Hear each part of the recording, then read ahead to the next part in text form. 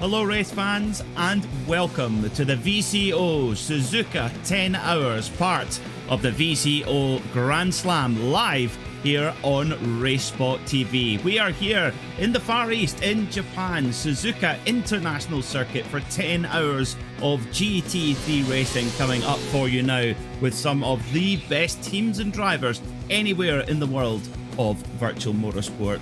Hello, my name is Peter Mackay and I'll be taking you through the coverage for the first few hours here at Suzuka alongside my broadcast colleague Nick Damon. Nick, a very warm welcome. How are you feeling heading into this one? I'm really looking forward to it, Peter. We've had a couple of fantastic VCO Grand Slams recently. We had the Petit Le Mans a few weeks ago. Of course, this one's different because it's all one class. So we have 44 GT3, which is going to make it really, really interesting. It's going to come down, I think, to not just speed, but tactics. It's going to come with tyre wear, fuel usage, all those things us endurance fans love the most.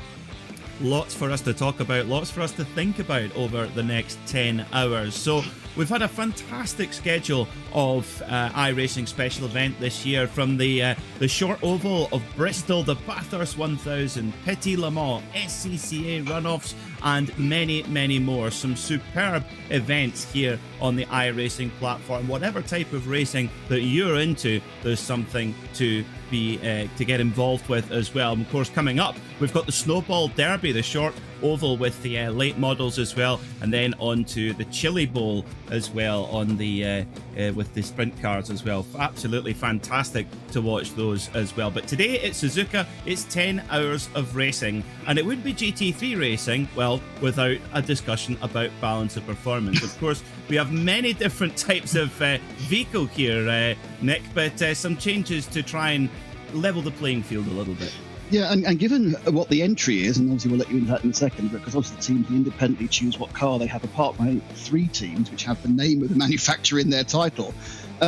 Despite the attempt to balance the performance down, as you can see some pretty big changes, 15 kilograms, 20 kilograms. One car has come out, or one model has come out as the absolute favourite for the majority of these teams. Of course, the advantage, we've said before, here in virtual racing, is you can try every single one of the cars, and it only costs you $11, not £500,000. So we have I'll let the spectators in on our slightly skewed car entry. Yes, out of 44 cars, we have 37 Porsches, despite the Porsche having the largest amount of weight added, the 1% of power taken away, and 2% of fuel capacity. We'll see how that plays out across the race, but of course, in sheer numbers, the Porsche definitely the car we're going to see the most of today. But watch out for the Lamborghini Huracan there. We'll come on to that in a moment. Suzuka Circuit, well, it's one of the gems of global motorsport, very well known to 2- and 4-wheeled fans alike. Nick, in your F1 days, you must have frequented this place from time to time, I'm sure. Yeah, I went half a dozen times to Suzuka, saw Damon Hill's World Championship win. The first one went in '96, and experienced an earthquake whilst I was there as well in the pit lane. So yeah, Suzuka's a great place, and the environs of Japan. Japan's an amazing place. You either love it or hate it, and I started off finding it very difficult, and by the end I actually loved it, and I'd love to go back.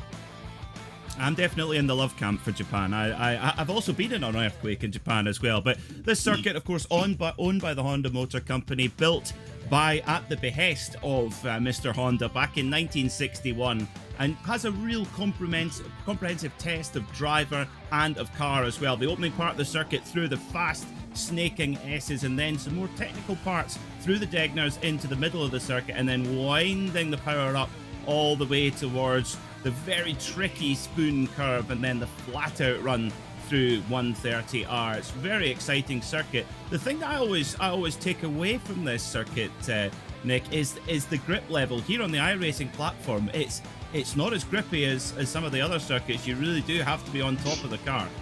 Well, yeah, I mean, I think you're absolutely right. I mean, I think there are elements where you are constantly finding the grip, and you do need to carry speed, certainly through the Degner, so the most grip you can get. But of course, the almost unique feature we don't talk about, because we just kind of assume, it's a figure of 8, equal number of left, equal number of right-hand corners. So those concepts we've seen in the past in iRacing, where people just change just left-hand side or just right-hand side, depending on the handedness of the circuit, not really applying here, because you're going to get much more even tyre wear with a circuit which has no bias to left or right. So that's again another thing to take into account when you're looking at tactics and strategy for the driver. But certainly, it's a classic circuit, it's a great circuit, but, and this is a big but, it's not easy to overtake, especially in equally powered GT3 cars. Yeah, that is a very good point, Nick. The overtaking is really tricky here at Suzuka. It's going to be a matter of, to make moves, I think it's going to be more about pressuring your rivals into mistakes, which is not easy when your rivals are some of the best virtual motorsport racers in the world. Team Redline Red, they go to the top of the timesheets, a 155.4. First flying lap then for Max Benecke in the Lamborghini, the one of only 2 Lamborghinis in our 44 car field. Now, Benecke topped the timesheets in practice, a 155.2, 155.4 here in qualifying, so looks like Nick, he might even have a bit more left in the tank in that Lambo. Yeah, I mean, as we discussed, there's 37 Porsches, only 7 cars which are not a 911. 3 of those, as I said, have the name of the manufacturer above the door. The 2 Mercedes AMG Team Williams cars, obviously they've gone Mercedes, and you then have the BMW with the BMW, I can't see how far they call it, the BMW Team BS competition. They obviously have to choose the car. So they only had a couple of other choices of Mercedes by some of the other teams. That was... actually, sorry, it was Mercedes AMG Team Urano, so they had to choose it as well. So it looks like there's no independent choice of the car. So but yeah, it's interesting, isn't it? Because Redline, free choice, Peter, but they've gone for the Lamborghini against the grain of everyone else had a free choice. Has gone for the 911. It's very interesting. It's super interesting as well. So we see Nicolas Laubisch coming in the 191 Porsche GT3 R. And the way that rear engine machine just boogies out the hairpin really really is quite impressive. It's great under braking as well, and it's funny how the world of balance of performance changes in GT3, especially here on the iRacing platform. I mean, in the previous season, Nick, the Porsche was the car you really didn't want to have, but well, yeah, exactly. It didn't have the pace. Well, and at Petit Le Mans a couple of weeks ago, 4 weeks ago, there was one plucky little Porsche against a phalanx of everything else, and it managed to get it quite high up in the end, but it was completely outclassed, I think, by the BMWs and Mercedes, the front engine cars, in that last race. But so it's horses for courses, it's cars for tracks. You know, as you pointed out here, this has got fantastic rear grip, and there's a lot of points where coming out the hairpin, getting that drive out of Spoon curve up the backstretch. This is the one place where you can overtake, again powering out of the last curve and down the first corner. All areas where you would say absolutely a Porsche benefit. But when you think about it, the heavy direction change through the snake through the S's. Now, you're not a big Porsche driver, you're obviously a big Porsche fan, so you perhaps put you right on this bit. I thought that's where the rear engine, or the rear-ish engine, would be a direction change disadvantage through the S's. Am I right? I don't get to the limit enough, Nick, to give you an accurate what's the word, assessment of its true on the limit handling characteristics. I think we'll keep an eye on the sector times. The sector times won't lie for us. Then we know we can make a more informed opinion. But where's a racing driver when we need one? Because we certainly don't qualify, do we? Well, I go around the track in a car. That makes me a racing driver, doesn't it? I'm sure that's how you qualify these days. Nobody would pay us to go racing. Put it that way. I think that's maybe more of a. That's excellent definition, I must admit. Yeah, I mean, so it's still Max Benecke in the top of the track, 55.4. He's got a massive 800th of a second advantage over Ricardo Rico and the Esports, and it's Marl Racing in third with Alessandro Bico. So that's 1, 2, 3 Huracan Porsche. So yeah, more mixed up. But yeah, once again, team, is that a Lamborghini? Is that a Redline? Is it Max Benecke? It is indeed. So Lamborghini on pole for Team Redline with Max Benecke qualifying just 800ths of a second ahead of Ricardo Rico and Zenith Esports. Then it's the Mala Racing team of Alessandro Bico alongside Damon Woods for ATRS Esports. Then Team PGZ and Mercedes AMG Williams qualify 6th, the first of the Mercedes. Sven Olahasa for Bila Euronics will start 7th alongside Cody Deeth and Williams Esports Razor. Then it's the second of the Mercedes, Louis Nazar qualifying 9th, and Tim Matska rounds out the top 10 for Manatee Racing. German Sim Racing DE, they qualify 11th alongside the Urano Esports Porsche of Nicolas Laubisch. Then it's Team PGZ Academy, Beef Central, Arnage competition, and the next of the Mercedes in 16th place, it's Alexei Nezov for Mercedes AMG Urano. Then another couple of Porsches, Team PGZ, and William Esports Bank qualifying 18th. Rounding out the top 20, it's SRC Movano and Mag Performance SRT. Not the best qualifying for Team BMW BS competition. They can do no better than 21st on the grid. Raymond Sheffers will start 22nd for Impulse Racing. Then it's Arnage competition and TC Course Esports in 24th.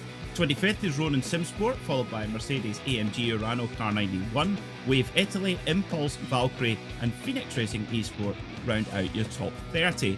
Then in 31st it's the number 18 Arnage competition Porsche, followed by Cadega Squadra Corsa, Leo Racing Team in 33rd, followed by Mechanic Racing Black, and then it's Team Heusinkveld and RSR by Buttkicker rounding out the 18th row. Row 19 is Nathan Moore for Race Clutch alongside Benso Racing's Charles Roussan. Then it's Precision Racing Esports, Gerard Esports, Urano, Heinking Media and Williams Fanatec in 42nd. Then on the last row of the grid, no time set, it's Rottenberry Racing and Brabham Esports with their Porsche. So, a very short parade behind the iRacing pace car here, just starting around 1:30R. No opportunity to generate any brake or tyre temperature. Conditions absolutely perfect at the moment, 28 degrees Celsius on the track, but we're only at 9 o'clock in the morning in sim time. Expect that track temperature to rocket. Max Benecke will rock and roll us into 10 hours of racing here at Suzuka. It's the last round of the VCO Grand Slam. And Benecke gets the jump, he hits the loud pedal. Green, green, green. We are racing here at Suzuka as they fan out 4-5 wide, heading down past the start-finish line, heading down into turn 1. Don't do a Senna and Prost here as well, but Benecke gets through. There's Mala Racing trying to squeeze by into turn 2. No, can't quite get the job done as well as they all filter through the snake bend for the first time. Yeah, good start there by Max. He just went as soon as the car was off. Quite a bit napping, really. You should really kind of match yourself against the revs of the leader. But bang, they've gone, and they're going off pretty much in car order here. As that lone Lamborghini leads 1, 2, 3, 4, 5, 6, and gets Porsche for the first and Mercedes. You wonder if this is going to be the story of the day, the Lambo versus the rest. Incredible. It's like watching a Porsche Super Cup race here with all these 911s filtering through as well. But through into the first Degner, they go all in one long train. So evenly matched on pace. I mean, we saw drivers qualifying outside of the top 20. Just a handful of tenths off pole. Oh, first car off. It's one of the German sim racing machines. Car number 9, Nick Schulte-Wisselman for German sim racing. And yeah, just be careful, you read, John. It wasn't a bad read, but that's just the worst time to happen. You know, making a mistake on the first lap will, the same mistake in an hour's time would have cost him a slight bit of embarrassment in 2 places. That takes him back 15, 20 slots, and overtaking here is a nightmare. That's effectively a half-minute mistake if he's got the pace to get back up the front again. Yeah, that, like you said, Nick, the overtaking is not straightforward here. So, yeah, not a great start there for German sim racing, but it's Lamborghini from a string of Porsches. Then the first of the Mercedes, the Williams car number 4, Mercedes AMG Williams. Through into the Casio Triangle they go for the first time. So just iconic corners. And if you're a fan of Grand Prix racing, this will be a very, very familiar circuit. But this endurance race, it's gone on, it's in slightly different guise now known as a 10-hour race. Used to be known as the Suzuka 1000 kilometers, which ran since the mid-60s, but nowadays very much a GT3 dogfight. And this is going to be the story of the day all the way through, as we've got a battle going on here going into turn 1. The Arnage competition car of Jimmy Antunes getting hung out to dry there by the Movano Porsche. Yeah, I mean, I was watching I've got the race actually up on my rig just to get a secondary view, but it was interesting watching the timing as they went past.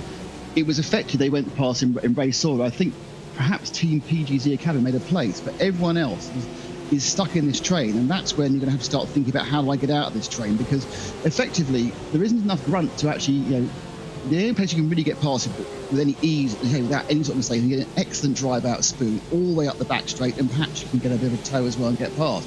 When every car is within the tow area, it's not going to happen. So it's a case really where you end up with tiny break perhaps appearing, but the chances of moving through the field at the moment are quite low unless you make a bad unnecessary lunge like that, for example, which took out the 91 car. Oh dear, that's that I absolutely guarantee if that was seen by Eduardo Freitas, that'd be at least a drive-through for that. That would be, that would be a slam dunk, wouldn't it? I think Bo Barfield would have the same reaction too in IMSA. Yes, I think that's a perfect example of what you were trying to say there, Nick. Or what you were saying there. Not, it's if you try to make a move squeeze here, it will end up in tears, and you can see just how close the barriers are as well. If you get it wrong at Suzuka, it goes wrong in a big way. There's a reason why they don't race MotoGP here anymore. It's really, really tight. So if you do make an error, you can end up in the barrier. More going on here. I think this was the German sim racing car and Team Heusingfeld there, and it's the German sim racing car off again. Disaster start for the number 9. He just clipped the side of the other car, and then it just bounced him off. Now the thing to remember is all these offs and punts, even if they don't damage the car, they're getting you incident points. Now those of you who are aware of the iRacing concept, remember, bring up early, because the incident point level is not exactly generous for 10 hours, is it? It's 40. You can do a maximum of 40 incidents, and each slightly wide off-track moment is 1. If you have a spin, it's 2. If you punt someone, it's 4. And then you get a drive-through, and it's quite an expensive drive in Suzuka, because obviously you're peeling off and going very slowly opposite a long straight. So people won't have the advantage we've seen before, where they'll take a tactical off-track to gain a bit of speed, because they just haven't got that luxury. So I think towards the end of the race, towards the end of the race, I think, Peter, we're going to see people having to do drive-throughs and somebody certainly in the middle of the field where they've been scrapping like this. It's interesting to get another look at that. That number 9 German sim racing car got hit from the back. It was a green Porsche, but that's not narrowing it down much on this particular day. It might have been the Miniti car, but I think they qualified further up the order than that. We'll try and get a look if we can. One thing as well that's going to be a big discussion point is the fuel game here as well, because these GT3 cars go for around an hour. However, that around is deliberately vague. Now it's the 78. It was the Miniti car, so yes, the 78 Porsche GT3R of Miniti Racing, bang, straight into the back there. Classic hairpin corner there, where it all checks up. Very easy for that to happen. Yeah, that was the 2 instances, wasn't it, for the German sim racing car? The second one was bouncing off the side of another car. So it's not a great start, but if the car's not damaged, the good news is he's got 9 hours, 54 minutes to get it right. It's not what you want. There's a lot. Most of the people, I think, really, who are sitting in this initial train are probably quite happy.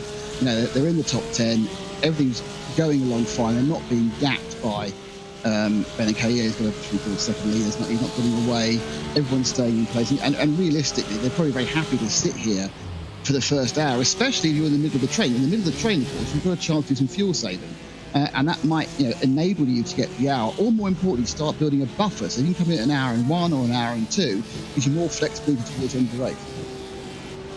Cody Death giving us a perfect demonstration of that fuel saving there, just dipping the clutch on the entry into turn 1 there, just trying to save as much fuel as possible, because these cars, they circle around that hour mark, and if you don't hit that hour mark, you could potentially be in line for an extra stop. So you want to make sure you hit that hour mark, and also if you can hit that mark and take less time fueling up in the pit stops, that of course can gain you time. And that today, Nick, might be the easiest way to actually overtake someone with it being so close. Yeah, well, much as I hate the word, I think the undercut or the overcut may well be being used, because it is a situation when you get into this train, you are going the speed that the leader of the train dictates, and maybe you're hanging on for dear life and being very chuffed about the extra couple of tenths you're getting from the toe, or maybe you're sitting thinking, I've got half a second here I can use, and that's all you need. You can get in a couple of laps earlier, a couple of laps later. But I think it's going to be exceptionally tactical. You have to, if the cars can make the hour, you have to make the hour, because otherwise you're looking at even with only a splash, you're looking at a 28 second run down the pit lane and stop. So that in this competitive nature, that's going to be too much. So everyone will be looking at that. The people at the moment, we're looking at Redline. Obviously, they're out in front, so they're getting no advantage of the toe. But I'm sure Max Benekeye is excellent at saving fuel. But once you're in that queue, you can save a huge amount of fuel if you're actually sitting in a toe. Even I can do it. So it must be easy. Quite, yes, quite. Moreno Sirica just right in the middle of the group at the moment. The 111 Porsche up ahead. He's sitting 35th at the moment is Suzuka for Williams Fanatec. That's he'll want to be further up the order than that. So he's got a long, that team's got a long 10 hours or so in front. Now, interestingly, looking at the lap times, Max Benecke is lapping, well, his best lap is 1.8 seconds off what he set in practice and 1.6 seconds off what he set in qualifying. So the track temperature is rising a little bit. That'll have a factor. But I think he is definitely running to a number here, Nick, early on. Well, also he's got a pretty big fuel load as well, so that's going to be affecting the cars quite a lot. There's a lot of heavy acceleration. He's running, I think they're about 20 I don't know what litres, about 28 gallons, I think. It's 120 litres. Yeah, so they are a big weight difference. So 120 litres is 75 kilograms, and it's 0.75 sorry, it's about 90 kilograms because a litre of fuel weighs about 0.75 kilograms, being lighter than water. So that's a big weight disadvantage. The cars will strip off. And the other thing, obviously, are they going to be able to double stint the tyres? It's not a common thing in GT3. We did see it happening in a Petit, which is not particularly abrasive, and also a lot of the race was in the dark, so it was cool. Is it a case that they can double at the start because they've got cooler conditions? It will get hot here. It will get very hot here. Don't forget, this race is taking place in the middle of August in Japan. That is super hot. So there's a lot of things that they would have run the simulations. These big teams, they'll probably have a plan. They think they know what's going to happen, but even they can get caught out by odd circumstances.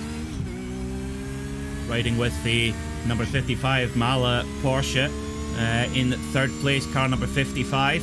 Alessandro Bico. Mala had a superb season in this VCO Grand Slam in the LMP2 class. Of course, no LMP2 class today.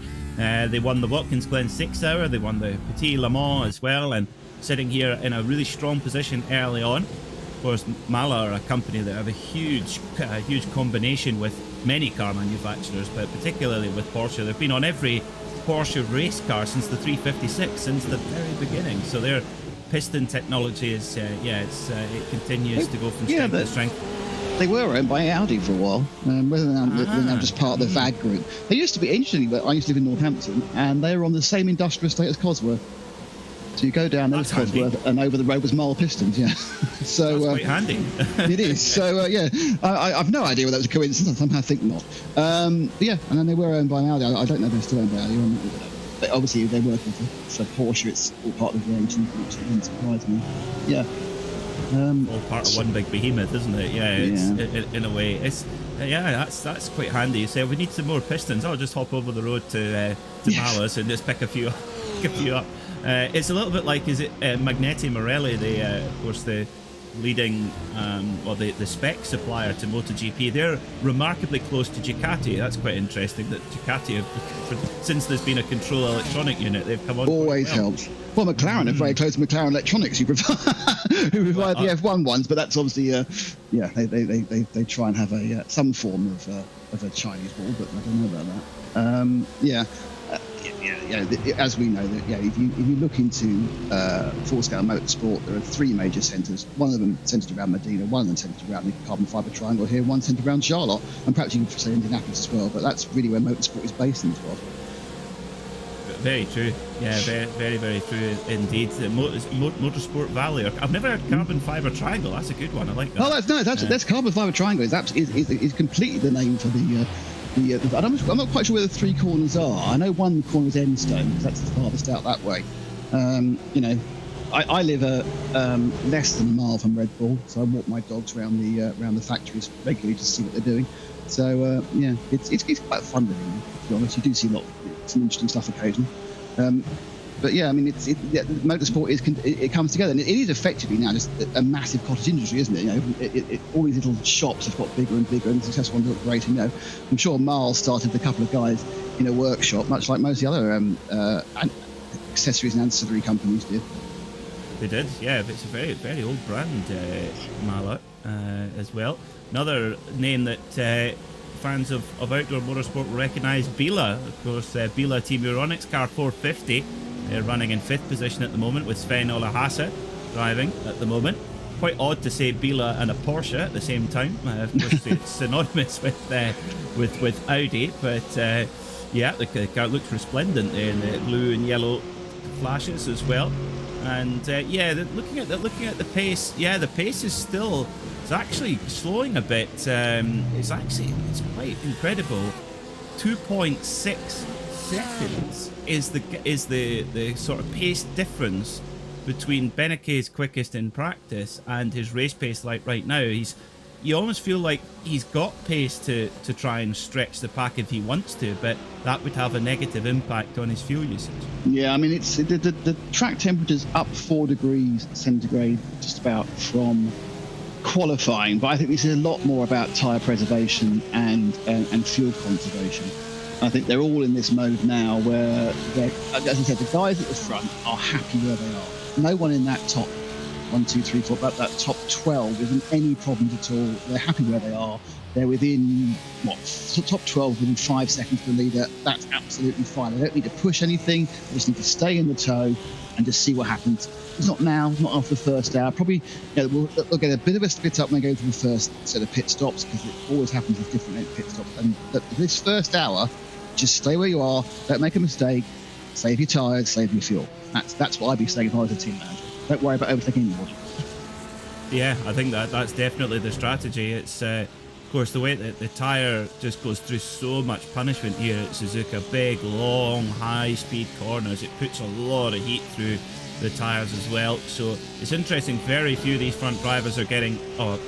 Well, Sven Haas has just made me a liar there. He's running really wide coming out of the second deck now. But on the whole, nobody's really getting out of shape. Nobody putting big steering inputs in. Even the throttle inputs, if you listen very carefully, it's a very smooth application of the throttle. Because here on the iRacing platform, the pit stop rules very much like you would see at Le Mans. You put the fuel in first, then if you want to put tyres on, that is you have to do that afterwards. So if you do put tyres on, it takes time, and here it takes nearly half a minute to put all 4 tyres on. So it's a huge, you've got to make use of those tyres, because I would think we'll see the teams trying to double stint. Otherwise, it's going to be very difficult to win the race. Exactly. It's 28 seconds to change 4 tyres. As I said, because of the fact this is a figure 8, you don't really have the option to do left side or right side, because the wear is pretty similar. It's a little bit more on the right side because you have to go around the 130R, and it's not enough to make a difference. The unbalance will be worse. But the only slight advantage of changing tyres, and you've got a bit of minor damage, it will repair that at the same time. But these guys are good enough to get the damage. But what are we looking at? We're looking at 30 laps for a stint time, perhaps 32. So effectively, unless you've got a drop off of a second a lap in the second stint, it still makes sense to double stint them. So it's knowing that drop off curve, where you're into it. I mean, the iRacing tyre has a real, as I'm sure you know, Peter, about lap 2, 3, and 4, it's really very, very, very good, and it eases back a bit and then it plateaus for a long time, and it's randomly. I've found my experience where that plateau massively drops off quite random and has no indication about the percentage wear on it. But yeah, I mean, once you've gone through those first 4 or 5 laps, you're into a big flat section, really, where often the fuel burn off is equalised by the slight degradation of the tyres. You're almost kind of sitting there doing very, very similar times, and then just suddenly the last 3 or 4 laps of the stint, the fuel comes right off. You sail into the car, freeze off again, and you can really turn those times in.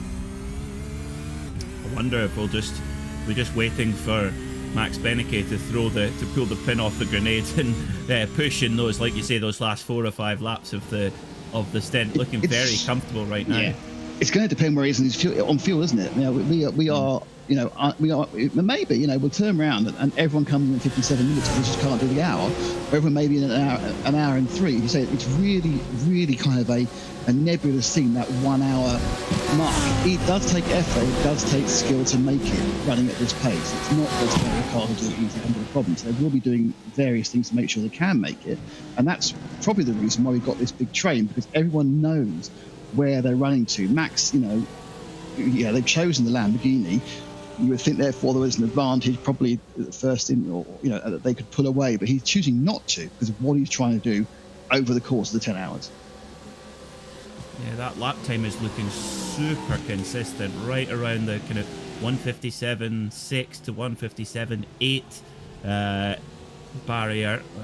It's very, very, very, very steady pace, but as you said, well over 2.5 seconds what the car is ultimately capable of.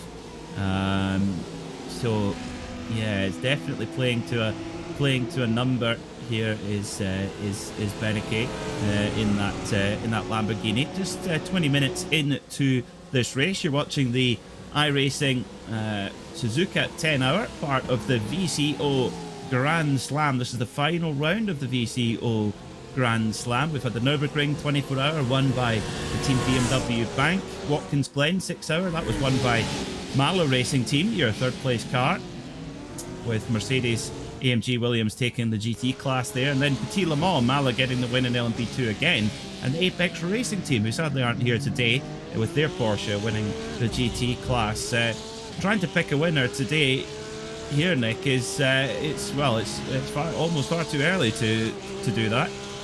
Yeah, I mean, we are. This is the sort of thing. I mean, being endurance fans, you and I, 24-hour races, 10-hour races, 6 hours. This is what you love to see, because effectively, it's not some bloke out the front who's going to run a 20 lapper and that's it. It's going to be developed over the course of. Well, I assume they're going to do about 310, 315 laps probably, perhaps a bit less than that. But it's all about, what I like about this is because one of the things about, we've said before with those who watch these VCO races, is that, of course, one of the things you don't have within iRacing, you do have within full metal endurance race, you don't have yellow flags, you don't have red flags. So you know you're going to run at that speed on a clear track for the entire 10 hours. At that point, you should already have it calculated on your computer what an ideal race would look like, and we have limited reactions to the problems that come up. But these guys already know what they would like to do in every single stint. And it's now just trying to make sure that happens and trying to avoid the unexpected. It is a funny one. How could you imagine it with kind of full course yellows? It would be a completely different competitive scenario. If you had full course yellow, if someone ends up in the gravel, full course yellow comes out, and all of a sudden it's a rush to the pits and the orders reset again. It's would be fascinating. I have to say, it's an interesting debate. I personally am a big fan of the full course yellow, provided they're thrown for a just reason. I'm not a fan of the dubious full course that can sometimes appear as the competition yellow. Also the Alan Gow safety car. I wasn't going to mention it. It's all right. Yes. Alan, I've spoken to Alan when I used to do British touring cars. He's the first to admit that has happened on more than one occasion. Yes, that's very, very true. But yeah, I personally am a big fan of it. Really, I mean, look at Daytona 24-hour this year, just an incredible finish of the race in every class. Particularly DPI and GTD Pro. I mean, incredible memory. But some purists really don't like it because it can eradicate well-fought advantages, and there's definitely an argument there. Very cool livery here, car number 89, BMW BS Competition, known as the Zebras. They've got a special Japanese manga cartoon livery on one side. On one side, very on one cool. side, it's got the BS, the standard sort of BS stripes on the left-hand side, and on the right, the zebra stripes on the right-hand side. He says he gets involved in a bit of argy-bargy around the Casio Triangle. It's an impressively detailed paint job actually. And as I say, they've obviously put the boat out around the BMW. I'm going to say this because they have to, because it's pretty obvious they probably wouldn't have run it. It's obviously it's sitting with some sort of GT3 BOP disadvantage, but they have to make the most of it. That's one of the things that happens if you nailed your mask to a manufacturer. There's many advantages, including the fact this car was very competitive at Petit. Sometimes it just works against you, doesn't it? It does sometimes, yes. That was the Mag Performance Porsche there, the number 14, that got a little bit of a kind of hip check, and that will be 4 incident points to each. Now, if you average it out, the teams only get 4 incident points an hour on average. And here at Suzuka, it's quite easy to break track limits and get one. You accumulate those single off-track points very easily. That's a really good point, Peter. For a place like Degner 2, for example, the difference between the perfect line and the incident point is genuinely a virtual meter, if that. And you see them, and you to carry that speed, and it's important to carry that speed all the way down to the engine to the hairpin. These are very great. These are great races. They are able to get within that half meter, but every now and again it goes wrong, and you've got to think, okay, of those 30 laps an hour, I can only get that wrong really 3 times. it won't cost me lap time, but it will cost me, those points. And this is why I think, because you say also there's elements at the top when you go around 130R, you can sometimes drift a little bit wide, especially if you get a bit of aero wash. Those incidents can happen and they can add up, even though you haven't tried to gain an advantage with them and you haven't tried to do it. And you have such a low number. The last thing you want is little coming together like that in the Casio triangle, giving you 4 for no reason for anybody. As I said before, I think, in hour 8, 9 and 10, we are going to see cars doing drive-throughs. The only disadvantage, despite us being the host broadcaster, one of the things you can't ever do on iRacing is see another team's incident points, which I think is probably fair, because, otherwise, possibly where if you knew they were near the end, you'd give them a little nudge at the backside, couldn't you give them 4, so they had to do a drive-through. So I think none of the broadcasters, none of the other teams know how many instruments everyone else is on. But occasionally we have seen people get very concerned with the last day and gone, I think they're close. Do you know what? I think it's better not knowing. It gives us intrigue and exactly. Speculation, which is what we live for here at the world of entertainment as well. Now, speaking of entertainment, one advantage we have here in the world of virtual motorsport is the immersion and the kind of detail that we can add in the insight of some of the drivers. Now, our race leader, Max Beneke, is streaming his point of view camera in the VCO Twitch command center, and command center allows you to view multiple angles of the broadcast at the same time, so you can have the main stream, the Redline #1 car, and the Williams Esports team stream there as well. All you need to do to check that out is go to the VCO Twitch channel and click command center, and you will then get that immersive experience. And so that's taking multi-screen to a new level. And I always think, Nick, with endurance racing, it's all about the kind of onion layers of detail. And on the face of it, you think, well, we've got cars following each other around here, but when you pick away underneath the surface, there's a lot of layers of strategy and intrigue to kind of to pick apart. Yeah, absolutely. I mean, by the way, congratulations on that announcement. You're saying just like David Croft over through a Grand Prix, telling me I could go on to Sky Glass. It's brilliant.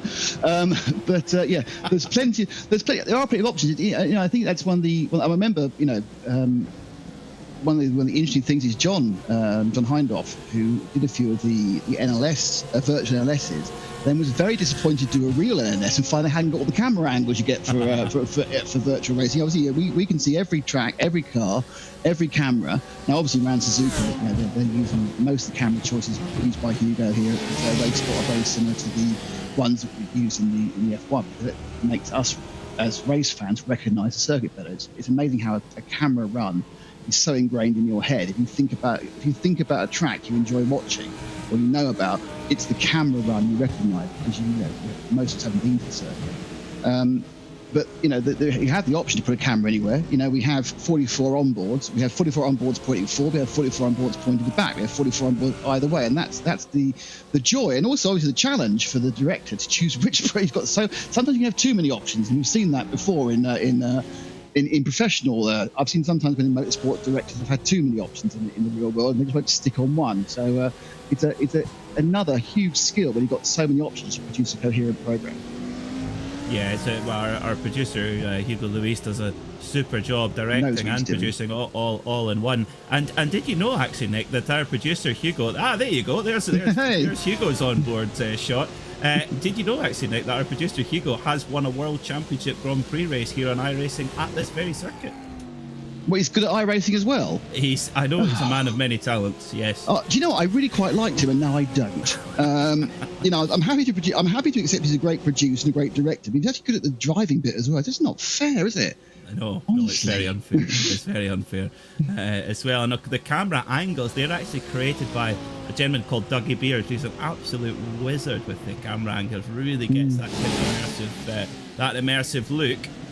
So, just coming up to the half point of the first hour, Max Beneke leading the way for Team Redline Lamborghini, with Zenith Esports in second in their Porsche. Mala Racing Team, they round out the podium places at the moment. Very much just keeping the powder dry. Here we go, a move from Luca Kita in the Urano Heineken Media Porsche.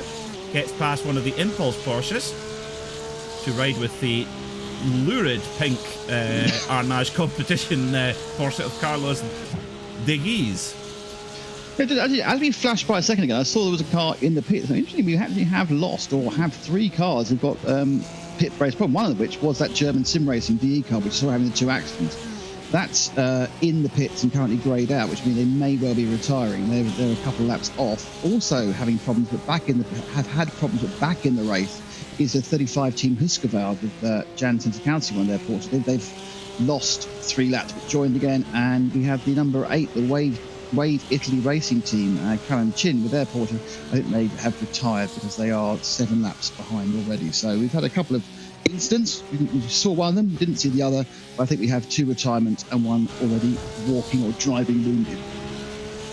That's such a shame when it goes wrong so early. The amount of preparation that these teams put in to race at this level is quite remarkable. Of course, this is the what we refer to as the top split here on the iRacing platform. So each and every team has, each and every driver has an iRating, which is kind of like a golf handicap. The better your results are, the better it gets, and vice versa. So the drivers in the top split, they are the highest ranked drivers that have entered for this race. And there's multiple splits right all the way down. So at any level, you can have a race, you can compete in any special event you like. It's just that this is the top split level, so very interesting to watch this and see the best in the business. We've got a move here. Oh, not quite. Tries to get a move done on the Orano Mercedes. That's Guillaume Levesque for Beef Central in the, well, actually quite fittingly here in Japan, it's almost Pennzoil Nissan R34 GTR spec, that. Yeah, now it's looking to get the drive down the start-finish straight. He's going to dive into corner 1, and as long as he can keep the curve tight into the first corner, that's a 4-corner manoeuvre from Beef Racing there. Picked up a pace, but it's interesting that it's the cork in the bottle is the Mercedes, isn't it? And there's a train of Porsches looking to get past, so it does seem that there's elements where the Porsches really have an advantage over the other cars, apart from right at the front, where Max Benecke is confounding everybody by leading a phalanx of Porsches. 1, 2, 3, 4, 5, 6 cars following the Porsches before we had the first other manufacturer, and that's Daniel Fuente in 8th with the Mercedes. It's not often that you see the Porsche 911 GT3R just blow past the Mercedes AMG on the straight, which is what happened there with the Beef Racing Porsche. So that is normally the Mercedes, that's where it makes up its lap time. It's a bit of a dragster. It's not quite got the dynamism in the corner, shall we say, but it's a rocket ship in a straight line. But that is, the order has definitely been shuffled a little bit. Yeah, I think that was probably through drive more than anything else. I think this was the point you made earlier, Peter. The Porsche is always going to have the better grip and drive out of the corner, because it's just the weight distribution puts it all over the rear end, and you get the better grip. They just got the drive, and then I think just got a little bit of a toe as well, and then be able to get past. Now, how hard the Mercedes fought that is questionable again in hour 1. If you're sitting there going, yes, I probably have to live with that. He may not have got too bothered about it at that point, but I think you go take an instant point there for going a bit wide. But I think there's a reason that 37 teams have chosen the Porsche, and it must be the advantage it shows. The other thing to remember is we haven't even seen the track when it gets hot, and that will change the balance of all these cars. Well, I think that's where the Porsche teams might come into their own. The tyre conservation, the tyre management certainly seems to be in the favour of the Porsche at this moment in time. We here on RaceSpot TV, we had the 24H Series Esports last weekend at the Circuit of the Americas, and it's not a dissimilar circuit in terms of quite a lot of high-speed corners and big loads through the tyres. And when you got onto that second stint on the tyre, that was when the Porsche really stretched its legs. But get this, Nick, of course the Porsche today has a 20 kilogram BOP addition. It had 45 kilograms in that race and still won, so that's quite ominous, as the Orano Porsche nips up the inside of the number 4 Williams Mercedes, nice and easy at the Casio Triangle. Interesting. Now, I don't know whether Max Benecke has dropped the hammer down, but he's managed to get himself a 2.5 in the lead. He's broken an element of toe to the Zenith Esports Ricardo Rico, so it's the last couple of laps he's managed to ease out 1 3/4 second lead. Looking, this could be this is where he sees the advantage. We are obviously down to the second half of the tank, but he's wasted his while before he's made the move, isn't he? Yeah, well, he's just cut half a second off his lap time just at will. So it's almost as if the Team Redline strategy team have said to him, "Okay, Max, you've hit the fuel number. You've been a good boy." Oh, here we go, the Malaporsche straight away. I think that's absolutely telling. Alessandro Bico there could see Beneke breaking away, thinking, "Do you know what? Nope, I've hit my fuel number 2. It's time to go." It's Damon Woods trying to make a way through on the ambitious privateer white of Zenith Esports there. Yeah, it looks like the number 10 Rico car is just not quite where everyone else wants to be. He nudged him off. He has. Oh, that's going to be a conversation. That's that was Rico definitely. I know it's hard to attribute blame at that, but he did seem to get a little bit of a nudge to the side there, didn't he? Well, you're always chancing it if you're on that outside line going into the fast turn 1 and into turn 2.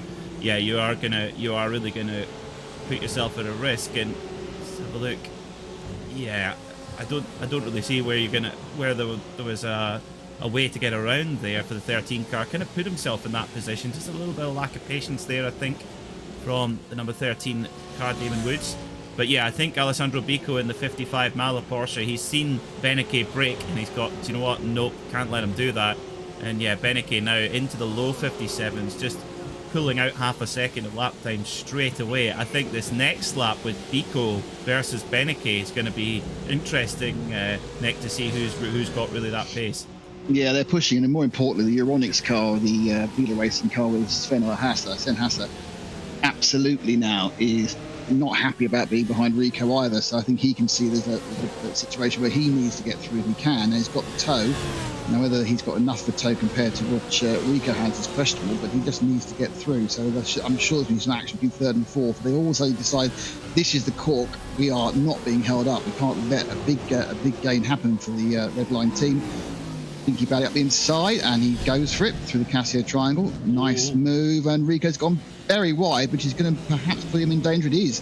He's going to lose at least 2 positions, possibly 3, Peter.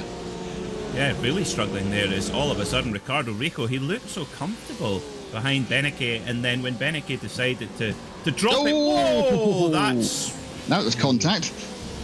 He got as Damon Woods came back. I think it was Damon Woods who came back into position again. He just clipped Rico, or whether Rico overreacted getting away from him. I don't know whether it was contact or whether it was like a whoa moment, where you suddenly turn the wheel. Be interested to see that again from. I'm trying to be direction here. Be interested to see that again from Rico's onboard to see what it looked like for him.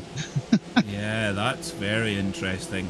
I mean, of course they'd come together the lap before, and I think he was lightly touched. Thanks, Hugo.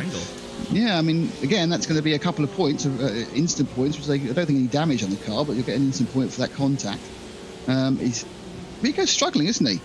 All of a sudden, he's struggling, and I don't know why. Half an hour in, I mean, there's no reason for tyre wear. There's no reason for he's not got a heavier fuel load. So whether he's just had one of those moments where, which we could all have, where you slightly get out of the rhythm, you find it hard to get back into it again. That could be a possibility, but everyone's decided he wasn't fast enough, and as Beneke's dropped the pin, they want to keep up with him. And suddenly, from having a very close train of 10, 12 cars, now we've got this break, and they're being to stretch out. Oh dear, being stretched out again. It's a spin for the 119 Team PGZ. Now Ron Dennis will ask, where's the consistency in that line there? Exactly. Honestly. Well, yes, I do wonder if Rico's maybe overheated his tyre. He's seen Beneke start to stretch it. He's tried to go with him, and he's overheated the tyre. It's quite easy to do in these cars, especially on these big, fast corners. You can really put a lot of stress through the tyre as the Maniti 78 Porsche nips past one of the Williams Mercedes. Yeah, it may well. Very nice. Yeah, it may well be that Rico was very comfortable at 157.7, 157.6. Once it dropped 157.2, which is a big difference in these cars, half a second on the edge, it just wasn't there for him or the car. And everyone else was going, hang on, it is there for us, so we need to get through and get past. But, the lead is not quite 2 seconds. So Bico stopped the rot of Beneke, but he hasn't in any way reeled him in. So it's a nice little lead for Max, but we haven't reached the first real key point, which is the first pit stop. And as you quite rightly said, Peter, the real intrigue is how these cars will run in the second stint on the tyres, assuming they're all going to double stint. If they're going to double stint, they'll do it now because the temperature is climbing already. It's now up to it's 91 degrees Fahrenheit, which is something in the region of 7 or 8 degrees warmer than when they started. So this is going to go all the way massively up to probably 48, 49 by the time we get the temperature. At that point, the tyres really aren't very happy running at that temperature for a couple of hours. But lots to be thought about by these teams. With the worry, of course, that Benacar is getting away slightly. Yeah, it is. I mean, I think you've basically got to be a second a lap faster every lap if you change tyres. Or if you do a single stint, you've got to then be a second a lap. Yeah. And I think that's going to be very hard. I think it's all going to be about how the second stint goes on a set of tyres. It's fascinating to think about here, and it's going to be a really intriguing point. I mean, at the front, Benacar and VCO, first and second, are in on another planet to everybody else. They've managed to cut half a second off their lap time straight away. Everybody else hasn't. Well, apart from Biela did 56.7. Oh wow! Racing Excuse me. So the first lap in clean air for Hasse, yes, he's now he's in another world beyond them. Wow. Yeah, I mean, again, they're now running to a different pace, but they're running to a pace. You know, we know what these cars can do, and their fuel load's coming down, and they're still, a second off that. But it's, as you say, it's in fact Hasse now in the Euronics car is looking like a little bit feisty on the mile machine. Whether he thinks that this 2-second lead approximately that Benacar's got too much, he wants to kind of get it back. But this is the challenge, isn't it? And interesting the point you made a second ago, Peter, about you change tyres, you've got to be a second lap quicker. Well, even if you could be a second lap quicker, there's traffic here. We've got 43. We had 44 cars in a single class. You've got a lot more chance of hitting traffic. And once you hit traffic, you end up with their pace unless you go to a single advantage. So, can you risk changing tyres, putting yourself in the middle of the pack, and having to drive through the pack? It's not as simple as just running a second faster. You've got to run faster and overtake. I don't think that's possible. I think it's got to be a double stint. It's just how could you make that double stint? Teams will be prepared though. I mean, the one thing is that unlimited testing that is possible here in the virtual world, which means if you want to be good at it, you've got to be just so committed. I was chatting to Porsche Works driver Dennis Olsen on Monday, and he quite enjoys iRacing just to kind of keep his kind of racecraft sharp in the off season, and actually from a social aspect to kind of keep up with friends and do a bit of fun racing. But he says if you want to be really good at it, he says the amount of time to commit to it, even for a professional athlete who dedicates their life to their sport, but even he's saying it's a huge commitment level to compete at the front. Oh yeah, these guys are doing 4 to 6, sometimes even 8 hours a day on the car in just maximising 100 of a second, looking at setups, running the options of what's going to happen with various temperatures and tyres, and that's why they've got the top teams are at the front, because they've got this kind of infrastructure that enables racers to do this in a semi-pro sort of way. It's remarkable. It takes a huge amount of dedication. It must take a huge amount of focus, because I've about 25 laps. I think I've done enough now. My arms get sore after that. Well, Oh yeah, it's Well, Biela Euronics, Sven Hasse's on the push big time. He's put in another 1 minute 56, so he's pulled another few tenths out of Alessandro Bico in the number 55 Mala Porsche. So the question is, can Hasse, will he then back off, or will they try to make a pass on the Mala car? But at the moment, Benacar just able to be within the kind of benchmark. He's just a sort of tenth or two away from the pace of the two guys chasing him. So he's definitely about to lap they're about to lap a back marker, so hopefully he won't get in the way. He should move out of the way and let everyone get past quite cleanly. Thinking about it, I mean, obviously, one of the issues about pit stopping, of course, you take on a huge amount of fuel instead of about 100 kilograms. There's no way, realistically, an even pit stop and undercut's going to work unless you're short fuel, which you wouldn't be doing so early. So it is a key thing to try and go an extra lap, because you'll have that last lap where you can go, see, this situation here. Sven Hasse can run an extra lap. I'm sure he'll manage to get past Alessandro Bico and the Mile team, but these cars are also closely matched. They've been running pretty much in similar amounts of draft, that they're probably going to come in at the same time. Speaking off draft. Max Benecke getting a perfect little draft there from the Heusingveld Porsche, which is not on the lead lap, and it didn't look like he was held up there at all, was Benecke, but now he's going to get a perfect draft. But is he going to get held up into turn 1? That's the question. He's right on the back of that Heusingveld Porsche. He's on the headlight flashers, and he's been allowed past. I actually think Benecke might have grabbed the 10th there with just the drafting behind the Porsche. Yeah, he hit the car at the absolute perfect place. I mean, it's it's not a slow running back marker. The car's had some issues and they've had to fix it to a couple of laps back. But he can run within half a second of the pace. 56.9 that time round, which is the best lap of the race. So absolutely, that was a nice bit of tow up the hill.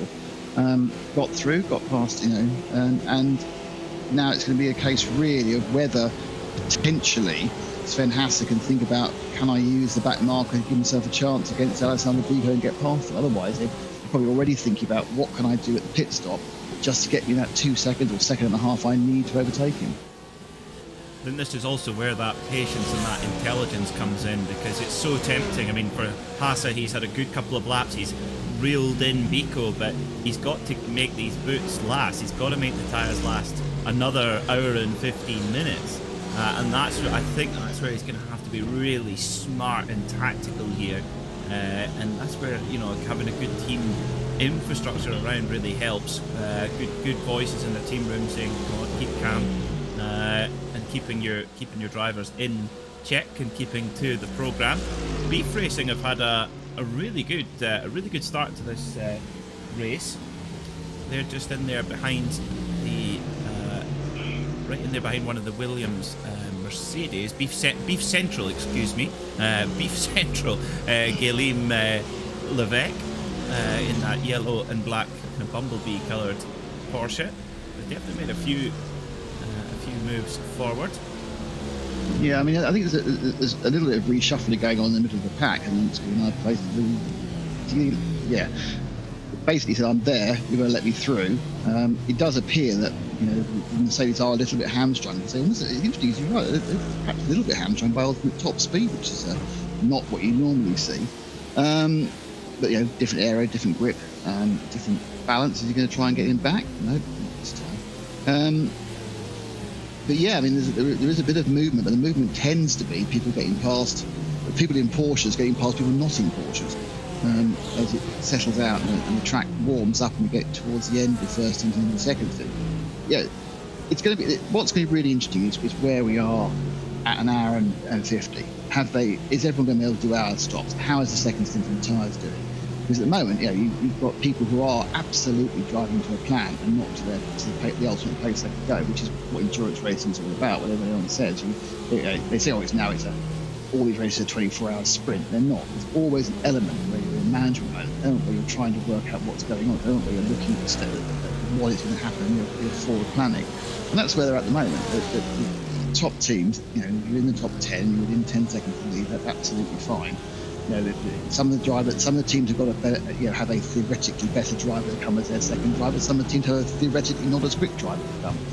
So, we've got a huge amount of intrigue over the course of ourselves and our fellow commentators over the remaining 9 hours and 13 minutes.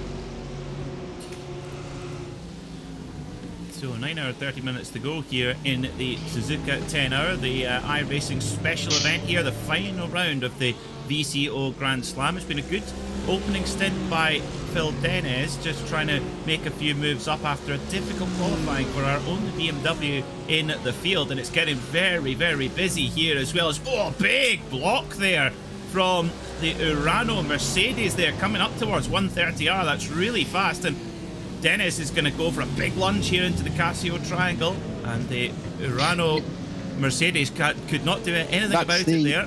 That's the third time we've seen a Mercedes and a different Mercedes get overtaken in exactly that same place. There is something they are lacking in their ultimate pace. As they come round the 130R, they aren't carrying, I know there's a bit of a tow, but they aren't carrying the same amount of speed as everyone else. And that's why they kind of leave themselves open to dive up the inside of the Casio triangle, which obviously you're going to fight it out. There's going to be an accident, so you don't decide to fight it out until the last lap, to be honest, and take your risk. But yeah, the Mercedes has got a little bit of an aero issue, I think, at the end of the straight, but perhaps they can sort things out. Yeah, it seems so, Nick. I think you're right. That 130R is definitely where the car behind is getting a run on the Mercedes, which is interesting because in the outdoor world, I remember Kevin Estre telling me, he says that, whoa, is that's Alexei Nezov in the Urano Mercedes. He's getting shoved about, he's getting muscled about, but you don't say much about Alexei. He doesn't get shoved about easily. But yeah, in the outdoor world, apparently the Mercedes gives off a heck of an aero wake because of its sheer girth. There's a move there from the sister Urano car running Porsche. But yeah, it seems that not only the 130R, Nick, but also on the brakes for the Casio Triangle, the Mercedes is just defenceless. Yeah, I mean, it's interesting. What we're seeing, I think, now actually is the Porsche's coming to their own, because all I'm seeing, because the Lamborghini being beaten up as well back there, is the Porsche's moving past cars. The only exception, as you pointed out well, was Phil Deans, who we did see being overtaken, but I think from memory, they started 21st, didn't they, in their qualifying, and up to 17th. So they are moving forward with that BMW, but not really frightening the front of the timing stage. They're currently 19 seconds off the lead. But, it's a long way to go. But it does appear, as we look at the portal, Urano and say losing another position into the Casio Triangle. We can fight this one out, actually. Just gets it back from the phalanx of Porsches. This is certainly it's a bit like a hyena, isn't it, around an antelope? They're all swelling about it. They've spotted the weakness in the antelope Mercedes, and they're hanging on, just pecking away at its legs, waiting for it to die, aren't they, really? The Mercedes Antelope, that's going to be their new hybrid crossover SUV, the Mercedes Antelope. Oh, mistake there for the Arnage car. Just a little wiggle, and it's that the grip's now starting to go away. The body language of the cars, Nick, just seem that a little bit more loose now. Yeah, temperature's soaring now. It's 40. Unfortunately, I'm in Fahrenheit because that's how my system is. But it's now 94 degrees Fahrenheit on the track, and it was 80 when they started. So it's gone up 14 degrees, which is about 9 degrees centigrade. It's up to 36, which is at this point now the tyres are not quite so happy. I mean, anyone who's raced iRacing will know the colder the track, the faster the cars go, the more grip. I expect we're going to see 46, 48 degrees later on, but we're only modelling 9:30. It's 9:30, the race will continue going till 6 in the evening. No darkness, so the race will be purely in the light period, so we haven't got any headlight issues as far as seeing. They are illuminated for our benefit, as they have to be in all endurance races. But yeah, so it's going to get hotter and hotter and hotter, and that's going to give A, slower lap times, and B, more tyre wear issues.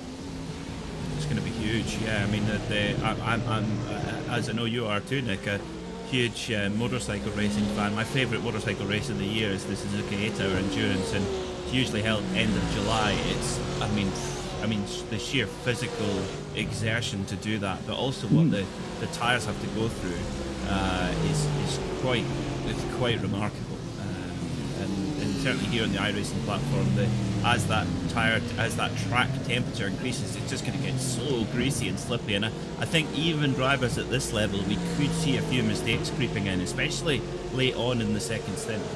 Yeah, I think so. I think as it goes, as the grip goes away, and you have to kind of balance what you're trying to achieve, both pace-wise and fuel-saving-wise, every opportunity to make a little error, which is going to get magnified by the challenging conditions. That's what you want to see. You want the best to be challenged, and these conditions are going to be very much so, especially they're trying to eke out fuel and, more importantly, tyres. Well, I think we'll only be 4 or 5 laps away from the first pit stops here in this Suzuka 10-hour here on iRacing, and well, then we might get a bit of a picture on who has got an edge in this early stage of this race. Max Benecke still continues to lead by a handy 1.5 seconds or so, but he's got good company there from Alessandro Bico, and then just right behind Bico we've got Sven Ola Hasse there in the blue Biela Porsche.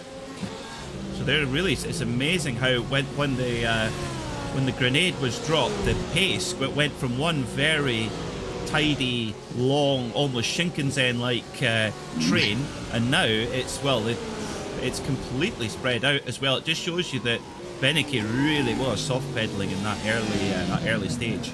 Yeah, I mean, Haas is I think of the top three, he's in the best position because he is definitely saving fuel now. He is effectively using the Marla team with a lovely windbreak. So he's accepted that for the rest of this session, barring an error by Marla, he'll sit himself in third. But is he going to try and get that extra lap? That would be the big way of getting past into second.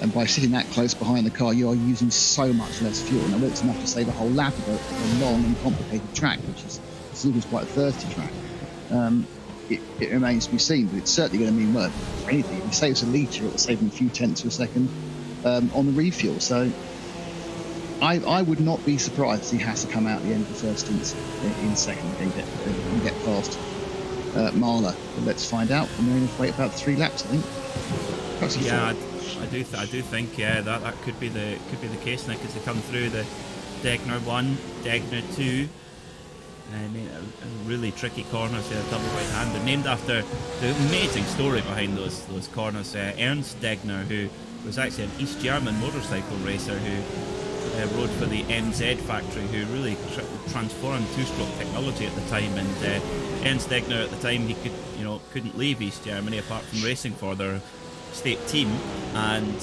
he defected. He escaped to the west with the help of Suzuki, in return, of course, for a briefcase full of drawings to how to get a two-stroke motorcycle to work. And that was so his impact. And of course, once it arrived at Suzuki, it very quickly made its way into Honda, Yamaha, etc., out into their factories. So the Japanese motorcycle industry has quite a lot to thank for Ernst Degner. I think it's really fascinating that it's at Honda's circuit there's a corner named after him.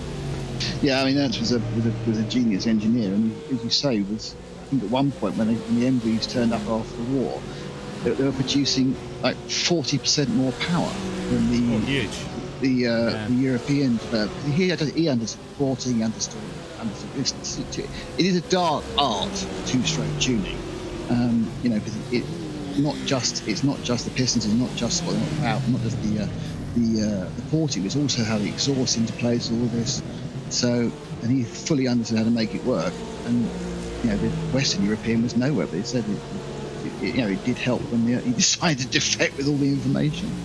Yeah, there's a great documentary on Sky about it. Actually, it's I can't remember I think it's called The Missile from the East, I think it's called.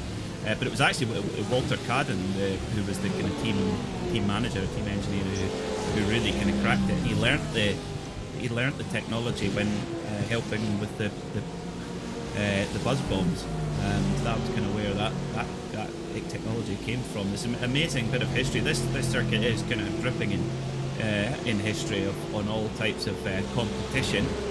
Great to see it immortalised here in the virtual world as well for everyone to enjoy.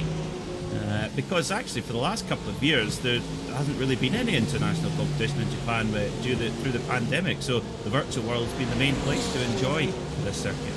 Yeah, I mean, obviously we had the Japanese Grand Prix back a few weeks ago, but that was the first thing. The first thing after 2.5 years of no major motorsport in the area. I think that the WC has been there since. So yeah, obviously we had the motorcycles down in Premium Montego as well, so everyone picked up when they could. But am I right in saying this actual 10-hour race hasn't taken place for the last couple of years? It's obviously it's part of the SRO International Series, isn't it? And so being on the calendar, it not happens. I think we've had 2 of these now, which can take place in the yards. I'm sure, thankfully, next year should be fine. Yeah, that's absolutely correct. Yeah, it's been a while. The last Suzuka 10-hour was 2019, the Audi WRT's one. So, first of our leading cars into pit lane, and this is way early. Way too early. So, Damon Woods in for ATRS Esports, number 13. The previously second position Zenith, number 10 Porsche in. So all the Porsches in, the Manatee Porsche in as well. There it is at the back of the shot, number 78 in. Number 4 Mercedes in. This is way too early to make it to the end on just the 9 stops. Oh, yeah, I mean, that's virtually the entire field coming in here, certainly from further down the order. Yeah, I mean, there's no reason why this first stint should be more thirsty than the others. But the first stint, normally, because you're in traffic, is one of the most economical. So they are 2.5, 3 minutes short. So obviously the pit stop will take a minute with fuel. So they're effectively a lap short of getting anywhere near. Now, whether these guys at the front when they will cross the line, probably about a minute. Don't forget, you actually need a little bit more than 10 hours. You need 10 hours and about 2 minutes of running just to make the extra lap be randomly a couple of minutes longer. My guess is, given how much everyone's come in, that these guys are going to have to come in this lap, which is going to put them absolutely on the cusp. Now, it may be that they, being this close, Peter, they will be able to, in a less competitive situation, do a bit more extreme fuel saving later on in the day. So they can stay there or thereabouts for the first 3 or 4 hours. They can then try and work out whether they can save some fuel for future race. But the other guys are coming ready. Can't see how they're going to get there. They're 2 minutes, 3 minutes short already. Well, interestingly, the ATRS Porsche number 13 did take tyres. How many we'll try and decipher in a moment, but also the number 4 Mercedes AMG, it also took tyres. Now, leader in, Max Benecke in for Team Redline Lamborghini. Oh, you called it, Nick. Sven Haas has gone around, so he's going to go 2 laps longer than some of the rest of the field, and critically, a lap longer than our former race leader, Max Benecke. And critically, he'll make the hour. Now, yep. Max will not start his next stint till after the hour because he'll be in the pits for a minute. Now, we need to see if is he going to take tyres? Is he going to go up on the jacks is the question. So that's what you need to know is will our leader take tyres or not is the question. Well, let's see then. I think all of that is a huge stream of cars at the moment, 15 cars or more in pit lane, who I think are just going to come out for the start of their second stint right on the top of the hour, which is on schedule. But Sven Hasse for Bila Euronics, amazing stuff, goes a lot longer than anyone. Also the number 54 TC Corse Esports. Tyres as well. Tyres, but not. There's a red Porsche that just disappeared down without taking tyres, and the Naya cars haven't taken tyres. So we got just trying to see who's come out the pits there. There's a couple of teams who haven't taken tyres. Mala taking tyres. Yeah, the first and second have taken tyres, but a huge number of teams haven't. This is a massive shake-up. I think this is what we're talking about. Yeah, first and second are rejoining now, but they're rejoining 12th. 11th? That's amazing. Well, you can. I think this is going to. 12th. They've rejoined in 12th and 13th, Peter, because they've taken tyres, and everyone between them hasn't taken tyres, including Zenith with Ricardo Rico. So effectively, it looks like people have taken 2, doesn't it? Because if you look at the pit stop for the third place Urano team, they've done 51 seconds, but for Team PGZ in 4th been for a minute. And then you got 1 minute and 10 for ARTS Esports. But then Redline and Marl, who we saw actually taking... I don't know why, because I've got the pits. Yeah, so 102, 10. Yeah, so basically it's... So some people have stopped for 30 seconds. Some people have stopped for 40 seconds. That's fuel only. That's 2 tyres. And a minute is... A minute, but... So 2 tyres... I think that's 1 tyre. Possibly, yes, quite possibly. 50 would then be 2, and all 4 would be a minute. Right. So Euronics in the pit road then. Number 450, Sven Hasse brings in the Porsche. Now, will he decide to take tyres? I mean, I tell you what, if you've got these new tyres on and you've still got to get through traffic of people who are on old tyres, that's going to cost time. I think Bila Euronics got an opportunity here to play a strategical blinder. Are they going to take tyres? The fuel is going into that Euronics sponsored Porsche. Yes, tyres. They are. Wow. Right. Wow. Okay. They've decided it's the quickest way of doing it, and they've tested it. But they're going to... Really? Oh, no, that wasn't 4. That was quick. That was 2. That was 2. So obviously my statement that the figure of 8-ness of the track doesn't make 2 tyres a viable statement was completely wrong. Well, now, have they taken rear only or front only? Yeah, it may well be they've taken an axle. You should find out what they've done. You only get a kind of they're up on jacks. We don't get an illustration of men running around changing specific tyres. But they've taken a pair. With the Porsche, you probably think on the whole with iRacing, it's the fronts that wear more than the rears. So on the whole, if you're going to take a pair, you'll take the fronts. But this is Porsche's top racers who know.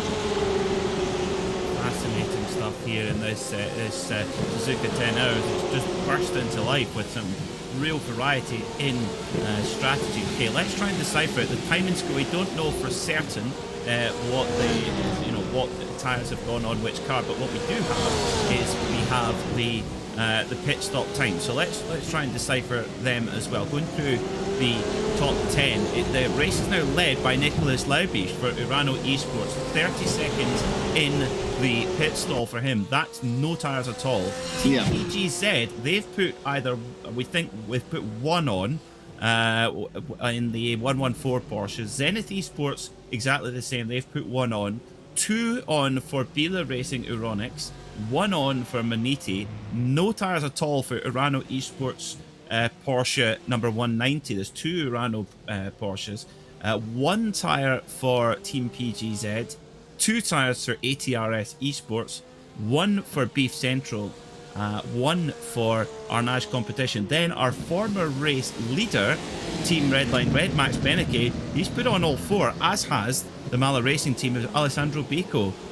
Do you know what? I think we'll see how it shakes out, Nick, but I think the Beneke and the Mala team, Bico, they are going to have to push on and really stretch those tyres. They're going to be flat out. But can they make those lap times with the amount of traffic they're going to have to get through? It's a massive. Another interesting one is back down in 15th place, the Mercedes AMG Urano Sports. They've taken 22 seconds to stop. That's not even a full tank full. No. So I've no idea what's going on there. Whether they had an error somewhere. Unless they're deciding we can't make 9 stops, we're going to have to do 10. But we're going to have to do shorter stops and try and do it that way. I mean, it's a big strategical gamble, but that's the only thing I could think of. Well, you know, this is when you need someone like me as a pit lane reporter telling you how many tyres everyone's taken. But yeah, I mean, I'll be absolutely honest here, this is the complete surprise. I didn't think we'd have this massive variance at the end of this first. I just felt that, you know, admittedly I get a brownie point for calling the fact that Hasse could go an extra lap because of the fuel saving he was able to do. But then he's taken 2 tyres. The top 2 teams who know that, certainly Redline, you kind of think must know what they're doing more than anyone else. They've taken 4, others taken none. So, I mean, obviously the big difference is not going to happen now. It's going to happen in half an hour's time, in that last half hour of the second stint of the tyres.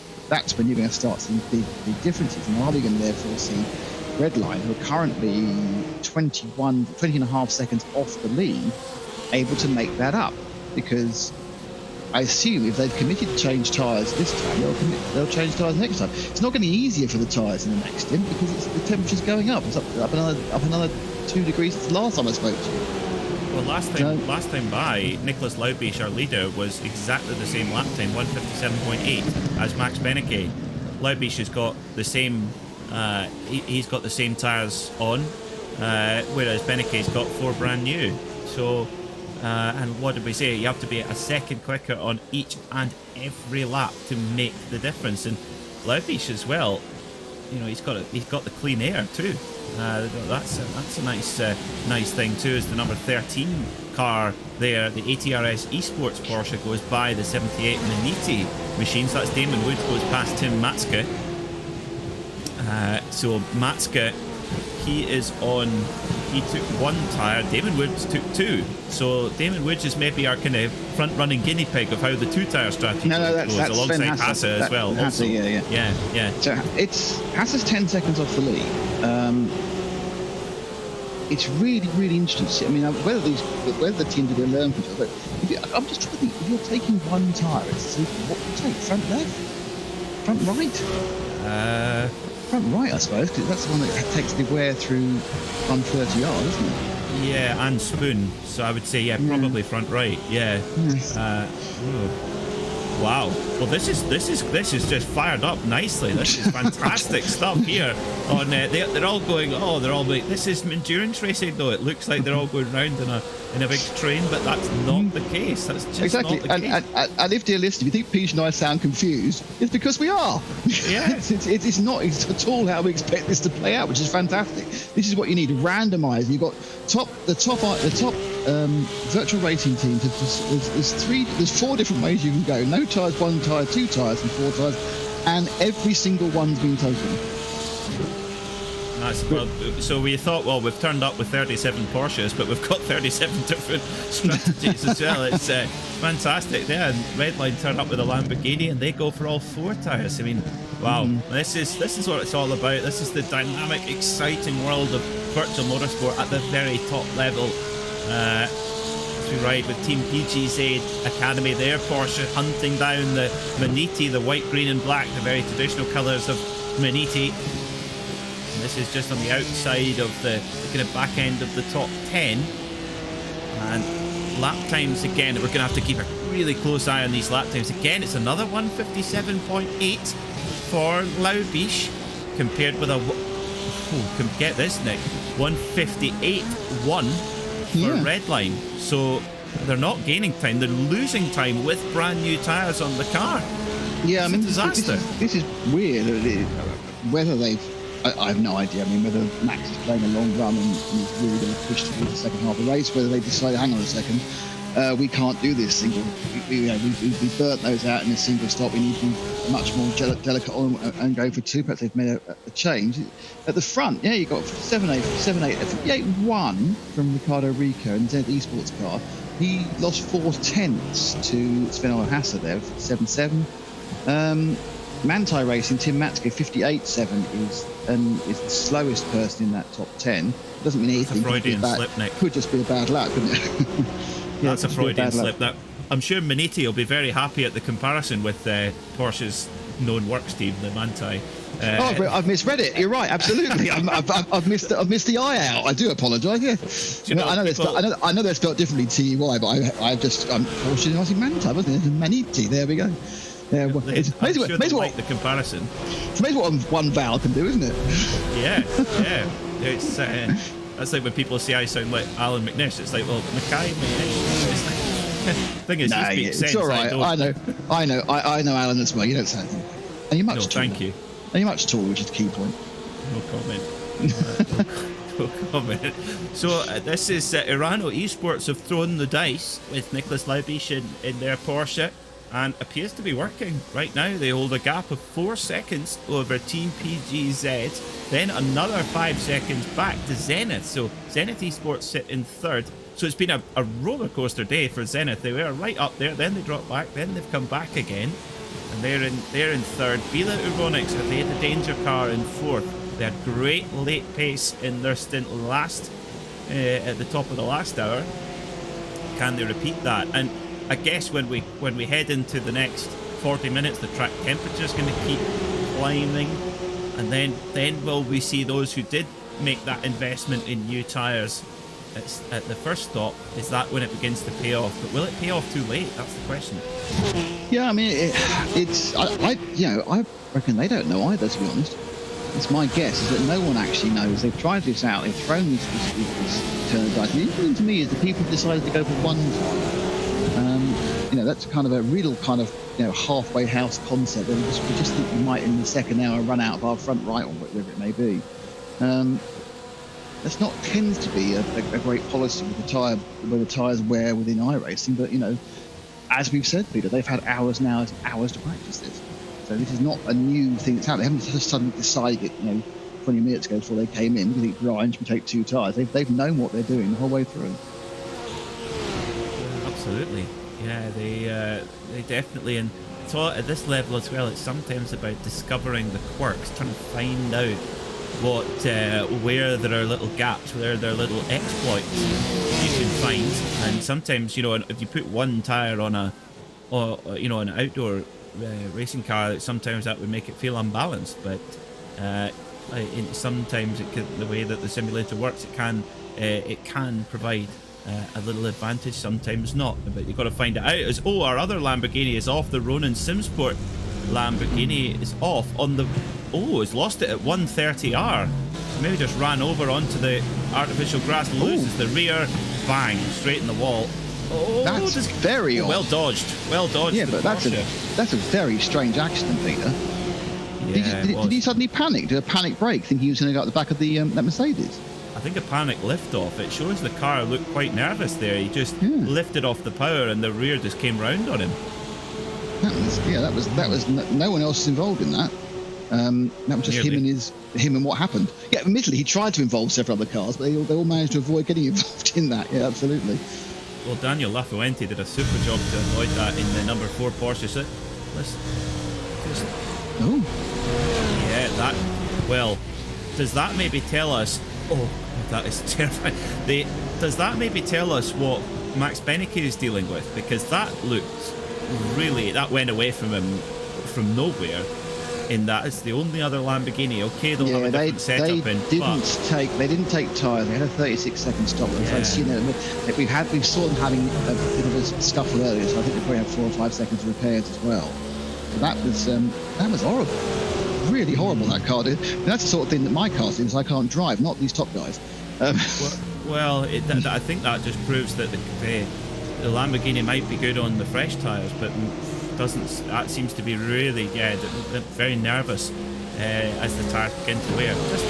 It's a maybe. This is a lot of questions that are going to be hopefully slowly answered across the course of the next 8 hours and 45 minutes. Laubisch did a super job on those older tyres. He's 4.5 seconds ahead of the number 114 Team PGZ Porsche of Govad Kini. Then it's Ricardo Rico in the ambitious privateer white Porsche.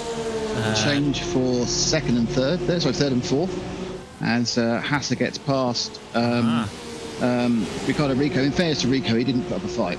I think he realises there's a bit of extra pace in the Haas car, and he's obviously working on just one new tyre rather than two. So I think, as I said, that after the backwards momentum that car had, I missed the start of it. I went too wide.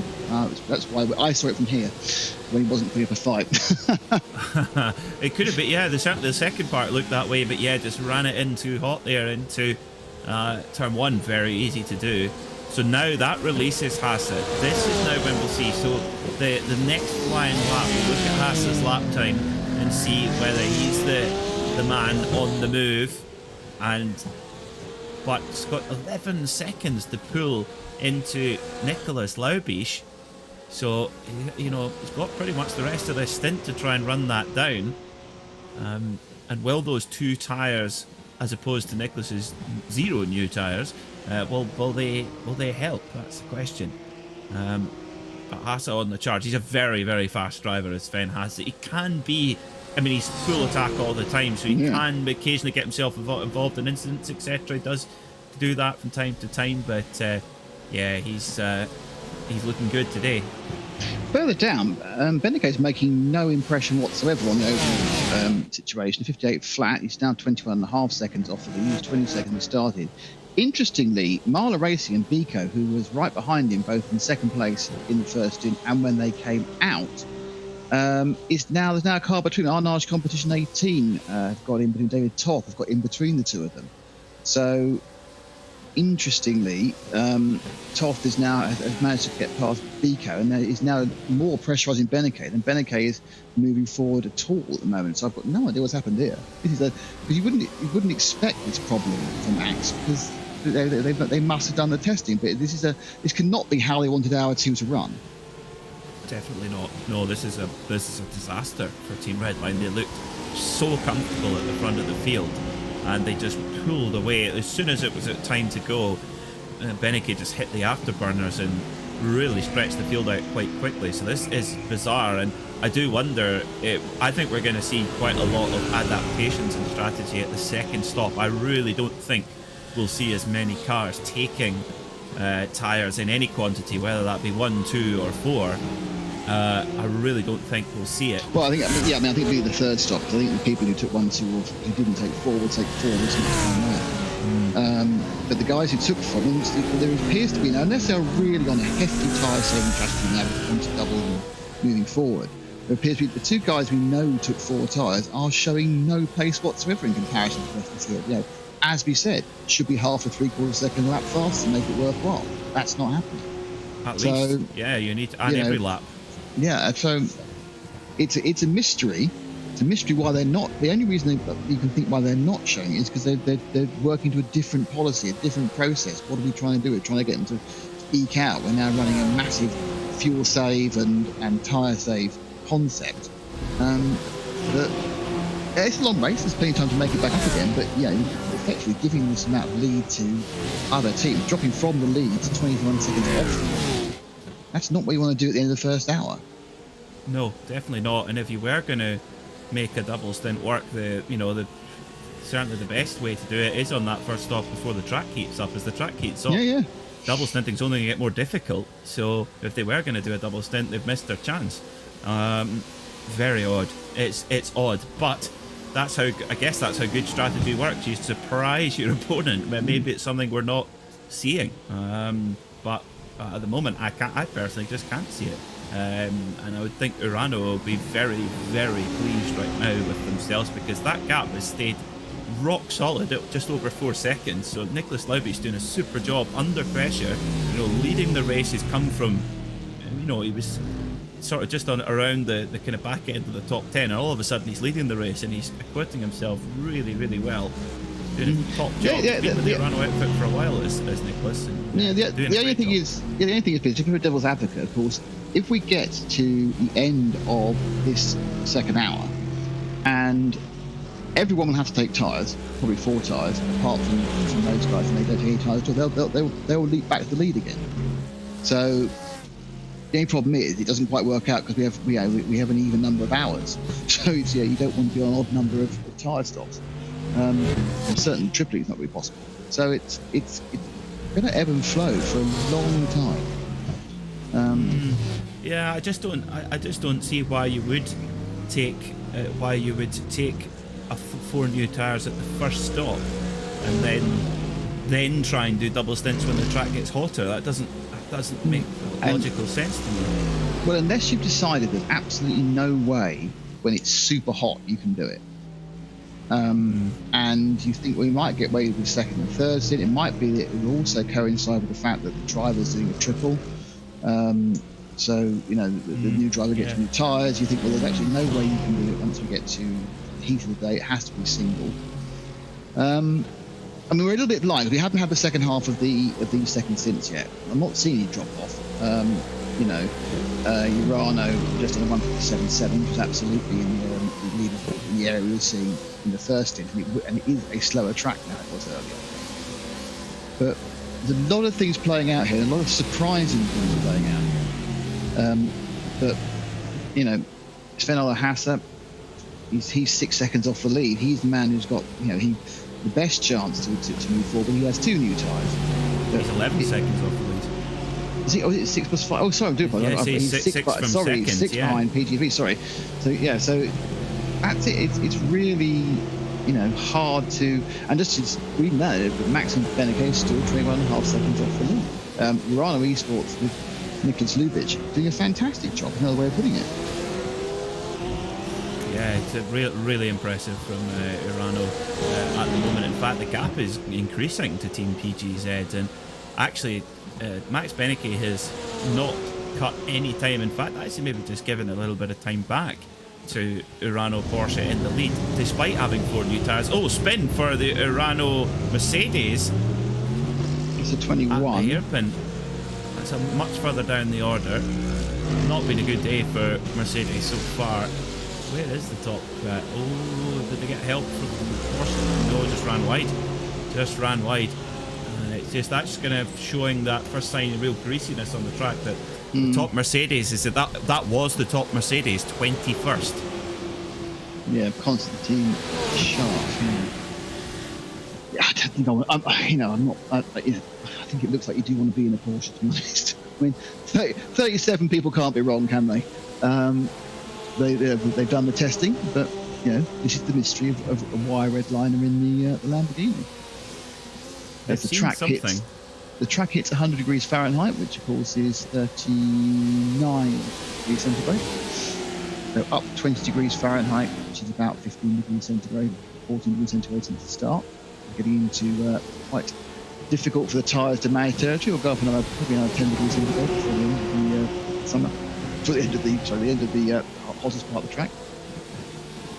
I think the track is going to be absolutely baking, and that additional track temperature just makes the surface so greasy the tyre just cannot grip the way it needs to, so the car's going to move around a lot. I think that's maybe where the Mercedes is struggling with it. It just seems that they don't have the traction, don't have the grip, whereas the Porsche seems to be able to handle it particularly well. And that certainly, I think, is why the Redline have also gone for that Lamborghini as well, because it's got a very nice balance in those those fast corners. So 8 hours and 37 minutes to go. We have got so many strategical storylines to play out here in this race. Very similar field of cars, 37 Porsches from 44 cars entered, but many different ways to go about this race. Your leader, Nicholas Laubis, has extended his lead slightly. He's just over 5 seconds now, although he has dropped into the 58s now, the very low 58s at that. That being said, so has everybody else. Very few teams in the 57s now. So the track, as you said, Nick, the track is definitely getting slower as that heat comes in. But interestingly, the fastest lap of the field last time by was Sven Hasse, 57.8. Just so we just run quickly with the retirements. We have unfortunately lost the Roland Simsport. That was the other Lamborghini. We saw him at a nasty snap. They retired, and they joined 4 of the Porsches that retired. The Roland Simsport car, 16, Team Piscine 35 car, which is 35. Rottenberg Racing, the 11, German Sim Racing DE by ACB, the 9, and Vogue. So we have 39 runners, and we were down from 7 non-Porsches to 6 non-Porsches. So all running to the same specification here. These GT3 machines are hugely popular category, a category that's been around for quite some time now, but goodness, over 15 years. But it's there's so many different options of car that all run to the same GT3 specification and are balanced out accordingly so that they can all run close together. The drivers had a huge amount of choice for this race. They could choose the Porsche 911 GT3R, as many have, the Mercedes, BMW, M4, the Lamborghini Huracan you can see there as well. A few cars haven't been chosen, the Audi R8 LMS for example. No Ferraris, which is surprising. No Ferraris, yeah, no Ferraris either. I mean, the winner of the last outdoor Suzuka 10R was an Audi R8 Team WRT, but as with all balance of performance, it does kind of come and go. These cars, seriously cool machines. Traction control, ABS, quite significant aero, and I do feel in future, Nick, with the way that pretty much all global formulas in GT racing going to these cars, I can just see these cars getting more and more advanced, and maybe just stepping towards plugging the gap, which of course GTE is going to go away, but I could just see the GT3 cars heading towards that. Well, it's a really interesting point you make there, Peter, because of course, certainly in the last 5 or 6 years, as we've seen with various new cars, evolutions of existing cars, they've actually got no faster than ultimate lap time, and that's what the VOP has been designed to do. It's been designed to prevent them going any faster than that. However, manufacturers have made the cars lighter on their tyres, better on fuel, have a wider setup window, so they suit the gentleman driver within the team, and that's made the cars even more popular, because the people who pay for GT3 racing are gentlemen. Yeah, the pros get to have a bit of fun occasionally. On the whole, this is supposed to be Pro-Am or Am class, and because the cars have been built to be more accessible, easier to run, cheaper to maintain, because they aren't allowed to make them super fast, they just get bopped back, as they say. So this is why this class is by far the most popular racing class in the world, and actually also by far the most popular racing class, I think, on virtually every single sim platform as well.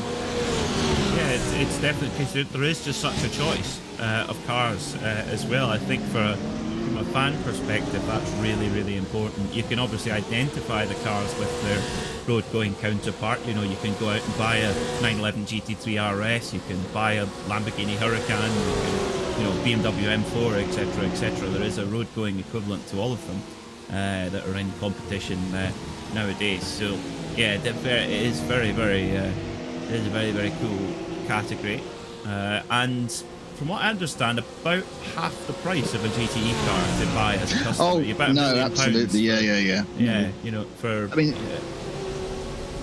obviously the key difference in GTE cars are theoretically a prototype that looks like a road car, whereas GT3 are racing cars that can develop from road cars. And I know it's very grey in some areas, but that is the key point. And if you look at Porsches are very similar to road cars. Not exactly built on the same line, but very much so. And and this is where the recognition comes. This is where people, as you say, I'm a Porsche fan, I'm a Lamborghini fan, I can run the GT3, and more important, I know I'll be competitive because all the cars are balanced back to each other. And if anyone steals a march, we've got a couple of new ones coming next year. I think there's a new Porsche, isn't there? There's a new Ferrari for next year. But they won't go any faster over a lap. I'm sure it'll be easier to drive, it'll be better on the tyres and everything else. But they won't be faster in lap speed because that's not allowed to happen. Perhaps both the strength and the weakness of the class. To purists of weakness, people understand that motorsport is a business. It's absolutely straight. Yeah, no question about it. You've also got customer motorsport divisions that are actually now, in certain cases are profit centres. Audi Sport, what certainly was it? Audi Sport's going to change it, but that you've got cars that are kind of really out of circulation and are actually still selling racing cars. I mean, you look at, like, for example, the Mercedes AMG GT3 is a good example, I would say, because you don't see that many of them out on the road, but goodness me, every racetrack you go to where there's a GT3 race on, you'll see oodles of those Mercedes. Yeah, I mean, it's a fine example, actually, because the original GT3 Mercedes competition car was the SLS with the gull wings. It looked spectacular, and also the brutal 6.2 litre, I'm going to say, was it 6.4 litre engine, sounded fantastic. They replaced it with the AMG, which was smaller, lighter, didn't go any quicker over a lap, but had a way wider setup window, was much better on fuel, and was much better on tyres. And I remember preventing, obviously, which we do a lot of work with, both virtually and in real term, deal at let's say the more gentleman end of racing. And we talk to gentleman racing about what the improvements of the car are. It's always about usability. I mean, a lot of the when the second generation of the AMG came out, which was 2019, once we modeled, most of the improvements there are about serviceability, making the car easier to work on, because that had been one of the problems they'd found, that when there is a problem, it's really hard to work on the AMG, and engine changes took a ridiculous amount of time, so they really concentrated on the serviceability of the car, as well as widening its envelopes. And it is a very popular car. With, as you say, you don't see any on the road. Lovely cars, but you don't see them on the road. But they are really, really popular because they're just easy for gentlemen to drive. And if you think about it, on the whole, a front-engine car is always going to be easier on the limit than a mid-engine car and a rear-engine car. So you are sitting at the nose straight at the M4. They're front mid effectively. They pull the engines back as far as possible. But it just makes the car more stable. Whether it's the ultimate fastest is not that important, because if Mr. Gentleman Driver throws it off the track, it doesn't matter. And this is the whole point. It's about producing a car that has a wide operating window, so your Mario Engels can wring the neck out of it, but your Mario Enterprises drive it really well. Yeah, very, very, very true. That you can never, I think in sports car racing, you can never forget that fact. That's a very good point. I mean, but then, as you said, you then look at the DTM, and you've got, however many cars, 30, 40 cars, all driven by the best drivers the factories can find. Best, most likely to cause a massive accident, I go for, in races I've seen. Yeah, it certainly. Well, that was going to be my next point. So you do have the fastest GT3 drivers in the world, who you'll see at IMSA and in the future WEC, etc. But then those race full season in DTM, and the level of contact with £500,000 race cars it's actually quite startling. When you watch a DTM race now, you think, oh my god, has anybody told these guys these aren't touring cars anymore? Well, exactly, because obviously the previous version, I'll call them space frames, but it was obviously carbon fibre, the silhouette cars they had previously, they were rubbing was racing, it was fine. These things aren't necessarily quite as well designed for that. They are based on road. But I must admit, the times I've caught DTM over the last couple of seasons, it always seems to be either under a yellow or a red flag because someone's had an accident. Yes, yeah, and well, funnily enough, when I was chatting to SSR performance driver Dennis Olsen earlier in the week, he said he says the series has to be very careful because yes, there's factory drivers in the series, but the teams are customer teams. They build their budget through sponsorship, and the simple fact is the crash damage bill for everybody has been way higher than anybody's anticipated. It's very competitive. It's pros trying to make a point about why they should remain pros, and that's extra pressure. It's a balanced environment, so where can you make an advantage? So people are going for gaps that possibly aren't there, or getting a little bit too excited on the first lap when it's easier theoretically to get past. And we see it all the time. This is what you don't see, I think, in endurance racing, because everyone sits there and goes, it's not an hour. It's not an hour of the pit stop. It's 6 hours or 8 hours or 10 hours, and it has a different mindset because the old famous saying. I'm not quite sure who said it first. I heard it first from Ron Dennis, but apparently said by me. But prior to that, which is to finish first you must finish. That is absolutely the endurance racing mantra. It's all about getting to the end in some form or the other. Whereas in an hour's race, it's a bit more S or B about it, isn't there? I think now we're starting to see the tipping point on tyres. We're about 35 minutes into this second stint, and now the drivers who did take tyres, particularly those who took 2 and indeed 4, are now starting to show a bit of a pace advantage over those who took either 1 or none. Although it's only a handful, it's maybe 3 or 4 tenths a lap, and that's taken 35 minutes for that to come in. So you look at like Lakers Library, he's into the kind of low 158s. It's now mid 157s for Mala Racing Team and Team Redline Red, who were our former front runners, but they are they took 4 tyres at their pit stop, so that's why they're a little bit down the order than what they were earlier. If you're just rejoining us.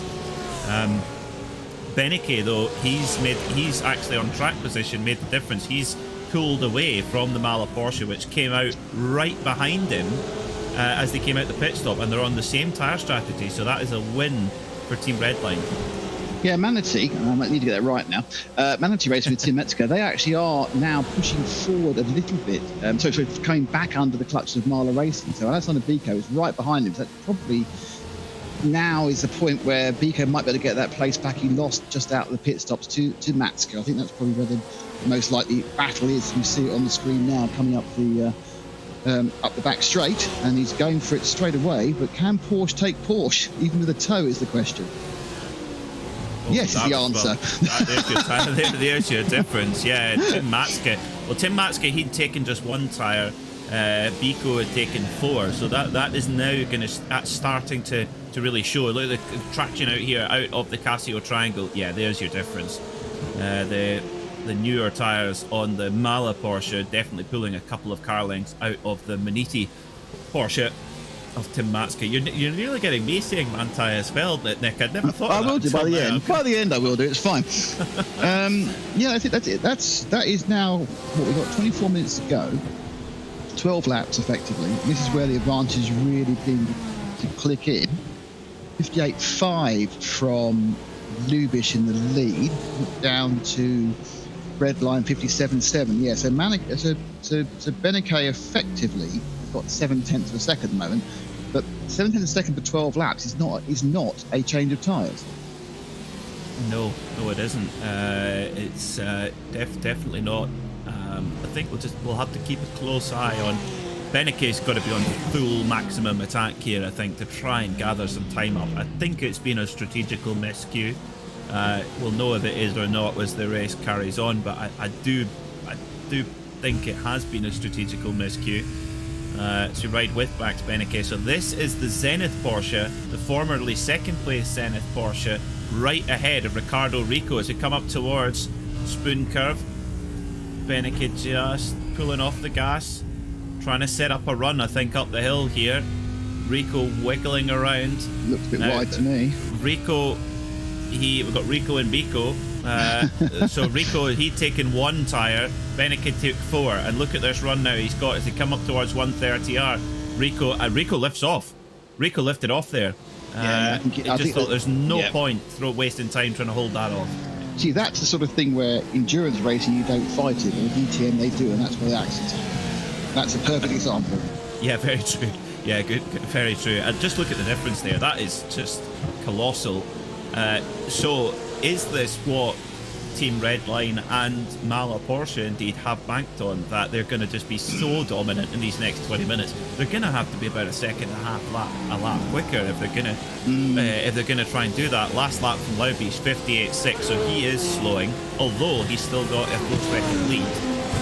Last time by, Mala 157.7, Beneke was a 58.0 but was held up a little bit.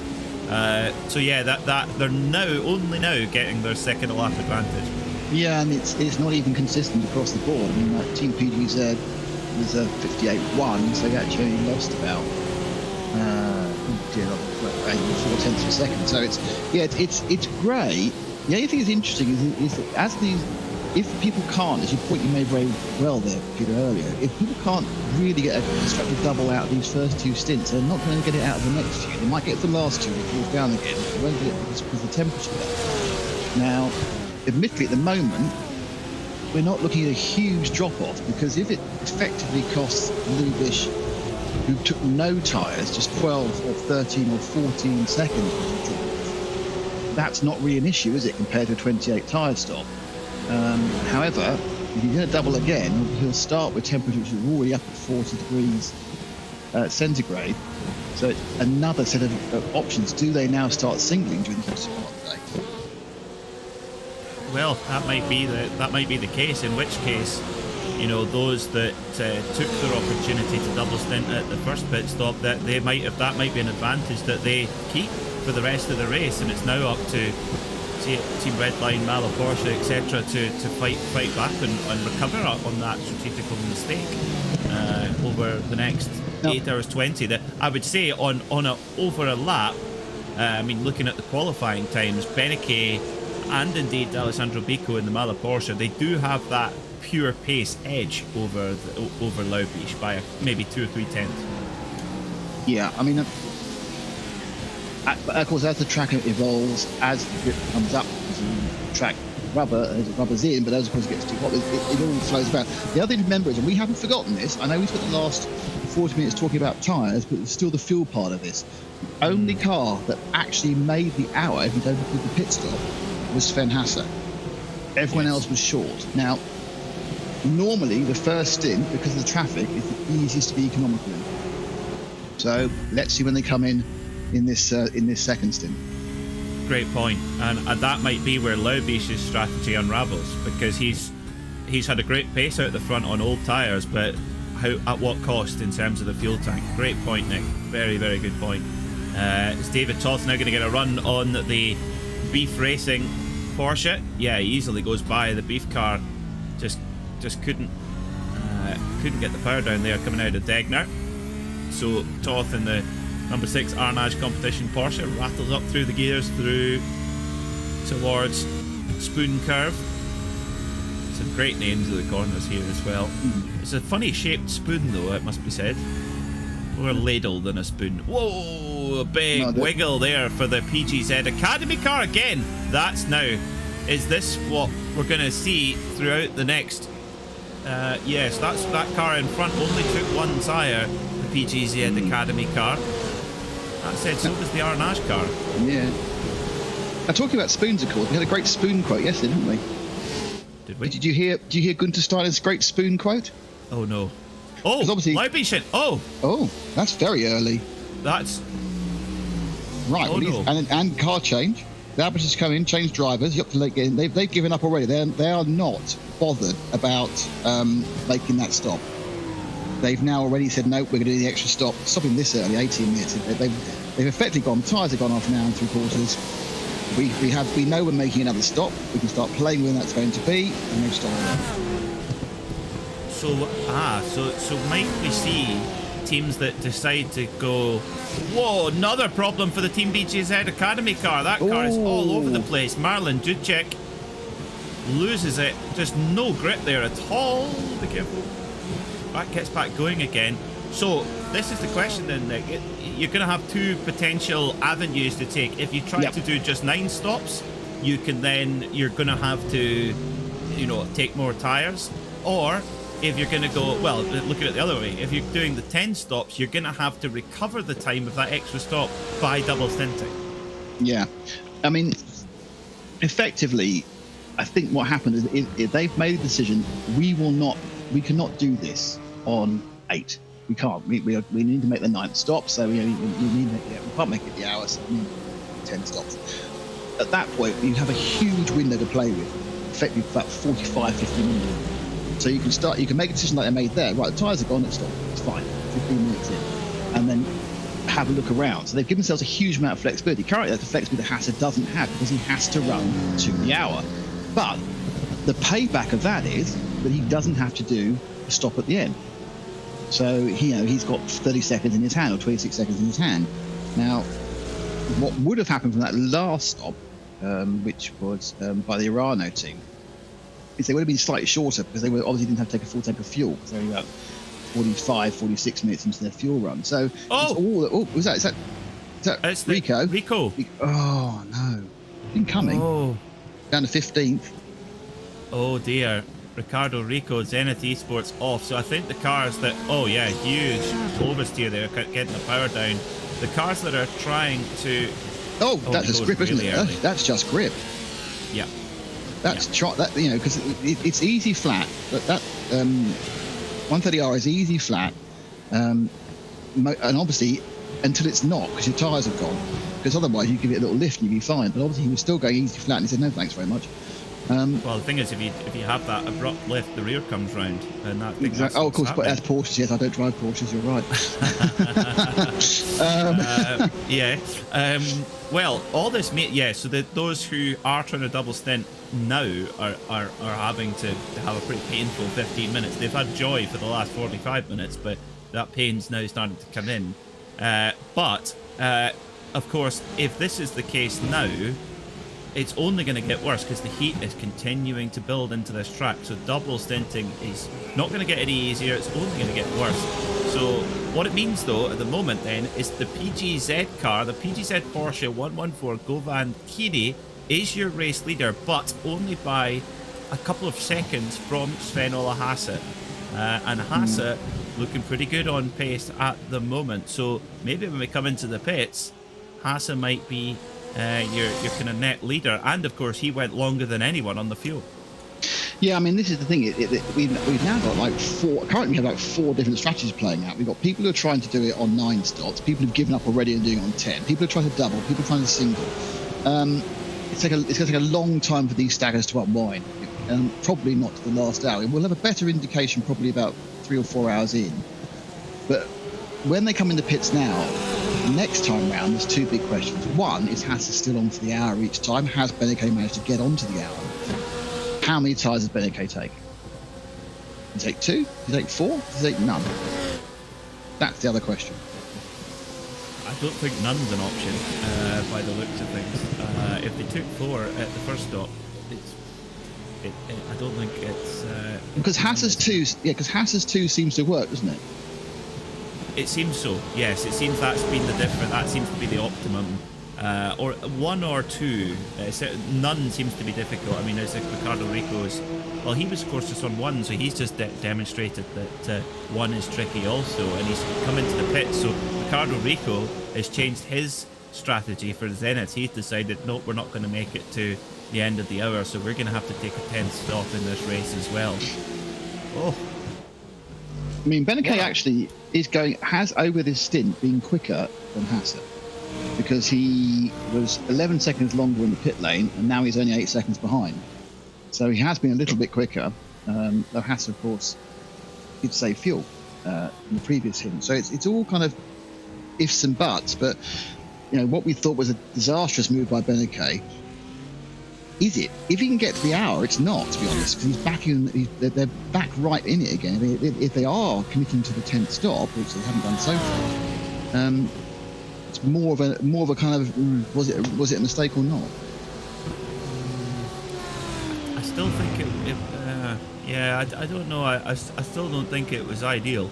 I think Hasse's got it. Hasse and Bila Euronics have got it right, but you've got it's all very well having the right strategy, but you've got to execute it all day long. I think that's where Redline really do come into their own, where they've all got strong driver lineups. Team Redline are particularly good, as well, and they are just masters of winning these special endurance events. It's a pity we've not got Coanda here as well, because that's always a really good kind of heavyweight slugfest between Coanda, and of course Coanda are actually contractually obliged to use the Porsche because the that'd be fine, wouldn't Coanda it? drivers are Porsche. Yeah, they'd be fine, exactly. Which actually surprises me that they haven't come to take part. Just for information, though, it's Patrick Holzman who's going to be Beneke's teammate. Obviously, with Redline, it's a kind of any per 82 from 3, isn't it? Normally, so it is going to be Holzman who will take over. I'm not sure he's going to take over at the end of this stage or later on. Just trying to find out. So, not quite sure who's teaming up on the Beeler team. Hold on a second, I'll just tell you.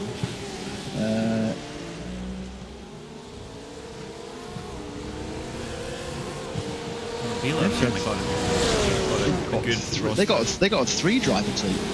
They've got Luca Wunsch and Gabriel Streetmatter will be taking over. So they've actually got a 3-driver team. There's a few 3 drivers, but certainly at the front of the grid, or the front of the numbers, number 1, which is 2 drivers for Redline.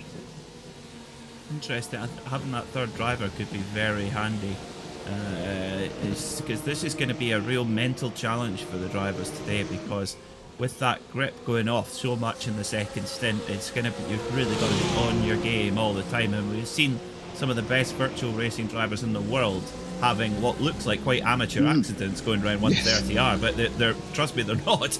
Is another move done, or is it, for Max Beneke? He goes past the ATRS Esports Porsche, and look at the Mala Porsche in the background, just with a bit of fresh air now, really putting in some quick laps. So last time by, the lap time, Max Beneke did a 1 minute 57.9, 158.8 for Damon Woods. So he's struggling a little bit on those 2 tires. 157.6 for Biko. So Biko really pushing on. Sven Hasse 158.5. So the gap's starting to come down a bit now. It's all playing out like a very complicated game of chess. I can't quite understand. Actually, interesting point you made earlier about fresh drivers. I've been chatting to a while ago, one of the teams. They actually make sure they have teams in different times, drivers in different time zones for the longer races. So no one's driving at night, their own night. So I remember, I think one of the big 24-hour races, they had a couple of Americans and a couple of Europeans, and they made sure that the West Coast Americans were driving during their daytime and giving normal sleep patterns to the Europeans and for the main team. Obviously, you'd have an international team to be able to do it, but it's a really clever way of making sure we drive in peak conditions. We all know that if we're driving from 3 till 5 in the morning, we're more likely to have a slight problem than if we're driving from 3 till 5 in the afternoon.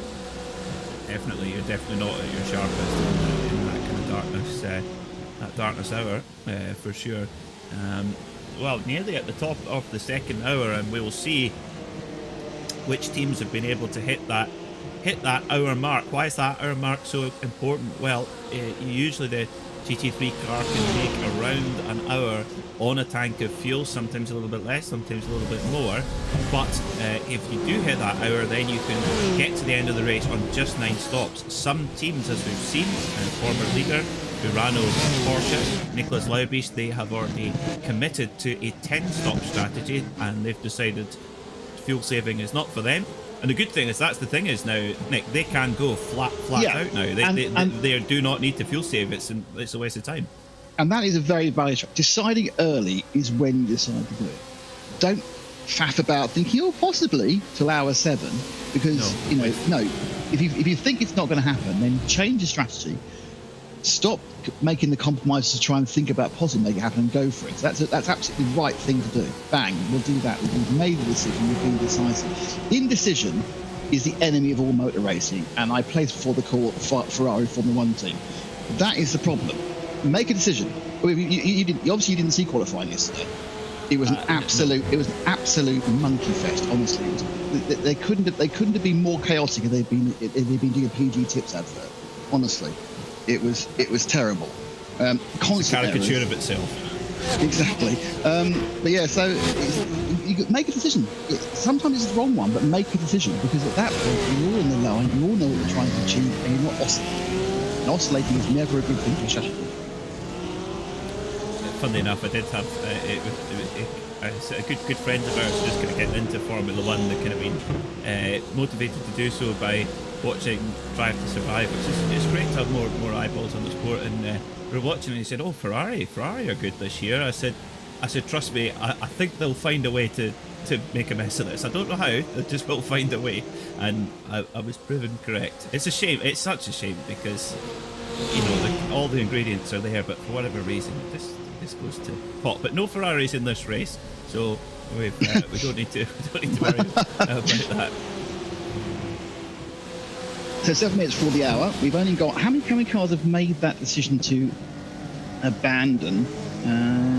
So we've had 1, 2, 3, 4, 5, 6 cars. We've got 5 cars basically said no, I'm not going to do it. The rest are still thinking about running for that hour. So it's still a possibility for the others. They're still pushing towards it, but it will compromise them. A good question coming in on our RaceSpot TV chat asking, do we know which tyres? We know how we can figure out how many tyres each car is taken, but do we know which? No, there is no way of knowing, unfortunately.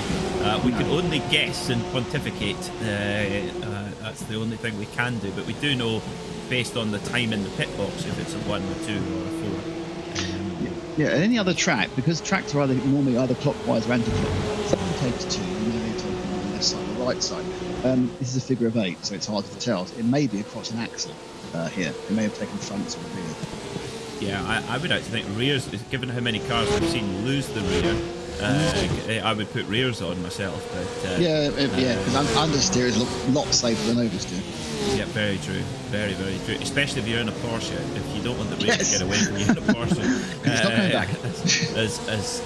as well. I mean, it's amazing. I mean, the Porsche RS Spider, the LMP2 car, of course, a prototype car, was actually built in right-hand drive because of the style of circuits that it was going to be on. There was a lot more clockwise circuits it was racing on in America, so they made it a right-hand drive for that kind of to have the weight on the inside of the car rather than the outside. It's little details like that, quite incredible. Good for Japanese and UK market as well. Exactly, Yeah. And obviously with a paddle shift gearbox, it didn't matter, did it really? Yes. Actually, you could. I saw actually they had one of the cars that could be a test car, and Mark Webber and Timo Bernhard, they actually went in together. I don't think they went up the hill together, but you can fit 2 people in. One has got a seat, the other doesn't. But open. Quite bizarre to see an open top prototype. Now, as we've got someone in pit lane, which car? It's Tim Matske for Manatee Porsche, car number 78. So that's too early. 104.4. And that's that indecision you mentioned, Nick. That kind of coming in that early is kind of rocking a hard place, really. So they're not going to make it home on just 9 stops. They're going to have to take 10. But unlike Urano, they haven't really committed to it fully. Well, this is the point now that perhaps they've now done 2 hours. They've done. I don't know where Tim's going to get out of the car. I think he is actually, yeah. So they can then say, right, okay, we've done that. We realise we're short. We're not going to make it. Now we need to work out with the remaining 8 hours how we can best manage our extra pit stop. Do we actually run as long as we can? Do we short the splash and dash, or we start being clever with tyres, like doing 1.5 stints on the tyres rather than 2? For a proper tyre change, we now need to change over time. Well, we've got another car in pit lane, Daniel Lafuente for Williams Esports. It's going to switch over. I'll see who he's going to switch over to in just a moment, but Lafuente was into the pit lane there as well. So the Williams Porsche not making it to the top of the hour either. That's the number 4 car. In fact, excuse me, it's not a Porsche, it's a Mercedes. The number 4 Mercedes, Daniel Lafuente, switching over there. And then he is going to switch over to Carl Janssen, the Super Swede. So we'll see. He's a very quick driver as Carl is. Here goes the Mala Porsche up the inside of one of the Urano Mercedes. They tangle. Oh, the Casio triangle. That wasn't very calculated. Very good. Good round of applause, that one. I was like, oh, I just said that, didn't I? That's great. Car number 13, ATRS Esports into the pit lane. So no top of the hour for them either. 2 minutes and 46 seconds to the top of the hour. The other stream on through to start another lap, which should bring them right in the window. That will, because they'll come across, if they do one more lap, they'll hit the pit stop around 8 hours and half a minute, but the stops are a minute and a bit, aren't they, if you're going to change tyres and drivers. So, yeah, a lot of them are getting there. Some of them haven't. They've obviously, perhaps this is a case where they have tried to eke it out, to get back on this stop, and they actually get driving down the pit lane, probably about 26 seconds. I can tell you how long. Actually, driving down the pit lane actually is not. The actual driving down the pit lane is 21. That's how much a pit lane drive down costs you. But you will lose speed. You will lose speed in the first sector, accelerating as well. A little bit. The pit entry doesn't cost you too much because you're coming in at a relative rate and out. So it probably is about 25 seconds. So. It's punishing, that's for sure. I think, well, interesting as we come into what likely to be the last lap of this second stint. Team Red Line, Max Benecke in the Lamborghini has got to within 3 seconds off the lead when he came out the pits. He was 22 seconds off the lead, but that was of course to Laubiche. So we don't know where they're going to be in terms of the strategy later on, but yeah, it brought the gap down a little bit and has, well, actually you can cover it with Sven Hasse.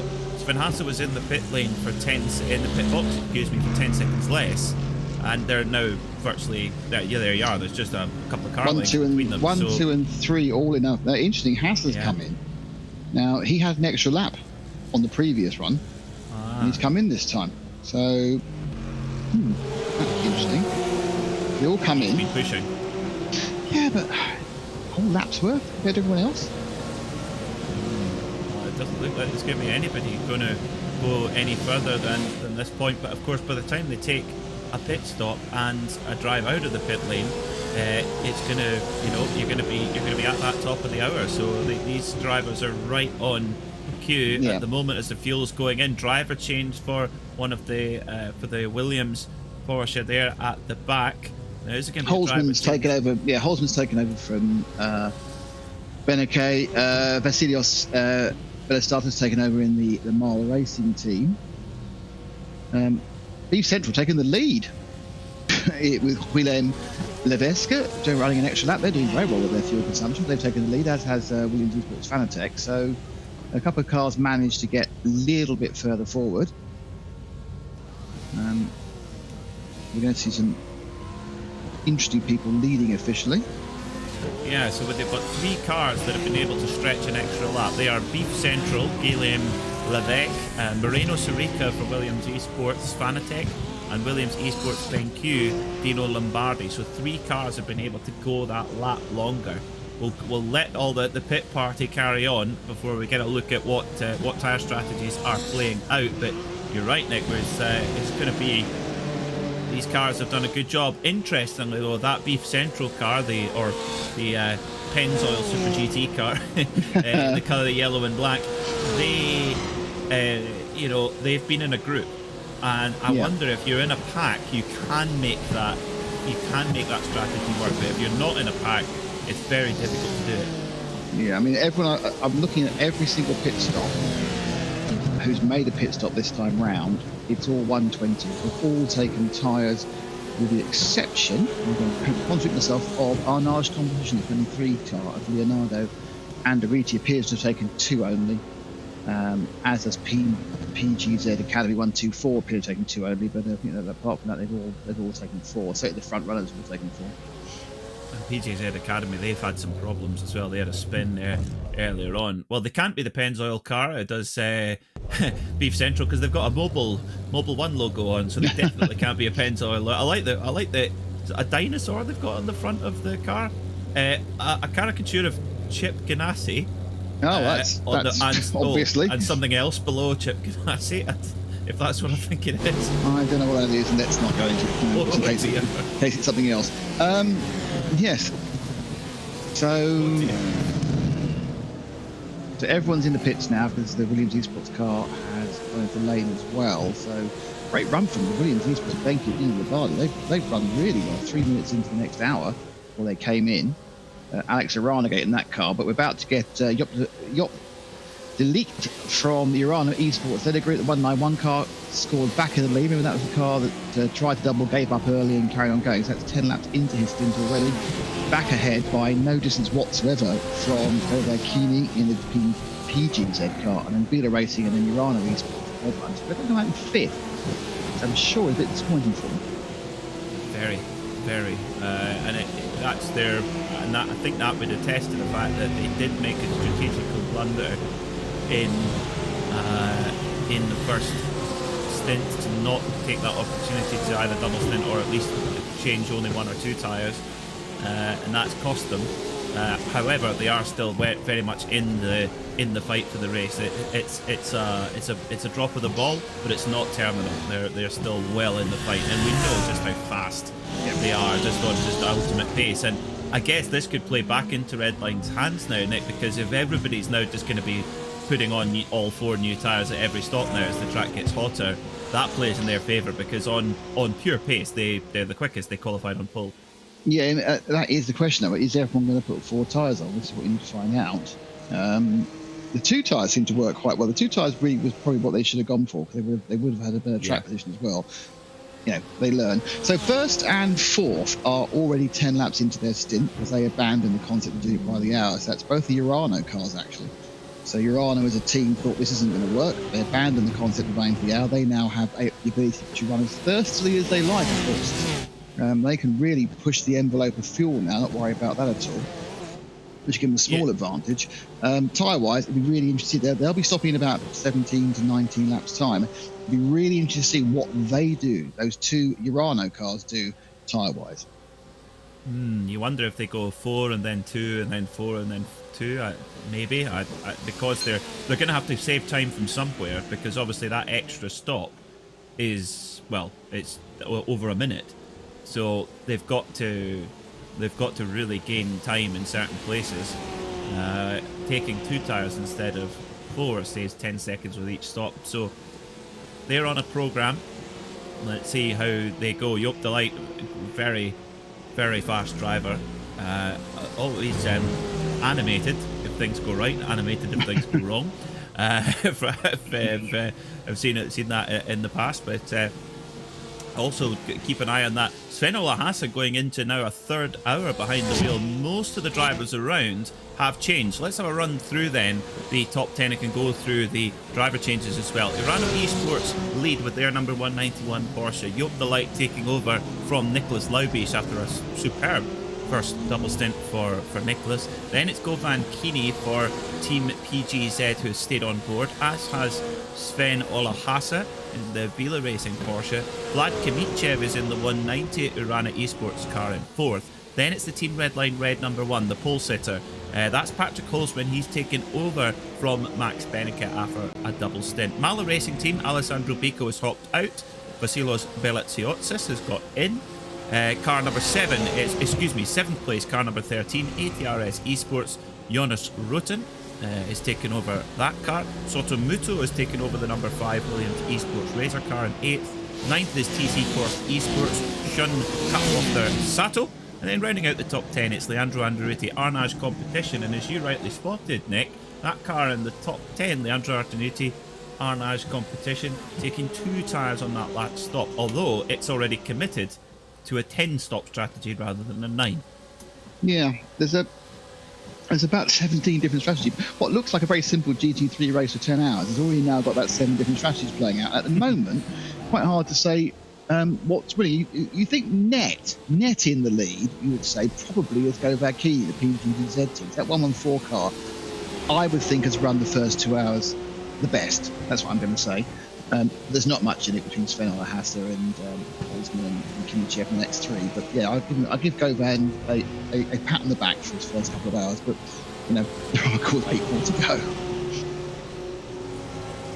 Fascinating battle here between Euronics, car number 450, Sven Olahasa, and the Urano Porsche of Vlad Kamichev, because Vlad Kamichev in the red Porsche there, he is committed to the 10-stop strategy, which is the full push strategy, maximum attack from now to the flag. They've put 4 new tyres on at the last stop. Sven-Olof Hasse, he's on the other one. He's on the 9-stop strategy, which means he needs to be economical on his fuel without giving away too much pace. So you wonder here actually as well if Hasse might even let Kamichev go by, depending on their respective pace, and actually sit behind him and use him as a bit of a kind of a front gunner. Yeah, I mean, that's a good question. Do remember, of course, is they're 10 laps further in, so they're about 30 kilograms lighter with the red Porsche. About 30 kilograms lighter with Sven Hasse. It's looking quite like he's got the run. If he wants to get the run, he can probably get through. Can he try it now? He is. And Hasse's not going to fight that because it's just pointless. And at this point, yeah, absolutely, you're right, Peter. He now needs to sit behind and take the free time from the draft. Interesting stuff, but here goes Hasse's got a bit of a run actually now on as they come through. No, guys, there. So Hasse deciding he is going to sit behind there, the Urano Porsche. So game on. Question is, can the Urano Porsche pull away, or because he won't want to give Hasse too much of a help, and of course the Team Redline Red Lamborghini is right there as well. Of course, fastest in practice, fastest in qualifying, led confidently in the first stint. A little bit of a strategical miscue to go for 4 tyres instead of 2 or none in the first stint, but do not write off that Redline Lamborghini. I still think it's now in the window to compete for the race. It's dragged itself back into the window. Yeah, I think you're absolutely right. I think it's a mistake. It's not a disaster. It's not taking him out. Now, if you can see Hasse, I'm just watching Hasse as well. He's absolutely able to sit in the draft now with the Urano car. So that's going to be a free fuel for him effectively. He can stay within half a second. Yeah, that's perfect for Hasse. I think as long as he feels like he's running a pace that he's happy with, is ideal. For Sven Hasse and Bila Euronics. Of course, they recognise the name Bila. It's absolutely the same. Frank Bila, 5-time Le Mans winner, and former British Touring Car champion as well.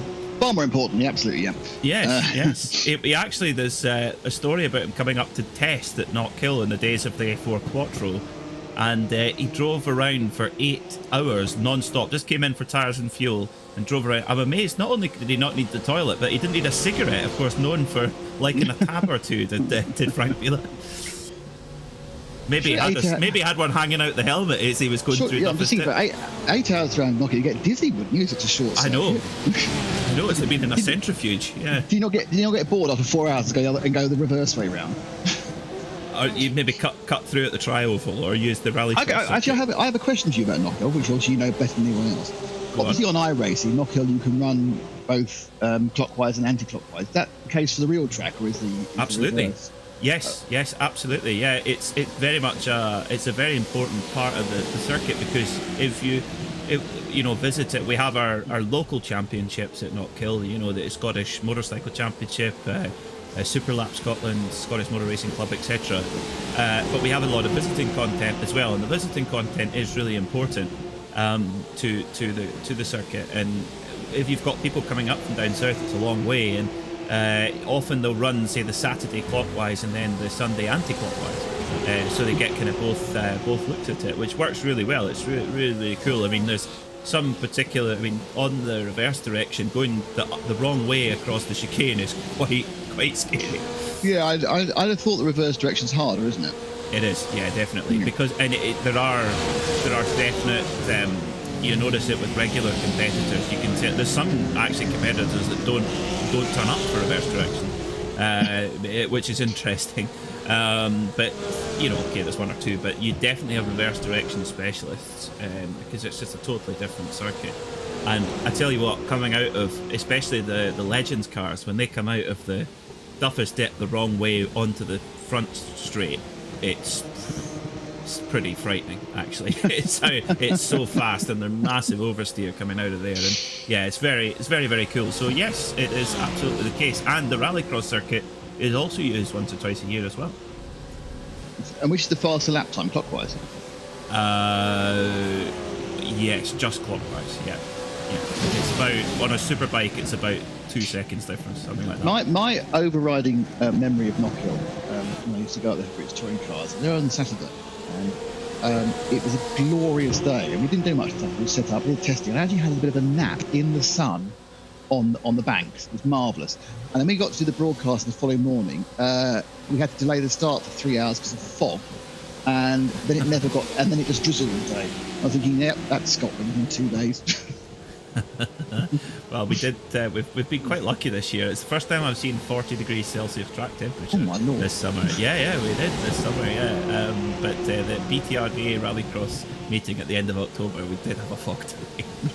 We actually had to send the circuit pickup truck around with drivers behind it to try and get some familiarisation laps in. But yeah, it can happen. Joop de Light doing a top job at the front here. 158.7 last time by, identical lap time with Govan Kiri in the Team PGZ car, but the man on the move is Vlad Kimichev, 157.9 last time by for Kimichev. So this is your top three all on screen right now. So Kimichev, if he can get past that PGZ car, we'll have an Urano 1-2. Yeah, what Kimichev has done with his slightly lighter car, because he's further into his stint, he's actually broken the toe for Hasser as well. I mean, he has got a car that is 30 kilograms lighter, which is very fuel pack. This is when you've got to start using these advantages you get. Using the advantage you get from having this different strategy. You've got to push as hard as you can, make the most of what you've got, because you do have this problem that at the end of the race you're going to be spending 45 to 50 seconds longer in the pits doing probably just a fuel stop at the end. I mean, yeah, it's going to be about a minute, I would think, you're giving away, but Urano at the moment, they're 1-2. And I tell you what, Kimichev went past Kini like he was standing still there. Nothing, absolutely no thing against Kini. It's just that Kimichev is just on a tear right now, knowing that, and this is what's going to be fascinating for us for the next 7 hours and 45 minutes, because Urano, and I think this comes back to your point about committing to a strategy, Nick. You know, there's no halfway house here. This is a 10-stop strategy, and it's maximum attack. It's should we call it the DTM strategy? The full push. 100%. DTM. Hey, DTM's great, but it is very different. Good entertainment, yeah. It's not endurance racing. The bill. That's it. No one wants to pay the bill. It's not endurance racing, but apart from that, it's fine. This Urano move is really interesting. Now, the only downside they have on this is when they do come in, again, if they can come into free air, they're fine, but if they come into traffic, that's going to dramatically slow them down. But still, adding a second question to it, are how many tyres are they going to take in about 13 laps, 14 laps time? That's the big question, isn't it? They didn't manage to they got an hour and 44 minutes in, didn't they? Last time, before they abandoned the double stint. So they're not going to double unless they think about getting just a pair. Or are they going to single till it cools down again? I think, well, do you know what? I really don't know. But I do think that a slightly shorter pit stop and try and average out the pit stop times, knowing that you've got 10, knowing that you don't have to do the full stint, maybe try and do some 2 tyre stops rather than 4 to try and gain a bit of time back. I don't know. I get the firm impression that they know exactly what they're doing here and they're fully prepared for this eventuality. Yeah, they can run 2 laps a stint shorter and still, now they're committed to it. They can either run the full or 2 laps, because it's just 4 minutes each time, and 8. So they've obviously lost quarter of an hour. They've got a lot of what they've now got is a huge amount of flexibility. Whereas the other drivers don't have any flexibility. They have to run for that hour and it's on the edge. So you have to do some fuel saving. You have to think about tyres. There's a huge amount of flexibility. They've, as you say, quite rightly say, Peter, they've thrown away a minute, inverted commas, but they've brought back a huge amount of flexibility. Yeah, and I think that the fact that they've committed to it earlier, they've done that well, and they're pulling away from the PGZ car of Govan Kini, because not only is it the 30 kilograms lighter, as you rightly say, Nick, it's also the fact that they don't have to hit that hour. They don't, and it appears that to hit the hour, to be able to make the 9-stop strategy work, you've got to be pretty soft on the throttle, especially if you're running on your own. If you're running on your own, and I think that's why Hasse didn't go with them. He's thinking, I could go with them, but I wouldn't hit my hour. That's for sure. That's a really good point, because don't forget Hasse effectively lost a lap when you ran in traffic, you gained a lap on everyone, but that whole of that second hour, he was on his own effectively, with no one to he sucked along by, but you know what I mean, with the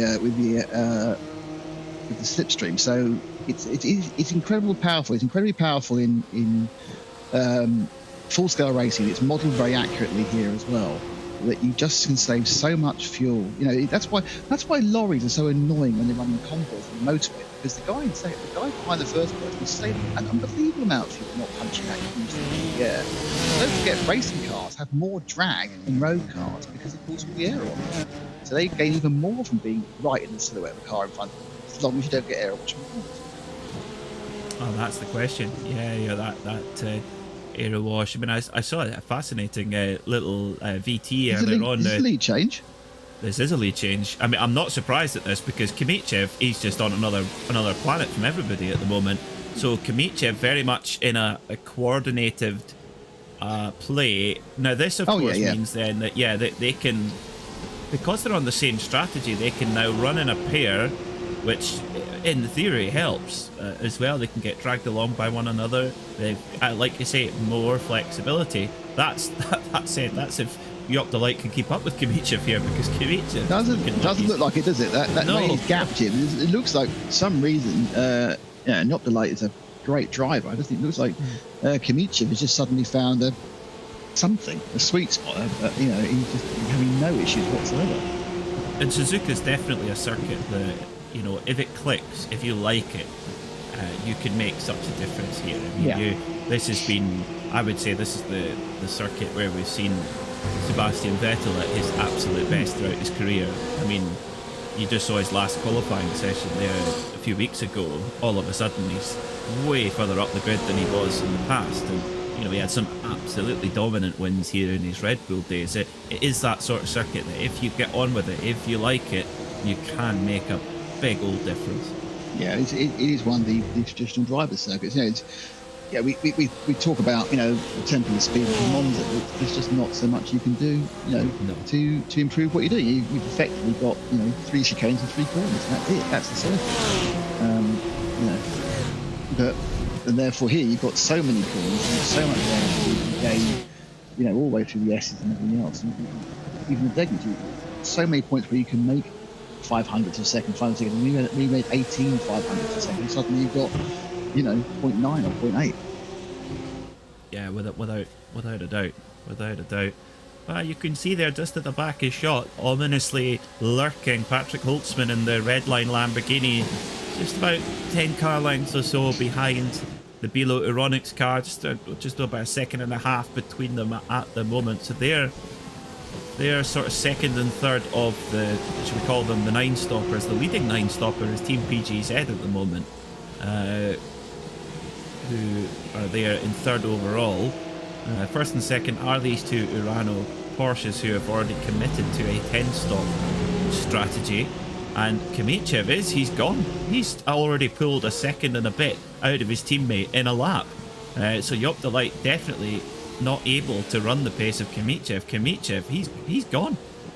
Yeah, he's come back. He come through the field. I think when they came out, he was like running fifth. He's now got the lead. He's pushing on. Now, my guess is this means that, you know, he is going for it. There's going to be at least 2, if not a 4 tyre change. And, you know, if they've committed to maximum attack, which is effectively, as we know, Peter, about 3 minutes short of the hour, 2.5 minutes short of the hour, they can do that. They can go as fast as they like the whole way through. Burn out a set of tyres, burn out a whole tank of fuel every lap, and just see if at the end of that gives them enough of a lead over the people who've been having to sip and serve and save the whole time. So you're watching the iRacing Suzuka 10-hour part of the VCO Grand Slam, the final round of the VCO Grand Slam, live here on RaceSpot TV. It's Peter Mackay here alongside Nick Damon in the commentary box, and we'll be doing a driver change of our own at the top of the hour in just over 38 minutes time. Lewis McGlade and Ewan O'Leary will be joining in the commentary box to take you through the following 4 hours, and then Nick and I will be back for the 3-hour run to the flag. So do not go anywhere. So make sure you're sitting comfortably, get the get the snacks in? Oh yeah. I know I've got the Jaffa cakes on the go here. Nick, how about you? I've actually just been. I've had some healthy snacks. I was just did some nice vegetables, believe it or not. It's very nice. Cooked. You're showing off now.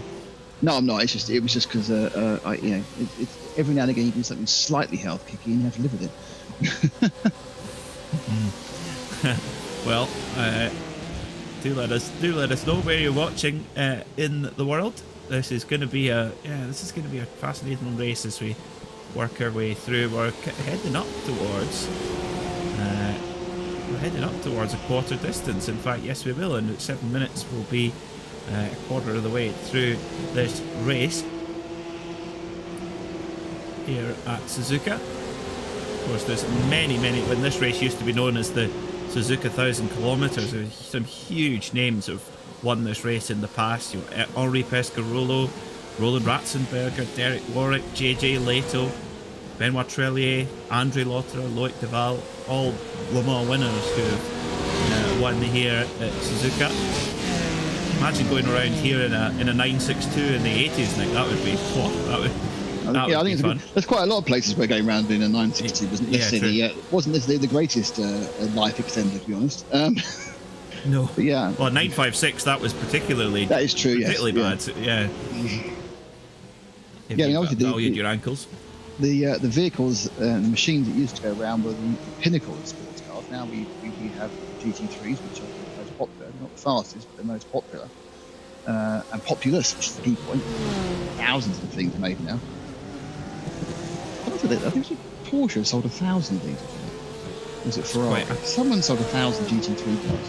I could well believe it. Yeah, I could well believe it. Over the whole life, yes, I could well believe it. I mean, in rallying, I know how much you love rallying, Nick. I love it. It's my favourite thing ever. Yeah, it is. The Rally 2 car, which is kind of like it's a bit like, I would say it's the GT3 of rallying. It's the kind of top level customer car you can buy and compete with at top level. And yeah, they're 200,000 a piece, and yeah, Skoda have sold 500 of them. Wow. Actually, talking about things I love. Just go. Spoke to him, and he was lovely at Petit Le Mans, by the way. So I now love him as well. Scott Dixon. See, I told you. Yeah, see, that's a callback to our first commentary about a year and a half ago. So you'll have to scroll back, dear listener, to work out what the hell we're talking about. But no, he's fabulous. Really, really lovely. Good. I'm glad he's not let me down. I still maintain he's one of the best all-round drivers ever. Oh, I couldn't agree with you more. And from the data that I've seen, he was the top guy in the Cadillacs in terms of average pace. Oh yeah, there's no problem. The Petit Le Mans was a great race, fantastic race. I mean, the Cadillac shoot themselves in the foot. It was unbelievable, but yes. It was a really good event. Really, really. It's my favourite. As I think, as before, it's my favourite race of the year. So I was pleased to go back after 4 years absence. Absolutely love Petit Le Mans. Love everything about it. Yeah, I totally agree with you. It's the fact that it's the last race of the season. Everyone goes bananas. The track is Road Atlanta is just one of the world's great race tracks. It's a proper racetrack. I mean, you look at where some other series go to around the world, and the circuits are just so dull. The stands are empty. Petit Le Mans, it's packed with people. You know it's always going to go down to the last moment. Yeah, totally. Nice great. weather. Usually nice people. Yeah. I've had bad weather. I mean, we were there when they called it off. Well, they didn't call it off. They stopped it at 4.5 hours. We filled for 5.5, so they officially called it off. A 5.5 hour fill. Oh my. Was that when Tandy and Pile won it in a GT car? No, that was a different year. That one, they actually driving. No, this was about 2009 or 8. It was no, it wasn't 8. It was rather 9 or 10. It was great. I had a very, very long conversation with your countrymen, the Frank Kitties, both of them, and they said some absolutely hilarious things which I could never repeat on air. Marino and Dario are a cracking double act. It has to be said. They absolutely wind each other up into a frenzy of excitement. It's great. It was a fantastic conversation. I think there was a huge opportunity missed to not have them in a sports car together, because they both they kind of had a seat that they sort of 2007 they sort of swapped. They had a seat that one of them would have been in it, but they never had both of them in the same car. It's also one of the great unanswered questions. It's so sad that Dario was terms agreed to go and race the Porsche 919 at Le Mans, and then unfortunately his accident took him out of competitive action. I mean, it's a real shame. I couldn't agree more. Of course, they're both unlucky because, of course, Marino was signed for Peugeot on the year they pulled out. So they both missed out on a potential winning drive for a car that could win overall at Le Mans. I mean, Dario, very, I have a huge amount of respect for him because he made absolutely the right decision. It must have been incredibly difficult because he was completely at the top of his game when those accidents happened, and he just said, "No, I can't have another bang," and that's it on his head. And I think that's sometimes you really have to respect people for knowing when to stop, which a lot of sportsmen don't. Very true. Yeah, very true. And I think he was just, as you say, he was just only getting better. A bit like Scott Dixon. Yes, Scott was fantastic. Just getting better and better all the time. I don't know how long he might have done IndyCar ovals for. I think with his Le Mans opportunity, I think that might have taken him a new path. But I mean, remember when he drove the Acura in American Le Mans Series, he was just so good. Was Dario. So about 7.5 hours to go. We're at 1/4 distance here in the Suzuka 10 hour here on iRacing. Urano Esports lead with a 1-2 at the moment. And since they managed to get past Team PGZ, Nick, that all of a sudden they haven't started tearing time out of people as quick as they were. It's now sort of stabilised with sort of 2 seconds back to the following Team PGZ portion. Yeah, I mean, it's a good little creep away by Vlad Kimichev. He's sort of 3-ish seconds ahead of his teammate, like just as a second and a half. And it's actually become the battle now, actually, between Sven and Govan Keely. They're only half a second split, and also Patrick Holsman 8.8 back. So those three are in a train for third, fourth, and fifth. And that's probably where the most interesting people. The question is, does Hasser want to overtake Keely, and does Holsman want to overtake Hasser, or are they just on their economy road? That's the question. That is the question, which we won't really know until we see when they come into pit lane. Quite incredible domination here. I mean, we mentioned 37 Porsches out of 44 entered. The top 18, there is just one non-Porsche. That's the Lamborghini of Team Redline in fifth, who of course were our pole sitter. They were quickest in practice as well. The first of the Mercedes is the Mercedes of Atte Kauppinen. Carl Janssen just straight after that. And then you've got 5 of the next 6. 5 of the next 6 cars aren't Porsches. So it just goes to show that all the other cars are also a very similar balanced performance. There's 4 Mercedes and a BMW between the positions of 19 and 24, with just 1 Porsche. So it's like that is the pace those cars have, and this is the pace the Porsches have, with the exception of the red line Lamborghini, which of course is the only Lamborghini running. The second Lamborghini had maxed them about an hour ago. But it just goes to show, that the teams who've done their homework and were allowed a free choice of car have chosen the right car, but for some reason Redline saw something. Yeah, very, very true. I mean, you look at the BMW is a great example. The number 89 BS competition car, which is, albeit in a different kind of branding, is the same team as Team BMW Bank, who won the first round of the VCO Grand Slam, the Nürburgring 24 hours. Phil Denez, Bruno Spengler, with Kai Kashibe, Belitsiostis. Same driver, same car, and this is a car that will always be up there in the fight for at the very least the top 5, if not always the podium. And yeah, they're struggling to stay in the top 20. I mean, the balance of performance definitely is not in the favour of these front-engine German machines, either Mercedes or BMW. 76 laps down, they're about 57 seconds behind, so it's about 3/4 of a second a lap they're dropping off. Now you can say, right, the guys at the front are fantastic, and then you're looking at, I would say, half a second a lap is just down to the basic intrinsic chassis advantage of the Porsche and the Lamborghini in this configuration for this race at this track, and that's something we should say, because if we had the same teams at a different track today, in a 10-hour race, the 10 hours of Monza, say, or the 10 hours of Spa, would be a completely different selection of cars. Getting a report of problem for the number 190, Vlad Kamichev, is tumbling down the timing screen right now. That's our leader. Oh no, I think he's had a disconnect. I think the internet is cut out for Vlad Kamichev. Car number 190 from the lead of the race has dropped down the timing order. That is just devastating for Urano. There you go. Yes, you can only see Joop de Light there in the 191. There's no sign of... Oh! Wait, hold on. Is he back again? Oh, it's the internet. Vlad Kamichev connection dropped due to upload packet loss. Oh, he's gone. It's gone out. Oh, no. Connection's dropped. Ladies and gentlemen, that is the virtual racing equivalent of an engine going pop, or breaking a drive shaft or a gearbox or something like that. It's an instant problem. It's terminal, and that is just devastating for Urano. And I think from an entertainment perspective, Kamichev was on a tear, and his internet has let him down. That's such a shame. Such a shame. I mean, he can rejoin, but there'll be 2-3 laps down, so wouldn't be bothered to do it. But that's really, really unfortunate. As you absolutely, he has reconnected, by the way. As you rightly say, that is where the one element of randomness that comes into esports racing. There's the disconnect, which is like an engine failure. We do get rig failures. We get people have problems with their wheels or their pedals, and that obviously, is that random factor you get in motorsport. It happens to be caused by either the operating equipment or the connectivity of the system. That's motorsport. I mean, it's been really bad luck. You must be absolutely sick of the dog.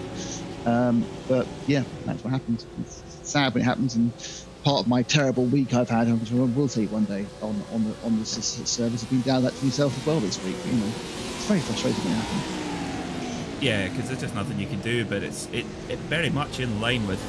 It sounds daft, but bear with me. It is more like that is more realistic, because you basically, unless you actively try to, you will not blow the engine in these cars. You would have to you'd have to money shift it over and over again to get it to go, but you have to do it deliberately, a la Maverick Vinales, and so therefore no racing car, no matter what the manufacturer, is 100% reliable. It's just impossible.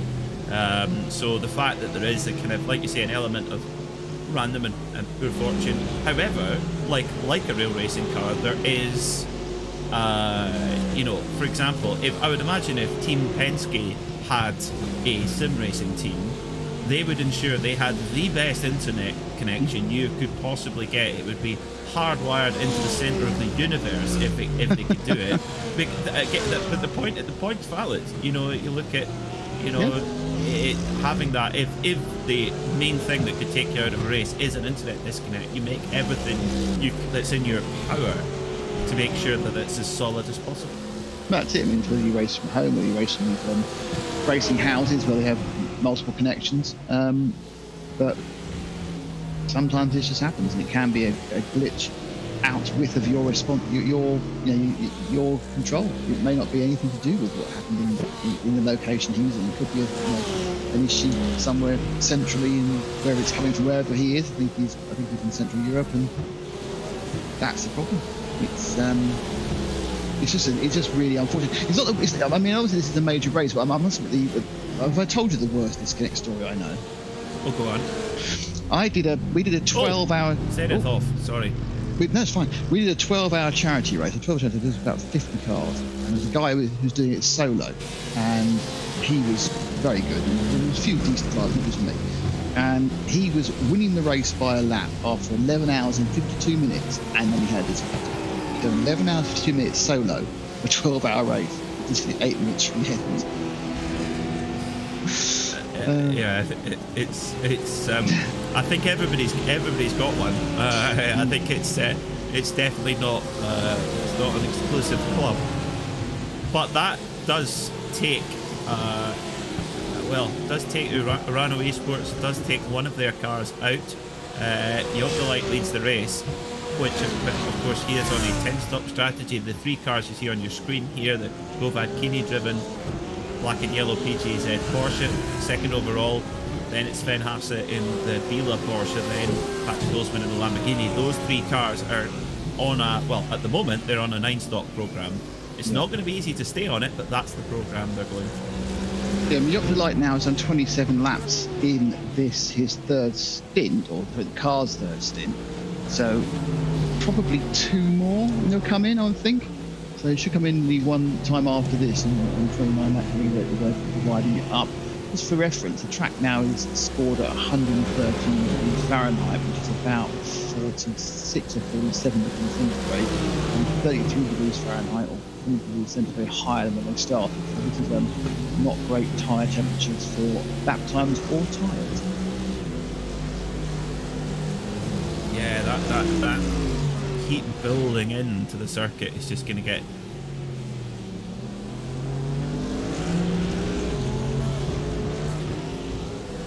some more.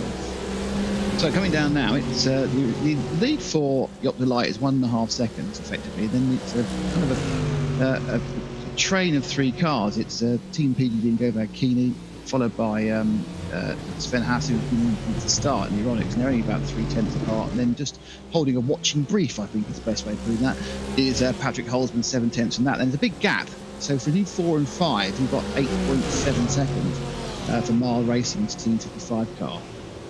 Basically, apart from the red line, everything's a caution. So that's the sort of big gap. So there's 4 cars really at the front, with one of them out of phase on strategy. big move there from the Mercedes AMG Team Urano car on the BS competition BMW. That's for 22nd position. Jonas Wallmark getting that move done there for the Mercedes team. And it is actually frankly bizarre seeing that BS competition car struggling to stay. It's not even in the top 20 without really any kind of problem as such. Such a shame after them going to the great effort of that amazing manga cartoon livery as well. It's hopefully that they'll keep that and they'll keep using it for other races in the future because it looks fantastic. It just goes to show that even virtual racing, it comes down to you, however good you are. If your car's not there, your car's not there. Yep. Now obviously they have a setup on it, but I'm sure that's a very good setup. But the sheer weight of numbers selecting the Porsche tells you that was probably the best car. But of course they are Team BMW, so they have to run with the M4. Now, there's nothing wrong with the M4. It just doesn't suit this particular track on this particular set of circuits with grip. The M4 was probably the car to have at Petit Le Mans. That's the joy of this GT3 environment within iRacing. Luckily you can own all the cars. £9, $11 each. You can choose which one you want to run. And sometimes it must be the one you like best. And certainly, with the front engine cars being more stable, some of those less talented people just are happy to sacrifice the ultimate half second for not falling off the track regularly. Yeah, it's the thing with the PS competition team is as well, they've had a huge amount of mileage. They must have hundreds of thousands, if not millions of miles underneath this BMW M4. Of course, the car had about nearly a season's worth of virtual competition before it hit the real world racetracks. Of course, it came on as a prototype effectively on iRacing, and BS competition have run it ever since. And so the amount of data they'll have and how dialed in the car will be just shows you, that the balance is just not in their favour. Now, car in pit road, is that the Urano car of Vlad Kmichev coming back? I think it maybe is. There was a Porsche sat there. Whether they carry on, I doubt. So, I think that's the Arnage competition car. Okay. Of Leandro Androniti. I'm expecting Yacht Delighted at the end of this lap. I mean, I'm not going to guarantee it, but I'm expecting him at the end of this lap. It wouldn't make a lot of sense from 30. He might be having a particularly good day on the fuel in a 191 car. Well, of course, we need to see whether he goes for the 4 tyres again or tries to risk it on the 2 tyres, given that he's got one more stop to make throughout the race. Yeah, I think he just peeled in there. I think. Right? He did indeed. Yeah. So big move up there from Matthew Dench. Question is, will he take tyres? I think he'll take some tyres. It's whether it's 2 or 4.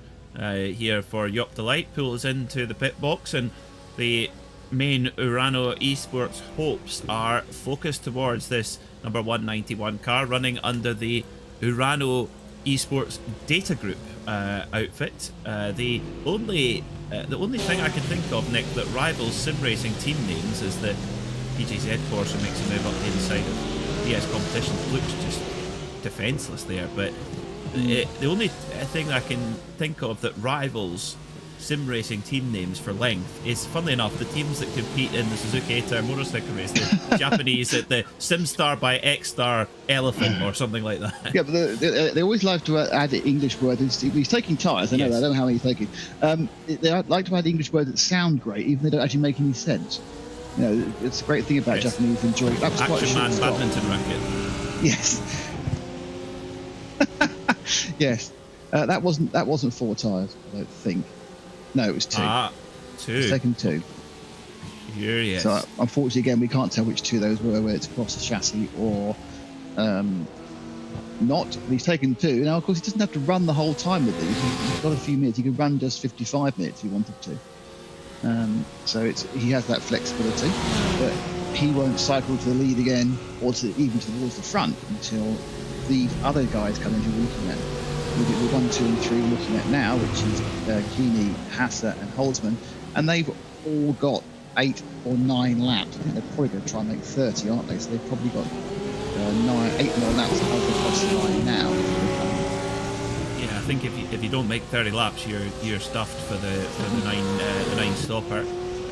Now there is, of course, it could be, as you said, Nick, if you're going 2 tyres, it could go across the axle, either rear tyres or front tyres. I would think going rear is to keep that rear a bit more stable. But there is, of course, and again I'm going to use a rallying reference just for your joy and pleasure.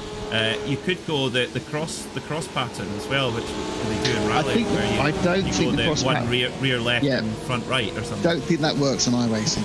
Oh, okay. It's a weird quirk. I mean, I'm not 100. I think it's a weird quirk. When you do that, it's the same as taking 4. Okay, and that's, I see. Yes, so I think there's a couple of quirks on iRacing where you take a certain pair, it takes the same as 4. It's strange. I think that's one of them. Yeah, it's. I'm sure someone in the comments will say what it is. It's. I mean, the other thing, of course, we're very careful of is there's been a little bit. Have you seen the discussion of a slight error it's like bug that's turned up in the system recently, where it's if you change drivers without changing tyres, you can suddenly lose performance for no discernible reason. I'm not doing that. Yeah, it's a rare bug that's turned up. So I don't think you'll see anybody not. It's rare in this topic anyway, not to do a fresh set of boots or a new driver. But I think that's interesting. Well, Govan Kini then is our race leader after Joko Light taking his pit stop, of course, on a different kind of strategical schedule. And Sven Olahasa sitting right there, just in prime spot, I would say, as is Patrick Holzman. They're all in the same kind of strategical pattern, all similar pace, and you've got 2 Porsches and a Lamborghini there as well, 3 different teams, which is good. Interestingly, Kini and Hassa, they're running deep into the race. They're now nearly 3 hours in, whereas Holzman is fresh. He's only 45 minutes in, so I would suspect we'll see driver change from the leading 2 cars here, from Kini and from Hassa. Which would make you think they're going to take 4 tyres as well. Yeah. But that's the kind of the rolling mystery, isn't it, really? Well, yeah, and I think of course the team Redline car has taken 4 tyres at both stops so far, and the track is only getting hotter. It's 12 degrees Celsius hotter than it was, which is a huge amount. I mean, it's 25% hotter, and that's going to make it really greasy and slippy. So the need for those new tyres is only increasing as the race progresses. So, yeah. If they've needed 4 tyres on both their stops up to now, they're going to need it again. Yes.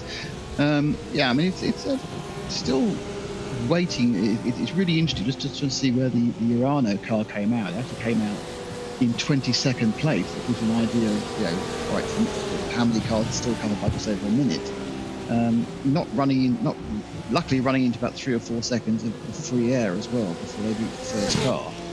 So quite a good bit of pit stoppery for them, but it's really what these top 3 end up doing in a few laps time. Yeah, 12 minutes to go until the top of the hour, where we'll be doing our own driver change here in the RaceSpot TV commentary box. Lewis McGlade and Ewan O'Leary will be joining us. Will be filling in here on RaceSpot TV for the middle 4 hours of the race. Myself, Peter Mackay, and Nick Damon will be back for the final 3 hours of the race. See who's going to come out on top. Very hard to pick at this moment in time. And which is going to be the correct strategy? Is it going to be these 3 cars here, the PGZ, the Vila car, the Red Line car on 9 stop, or is it going to be the slightly alternative Urano Esports with a 10 stop strategy? They actually, funnily enough, Urano won in the Coveted 24H Esports Championship last weekend in close to 6 hours. They actually won a race by having a stop more than another car. Their GT4 category, they did a 5-stopper rather than a 4, and that got them the win. So maybe that's where their inspirations come from. Well, yeah, I mean, it's also beyond. They've obviously just taken 2 tyres in last time. 2 tyres with 4 tyres, and this is the absolute. It's only just coming out to 11:36 local time on the track. And the stratospheric temperature of the track is ridiculous. It's about 50 degrees centigrade now. This is the worst period for tyre life, but Did you say 50 degrees Celsius? It's 100. Hang on, track is now 114 degrees Fahrenheit, which is not quite 50 actually. It's about 48. Unfortunately, I don't have it in centigrade. I like imperial measurements in my car. Wow. Well, we can. Well, that's quite remarkable. Track temperature, and that's going to make it really greasy and slippy. The cars are doing it. The leading cars look to be doing a good job to keep it all in line, but that traction is going to be so important. That could again come down to why the Porsche has been so popular and known for its traction. With that kind of unique layout, having the engine kind of over the rear wheels. Through the Casio triangle they go, looking nice and neat and tight in line. In terms of lap times, still in the kind of low 158, so they're actually matching the kind of lap times that Nicolas Laubich was setting. The difference was that Laubich was doing it on double stinted tyres, not single stinted tyres. Yeah, you're up to light with a full tank of fuel. This is a 59 one last time around, so a little bit slower than these guys at the moment. The ultimate pace of the track, which you've seen at 55, well, that's not happening because there's at least 2 seconds gone. That will take 2 seconds to grip easily out of the car. So, a good lap now would probably be 7.5, 7.3. Would be an outstanding lap. So running it 58 flat, that's pretty impressive. Yeah, I was surprised actually how far behind the Urano car came. Of course, you're up the light now running with, of course, he only put 2 tyres on at his last stop, so that can't be helping either. Sitting in 22nd place, he's 1 minute and 10 off the lead. Actually, if these 3 lead cars take tyres, he'll go back into the lead with a 10-second advantage. So it really is seesawing, and it shows you actually how many cars are in that complete bunch. Yeah, but his lap times are pretty poor at the moment. He's on 159.2. Yeah. So he's a second really off the front. So that obviously is mainly due to, it's not tyres, it's due to the fact he's got absolute fuel. So rather than being 30 kilograms lighter, he's now 60 kilograms heavier. And obviously with the reduced amount of grip due to temperature, that's even harder than let that weight around and change direction. Yeah, really interesting how it plays off between the tyres and the weight of the fuel in the car. Well, Team PGZ leading the way then with Govan Kini. Sven Ola Hassa there in the second place in the 450 Porsche, right in behind in a perfect position really to make it to the end of this stint on schedule. Same applies for the Team Redline Lamborghini of Patrick Holzman, who looks very comfortable. He does not look like he's having to push to make that difference. Then you've got 11 seconds back to the Mala Racing Team Porsche, a car that was right there in the fight early on and unfortunately made the same strategical blunder as Team Redline in that first stop, or had to, one of the two. But that's good. They're about 10 seconds off, but still, you know, in touch with 7 hours or so to go. Well, the interesting thing is going to be PGZ and Go Back Healy have led this trio effectively for most of this stint. How much fuel has Sven Hasse managed to save behind him? How much fuel has Patrick Holzer managed to save? That's the question, isn't it? Have they managed to save a lap, or have they just saved like a second's worth of fuel in the refuel? They obviously are using a lot less. They're not punching the hole in the air. I would think they've saved. I think they could potentially have saved a lap. I wouldn't be surprised here if we see Sven Hasse and Patrick Holzman carry on for another lap, and we see Govan Kinney go into pit lane. I think they're just where they want to be. They don't look like they're stressed. They don't look like they're having to push hard to keep in touch. They look exactly where they want to be. Particularly Hasse. I mean, he's just been on the engine cover of Kinney the whole way through these last sort of 20 minutes or so. Yeah, they've been nicely half a second behind, which means you've got a bit of a margin in case the guy ahead does something ridiculous or surprising, but you are getting the full benefit of the tow. So he's absolutely got to be relaxing. I've noticed that over the line Holzman's been either half a second or 0.7 behind, so probably that's his comfort distance as well. You need to stay within about 0.6 to get all the benefits of the slipstream, and that's what those two are doing.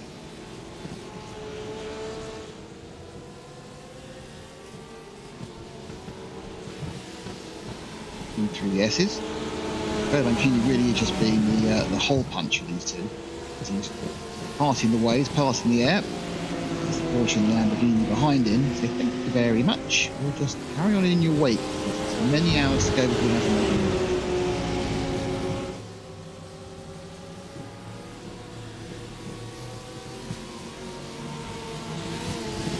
Further down, the Urano car, which emerged from its chrysalis, it's still doing 1:59.2, so it's the Optolite still losing time to PGZ and Vila and Team Redline. Of course, the iRacing platform with the fuel saving, Nick, it's interesting because it only measures throttle input. It's not the way, like.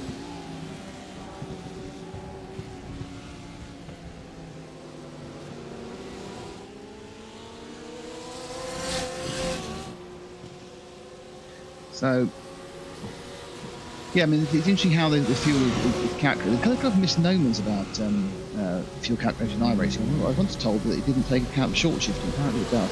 Short shifting does save fuel. That's short shifting when you don't rev the car the full way out. Yeah.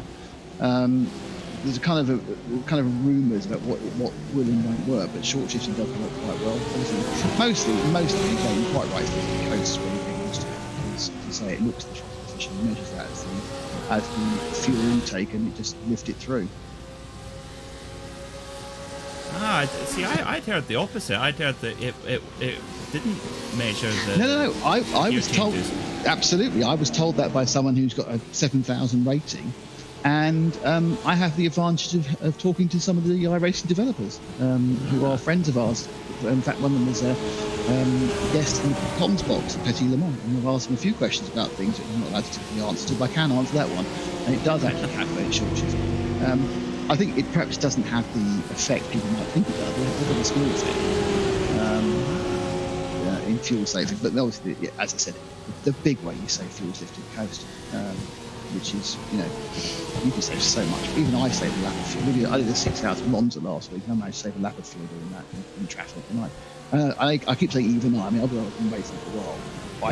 I accept my capabilities, and it's always, so. But the fact is that you can save, and it's useful. It just gives you more flexibility. And certainly, if you're in traffic, you're not losing anything by just using up. Move there from the Williams Esports number 3 BenQ machine. the Porsche gets a move done, and that now the 191. That is Joop de Light, I think. Yes, it is. Yep. Yes, it our is. erstwhile leader still not cracked the 159 in the last 4 laps. So in these laps he's doing, which will end up being 10 laps before the boys, the other top 3 go in. He's going to lose 9 to 10 seconds to them, which effectively, if they take 4 tyres, that is the distance. So the pace hasn't been there with a full tanked Porsche. Now, of course, what we will now see is when they come out, 114, 451, something they're going to have to run with 90 kilograms of fuel with these high temperatures, and they'll be seeing that be dropped as well. Yeah, 2.5 minutes to go to the top of the hour. This is the critical point now. We'll see who is going to hit it, who will not. And well, Mala Racing Team car 55 and the ATRS Esports cars both in 2 minutes and 14 seconds to the top of the hour. That's not really where they want to be. They're a lap too early. Yeah, this again, another pack of cars, most of them carrying on. So those who are running in a pack able to make it work. Carnage Competition in from 11th place, and they're number 6, pink Porsche. Our top 4 are all going to be fine because they're going to come into the pit. If they come in next time, they come in the pits about 7 hours and 30 seconds. The only problem is they are going to have to try and wangle a lap at some point during this race, because the race doesn't end at 10 hours. It ends technically it's 10 hours and some part of a lap. And that some part of a lap could be 95% of it. It might be 10 hours, and that's what you always have to bear in mind. You need a lap in reserve at the end. Yeah, that's it's definitely one thing to bear in mind. It really does depend where the leader comes around, and if you get the overtime, that can sometimes be painful. It's particularly painful at the Nürburgring. Of course, it's all 25 kilometers of it if you just force the overtime. Yes, that's a big extra lap. That is like a fortnight. Yes, exactly it is. So we'll get these pit stops underway, and then we'll be making our own quick driver change here in the RaceSpot TV commentary box. Peter Mackay and Nick Damon getting out, and a fresh, fueled and tired Lewis McGlade and Ian O'Leary will be coming in. All 3 lead cars in right on the top of the hour. Perfect timing. So in they come then. The number 114 Team PGZ Porsche. Govan Kini comes in. Sven Olahasa in the Biela Racing Team Euronics car. And the number 1 Lamborghini for Team Redline in with Patrick Holzman. I think we'll see Patrick Holzman stay in. Oh, missed pit box for Biela. Sven Hasse gives away 1 or 2 critical seconds there. Oh, that's frustrating. That certainly is. That's just pointless wasted time. So I assume that they will all take some number of tyres. The question is, how many? Don't worry, Patrick Holzman hasn't left the building. He's hiding behind the iRacing pace car. The Lamborghini is a low car. It's hiding behind the iRacing pace car. And luckily, that car doesn't exist. You can drive through it, otherwise you'd be blocked in by it. But you can drive through that car. Who's parked it there? Yeah, that's very, very true. So tyres of some sort. Unsurprisingly, the jacks go up. So that is, tyres being replaced on the Holzman. Who was that? Was that the PGZ car? I think so. It was. So a little bit of... so PGZ playing a little bit of a strategical card here as well. So how many tyres did they put on? 2 tyres. Oh. Wow. And Hasse went for 4. Holzman went for 4. But PGZ, they're throwing the dice. Absolutely, you're on. So, and Joop de Light has cycled back to 2nd, but 8 seconds behind Govan Kini. They'll probably come down a little bit, but so that he's lost the lead during those very slow laps he ran with a heavy car. Well, Peter Mackay and Nick Damon jumping out of the RaceSpot TV commentary box and taking over now. Lewis McGlade and Ewan O'Leary. Yeah, cheers, lads. I mean, what a race it's been. 3 hours down, still 7 more to go in the final VCO Grand Slam of 2022. It's been a crazy race. We weren't expecting too much when it came to strategy, but as soon as we got to that race start, got to that first pit stop, we realised, Ewan, that already it was going to be wide open on the strategy, and that's how it was going to go all the way through the day. And that's how it is seeming as Williams Fanatec come into the pit lane. Yeah, absolutely. It's been a big surprise, I have to say, when I turned on this race earlier on to see the start. I was expecting 4 tyres to be taken by everyone every single time, and so the race might be a little bit flat strategy-wise, but I'm very glad to be proved entirely wrong by that. There's been so many different calls, although it is going to be difficult to see those tyres going too much further now. We are getting towards midday in sim. The temperatures are going to be getting quite painful for these tyres, really. And so 4 tyres may well be the way to go from now on, but at least early on in the race we had a lot of excitement. Yeah, it certainly is. Track temperature at the moment, as we are 10 minutes away from being midway through the day. In game time, it's 11:50 at the moment. The track temperature is 47 degrees Celsius. It is pretty toasty. The 114 then will retake over the race lead. Now that's because they've taken less tyres, just 2 tyres on the car for Govan Keeney, and so it'll take over that race lead. The question is for how long. I mean, when we saw some of the gambles earlier on in the race, I was sat there as a spectator watching along, thinking, and a 2-tyre call, I don't buy it around here. Temperatures are too hot. It is aggressive, this circuit, when it comes to tyre wear, but it seems to have worked. Yeah, absolutely. And for me, this is quite a big risk to be taking this far out, considering the fact that PGZ were in the front group, if you want to call it that, in the front 4 with the Urano, Biela and Redline. You know, they're right up there, and if they take 4 tyres, I think they almost guarantee themselves for another hour to be up there as well, unless they go off the circuit. You know, they don't even have to push that hard. So I think this is a big risk from PGZ, but they could be heroes at the end of it. There's even more risks going on further down the order, by the way, because the 15 and the 17 for Williams and Beef Central have taken no tyres at all in these temperatures.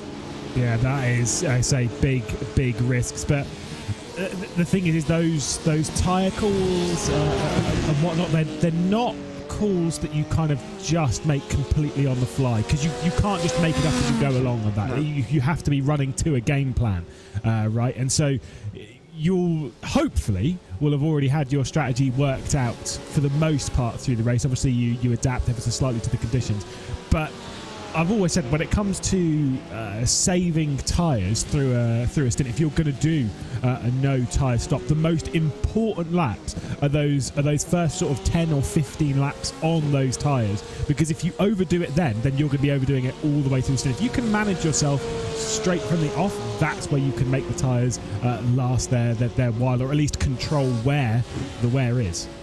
Yeah, I think you're right. The opening portion of these stints are very, very important. We saw this, I think, especially with Biela. Sven-Ola Hasse did the best job in the first stint for my money. I know that Max Benecke obviously took pole position. He took the lead and he gave Redline a nice lead after the first hour. But the most impressive driver from those first 60 minutes for me was Hasse, because he paced himself so well in that opening hour, really well. He almost got, no slower at all throughout the stint. He didn't take too much out the tyres early on. He slowly brought that car into the race, and he even saved a lap of fuel compared to most of them as well. Now, they did throw that away in the second hour because Hasse was going bananas, but they gained that lap of fuel anyway, and he paced it really, really well. So you're right, these opening laps are very, very important, but I just wanted to pose a question to you, Lewis, because I'm at a loss as to the answer to this one. I don't know if you've got any idea, because this circuit's a figure of 8, technically. What 2 tyres would they take? Because it's not as obvious as it would be as a clockwise or anti-clockwise circuit. Yeah, I actually don't know the exact answer, because it's. I think this is the whole setting on the fence answer, so sorry. But lol, it is one of those ones that changes dependent on what car you're in, right?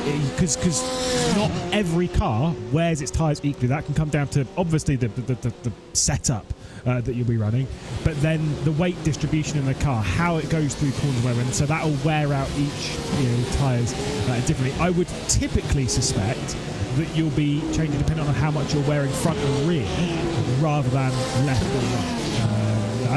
I'd see around here the left and right wear should be fairly equal, not obviously perfectly equal.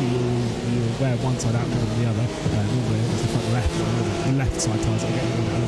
But I still think you would rather change at least to be front and rear, just because you're then controlling the both.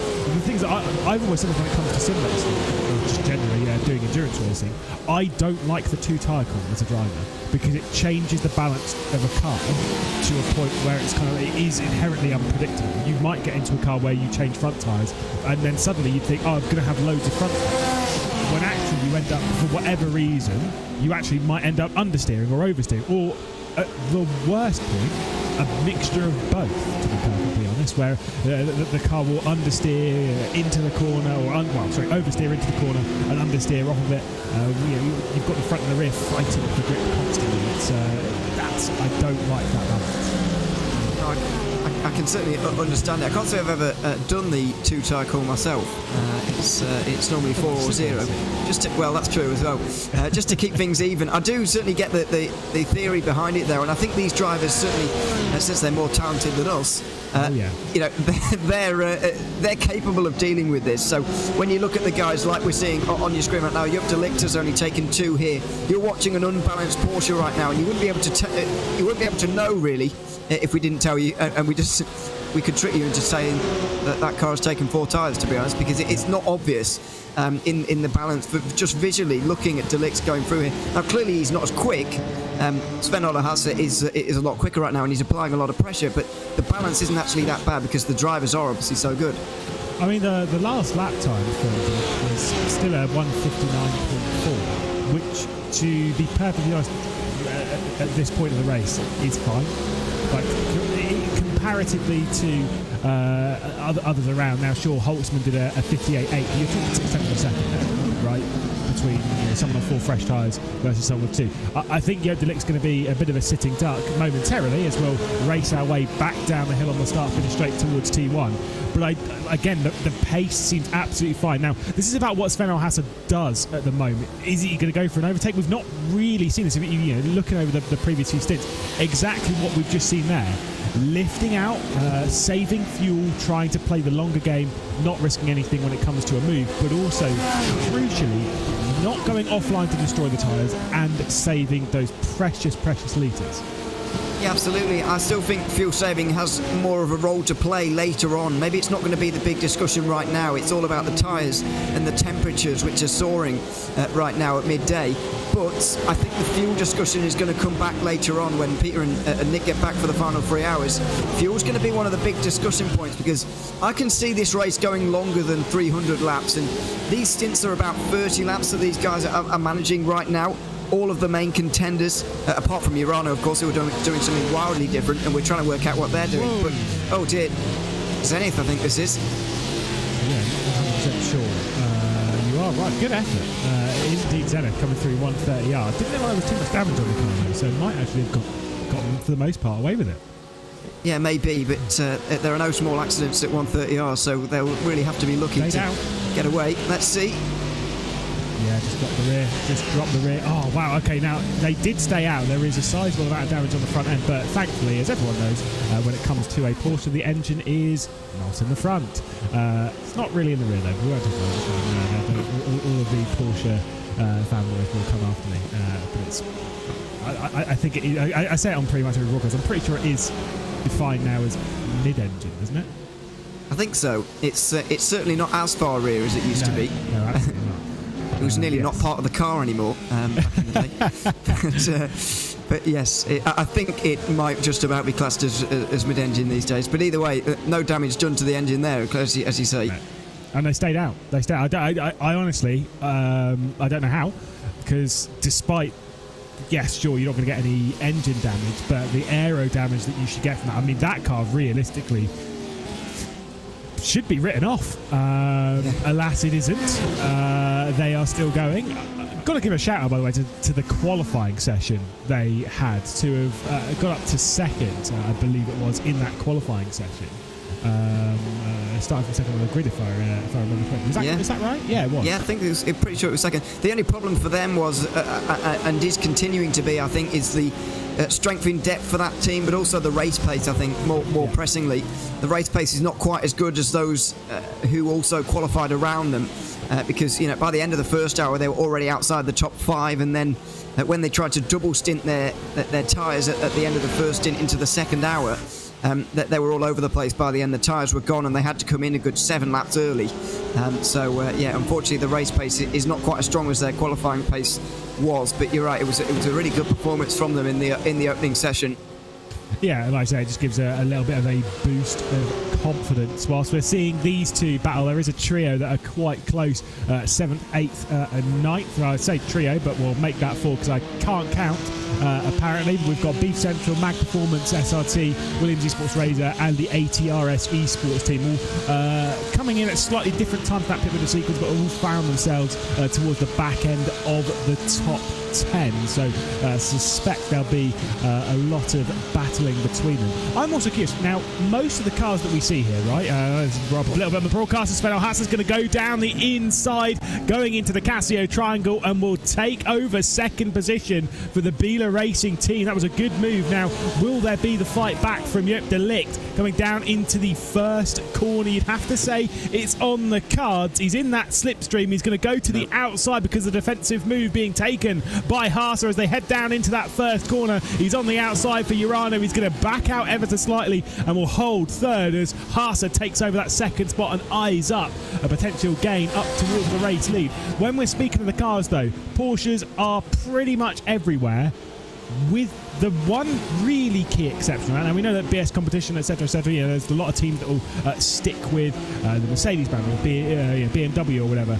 It is the Lamborghini that is with that Team Red Line Red. Now, they haven't just picked that going, we like the sound of the Lambo. I love a V10 scream around Suzuka. There is a calculated idea as to why they've taken the Lambo, but everyone else has taken the Porsche. What are they playing here? Exactly. It's not particularly clear to me, I've got to be honest, why they've taken the Lamborghini, because they are only one of 2 teams to have taken it in this top split, and Ronin Simsport, the other team, are already out, and they were 2 hours ago. So it's the only remaining Lamborghini.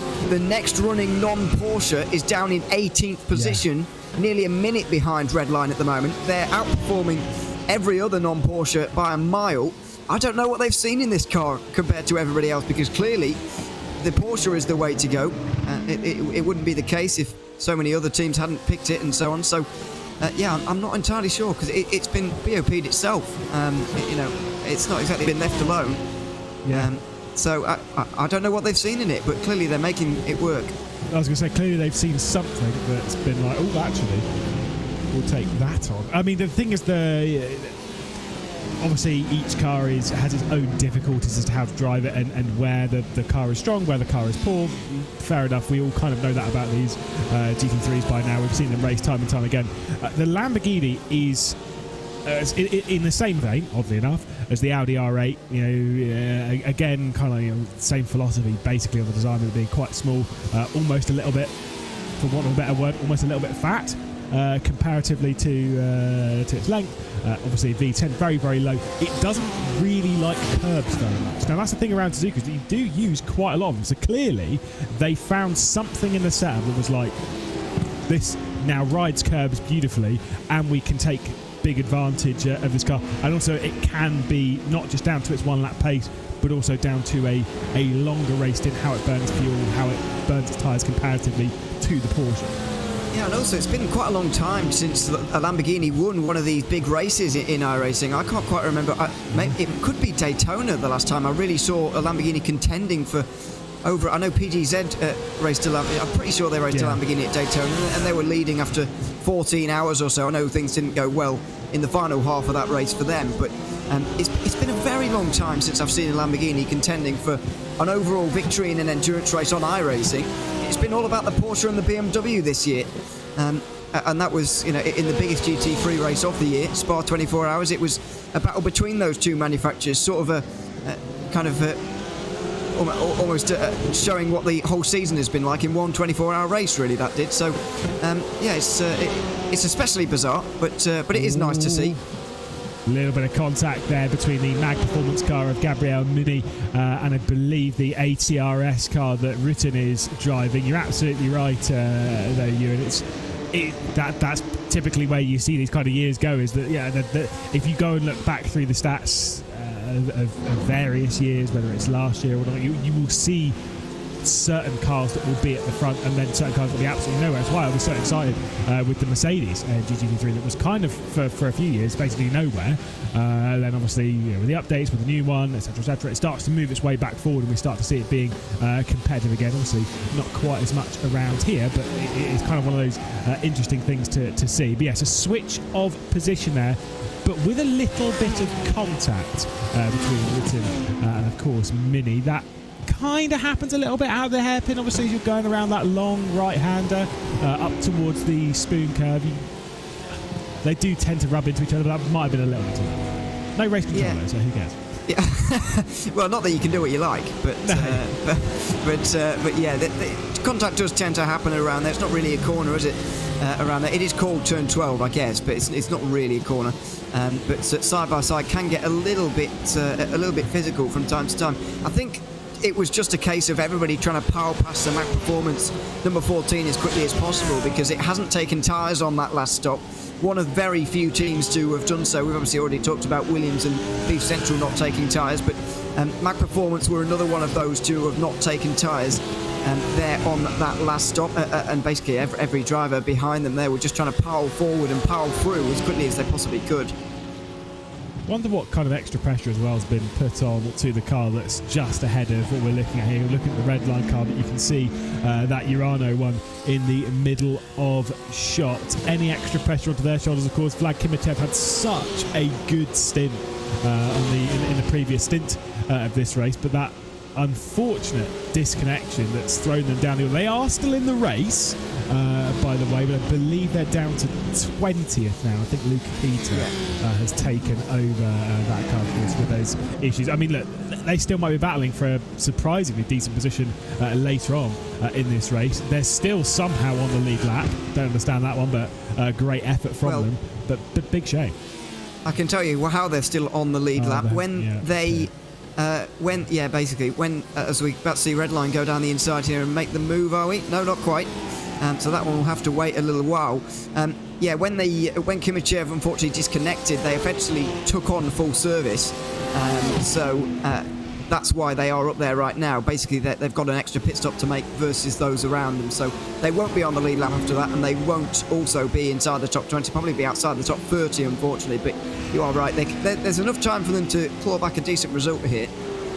If there's one style of racing where you think, yeah, the comeback charge is absolutely on, and I can tell you that most of the time it just isn't. It takes such strong mental strength to get through. It is a split one endurance on an iRacing special event. It is brutal. It is absolutely brutal. To win the race, you generally have to have pretty much a perfect race to work your way through. Switch of position now. Team Redline are going to get through. They've got the inside run on the exit of the hairpin. It'll be on the outside all the way round. Well, it's turn 12. A little bit of contact again. A little bit more of a squeeze as Joop de Ligt's moving over onto the nose of that Team Redline machine. But the inside line going into the spoon curve, and Patrick Holtzman is going to take over third position. Yeah, that was starting to get costly for Holtzman. He saw the writing on the wall, really, with Biela going up the road a little bit, 3.5 seconds up the road now, and thought, I've got to get this move done as quickly as possible. You wouldn't ideally want to do it at the hairpin, really. It does lose you a lot of time, and it does carry with it quite a lot of risk, as you've just seen. But he's been able to do it now, and he shouldn't come under any more fire from the Porsche in behind. But the damage is already done in terms of the time he has lost to Biela, who are, as I said, 3.5 seconds up the road already. Yeah, you just got to kind of not get too stressed out by it, right? And when you're behind someone and you can see someone pulling away from you, you've got to accept it is a long race, which is easier to say and definitely a lot harder to do.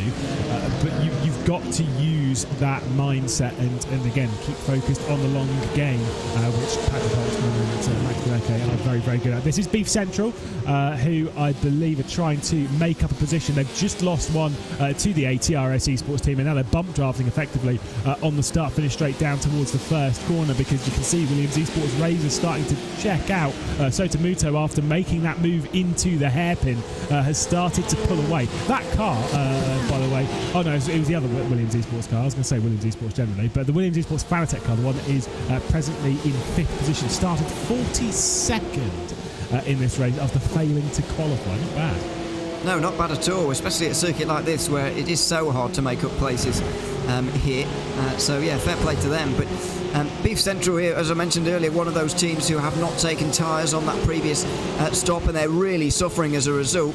I know that Mag Performance just behind them haven't taken tyres either. I think Arnaud's just behind them. Oh no, they did take 4 last time. It was 2 the previous time. But yeah, they're really suffering as a result here. And almost trying to stay out of everybody's way, but they are one of the only teams in the field who I'm pretty confident in terms of fuel, and there's not a lot of teams that I can say that about so far in this race.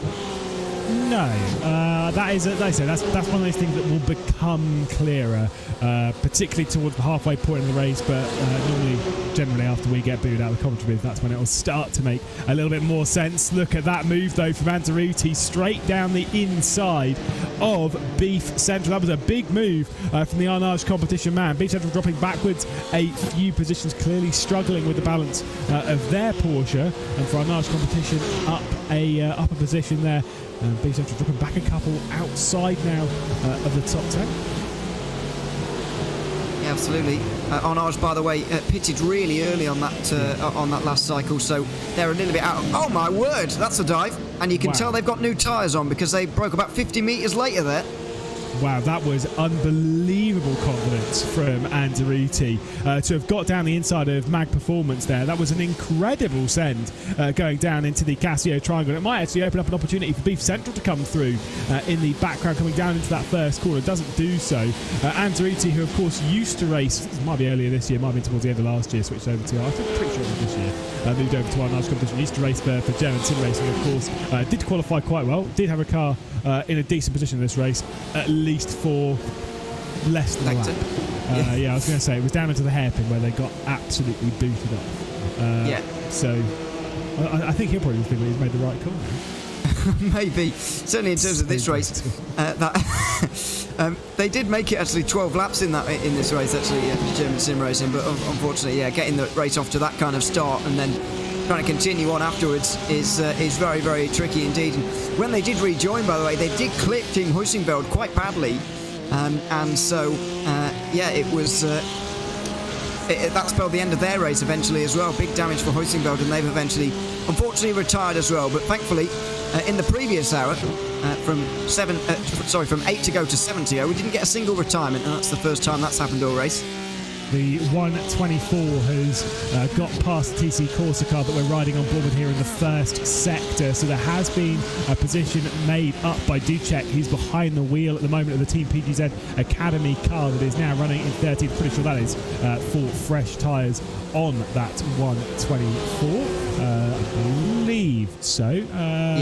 Yeah, I think so. But I think it's also 4 tyres. Well, from what I'm seeing there, I think it's also 4 tyres on the TC Corsa car. But clearly there's a pace differential between the two. Of course, it's an endurance race, so there's multiple drivers, so each their own on that. Not everyone's going to be running at equal pace, and that is showing here. Marlon Ducek going very quickly indeed comparatively to those just outside the top 10.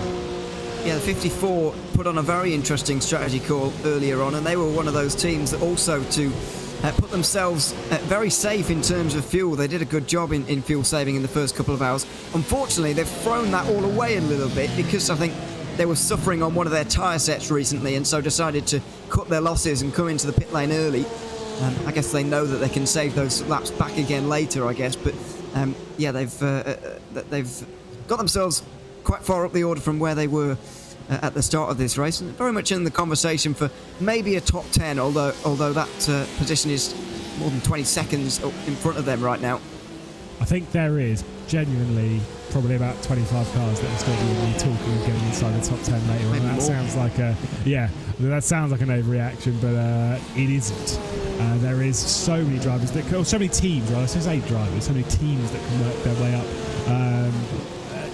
especially for me, especially those teams that are a two-driver team. Because for me, in a 10-hour race, 10, 12, etc., I think that is too short of a race to require a third driver, and all you're doing by bringing in a third driver is potentially causing some risk with the third driver being slow. Was that BS competition going from? It might have been lapped, I think. They had to think about it, but I don't think they went through with it, which is probably... No, I think they did get through, which is why I'm thinking it's lap traffic, because on that hilariously very, very blue car. Yes, it is. Yeah, you're right. BS competition are running on their own. That's Rainer Tauval, by the way, just making his way through. It's probably Precision Racing Esports, I would guess, in that hilariously blue car. The 111, maybe? It's Visor Becky in the Gepard Esports car. I had a 33% of the chance of that being right. Nice. There's only 3 cars one lap down. I failed. So that is one way of just literally removing all intelligence from that by just going, wow, I was a wild stab at the top. Also, they do run blue cars because okay. Their logo and stuff. Obviously, the Precision Racing League as well, which is on RaceSpot TV. Yeah, unfortunately. That's not the blue car that they're running. They're also a lap down. I didn't even have to say that, did I? People at home don't know that there's 3 cars one lap down. Didn't even have to mention that. But there's the other one. Not quite as blue. Nowhere near as blue. There you are. Is that what? So you're disappointed in the lack of blue? Is that? Well, no, I don't mind. It's a pretty nice livery. It is a nice livery. It is. Again, it's one of those ones where I've said before, when it comes to liveries and whatnot, if you can look at it and recognise what it is from a model distance, the only issue that I've got is there is a Williams Esports car that when Williams Esports switch out the front of their car, whether it's white, whether it's green, and whatnot, and they used to have yellow as well. I wasn't a fan of that. Well, as much as we saw them going further down, unfortunately there has been a bit of a spin the Gepard Esports car. Nearly a questionable rejoin as well, almost in front of, I think there might have been Impulse coming through also. So, no heart in mouth moment. There is Williams Esports. I said sometimes the front of this car is chromed, which would very much confuse me versus the Precision. Yeah, sorry. If we're on the subject of liveries, by the way, can I just give a mention to the BS competition livery for the kind of Japanese special? It is one of the best special liveries I've ever seen, because, and I'll give you 2 reasons. First one is the obvious reason that it looks good, and that's important, of course. But secondly, they've changed. They've had a special livery, but they've not changed it so much that it's completely unrecognisable to anyone who's watching, who have seen BS competition before. Yeah. I honestly, in the first 20 minutes, I didn't realise they had one. And then we looked a little bit closer, and they've got a very nice bit of detail on the right-hand side of the car, left-hand side as we're looking face on. Yeah, it's a very nice bit of detail, and it's not immediately noticeable, so we still know who they are. So, yeah, absolutely more than 10 out of 10 from me there. More than 10 out of 10. Maybe even a 12.5 out of 10. No, I think, like I say, it's great. Like I say, from a distance, instantly can tell what it is. They've made the side of the car that was black and white, they've kept black and white, but they've changed it, right? If you took a photograph of just that side, you'd be like, well, yeah, obviously I have no idea what team this is. But then when you see the full picture, definitely is a BS competition car. They've done a great job on it.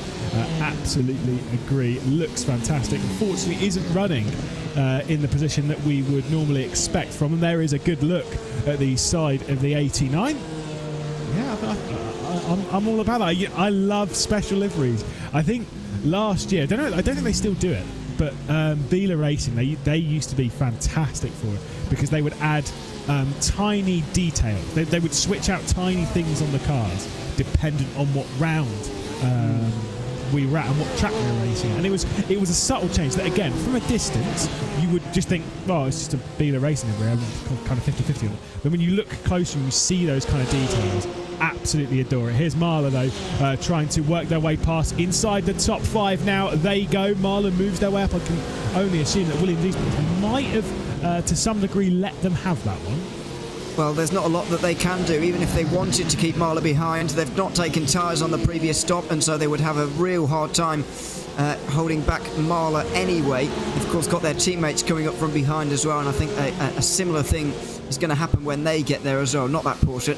That's the 111 we were just talking about. The green fronted Porsche in the background there will be there very soon. There's still half an hour to go on this stint, and you get the feeling that the number 15 is going to be suffering quite heavily throughout that. Yeah, and like I said, all the balance differences and whatever on each of the cars could cause some problems for some of the teams from Marla to work their way up. Like I say, inevitability. But let's see Otis taking over that 5th spot now.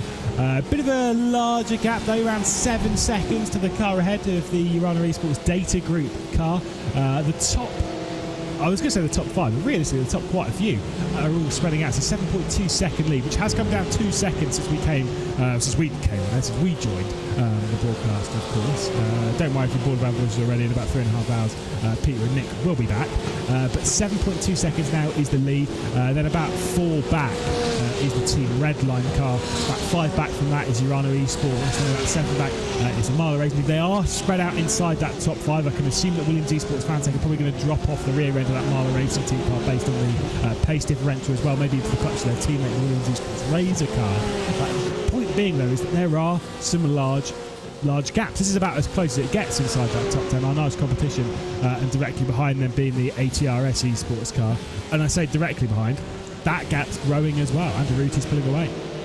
Yeah, absolutely. This is a pace difference, really, for Anderuti versus Rutten. I guess Arnage have got a little bit less fuel on board right now, given the fact that they've been out there for 9 laps longer. But even so, that won't be all that gap there. Jonas Rutten certainly losing a bit of time in terms of pace. And speaking of losing pace, by the way, if I was Jupp de Ligt, I would be in by now. I would have come in before now, to be honest, and certainly by now. It would be into the pit lane. He's losing time. The last lap before this one was a 2:0.0.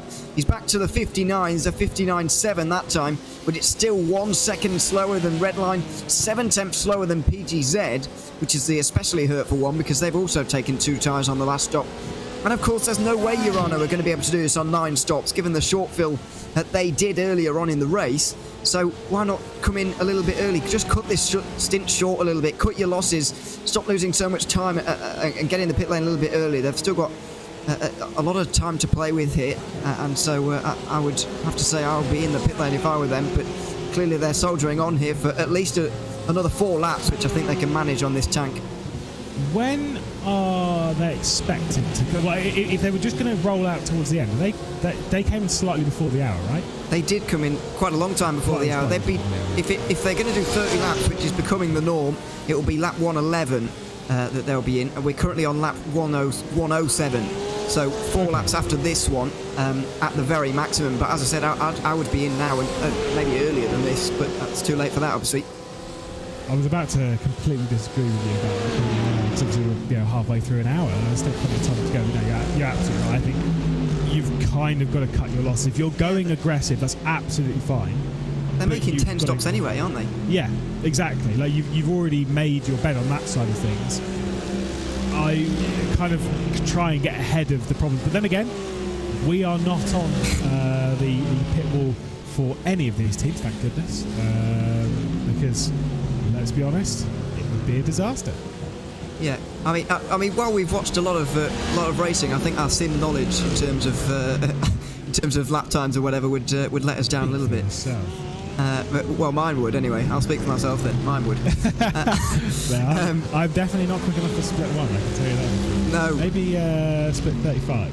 Even though I don't know there are split 35 splits there. So. No, bottom split, whatever it is. Not sure how many it is today, but yeah, it's I would agree. But yeah, I agree. And the other thing with pitting early now for Urano is that they're not exactly backing themselves into a corner by, you know, we've mentioned they're doing the 10 stops.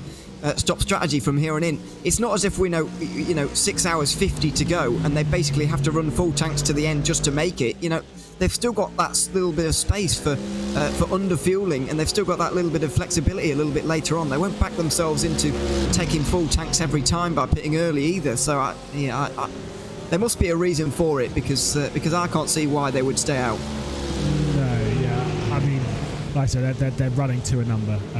Is all I can say. They're clearly playing a slightly bigger picture from their side, whether that's right or wrong.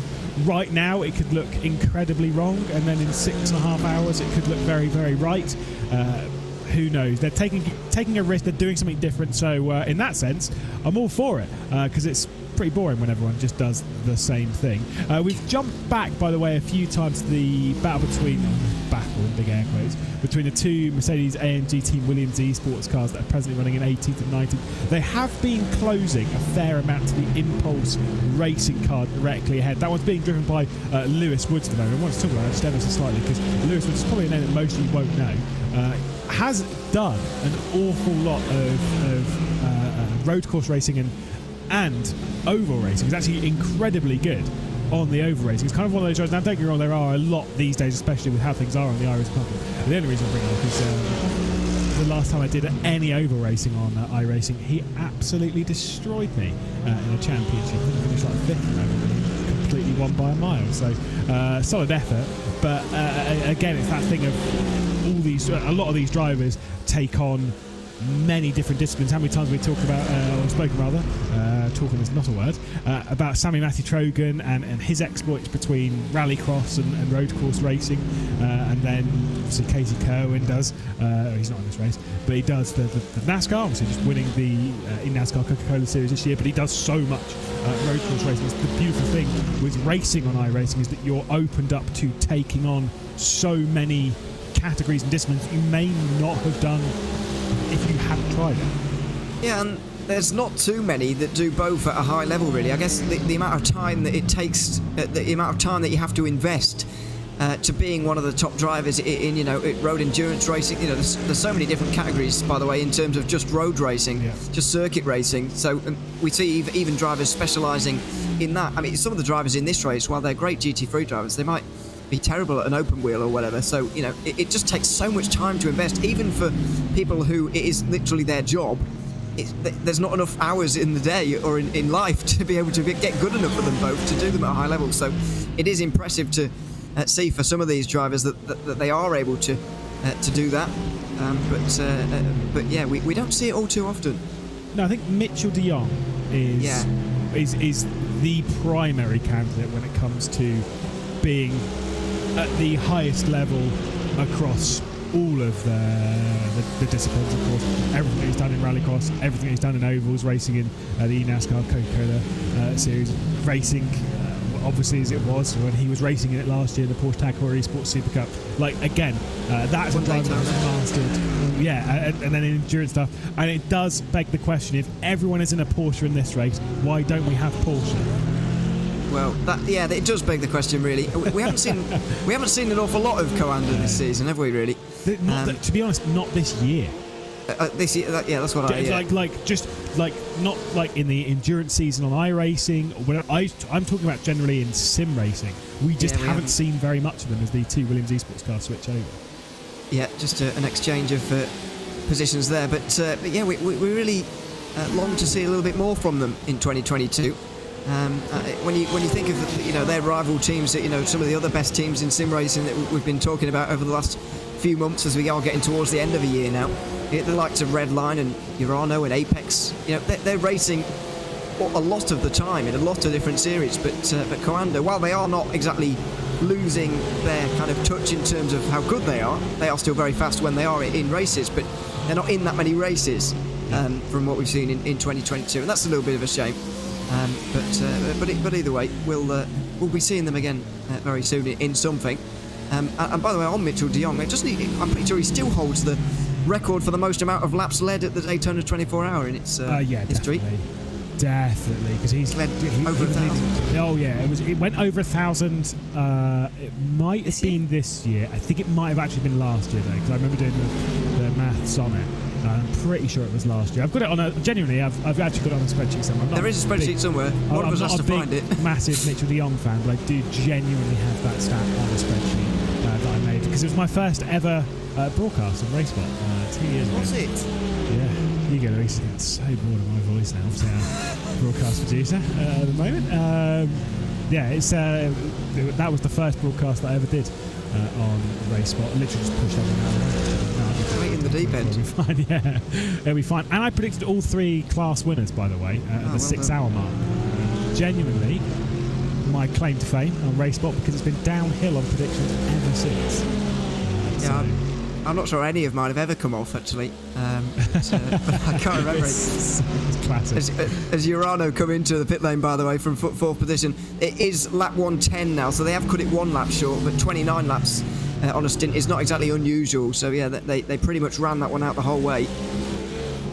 Also just seen Ate Kalpinen, I say just seen, down into T1, Ate Kalpinen getting past Lewis Wood, that battle that we were talking about. Carl Janssen will be the next one to try and find his way past as they head through 130. Other 2 Williams Esports cars working together in those Mercedes. Lewis Wood jumps straight out of the way, obviously. Different tyre wear, different strategy, not worth the fight, not worth trying to hang on. What you can do though from this point is just trying to hang on for a lap, maybe 2, 3, 4, just to those 2 Mercs. Save the fuel that extra little bit, just try and pull you along a little bit, and all that time you lost by lifting out to let them through, you might well gain back as we take a little look into pit lane as you were right, the Urano car in. Is that Arnage in behind as well? Was he pitting quite early also? Yeah, that's 30 laps for Arnage, so absolutely on schedule for them as well. Tyres being taken by Urano as well. You'd expect it to be 4 with Nicholas Laubish also getting back into the Porsche. He makes his way out, and he's got to find clean air here, because this was the problem the last time Urano took 4 tyres. It was a good call. They came in early. You know, the undercut was very much on, and then they found themselves in a 5-car train battling for, outside the top 30. They've got to find more free track space than they did then.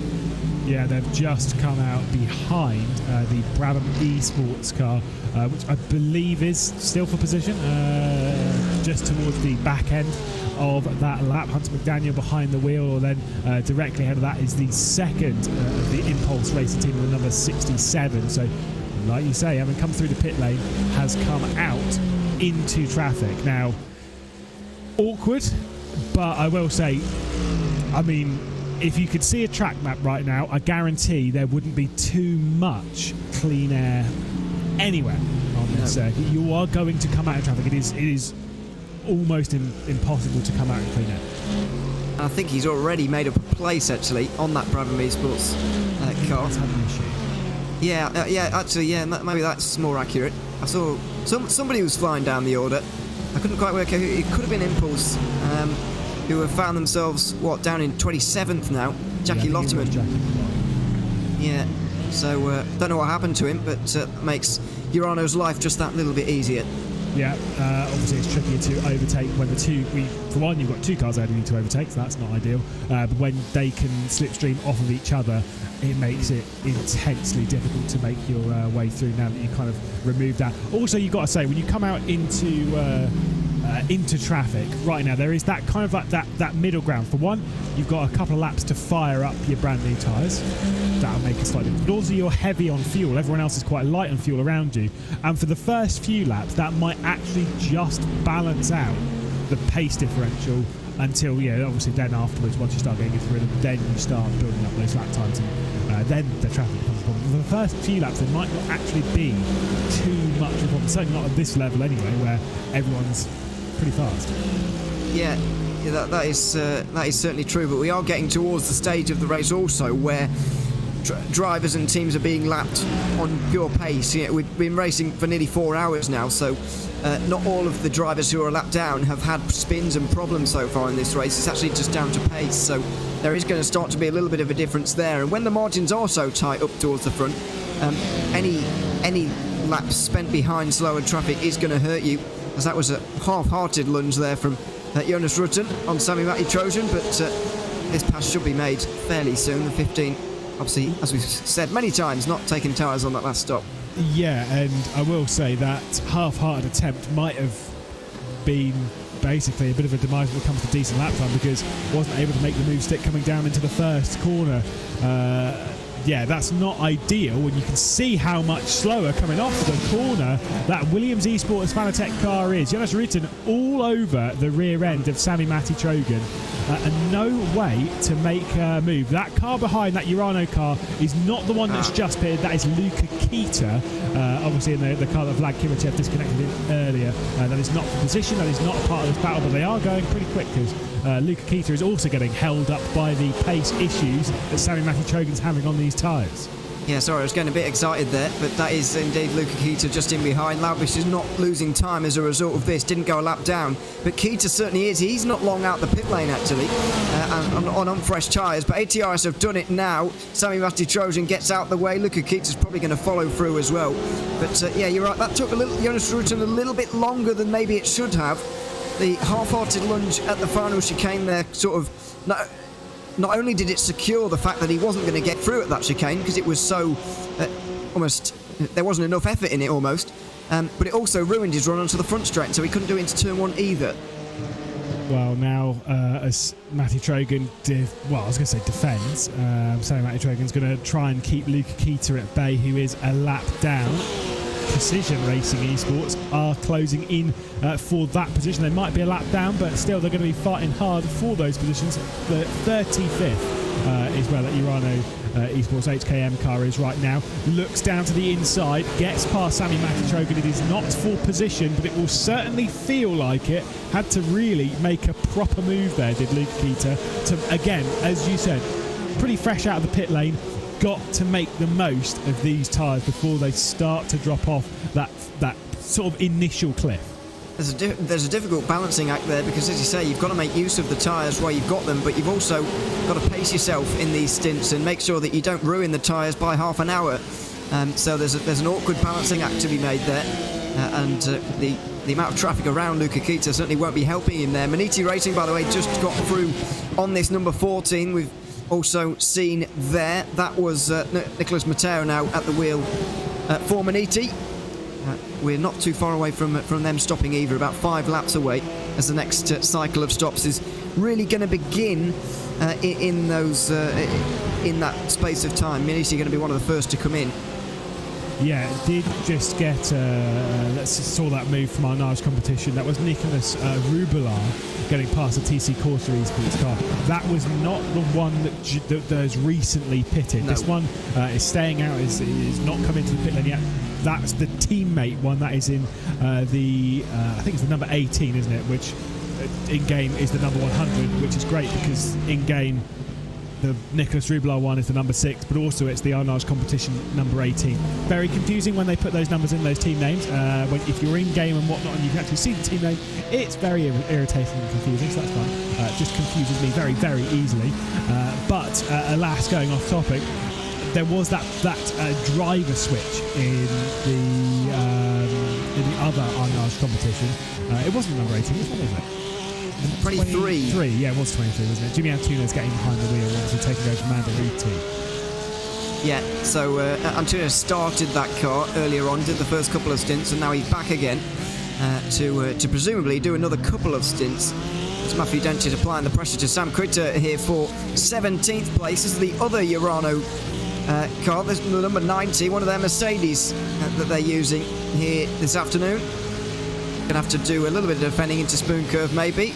Matthew Dent's opting to save that little bit of fuel instead and wait for a better opportunity later on. I'll be honest, I thought Urano had a bit of a deal where they had to run Mercedes actually in some of these races, but clearly they can do both, which is what they're doing today. It's the same as the Williams deal, because Williams also have the same deal with Mercedes. You can see both of them on screen there. Is that I'm not sure the ins and outs of the deal, as we can see. Wow, a big old slide right in front of one of the 91. That was one of the Urano car that we were just looking at, of course, being the, I think, was it the 90 or the 91? You think it was the 91? I think it was the 90. We were just looking at the 90, and the 90 was the other Mercedes, so yes, I'm gonna say that was a 91, but it's only a guess. Yeah, but yeah, I'm not sure what the ins and outs are of the deal, but Mercedes have signed with Urano, with Williams Esports, but they are still allowed to very clearly enter cars with other manufacturers. Why, how, or what their requirements are as to what they run. They're both running 2 Mercedes-based entries in this, so maybe that is the requirement. Yeah. But I don't want to speak of their contracts because I have absolutely no idea. We'll be talking out of my bottom on that one. But they are both clearly allowed to run different cars because you've got the Williams Esports Fantech and the Razor, both of which are Porsches, and Urano did have 2 Porsches also on the grid. Yeah, it's clearly not exclusive, but it's a good pickup actually from you. They've both got 2. Maybe there's something in that, but as you say, we are entirely speculating. More than speculating, there's literally just making more it up than as that. we go along. We actually are. So yeah, there's something going on there, but yeah, clearly the Porsches that are running as well, and they're running quite well. But Williams in the top 5 right now. Urano very much in contention, I should say, for the overall win here in 6 hours' time. So yeah, things going well as they kind of split their efforts this afternoon, both of those 2 teams. It's not the only manufacturer contract where it's not exclusive. Because also the BMW Team Redline, they don't always run BMWs, so yeah, there is a little bit of openness. This is the 16th place car. That is the 90, again still under pressure from the Team PGZ car that is being driven by Matthew Dent. Also, speaking of this is not trying to make any hashtag Urano bias, by the way, but just want to say the one that we did just pull away from the 91 that was believed to have that front damage, under pressure at the moment from Zenith Esports, just ahead of this on track, but obviously behind in the race. They are a lap down at the moment. So there are a couple of battles appearing as we are approaching the end of the 4th hour and approaching another pit window sequence. We certainly are, and a very, very important one as well. This typically, because it's an even hour, and it's an even number of hours in the race, this typically would see 4 tyres for everyone. But given the fact that most of the teams took 4 tyres last time, there is possibility for some of those teams to maybe decide that it's not too late in the race to do 2. But as we've mentioned earlier many times, it is only getting warmer, and only later on is it going to get a little bit cooler. Maybe is the race going to end at 7 p.m, but I'm not sure what the sunrise and sunset things are at this time of year in Japan, because I don't live there, so I'm not sure. But yeah, it might start to tail off towards the end of the race, but I mean, we are in the heat of the day right now. Yeah, Sammy Matisrogan under a lot of pressure, just losing out a position from the Maniti car, but now has another one on his shoulders in the Precision, sat on the rear end as we head back out of the Casio Triangle onto the start-finish straight. There might well be a position switch, as we'll see if the Williams Esports Fantech car is going to lose out another spot. I mean, they are really struggling right now. Elliott White over the rear end. Precision Racing Esports team. It is the second Precision team named Precision that I've commentated on in sim racing. I feel like I've been in sim racing for long enough now, but I am genuinely starting to see the same names pop in and out. That I'm just kind of like, oh yes, another RSR, fantastic, and another. And it's just like, yeah, okay, I've seen some before. You do get used to it. You do get used to these things eventually. It takes time, but you do get there eventually. As the 2 Williams Mercedes make their way towards turn 1 right now, really sandwiched in between that battle that you mentioned a couple of moments ago between Zenith and Urano. By the way, you can see that front end damage, I think, on the 91 there, just in the background. And Mivano in the number 7, the Porsche that span around in front of them, had to come in as a result. So clearly it wasn't an insignificant bit of contact that we saw at Spoon there a couple of laps ago. I wanted to say, by the way, you were saying about how it's getting hotter. I did just check the temperature, the track temperature.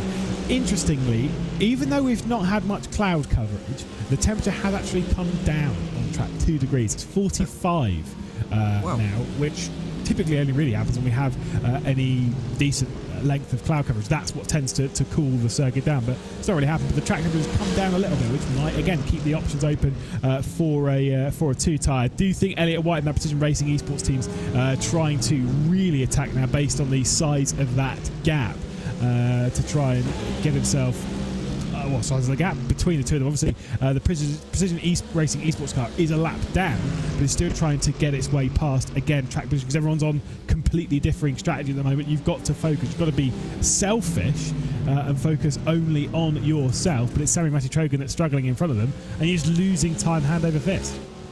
Yeah, you are, and it's a very difficult place to be. Yeah, very surprised to hear that about the track temperatures, if I'm honest. Same. Since it's like about 1 p.m, isn't it? Coming up to 1 p.m. in sim at the moment. So yeah, that's weird. But either way, maybe a nice breeze has come over. Well, maybe. I didn't think wind could decrease track temperature that much. Does it? Okay. Oh, I don't know. I have no idea. Oh, well, I don't either, really. As number 4 comes in, this is Carl Janssen, and is it on schedule? Yes, it is. Lap 117, this is 30 laps after they were most recently in on lap 87, so no worries for them, but they will need to start doing some fuel saving if they want to avoid a splash. Wonder what the maximum lap times that you can do is. We've seen a few 31s, right? But has anyone picked up 32s and whatnot? Impulse here trying to get around the outside, but unable to do so. I think I might have actually then being passed by the Cadego Squadra Corsa. I think it might have just been a bit of a move down the inside. But yeah, can anyone do 31, 32 laps? I've seen 31. We saw 31, 31 yeah. earlier from Biela in the first hour of the race, which is impressive. 32, I haven't seen one, but then again, I'm only really keeping tabs on the top half of the field, maybe even less. So it's possible down the order that's happened, but clearly none of the main contenders are doing it, and as a result of that, I'm starting to think that if it is possible, it's not worth it. Yeah, it's one of those things that it is possible, but you will lose too much time in doing so, which unfortunately a few of the teams that haven't been doing 31 laps, they're backing themselves into a position where each time they don't do it, they're giving themselves another lap on a stint later on, which means they may end up having to do 32 lap stints later on to bring themselves back into the window to pit at the right time. Because of course, I mean, one of the good things around Suzuka is that the maths for the most part is kind of easy. Lap times are around 2 minutes. There's 60 minutes in an hour, divided by 2, 30 laps, nice, all well and good. They're slightly under it, so you're aiming for 31 laps, but if you have taken shorter stints earlier on, courtesy of the tyres and also the pace of the actual lap times is quite a long way from where we were earlier on. The track temperature is slowing this race down drastically. Because we were in the high 40s earlier, obviously it's coming down slightly now to the mid 40s, but even so, and I know we're at the end of a stint, but you know, we've got 58s across the board for the very best right now. That's 2 seconds slower, very near, from the best laps that were set earlier on in the morning when track temperatures were lower and conditions were better earlier on in this race. So yeah, it's a very different look to this race, and fuel saving not becoming quite as important as it would have been earlier, where the earliest predictions, the drivers would have needed 31 laps every single time. On this current prediction, I mean, they might need 31 once or twice if the pace of the race continues at the way it's going. Yeah, and also this is a bit that's kind of initially counterintuitive, but it does make a lot of sense. Again, the slower the track is, so that essentially the hotter it gets, the slower the track is, the easier it is to save fuel, because you aren't taking as much speed through, say for example, the S's section. You can lift a lot more going through there. Sure, the track might change in speed by 2 or 3 seconds, which is a crazy amount, by the way. But yeah, if it does change that 2 or 3 seconds, if you were to divide it down corner to corner, it doesn't actually change that much realistically. But that slight change is just enough for you to lift off that throttle, to breathe, to let the car roll through the corners. It makes fuel saving a lot easier, and so it's one of those things where that's where you need to be adaptable. You see it in wet races, of course, when the rain comes down, the grip lowers. And so does the fuel consumption also. So a few have bitten to come into the pit lane, Marla and ATRS. And meanwhile, a bit of a switch of positions there, or rather not switch of positions. It's MAG Performance defending from the Williams Esports Fanatec car that's being driven by Sammy Matthew Trogan, who I think might be actually... I was going to say coming back at speed, but I think Gabriel Mini got past the previous lap, but has kind of dropped back into the clutches. Yeah, and he was 1.5 seconds faster on that last lap. I think that pass happened on the last lap, actually. Matty Trojan is all over the place, and it's not because he's not a very good driver, it's because his tyres are all over the place. He's really struggling, and he'll be in at the end of this lap, I would imagine, and he'll be very glad about it as well, because that gap to Gabriele Mini not long ago at all, was about 7 seconds, and that's come down like a rock. Yeah, for all the drivers pitting now, they are comfortably within the window to just keep doing this on the hour, because we are just about to tick over into 6 hours left to go. Pitting around now, things are looking great for you on fuel mileage, and as such, our race leader comes in. Team PGZ enters the pit lane. It'll be Govind Keeney, of course, leading the race, doing all 4 hours thus far here. Now, again, anyone who remembers back to the opening really the opening iRacing special event of the year. Probably, might have been one even before that. Sports car ones. Yeah, the big one.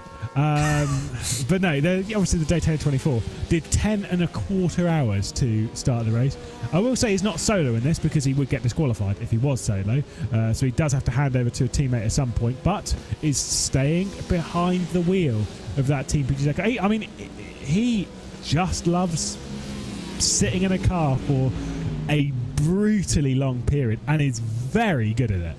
Yeah, there's certainly precious few drivers who can manage this in terms of the amount of time that he spends just in a car, just hammering away on his own. Plenty of drivers and plenty of drivers would really not be able to cope with it, really. Yeah. But he certainly is. He's one of the best at it. And he's showing his worth once again. I went up on the jacks there. He will be taking 4 tyres this time, and it looks like, to be fair to him, his 2-tyre call on that last stint absolutely paid off for him. It was absolutely brilliant. Pace-wise, looked great. Not incredible through the stint, but pretty decent. Now I'm looking at the lap times there. Okay, it was pretty impressive. The last few lap times were actually in the 58s. The last 5 or 6 lap times, you got a 58.5, a 58.6, 58.7, 58.6, 58.7, then a 59.0, and then came into the pit lane.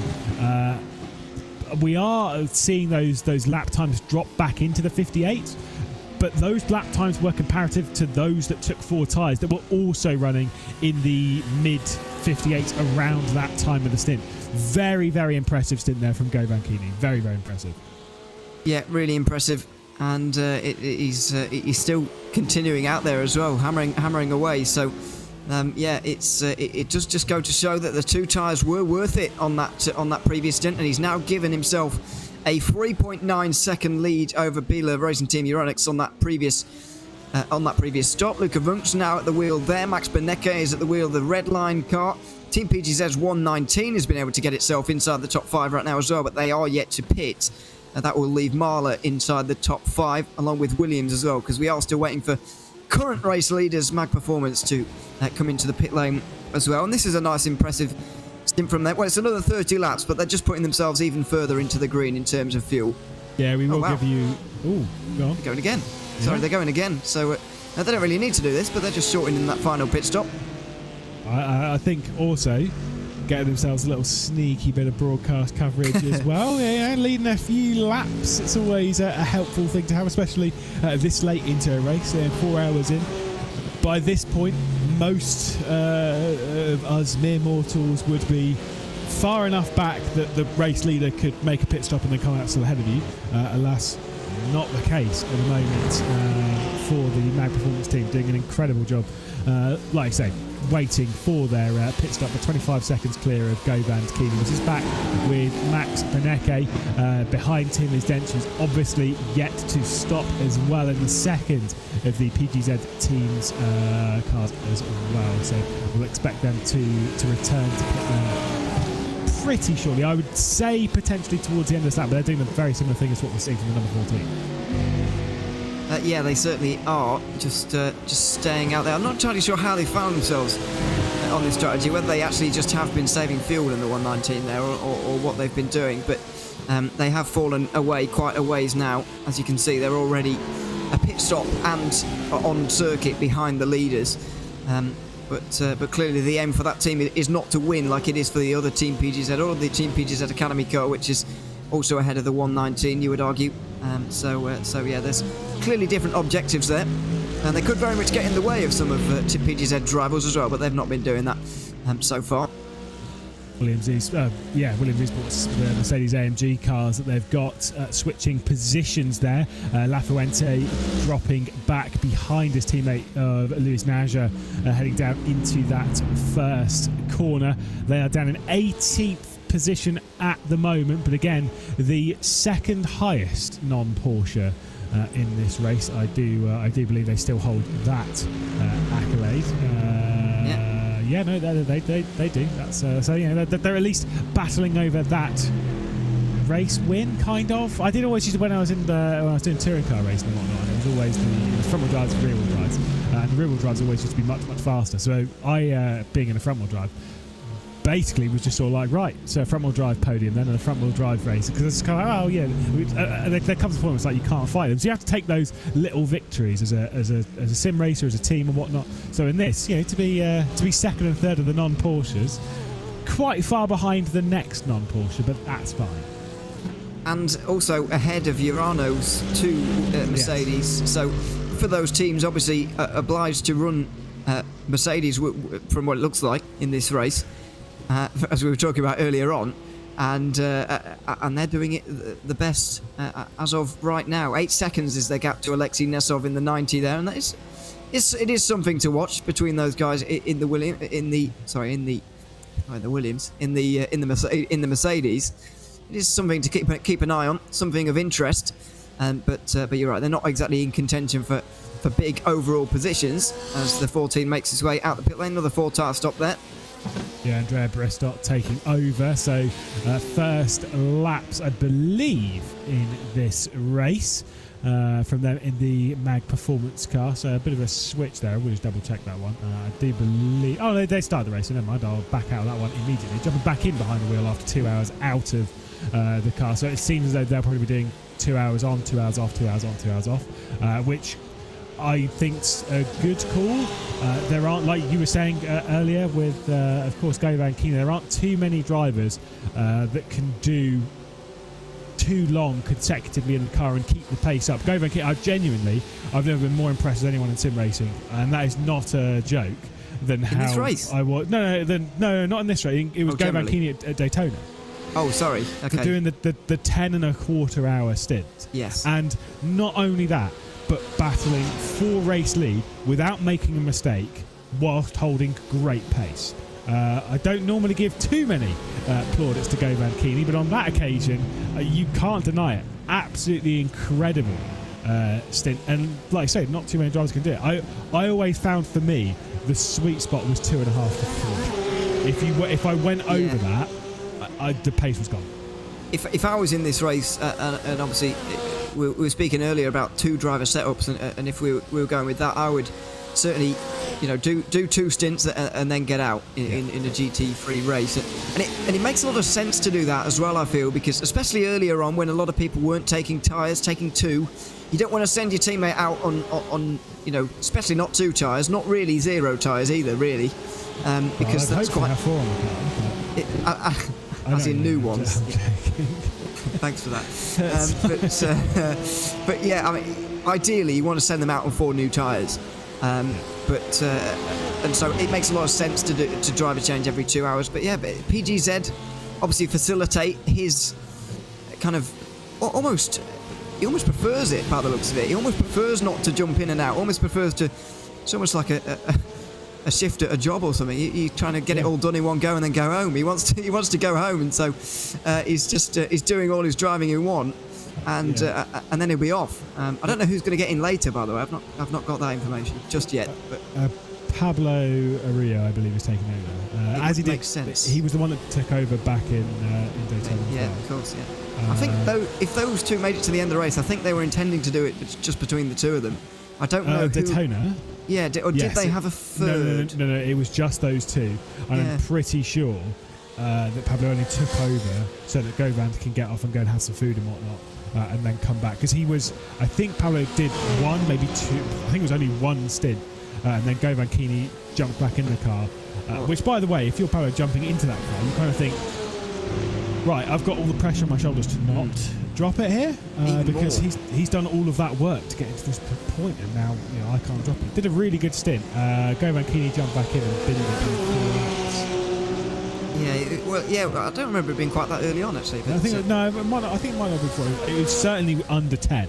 I thought he was settled into a stint actually, but this is just going off my memory entirely now. This is it was nearly a year ago, mate. Good 3/4 of a year ago. So not too fresh in the memory anymore, but it was at the bus stop chicane, and it was a particularly. Yes.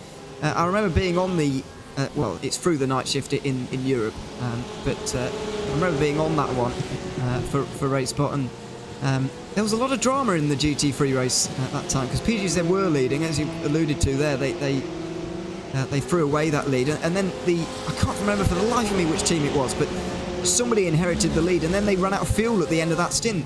So it all changed in about an hour, and 2 of the main contenders were gone all of a sudden. So it was a very dramatic evening for the GT3 or GTD category as it is in that race. It does make me feel a lot better when someone in Split 1, and essentially one of the highest levels you can get to in the entirety of sim racing, when they also run out of fuel. Well, it was. I mean, they were coming around the bank here of NASCAR 3 and 4. It wasn't exactly, it wasn't. Halfway I don't think they missed the pit lane exactly. They just miscalculated, I guess, in terms of what they thought they could do. I thought you were going to be nice to them and just let me have that one. Oh, never. No, apparently not. Obviously one of that being the first endurance race when it comes to special events on iRacing. I'm pretty sure that there isn't another one. Obviously, this is the last part of the VCO Grand Slam. There isn't another endurance race before the end of the year. No, there's not. This is I think there's only 2 special events before now.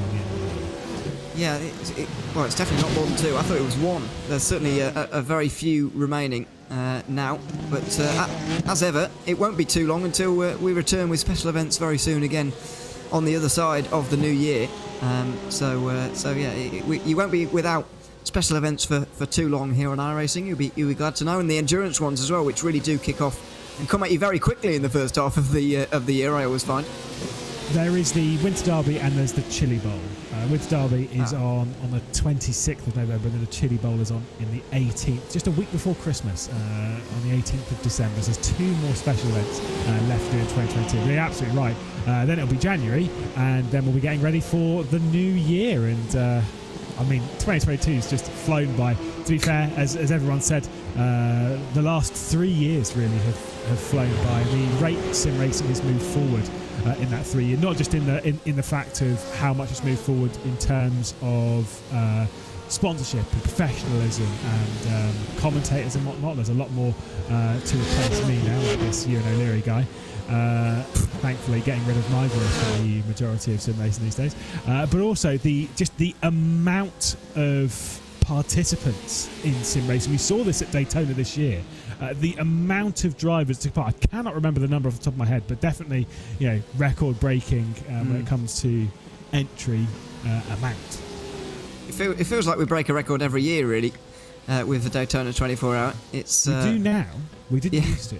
Yeah, certainly these days. Yeah, it's a race that often does see the most drivers we've ever seen for a special event year after year after year, and it may well happen again next year. Wait and see. Probably will. I've never done it. Although no, I've never done it either. You won't be surprised to know.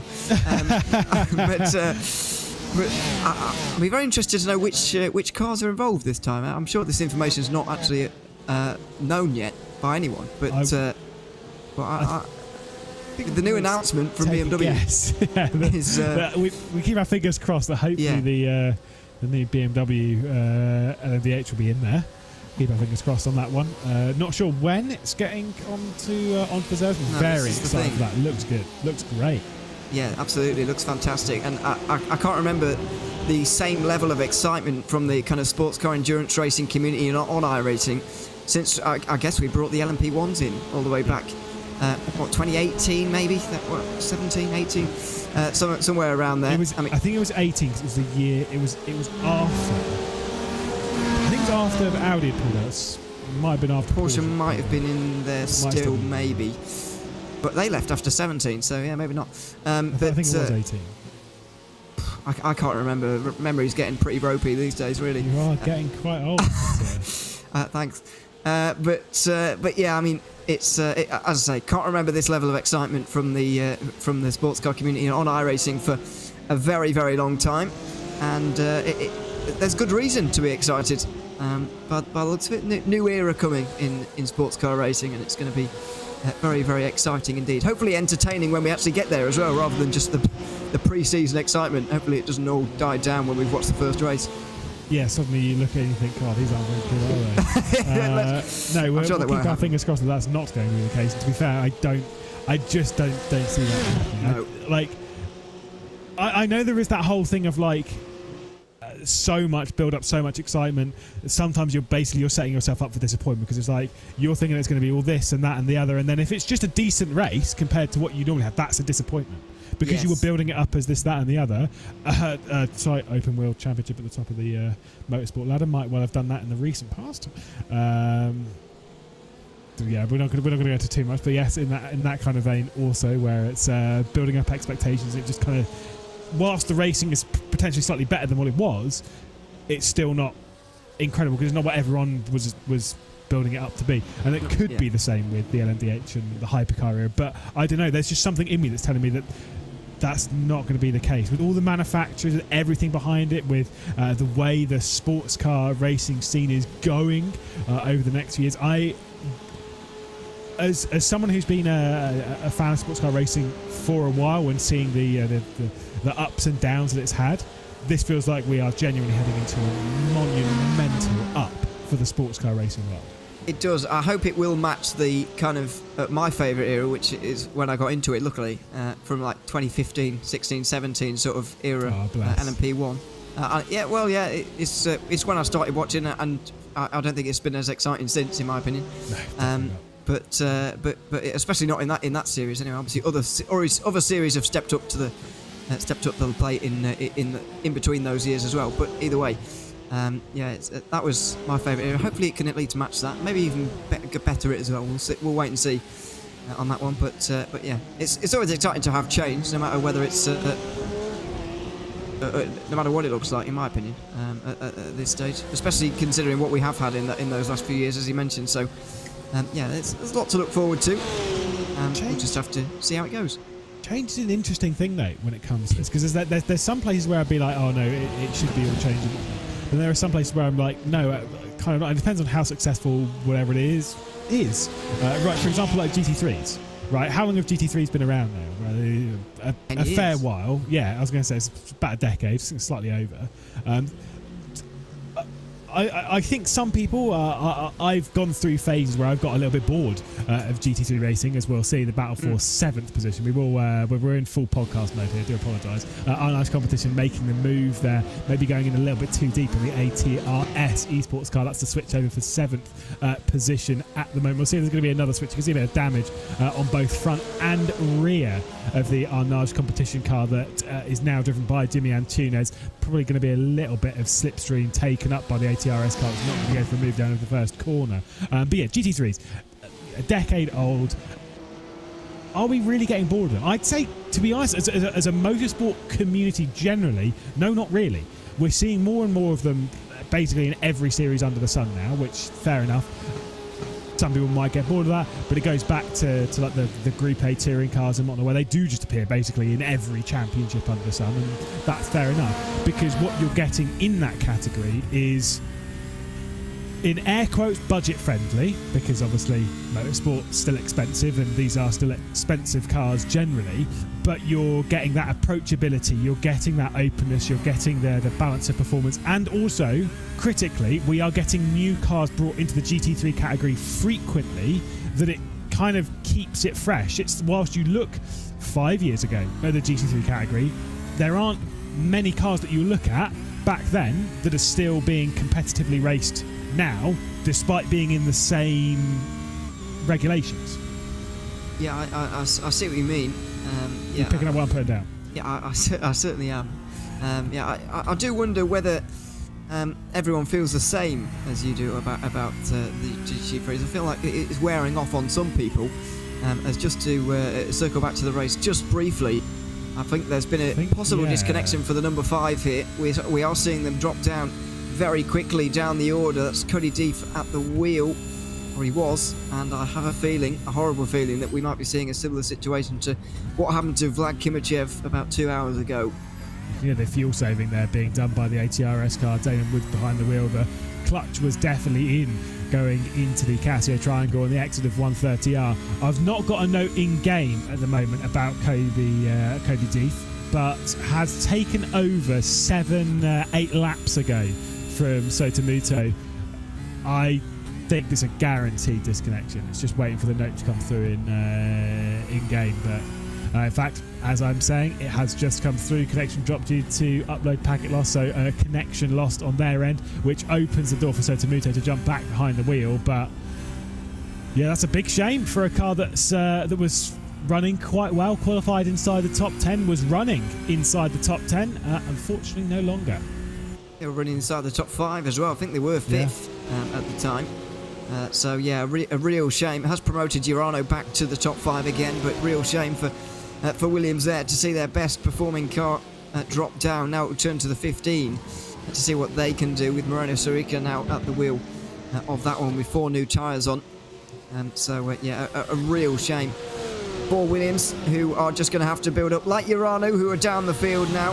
Where has the other Urano car ended up? I'm not entirely sure. Just for the moment, they are up the order because of a pit stop phase, I believe. Luca Keita's now 13th, but we are awaiting a pit stop from them in the near future as Redline make their way through on Biela into the final chicane. Yeah, no, not to be like almost sounding uninterested in that move. It was always going to happen. The pace differential, of course, courtesy of the different tyre strategies being run between Luca Wunsch and Max Benecke. And so that switch was always going to happen. The Biela Racing Team Euronics car is going to sit in 3rd and keep on to the slipstream. As you'll see them race their way through the first corner. 8 seconds off of our race lead, and whilst we're here, we'll just give you a quick rundown inside that top 10. Team PGZ leading the way at the moment. Govan Kini behind the wheel, 8 seconds clear of these two presently. The number 1 Team Redline Red car going a bit aggressive on its tyre usage, switching up on more stops than most, but putting in some great lap times with Benecke taking back over the wheel from Holtzman. 3rd position at the moment being taken over by Luca Wunsch, but again doing something slightly more conservative on that tyre strategy before we get the Marla Racing Team doing a similar thing. Alessandro Bicco behind the wheel of that one before we get the Urano Esports Data Group car 191, Arnage Competition, ATRS, Maniti Racing, Williams Esports Fantech and Mag Performance rounding out the top 10 presently. But of course, strategies up in the air. Those 10 cars that I've just read are just, and I do mean just, separated by a minute. The lap time that was just completed by Andrea Bristott was 59.58 seconds off of the race lead. So if he goes half a second slower now, that is going to be more than a minute. So just about keeping within that range. Yeah, and that's impressive considering 4.5 hours in. I know it may sound, for some of you maybe watching who don't watch endurance racing all that often, yeah, that is pretty impressive really to see. And of course no safety car intervention either to facilitate that. So yeah, very impressive indeed. For 4.5 hours in, and you can only assume it's going to remain that way. It does look for the moment as if we're starting to head towards a 3-horse race, but I mean, it's not inconceivable that the top 3 could trip up at some point, and then it opens a whole can of worms with a really populated area just around the top 5 area. Also, it's the whole thing of where you're focusing on strategy in the race. Whilst, yes, you might say 3-horse race, etc., etc., that might be where we're headed.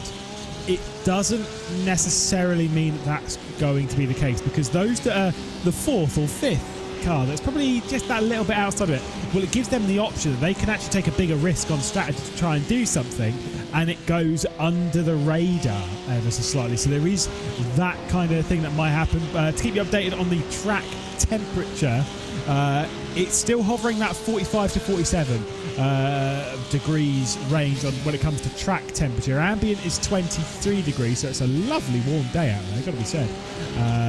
But 46 degrees is the track temperature at the moment. I've seen it go up to 47, I've seen it come down to 45. It does move a fairly frequent amount in that region as we ride on board with Luca Wunsch, who's going to try and keep up with 10k Benecke and just try and bring in some decent lap times, try and again keep their eye on the fuel and try and hang on to that position on the coattails of that Lamborghini.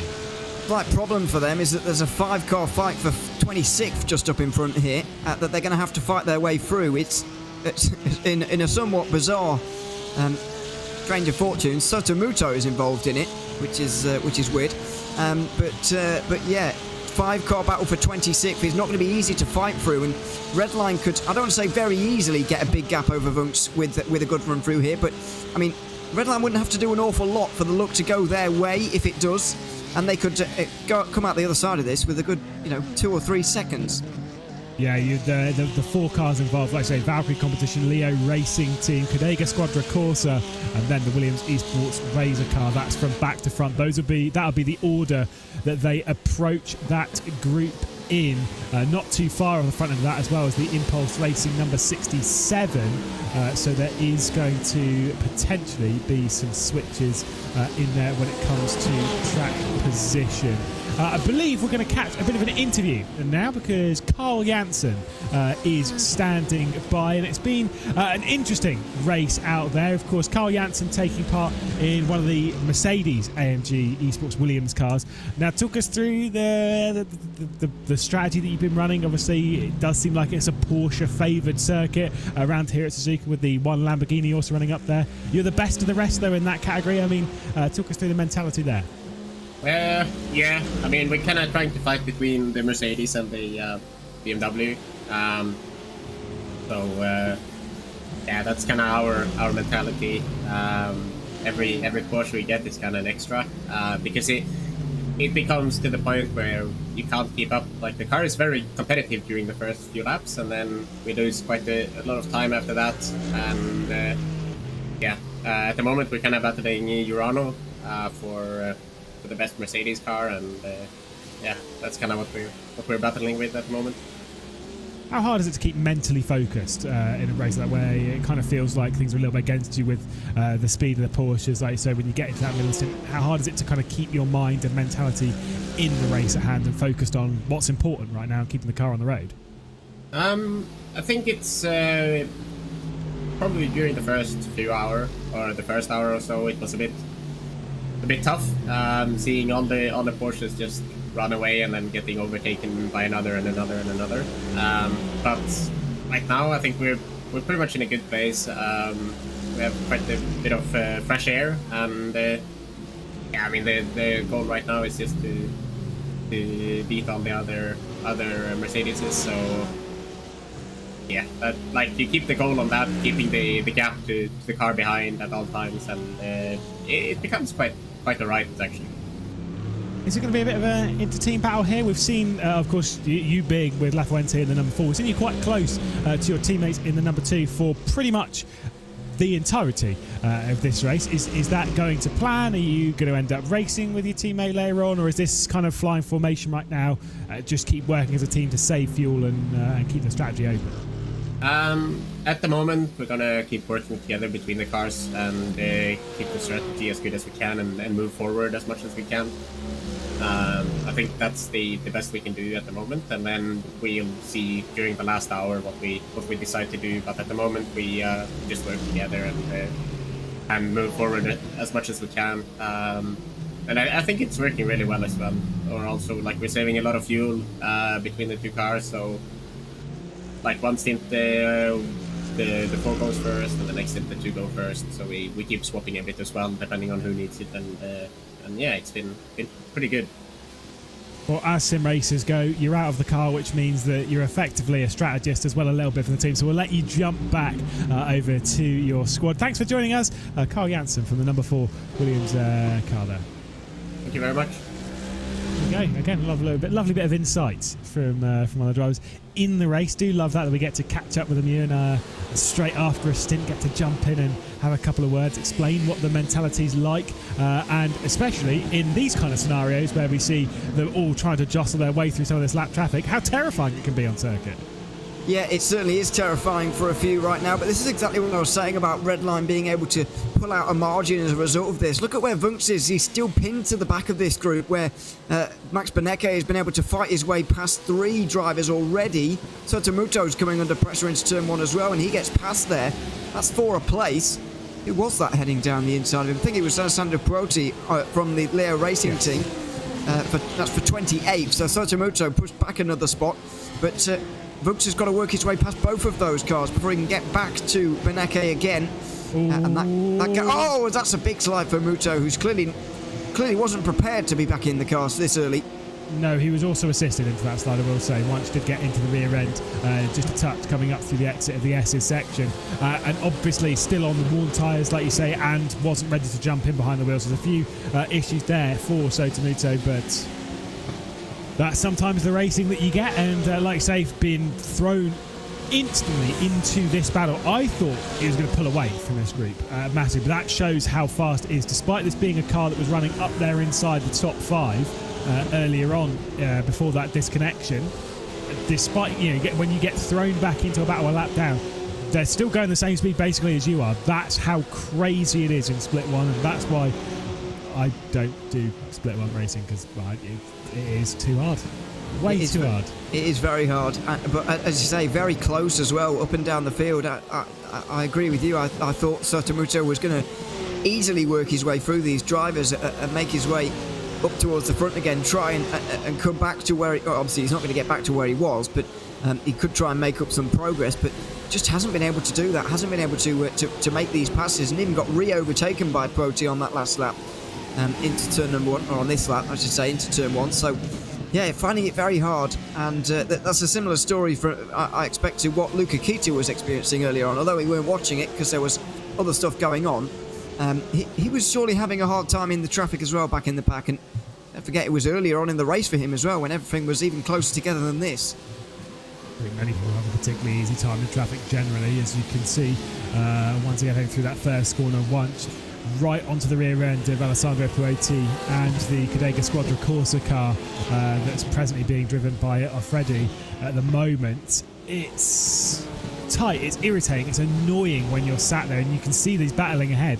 And again, whilst I'm sure Wunsch isn't sat there thinking, I've got to get after the Team Redline car because I need that position. It's more, I've got to get after that Redline car to keep in the slipstream to assist me through this race. Now I've got these lap cars to navigate. Suddenly, that, like as you predicted when they reach this traffic, that gap is just going to grow. And to be fair, Beneke has checked out from Wunsch to around 1.5 seconds. Yeah, I suspected this might happen, and unfortunately for Biela, it has, as David Toth makes his way down the inside of the PGZ 124 to get up another place. That 124, by the way, didn't take any tyres on that last stop. Was the only driver, in fact, actually the only team inside the top 15, 20 or so to actually do that. So that's why that pass has taken place. But yeah, I mean, it's been a very good run through traffic there for Beneke.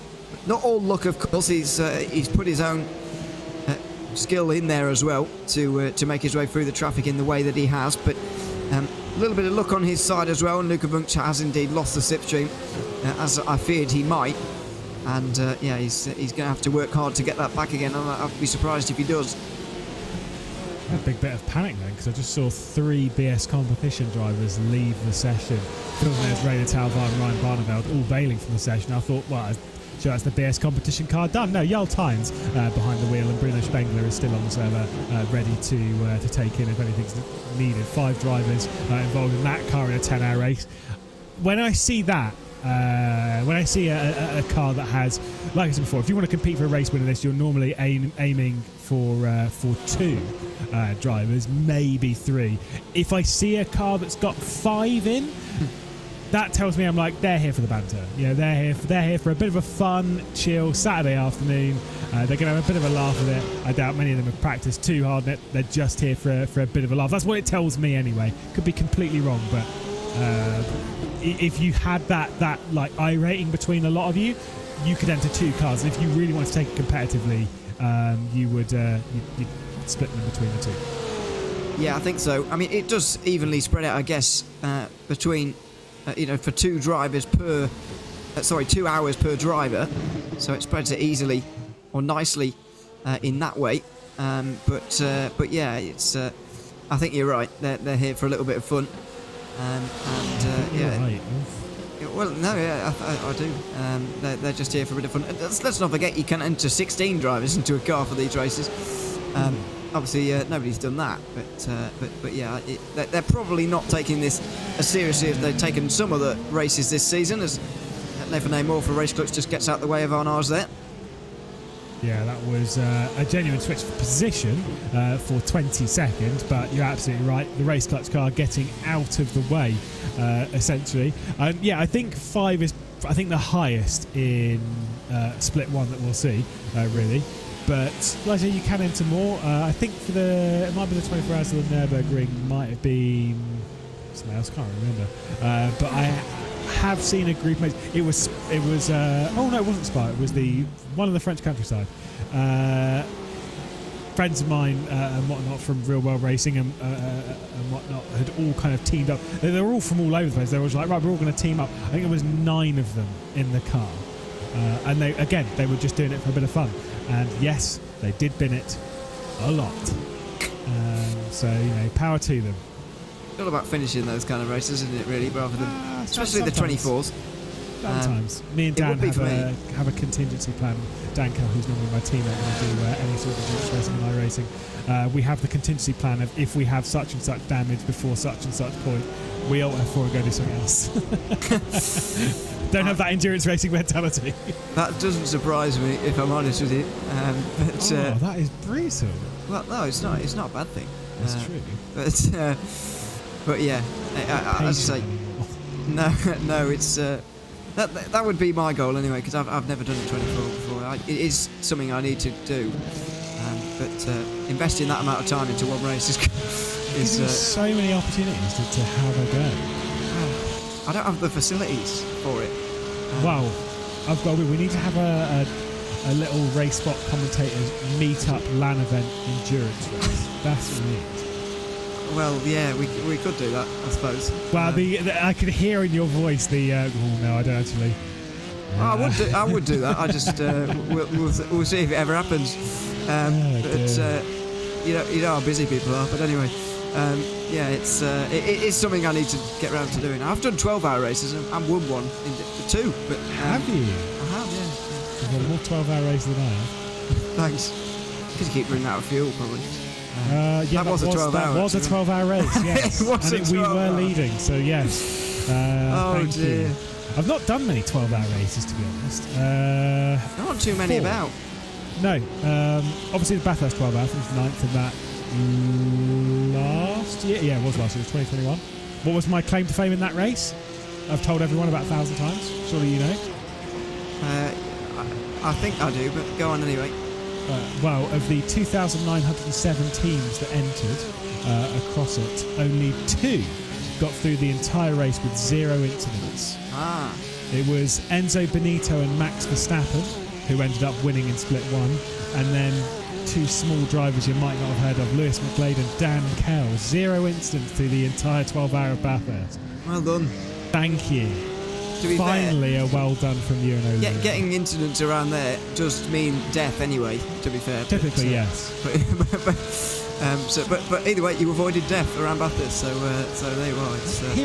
Here we go. Enough. George Simmons, you and come down to the Apex Sim Centre. Go to Corby and get in. You'll get coached by Jamie Fluke and everything. I'm just setting this all up for you. Wow, yeah, this is big opportunities now. I need to go down there as well still. Yeah, you do, yeah. But it's a bit further for you than me, to be fair. But yeah, in this race, by the way, I've just spotted the 124 heading in the pit lane.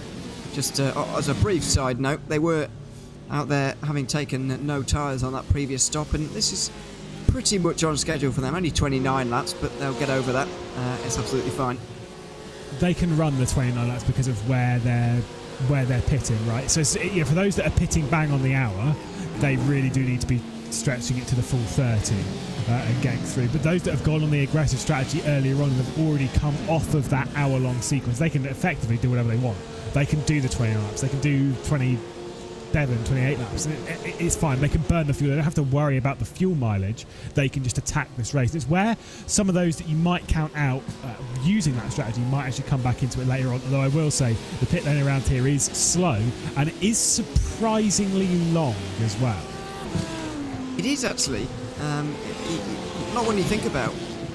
But yeah, it is fairly long.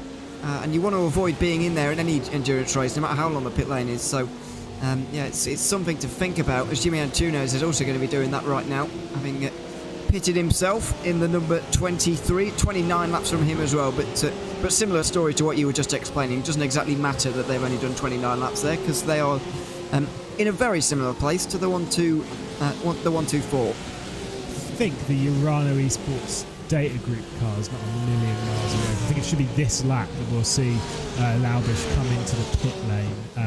So there's good. Like, there is this point in the race where we see that switch up inside the top 10 and whatnot. When it comes to the battle by the way for the race lead, still remains around that 8-second margin. It's kind of ebbed and flowed. There is your race leader. It remains Govan Keeney at the moment in that 1:14. So hanging on to the race lead, having done every minute of racing thus far in the 2022 iRacing Suzuka 10 Hours powered by VCO, and continues to lead the way. Beneke, obviously, I was going to say they're both on 4 fresh tyres on this stint. It was that 2-tyre run, that 2-tyre gamble, the Team PGZ team that took on the previous stint that's pushed them into this position, into this race lead. I mean, they've got the pace, that's where it really comes from. But it was the fact that they took that gamble and they didn't lose pace in doing so that's given them an 8-second lead at the moment, effectively zeroed on strategy with that car behind. Yeah, absolutely. I mean, my point about that really is that if you think about this, they've got a 7.5-second lead. How much this margin they've got up has come from the fact that they took 2 tyres on the last halfway through the last section of 2 hours, if that makes any sense. Yeah. So, and that's saved them about 10-11 seconds. So they've only that call actually only cost them about 4 seconds in the end. I know they took no tyres actually at the end of the first hour as well, so I guess they've saved 30 seconds in the pit lane versus Redline. But still, that means Redline were only able to claw back 22, 23 of those 30 seconds. So it has paid off at the moment, and with conditions staying the same, I think some teams are going to be starting to eye up that 2-tyre strategy that PGZ did last time. I'm thinking maybe that's possible for us as well, but it's not going to be easy for anyone who tries it. Are we assuming Keeney's going to do it again? No, I'm not presuming that at all, but I'm wondering whether other teams might decide, maybe it is possible. Because it's not any colder. No, it's 45 degrees track temperature. Again, it's staying in that 45 to 47 degrees track temperature window, as we'll see Williams Esports making a move down the inside of the impulse guy. A little bit of contact between the two. But my point is, when PGZ did it, it was also 45, 47 degrees. So it is possible in these temperatures. Yeah, absolutely. But my worry for those teams that do decide to do it is that, have PGZ set their car up to do that? Has Keeney practiced this? Or is it really possible? Because we haven't seen Redline... We've seen Redline take 4 tyres every single stop in this race so far, and we're nearly 5 hours in. Yeah, and I think they're going to continue to go aggressive. This thing is that some cars can do it, some cars can't, and again, some setups can do it, and some setups can't, and some drivers can do it, some drivers can't. That's just how it goes with this style of racing. And just because you're going quickly doesn't mean you're actually using the tyres that aggressively. You can be smooth and fast. Smooth is generally fast, which is what Govan Keeney is showing right now with how he's looking after the tyres. But this is where I'm saying, I think we should probably presume that Govan Keeney's going to do 2 tyres. Why wouldn't you? Right? If you've done the 2 tyres previously and it has worked to gain you, like say, 10, 11 seconds, whatever, why wouldn't you just do that again? Because he's banked the 7-second lead and he doesn't need to take that risk again. There's far less risk, in my opinion, attached to taking a 4-tyre stop than there is a 2-tyre. From a pure safety perspective, in terms that those tyres are less likely to fall off the cliff. Because, what if your 2 tyres that you didn't replace do just completely fall off in the last 10 minutes, and then you're in a lot more trouble, and it's a lot less likely to happen if you take 4. Yeah. No, realistically, it would be the safer call to take 4 now, especially if you know that Team Redline are taking 4 on all the stops to kind of cover their strategy and do their strategy. But I will say, Beneke is closing in on Keeney ever so slightly, but it is a gap that is coming down. Now, I don't know about you, but 7 seconds for 5 hours, 5 hours, 30 minutes. Yeah, I don't know. It feels like it would. No, I think Redline would catch them. Oh yeah, big time. I think right now the pace, the advantage is in that Lamborghini. I think that still the Team PGZ team need to take 2 tyres and they need to keep running with that strategy. They just need to keep on it. Whilst you can do it, just keep doing it. Keep rolling on the strategy. And again, remember that Go Vanchini is going to get out of this car. This is no disrespect at some point to Pablo, but he ain't as fast as Go Vanchini, right? And so that's where you want that gap to have been built up and whatnot. I think, you know, if you get that to a 20 or 30 second lead by running the strategy, then I think you are in position where, yeah, you can then roll off the risk. You can then start, like you said, not worrying about it too much. But I think right now, 7.3 seconds. No, we're still very heavily in the danger zone. I also don't think that Redline are race-destroyingly fast here today. For whatever reason that is. It may be down to the car selection with the Lamborghini. Maybe if they'd chosen the Porsche, they'd be, 7 seconds in the lead, maybe rather than behind at the minute. But I don't think they're quite as fast as sometimes we see from them.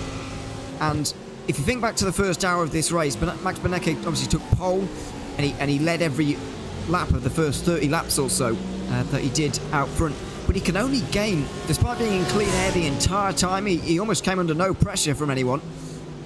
His gap at the pit stop phase was only about 2 seconds. It wasn't big.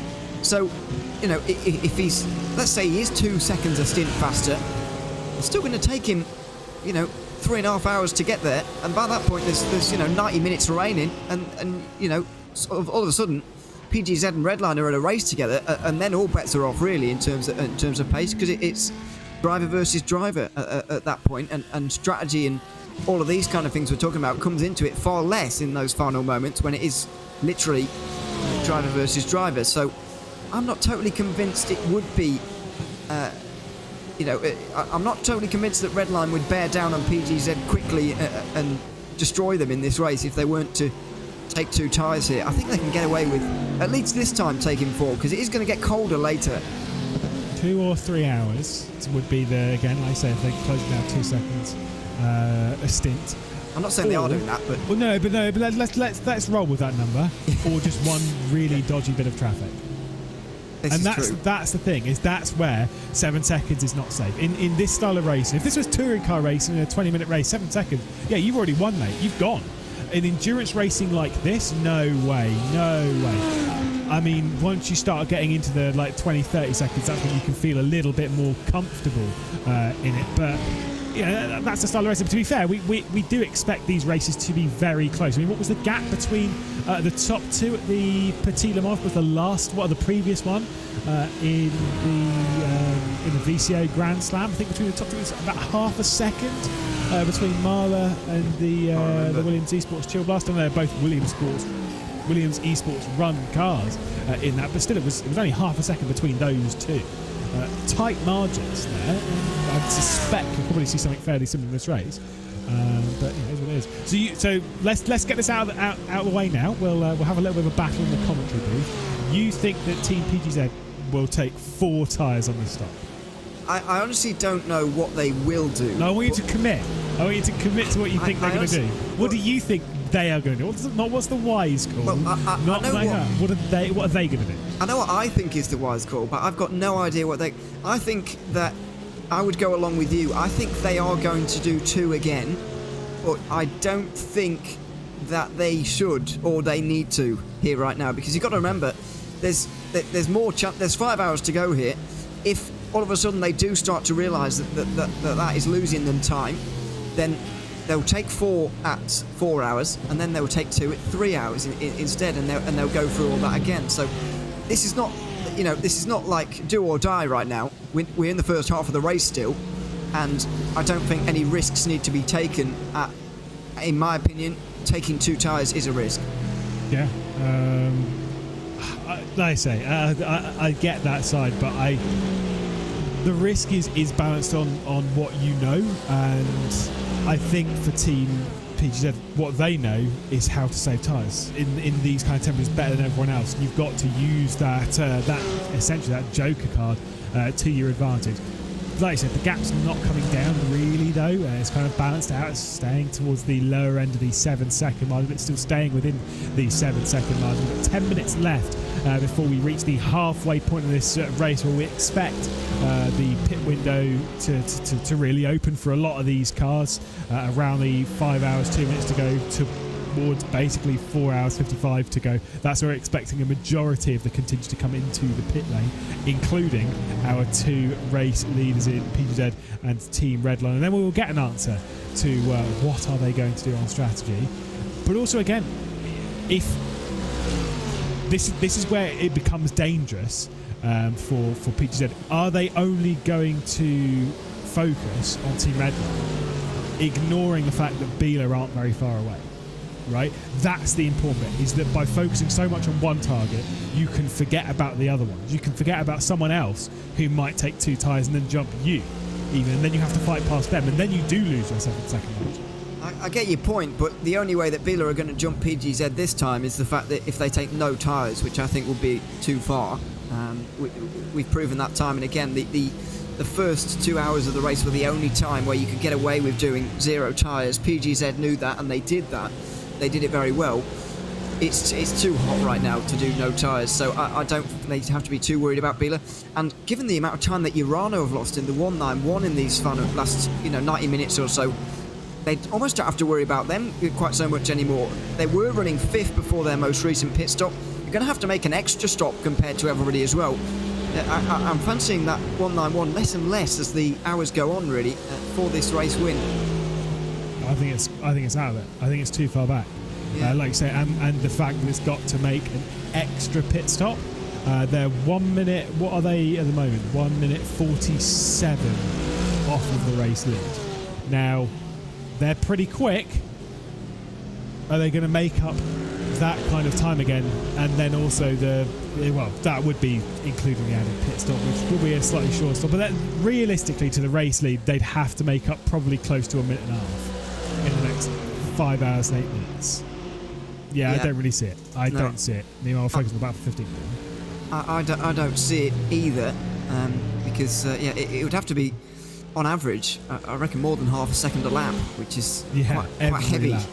Every lap for the remainder for more than 5 hours, which is really a lot to manage. So way over that, actually. I can't see it. Yeah, exactly. Yeah, it's not quite 1 second a lap, but it's more than half by a long way. So it's not looking good for them as Dino Lombardi makes his way down the inside of Alexei Nesov. This is the fight we've been watching over the last couple of moments for 15th place, and Williams have come out on top in that one.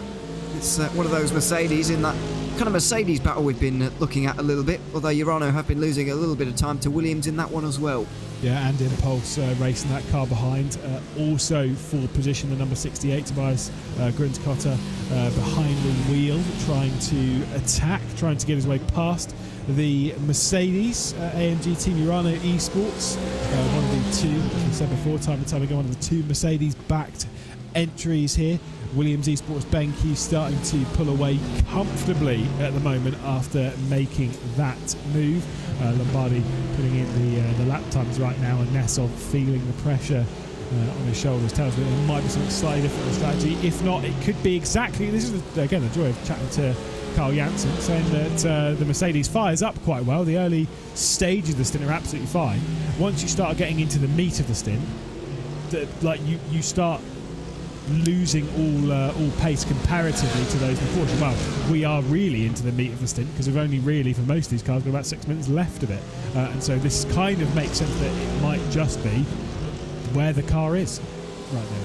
Yeah, I find it interesting because they didn't exactly perform great in qualifying. It wasn't like we saw Mercedes right up there inside the top 5, inside the top 10, and fell away throughout the opening stint. I'm presuming he means firing off with the full fuel load and new tyres and whatever, rather than low fuel qualifying mode kind of situation. But it was interesting to hear that.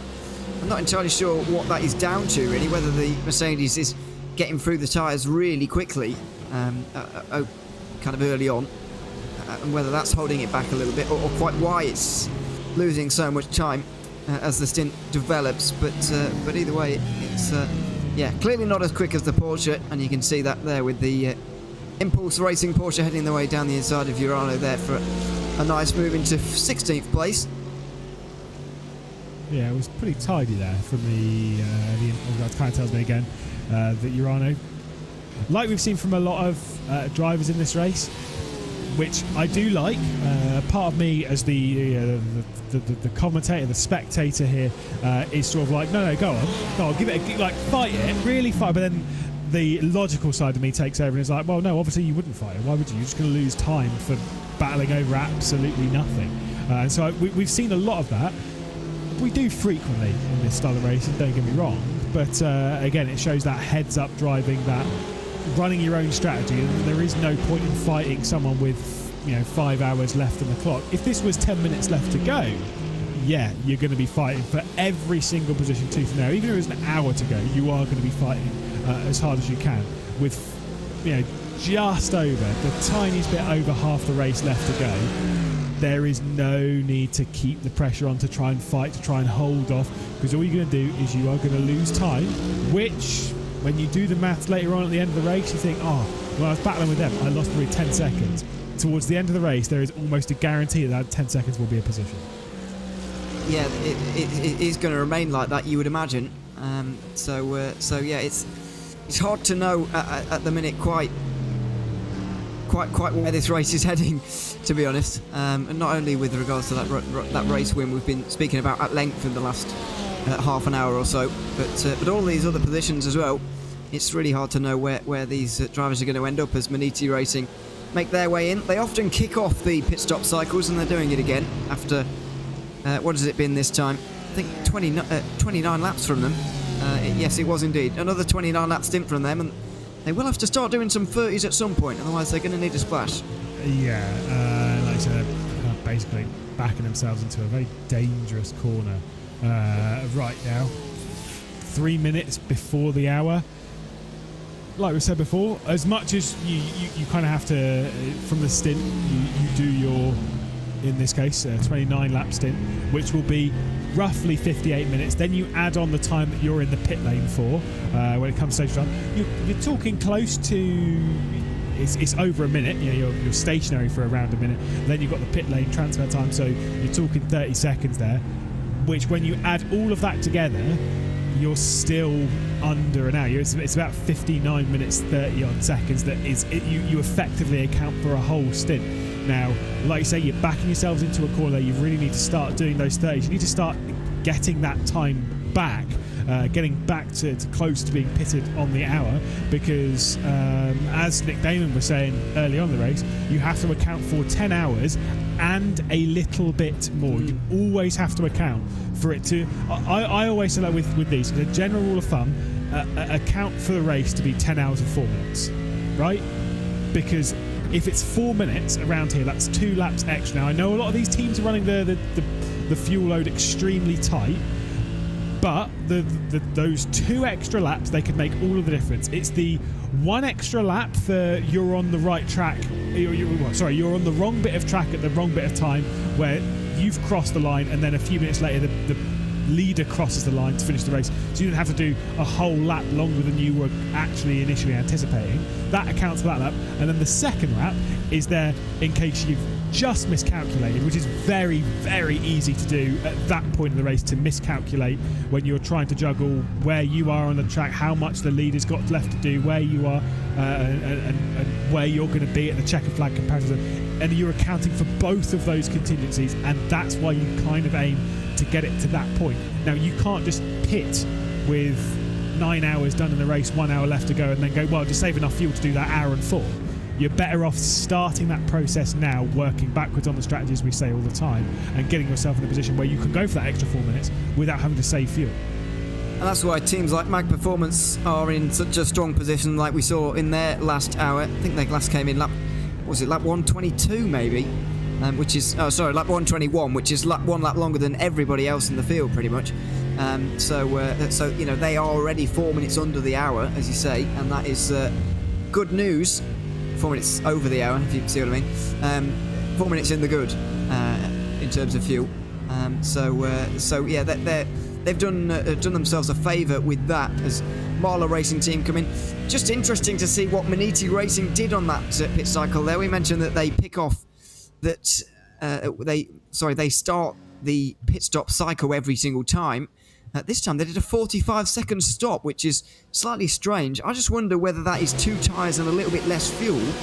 Whether they've gone, we might as well do 10 stops here, or whether they've done 1 tyre, which would be really weird. I don't know if you can do 1 tyre. Jarl Tyen behind the wheel of BS Competition, obviously on replay, making a hash brown of Dunlop and going for a sizable spin. Well, again, that reaffirms what I was saying earlier, how I think they might be taking this race a little bit less seriously, having a little bit of fun with it, because let's be honest, Jarl Tyen's not a driver that you typically see mistakes from. None of these drivers really, but particularly people like Jarl who've been in sim racing for I think Jarl's been in sim racing for about 15 years. He used to race on LFS. Anyone who's been in sim racing for a long time and actually raced on LFS back in the day, you might know him as Arox.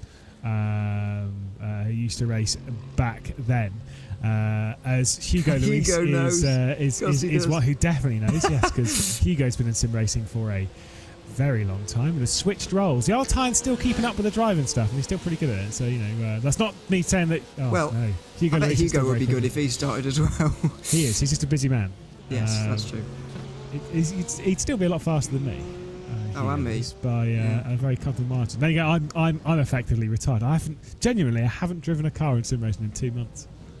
I haven't driven a car in sim racing since August. So wow, it looks like we both need to go to the Apex racing facility and get some tips. Jarl Tyen, by the way, just drove through pit lane, so has exceeded the instant limit. To discuss what that is, just to keep you all in the loop. The instant that would have been from the 2x that he would have got for the spin there, by the way, because you get a 2x, 2 incident points for loss of control. There are 40 incident points that they have. I'm sure most of us know, but I'll just very briefly explain how it works. You go off track, you get 1 incident point. You have a spin, you get 2 incident points, and you make car contact that's sizable with another car, and it will be 4 incident points. If it's a little bit of a brush, then it's 0, so it doesn't really matter too much. But you've got 40 incident points, and then you'll get a drive-through penalty, and then from that point on, it's every 20 incident points, and you will receive a drive-through penalty also. So they've already breached that, which is great, because they now have half the race left to go and 20 incident points to get another drive-through. Oops. Interesting developments once again in the pit lane, as we see 2 tyre call from Marla Racing Team, and I feel like in response to that almost, PGZ have once again gone for 2 tyres. Bilo once again sticking with 4, but they've got Marla Racing Team right up behind them now as a result of that, and the 119 PGZ car's also there, but yet to pit as we saw last stint. There they all are, very close indeed. Never doubt this is like the second, third broadcast in a row where Ewan O'Leary has sat alongside me in the virtual commentary booth and doubted what I've said. Disappointing. Very, very disappointing. Again, it's back on the naughty step for you, mate. But no, PGZ, like I said, they kind of feel like they have to do it. I think it's absolutely the right call to go aggressive on a conservative strategy, if you get where I'm coming from. They're taking a risk. They're doing something which is a bit bold whilst trying to build out their race lead more. So I think it's a brilliant call from them, provided it works, at which point if it doesn't work, it's a terrible call. They should never have done it. Alessandro Bico are on board with Marla Racing Team, of course, still trying to get past the Bila Racing Team at the moment. And this is Redline going 1 lap longer, by the way. It wasn't everyone pitting 1 lap early. This is Redline and Paneke stretching this stint out to 31 laps for the first time all day. So it'll be very interesting to see what happens with the Lamborghini now. Do they decide to skip tyres for the first time today, or will they take 4 as they've decided to do on every other opportunity? Oh, by the way, coming into pit lanes, we'll see this move from Bico coming out of the final corner. There's been a bit of drama. There is the switch. The MAG Performance car, Andrea Bristol, I think has had a blown engine in the Casio Triangle, is slowly coming down onto pit lane. This is on board. Oh, it's blown yet. Yeah, there's smoke coming out of the rear. That is not pretty. That is done, sir. That is done. Oh dear. Such a shame. How has he done that though? Because that's Casio triangle probably downshifting way too aggressively. Yeah, but it's fairly hard to. You don't see this very often without contact. I was going to say, unless they've been hit, at which point it's very, very easy. Yeah, but you have to get absolutely smashed to blow your engine. No. Really? No. Okay. No. If you are in that right bit, I mean, this is the thing. This is all hypothetical. We've not seen an incident, but it's definitely down to the Casio triangle. But if you're shifting down at the right point, let's say, for example, you've just shifted down into 5th gear, and then someone taps you, then so you're already on what is effectively the rev limit. You're coming down quite aggressively. You're already on the rev limit for 5th. Someone drives at the back of you. If not, it could be. I wonder if we ride on board. If they clutch in, then shift down, and then that might be what it is. Because if you clutch in, you can obviously shift down to 2nd or 3rd. And then if you lift out the clutch, that extra little bit of fuel saving that a lot of drivers have been doing, then it'll pop you straight in. Right. Let's see if we can listen in. Probably a bit early to listen in, but that's fine. We'll listen in now.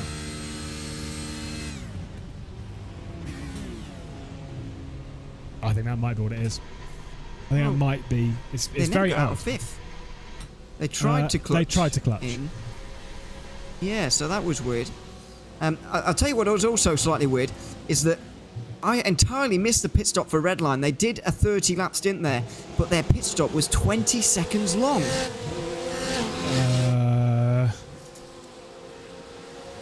What? Their Redline's pit stop there was 20 seconds long. I see that. So they've only taken fuel, and they've not taken very much fuel. Half a tank of fuel. What? And why did they do that? What a bizarre call. Very bizarre. I'm absolutely baffled by that, and I'm sure I'm not reading this timing screen wrong because they've come out with a 26-second lead, so that must be correct. I have no words. I have absolutely no words why Team Redline would stop, and it only being a 20-odd second stop. I mean, maybe it is just the half tank, but why would you? I don't know. Again, we are not on the strategy rules for these things. It could be a mistake. It could be perfectly on strategy. But yeah, very, very interesting indeed. Suddenly, the strategy for the race leads got a lot more interesting as to we will know what's going on in roughly half an hour, whether when they would potentially have to come into the pit lane. And we'll know what's going on in 4.5 hours or 4 hours 50. But yeah, I'll take your points. That would be that would be great. Because the gap's either going to come down, stay the same, or get bigger. I mean, it's not wrong. It is not. That is. But it is obvious. That is something. That is something that I said on a broadcast, by the way. It is 100% correct. But really stupid to say. Yeah, sorry for bringing that back up. But literally, this like saying at the end of the race, someone's going to win. It's the same thing. I mean, yeah. But yeah, Redline, by the looks of things, because of that pit stop, as you say, with about 4 hours and a half to go, I'd suspect them to be in. But then again, I didn't think they were going to do that. So who knows what's going to happen next? Yeah, I really can't think of any reasons why they would do that. I really can't. No, we are easily confused in the commentary booth. This is not just us not being able to figure out what's going on. Surely, I mean, well, there can't be something really obvious we're missing here. I mean, it's a bizarre call. They're preparing for a red flag, some rain. I don't know. Obviously, rain is still not on the iRacing series, but I have always joked that it would be hilarious if they just they had already put rain into iRacing, and rather than telling anyone, they just turned it on in the middle of an iRacing special event. I always thought that'd be a hilarious way of doing it. Would be very irritating, and they wouldn't do it. But still, how good would that be if just randomly in the middle of the race it just starts raining? Everyone's like, "Whoa, who? How do I? What?" George Simmons has sent me a theory here with regards to Redline. We can read it out because Apex aren't in this race. So I will go for it. So the thinking is that to double stint a set of tyres, 2 hours is quite a long time, but 1 hour and a half is a lot more manageable. So if they do this now, then there'll be 4 hours and a half to go now, and then later on they can do the final hour and a half on one set of tyres as well, and thus taking one set of 4 tyre changes out of the equation and saving them a bit of time that way. But that does mean they have to do an extra stop in this race, and I don't know quite whether they've got the gap for managing that. But no, but I will say there is a reason why this kind of strategy sometimes is good. Now, this is a strategy that I've said before, that back when I was doing racing in endurance stuff at a decent level, when I ran out of fuel from a 2-lap lead at Sebring, thanks. Again, just getting ahead because I knew you were going to bring it up. But there was, I think it was for the final race of the season, that one in the French countryside, and 24 hours of it. We worked out that it was better for us to do, essentially we could do 10-lap stints, but it was better for us to do 8-lap stints because we could do 3 stints without changing tyres. I mean, well, if you were to do the 10-lap stints, it was too long to get to 30, but 24 was more than possible. And we actually worked out that over a long period, we would gain the time back on everyone else. And it's kind of that mentality, because effectively you are on a lighter car for longer. Right, that's the important bit, is that you are racing around on a lighter car, which means that theoretically you get the speed back. I don't know if it's a good call to switch to it halfway through a race, but potentially. Yes, I agree with that. But then again, if you're doing this strategy, you can only really do this 1 hour and a half stint once, because if you're doing it all the time, then you are going to make loads of stops in the race, so you can't really do that. Yeah, it's a really bizarre one. It's a really bizarre one, and I don't know if it's going to pay off, as none of us do, I guess. But yeah, it's one to play, and it's going to be one of those races now where we are literally going to have to wait till the final minutes to know quite what's going on here, because there's 2 different cars at completely opposite ends of their stints all of the time. Well, I mean, like, thinking about it now, if they were to commit to doing what is it, you'd have to effectively treat it as if they were doing this thing of like pitting with 4.5 hours left to go, and then they'd effectively be pitting every 45 minutes. So that's whether they do an hour stint and then 30 minutes, an hour stint and then 30 minutes, but they'd be treating like one set of tyres to go an hour and a half. I think, never trust a commentator's maths, but I think they'd be then due, is it 6 more stops or is it 5? Let me just have a look. He's smarter than I am. PGZ will have 4 more PGZ on every hour. 4 more, yes. And Redline would have if they were 5. doing if they were doing which this is what I mean. Is that this is why going the aggressive stop. They would only have to stop once more by keeping up that aggressive strategy. Yes, but and also I guess to add on to that, they've only got a half tank of fuel to take on at that very last stop as well. So yeah. Well, this is the thing is strategic stuff is being fired. Let's just go with that, and we'll figure this out. Well, actually, no, sorry. We won't figure this out. Peter Mackay and Nick Damon will figure this out. Thankfully, we don't have to deal with that. We just get to sit in this middle ground, which I actually really enjoy. This middle ground of really, genuinely not knowing what's going on. It's this beautiful position where we are in the same position as a fair amount, as a majority, I would say, of those watching. There are those 3 or 4 that do know what's going on and that are sat there literally about to throw their monitor off the off the desk. And to them, I say tough. There's probably a political joke in there somewhere, but I can't quite think of it at the minute. And also, it'd be dangerous on the oh yeah, maybe. I won't make it. but George Simmons is basically giving me everything that I know about this race right now. He is good on strategy. He is very good on strategy. He's also said that if they can get to 4 hours 20 to go, they could do 4 1 hour 5 stints to the end. Now, I think that's a stretch on fuel, but it is also a possibility, I guess. I don't know. It'd be 32 lap stints. Exactly, and I'm not committed. I don't know. I've got no idea really whether this is going to pay off, whether it's a good idea or any of the above. So we'll just have to find out really. But both teams for the minute are just doing what they can, doing all they can. And the risk for Redline as well, I feel, is that when they come in and pit and they make their full service, they're going to lose, what, a minute? Are they going to come out in a lot of traffic? There is a danger that they do. Yeah, I mean, but the thing is no matter what strategy you're on, there is always a danger that you're going to come out in traffic, right? You just got to not accept. for PGZ, really. Because they come out in the lead pretty much every time. I mean, Mag Performance were going 1 lap longer, but that's one car. PGZ are going almost as long as anyone in this race remaining, so they don't really have the risk of on-track traffic like Redline will. You mean, yeah, traffic for position, yeah, fair enough. Obviously, there is still the... They're harder passes to make is the only reason why I bring that up. Sometimes. I mean, for a lot of the drivers that have been racing around today, a lot of them have just sort of been like, right, okay, you're on a different strategy than you see, yeah? True as well.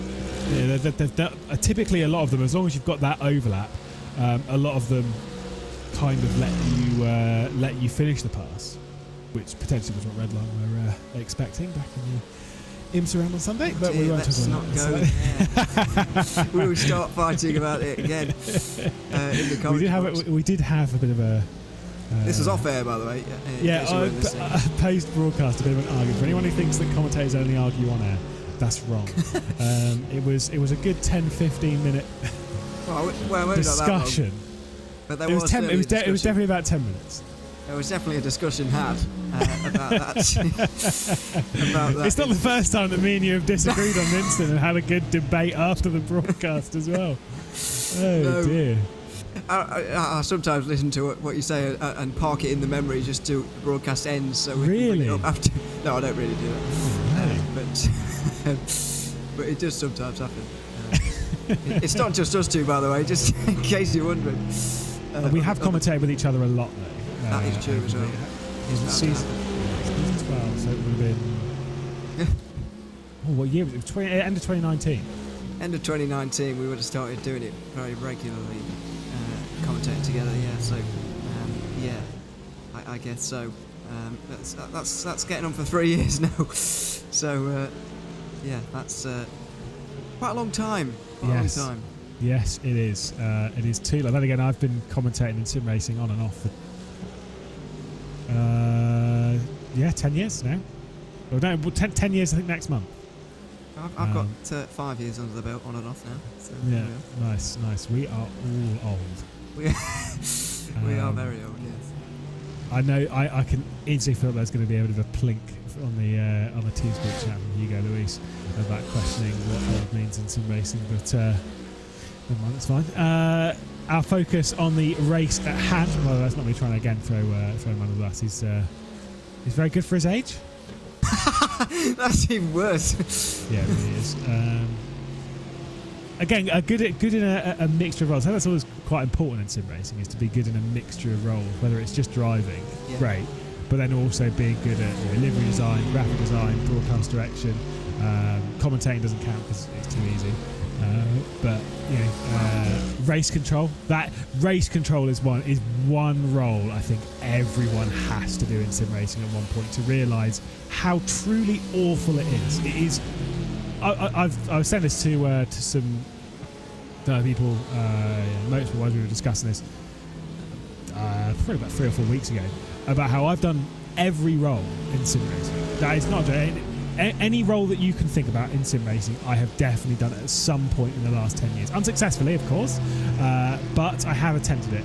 And race control is the one that I will never ever attempt. No way. It is horrible. It is a thankless task. It is hard work, and it truly makes you respect race control when you've tried doing it yourself, because it is an unwinnable situation.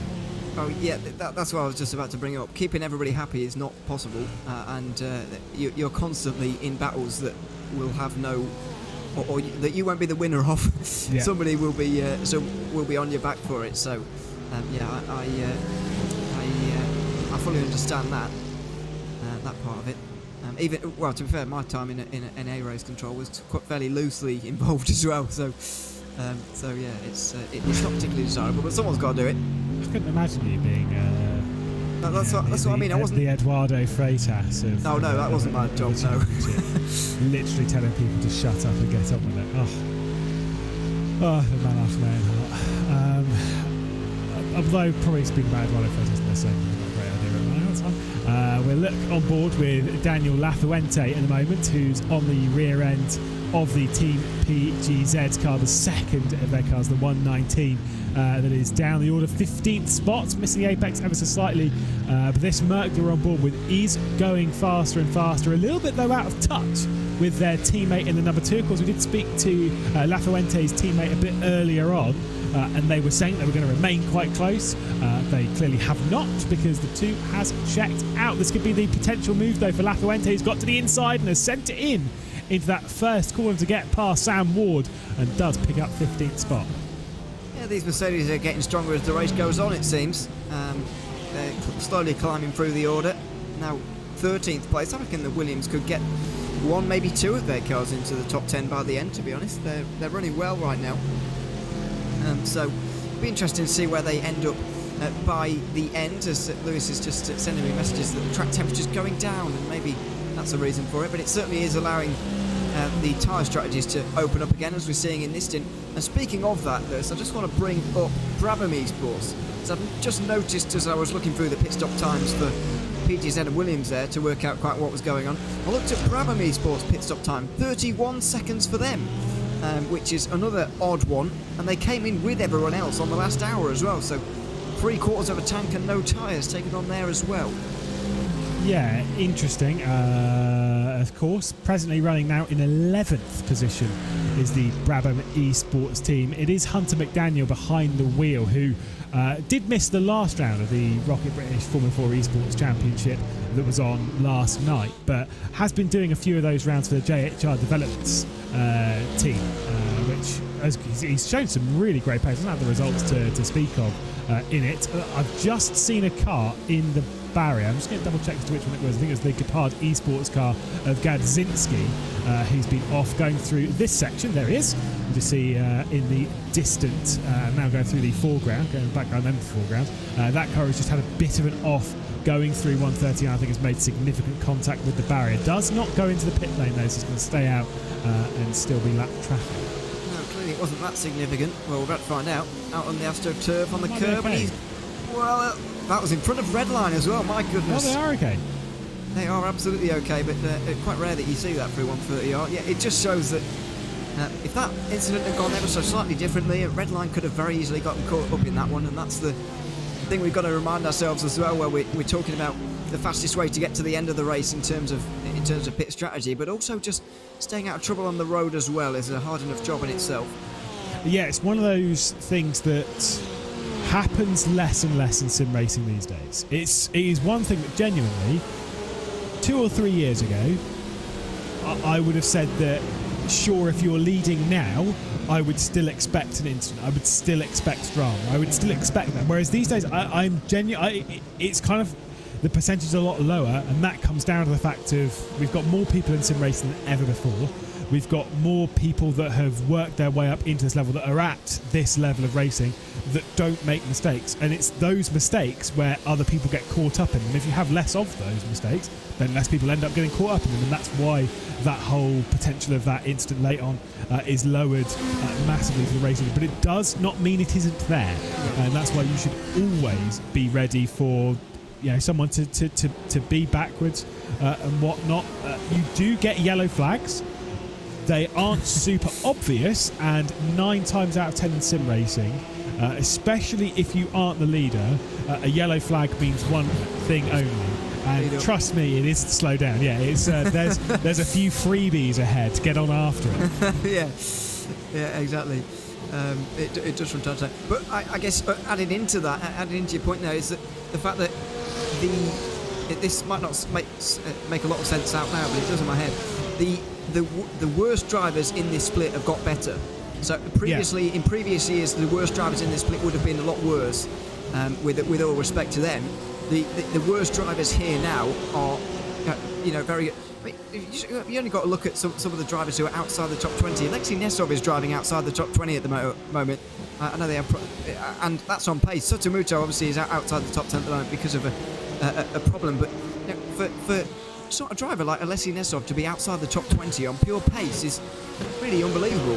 And so, as I say, the worst drivers are getting better with every year that passes. Yeah, and it's kind of one of those things of, to be fair, even if you go and look in Split 2, now obviously there are multiple splits being run in these races, but if you go back to watch Split 2, obviously there's no broadcast of it, but if you were a driver in Split 2, if you go and spectate Split 2, I guarantee that if you frequently watch the esports races here on RaceSpot or generally in iRacing or in with the scene in the esports side of things, if you go and look at Split 2, I guarantee there will be way more names in there that you recognise as being quality drivers, and that's purely just based on how many good drivers there are. And that, again, back to the point that you're saying there, is that the amount of good drivers that we've got now in sim racing is much higher, so the worst drivers are better. The percentage difference front to back is much smaller these days. The margins are smaller. It's what kind of adds even more value to winning a race like this, to essentially better those that are effectively right on your level, with very minor differences between. This is the battle, by the way, for 7th position. Damon Woods, Jimmy Antunes and Moreno Sorica as onto the pit lane. This was expected. They have taken half a tank of fuel, potentially slightly less than, to come into the pit lane. 4 hours, 34 minutes left to go in this race. Max Benecke brings the Team Redline Red Lamborghini in from the race lead. What is their plan? Well, who knows? Patrick Holtzman gets in. That's the plan for the first off. 4 tyres are going to be taken here. I'm absolutely sure of it. But from then on, what are they going to do? And I just wonder, because of that driver change there, I just wonder whether that has something to do with it. Was there a reason that Holtzman couldn't get into the car slightly earlier? Is there a reason in real life, maybe, that Holtzman couldn't quite get into the car on the hour, but he can halfway through, and they've had to work around that between the two of them? Or am I just making up the stories here? I don't really know. But yeah, maybe there's something in that. They're certainly taking 4 tyres now, I'd imagine. It did kind of cross my line that potentially there could be a scheduling conflict where, like I say, Holtzman couldn't get in, but then Benecke also needs to leave, and it just so happens it's not on the hour. It's half hour, but it's awkward. Yeah, coming out straight into some nice clean air. Well, the reason why I mentioned it's clever is because that was only a 55-second stop. They've not filled up the tank all the way there. They did take 4 tyres, but they knew exactly about this battle. They didn't want to battle their way through it, and so they took the exact right amount of fuel there to come out right in front of it. That was perfectly calculated there from Redline. Yeah, 6th position, pressure on from Jimmy Antunes behind, also from Damon Woods in the ATRS esports car, and then the rear end of this train is that Zenith esports one being driven by Ricardo Rico at the moment. Not a part of this fight, is a lap down, but the 2 cars directly arrears of Holtzman as he jumps back into the car are genuinely in 4th position. And with the clean air that he has right now, he can ill afford dropping behind. He needs to keep his eyes focused and try and catch the number 78 Maniti racing car. Obviously the best number in all of motorsport and sim racing, the number 78. Right? No. What's your number? I used to go with 73 back in the day. Why? I can't really remember. I don't know.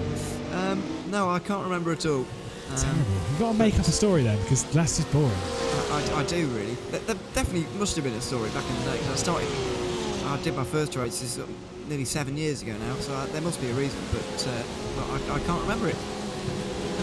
78 was because... well, actually, I'll talk about that in a second, because there is going to be a position switch here. Our Narge competition is down the inside, and there is one loss to Team Redline there. A Holtzman dropping back behind the Arnage competition car of Jimmy Antunes. So the switch there is Damon Woods also going to make his way through at the moment. I don't think he's got necessarily the run off of the final corner at the Casio Triangle. There's going to be a slight lift out there from the Lamborghini, so back onto saving fuel. Holtzman a bit slower at the moment, so it seems. This is exactly what I meant by Redline coming out in traffic and having to battle their way through. It's all well and good, traffic is everywhere, as you mentioned earlier. It could happen to anyone.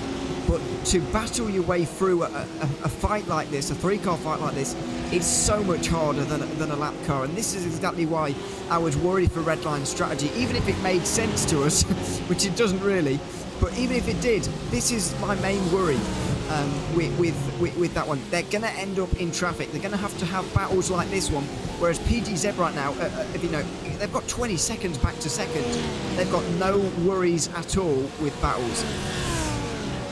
Yeah, this is where things start to get a little bit concerning on the strategy. But again, it'll piece itself together. I'm concerned generally by the strategy that they're running, but hopefully for their sakes, it will piece itself together in 4.5 hours. But I'm not necessarily sure myself. It's a big gamble, regardless. That it is a big gamble that Team Redline are taking here to try and do something to move their way forward, to try and challenge Team PGZ. And do not forget that still 4.5 hours left in this race, 5.5 done. Still, Bo Van Keeney is behind the wheel, yet to switch out drivers as yet in that 114. And maybe that is going to be the turning point for them in terms of, you know, what's the... we believe it's going to be Pablo Araujo, as you said earlier on. Are we going to see that car drop off in pace, or is it going to stay the same? I would put my faith in Araujo, actually. I know you were saying that earlier that there may well be a bit of time lost there for PGZ, but I would certainly put my faith in him. Keeney does a lot of driving with him, of course. He will trust him as teammate, of course, as well. So I wouldn't be too worried about that for them in all honesty. But it is something to note, and it will be maybe a slight concern. But for me, it's not too much. No, again, you've got to have faith in your teammates. I mean, he's plenty fast enough to hold his own. But it's just about, like, I would suspect he'd lose time. I'm not saying even 10 seconds, but still, he's going to be slower than Go Van Keeney, potentially, realistically. It's just about how much time is going to be lost, and you've got to kind of equate that strategy. I will say, they will already know that, right? Because they'll already know, as a general basis, they'll know what his lap times are, and then equate that to how much time they're going to lose, or particularly in the game, from being in the car. And so that will already be a part of the strategy, and they will already know whether they're safe or whether they're going to be under pressure. So that one will already be sorted behind the scenes. Speaking of Team PGZ, switch of position between themselves and Williams Esports. Back down the back end, getting past the number 4 car. Sam Ward, I believe, just made a move. Yeah, I think he did there. Yeah, I think so. It's certainly what it says, but again, it was on the Williams with Ben Q car, not the... I was thinking, I was genuinely looking at the Mercs, but no, those two are still ahead of 2 and 4. That number 3 is the Williams with Ben Q car. My brain is just scrambled eggs at the moment. Yeah, why is Lombardi losing so much time? It would be my question. Because he took 4 tyres last stop. Don't quite know why he has lost that little bit of time to lose that place. But either way, that exchange of positions has happened just for the moment. I've got to say though, what this has been such an interesting race.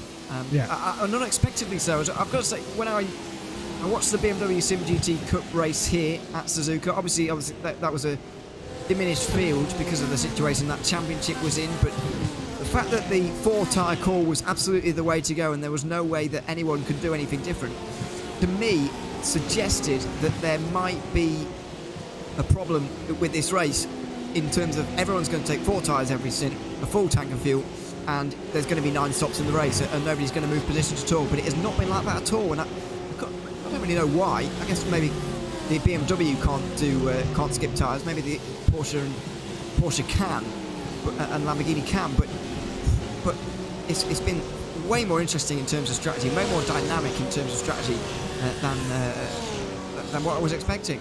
I've just seen, by the way, a comedy of errors, unfortunately, between the 119 and the number 3. The battle for 15th. They've just gone through Spoon Curve. One had a half spin and then the other one had a spin. And then they both came into each other. It was what could only be described as not ideal heading into this section of track. An issue there for Team PGZ's 119 and the Williams Esports Ben Q car. So, oops. Let's take a look at it. I mean, talk us through it. Well, there's the half spin for Lombardi. Oh, and Samuel Ward goes for a full one. Yeah, it's Really very. threw you into that one. I'm surprised that's the first full spin we've seen at Spoon Curve, actually, because that AstroTurf on the outside there is pretty nasty. We've seen it quite a lot at 130R with the AstroTurf, spinning quite a few cars around. I mean 3 in the time we've been here, which is quite a lot. But we haven't seen one at Spoon Curve yet, I believe, all race. So I'm surprised that is the first. Maniti coming to the pit lane, as we'll see them all keeping very close to the wall. Again, getting a little bit of slipstream from those that they are lapping. But yeah, no, I agree. We've not seen any real issues at Spoon, which is amazing because it is a brutal corner, especially between the first and second apex. What is everyone doing here? Maniti are in for a stop now. A good 25 minutes before the hour.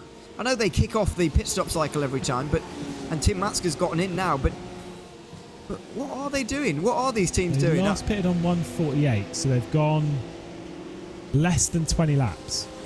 Yeah. Well, I've got 19 laps down here. Yeah, that'll be about right. But yeah, I cannot get my head around it. I really cannot. There must be some sort of benefit that. No, that's true. There must be some sort of benefit that I can't see right now because I can't see any logical reason why this helps anyone. No, I agree. I don't want to be that boring guy that's just sort of like, well, just pit on the hour. Just pit on the hour. Just pit on the hour. Just keep pitting on the hour. If it's fastest, then... Yeah. I mean, to be fair, what this is doing is Vlad Kimichev, who's jumped back in the Urano, that second Urano sports car, if enough people do move on to this crazy, weird strategy in the middle, it might drag them back into actually finishing in a decent spot. Obviously, they're off strategy comparatively to most after their issues early on. Tim Matzke, by the way, has just jumped straight out of the pit lane into the middle of Alexei Nesov, who's going side by side in the S's with Tobias Grundkotter down the back end of the top 20, 19th position. That battle was just come out in the midst of all of that. This is it that we can see here. Tim Matzke's at the head of it. Then you've got Nesov. Then you've got Grundkotter. And then at the back of that is your race leader. That is Govind Keeney, TPGZ. And that's all of his lap traffic ahead. Oh, yeah, you're right. Because of course I'm right. Stop doubting me. Oh, my God. There's a PGZ car behind him. Oh, there's the other input, the other PGZ car. So, will you forgive me for that? No, I don't think so. No, absolutely not. So, sorry, I thought throw me under the bus. I won't be taking any throwing under the bus from or complaints that I do that, because you do that more than me. So I'm not taking any complaints. I'm not taking any complaints from you on that one. But that is indeed Govind Keeney. There is a PGZ car in the background of these shots, and that is 4th position. That's Samuel Ward recovering from the spin. But yeah, I really can't get my head around this. Tim Matzke, I'm pretty sure, took on 4 tyres there, but didn't need a full tank of fuel because obviously they didn't burn through a whole tank in that previous stint.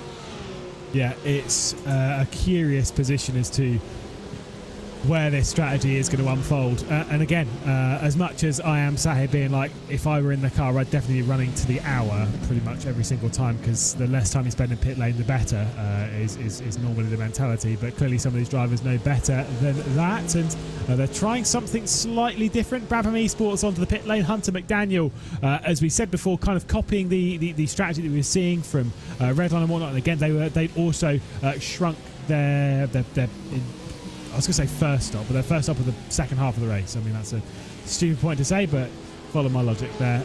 And there is the switch of driver also for Brabham Esports, who did miss his box, by the way, did Hunter McDaniel. Did notice that, as we'll see this train skate their way through. Wonder if anyone else is going to bail from this standardised strategy of pitting on the hour and doing something different. That's Brabham Esports' second pit stop inside this hour. You remember they took 31 seconds of fuel with 5 hours to go, and then they came in not long after Beneke, and now they're in again. So I don't know what that's all about, unless you just said that and I missed it. I think. Oh, when was their pit stop before? Do you know? The pit stop before was not that long after Beneke's, maybe 5 minutes afterwards. Somewhere around there. I think they might have had a problem. Lap 163 was a 159.5. Lap 164 didn't count. Lap 165 was a 2-minute 12. I think there has been a problem for the Brabham Esports car, and that's why they've come back into the pit lane. Their last pit stop was on 151, so that would have this time into the pit lane was only 17 laps after their initial run of the pit. So I think there's been drama for them. Yeah, I think so. But even well, we are convincing people at home that we know what we're talking about. I don't know if we're doing a good job of it at this stage, but yeah, it's a strange one that I don't know what's going on there either. But Jimmy Antunes is in anyway, and he's gotten out of the Arnage competition number 23. That was a 29 lap stint from them. They've been on this strategy all day, really. Leandro Andaruti getting into that Porsche now, and I think I just saw that car drop off the Jackson. He's on his way now after 4 tyre stops, so that's a little bit more normal because they've been off strategy all day long. Yeah, I was going to say there are a few teams that have been off strategy from very, very early on that have gone aggressive on it. Arnage competition being one of them. So again, curious to see whether it's better to have. The thing is that with a few teams that have made the call quite late to switch onto the strategy, the likes of Redline and whatnot, I do wonder if it, which we will see, with Arnage competition and whatnot, if it was better going onto the strategy early.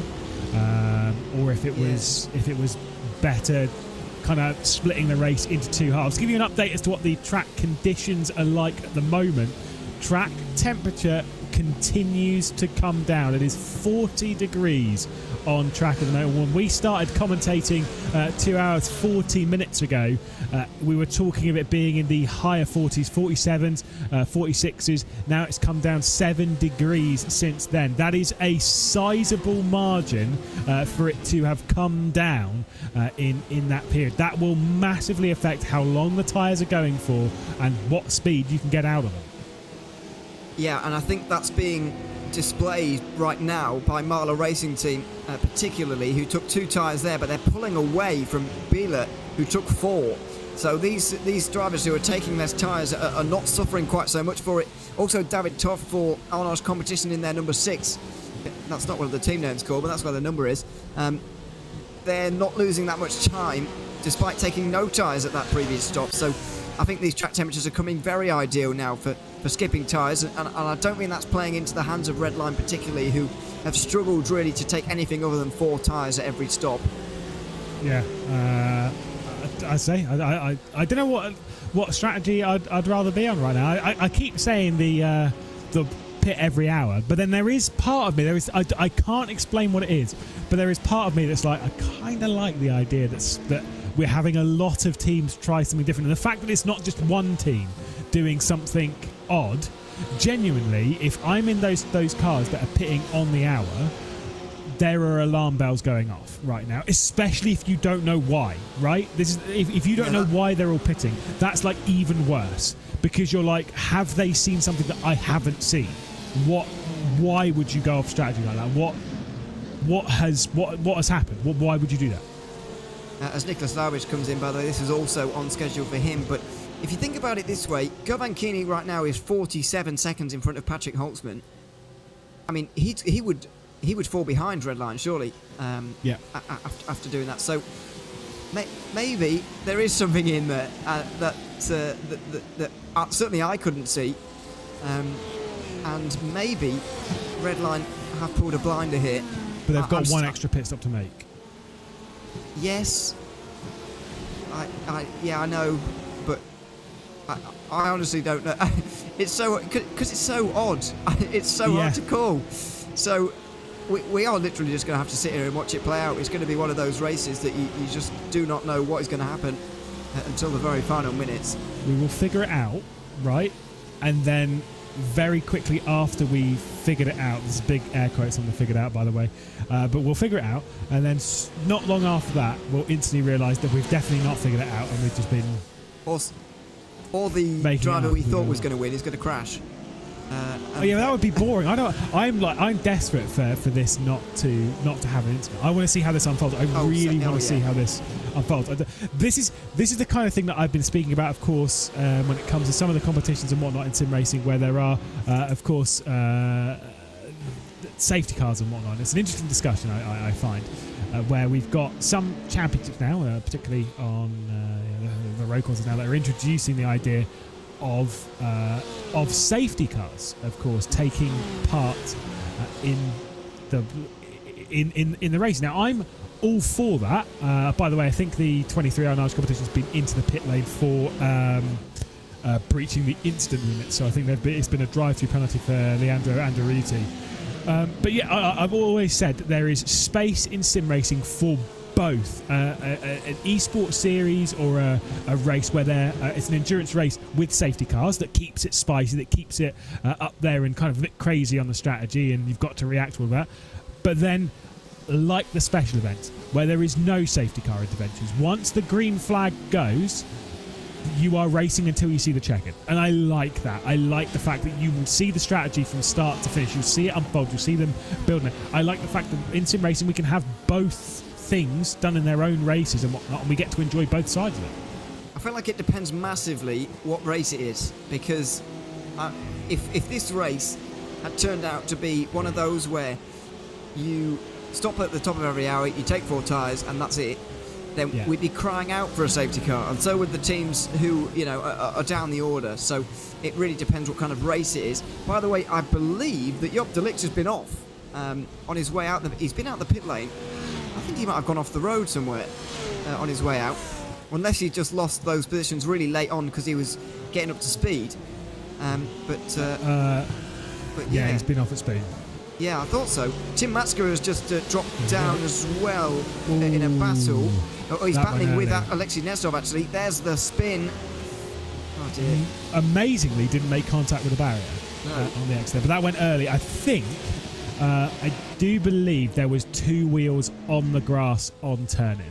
And that was that would have just completely destroyed the tyres, by the way. Big time. Yeah, and that's Job de Ligt's outlap, so not good news.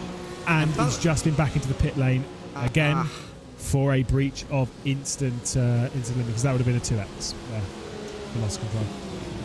Well, and 1 for going off, I guess, as well, maybe?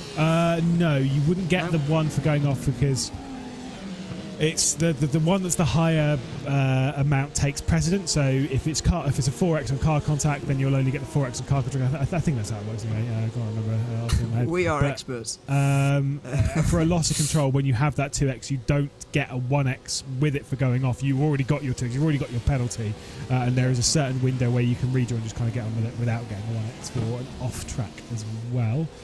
Do correct me if I'm wrong. 9 times out of 10 I am. Did we cover as well, by the way, the reason why the 124 has become the latest retirement from the race? No. Team PGZ Academy. I don't remember what happened to them. But it happened about 45 minutes ago now. I do not know. I probably know what to find out, if I'm perfectly honest. I'll give it a go. It was about 45, 50 minutes ago. We obviously know why Mag Performance are out as a result of their engine blow. That's a recent retirement as well. So 2 retirements within minutes of each other there. But that's the first one we've had for 3.5 hours now. Yeah, I'm not necessarily sure. I have just seen, I don't know if there was some more damage, but I did just see the car. Kwiatkowski was behind the wheel of the Team PGZ Academy car that just came back in the pit lane and pulled out. Yeah, I suspected that might have been what happened. There wasn't an incident that I could see. No, exactly. And not one that I remember either, so maybe they did just pull the plug on that one, yeah. Been there. No, obviously you kind of sit there and be like, it's against the endurance spirit. I think once you pass the halfway, you're kind of like, you're at the point where it's like, no, we've done half this race, we're doing all of it.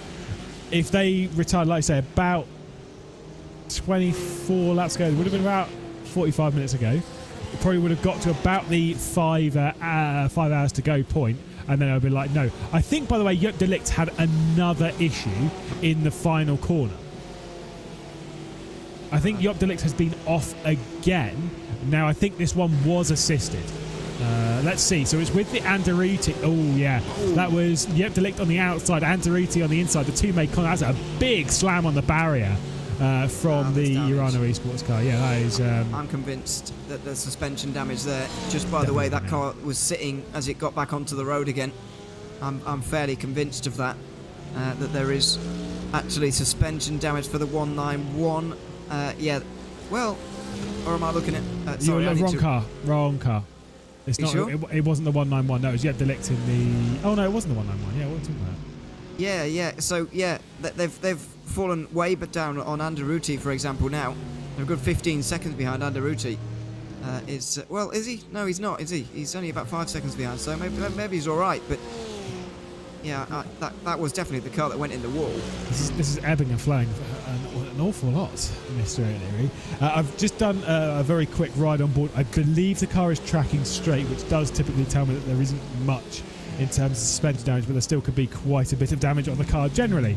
Maniti and the Mercedes-AMG Urano car switch over. You were saying about the Mercedes coming on strong. I know obviously strategy's been opened up from a few of these teams and whatnot, but we've got 2 Mercedes inside the top 10 in 9th and 10th. We've got this one marching its way towards it now up into 12th position. I think the slightly cooler conditions are working ever so slightly more in favour of the Mercedes. This is not me saying that now Mercedes are definitely going to win this race, because that's not going to happen.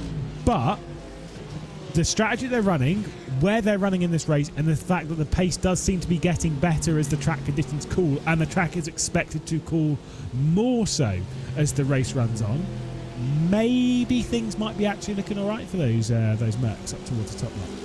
I think that even if the track temperature wasn't coming down, that they would come into their own at this stage, because for my money it's a safer car to choose really than the Porsche, which can be a little bit unstable on the rear end the longer you go on, especially when we're thinking about double stinting tyres and so on, and you're getting towards the end of the tyre life. Things can get a little bit wayward for some of the Porsche teams, but the Mercedes is just a good, solid, stable car to choose. And you can see there, Arnaud's competition, all arms and elbows trying to hold that car through Dunlop curve, for example. So yeah, it's a safe and stable car, and I think that no matter what the temperatures are doing, the Mercedes will always get better as it goes on. Yeah, potentially, I say in these kind of races, especially if you're racing in splits lower than this. Oh yeah. I think it is way more important to pick a car which is safe and predictable than trying to risk it and then going for a crazy car. Now, I like the idea of going for a crazy car every now and then, but especially around here, you want a car that's safe and predictable. There was Tobias Grunkotter that was trying to get a move down the inside of Andaruti coming up towards Spoon. He ran out very wide in that Arnage competition. There might be a touch of damage on that Arnage competition car as well. Obviously, it was sizable contact between the pair of them, being this car here and the 191 Urano Esports car. Going up towards 130R, Gruntkotter's got the inside line of the race up towards there, and it is going to be the lift out from Andaruti, taking back over the racing line goes the Impulse car, and with it the position. Nice little move, but again well read from Andaruti. I do believe there might be just a touch damage on the car. It certainly looks a bit beaten up as well. Both of these two just been in for drive-throughs recently as well, which of course are for the incident limit we've been talking about a little bit today. 40 incidents is not very many, I would say, around here. I even saw 1 or 2 drivers fall afoul of it in the BMW Sim GT Cup, which is only a 2-hour race. Now I know obviously the incidents that you can 25. get was not many, but sorry, it was obviously a bit more than they've got a bit less than they've got in this race. But even I'm tripping over myself now. Sorry, we're not going to talk about it. It's fine. But yeah, it's not very many around here where you can go off fairly regularly or fairly in a lot of places and pick up those 1Xs, and obviously you have to do a drive-through penalty every 20 after that as well. You'd have to go drive-through penalty. So anyone who's done one so far, I would say, is looking like they're going to have to do another drive-through as well later on. Well, I mean, brought it up a few times on various broadcasts when it comes to incident limits, particularly around here. Anyone who did watch the 2021 BMW Sim GT Cup around here, that was, of course, that was in the M8 GTE. Max Verstappen started the race, got involved in a little bit of contact with himself and Josh Rogers down in the first corner, had a few off tracks where he really pushed the limits of the circuit, comes into the pit lane, hands over to his teammate, and I'm pretty sure the incident limit was 25, it might not have been, but whatever it was, when he handed over to his teammate Johnny Vecchio, there was 1 incident point left. Now in that, it's not a drive-through, it was a straight disqualification for breaching the incident, which Gianni Vecchio tried and did, I think, a solid 20-25 minutes, doing really, really well, and then went wide at Spoon and got that 1X and boom, disappeared. Now, obviously that's not what's going to happen here, because you get a drive-through, you don't get DQ'd for exceeding too many times, but in this scenario between these cars, you might well, like say, the later you go in this race, you're getting quite close to picking up a few. Yeah, it's always kind of one of those things in endurance races where you hand over your car and you've got, you save them 2 incident points or whatever it is to do the rest of the race, which is kind of cruel. But yeah, it does happen. Thankfully here, I think this is a better way of doing it really. Thankfully here, it's just a drive-through penalty rather than a straight disqualification, which in my opinion makes a lot more sense, especially in a 10-hour race like this. I don't know if it ever used to... Oh dear, as Maniti Timaska to go straight on at Degner 2, which just didn't turn in. Yeah, I don't know if that was a bit of a snap of oversteer. Maybe took a little bit too much curb, maybe got dragged off on the curb, not sure. But it wasn't... I can tell you right now, as much as I'm not as fast as I used to be, that is not the fastest line through the Degners. So right on board to see this one. Takes a lot of the first curbs out too wide. It starts braking with 2 wheels on that gravel. And I think Nathan M. Moore went off at the hairpin as well for Race Clutch, because Race Clutch went in front of them briefly, and then they're back behind them again now. So I think they might have got into an incident of their own here as well. But yeah, just a small incident. Thankfully they're back again on the road. But yeah, also kind of on that odd strategy that we were talking about earlier on, since they came in with half an hour through a stint. Yeah, not 100% sure to see. Right, so what's going to happen now before we get onto the hour? We are going to step aside. We're going to do a bit of a fan immersion around this fantastic circuit at Suzuka.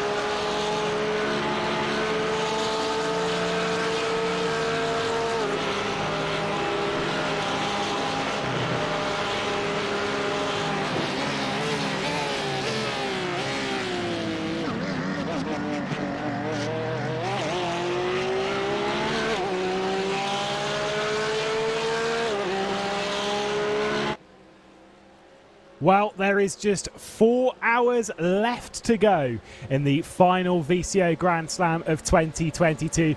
What a ripper of a race that it's been thus far. The 2022 iRacing Suzuka 10 hours. Powered by VCO. Had a great couple of laps there on board with Sam Ward and saw a great move as well as he made his way past the Urano man of Alexei Nesov. The pit window sequence has been activated.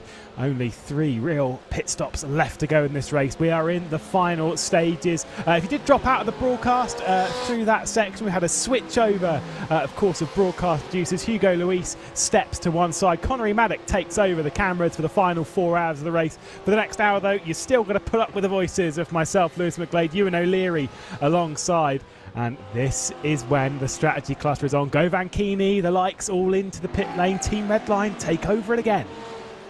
They do take over the lead just for the moment, but for how long is that going to be? Govan Keeney is going to remain at the wheel of that car as well. There's been a number of pit stops down the field, by the way, and some interesting ones as well. RaceSpot Esports, the most interesting of them so far. They've taken no tyres in this round of stops. Yeah, interesting. Like I say, this is where the strategy, we've seen it open up over the last, I was going to say open up over the last sort of hour or so. Is where we've seen some of the funkier strategies. The strategy's really been quite open for the majority of the day. The track temperature drops down even further. We're now down to 38 degrees track temperature. The clouds coming in ever so slightly, but still with the clear skies, we'd expect the temperature to potentially rise ever so slightly, but it's just been continually dropping. The ambient temperature remains around 23 degrees Celsius, but the track temperature itself just lowering, and it kind of asks the question as to what we're going to expect to see as we can see Nesov into the pit lane. What we're going to expect to see on those strategies, whether we're going to see anyone else spice anything else up when it comes to their calls down onto pit lane for the final couple of times. Yeah, I'm not making any more predictions really. It's impossible. Who's going to win the race? No, I'm not going there either. Not going anywhere near that. But yeah, it's so difficult, but so interesting as well. I'm so glad that the race has opened up in the way that it has, because yeah, it's been very, very interesting so far. Just remains to be seen what Redline are going to do for the remainder of this one. How far can they go into this stint now? And what they're going to do when they do get in. They've got half a minute currently, but that currently isn't going to give them quite enough time to make the extra stop that they're doing and come out in the lead. They do need a bit more time just yet. No, I'd say that this race is still really in the hands of Team PGZ, which, again, just to remind you, we shouldn't be shocked, but it is still being driven by Govan Keeney. We absolutely shouldn't be shocked again after that 10 and a bit hours stint. What's happening here then? Coming through the... Oh, never mind. I was just going a bit slow on the stream. Oh. I thought Govan Keeney was going very slow going out of the Casio triangle, but we'll back the panic brakes on that one. He's still behind the wheel. He's still leading comfortably, and he's still setting some blistering lap times.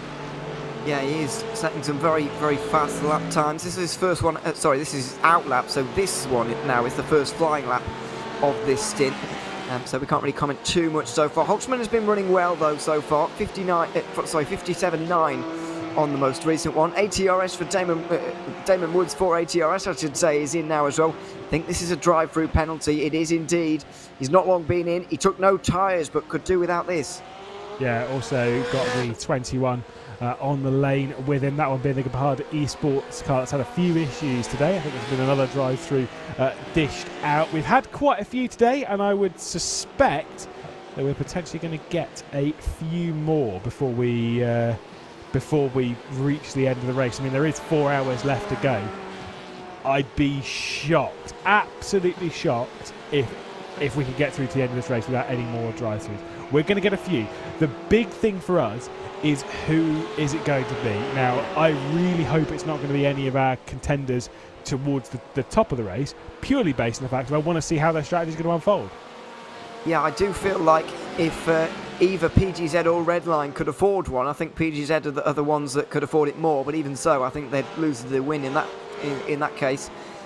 Even though we are obviously questioning Redline's strategy, even though we maybe shouldn't write them off or question them. We are doing a little bit as Valkyrie come into the pit lane as well. Jonathan Pouleg looks like he's going to get out of that car and going to be replaced by Thibaut Prévost by the looks of things. So quick dive change down there. But yeah, I'm with you. I really want to see how this is going to play out between the top two. And a drive-through would ruin that a little bit. So let's hope that doesn't happen. Yeah, a drive-through, an incident, anything like that. In quite a few races, I'd be sat there being like, oh, go on, give it a little extra bit of drama. And I know for some people they might classify this then as being almost a bit of a slow burn, potentially, where we might not see those top two on circuit on track together for qual.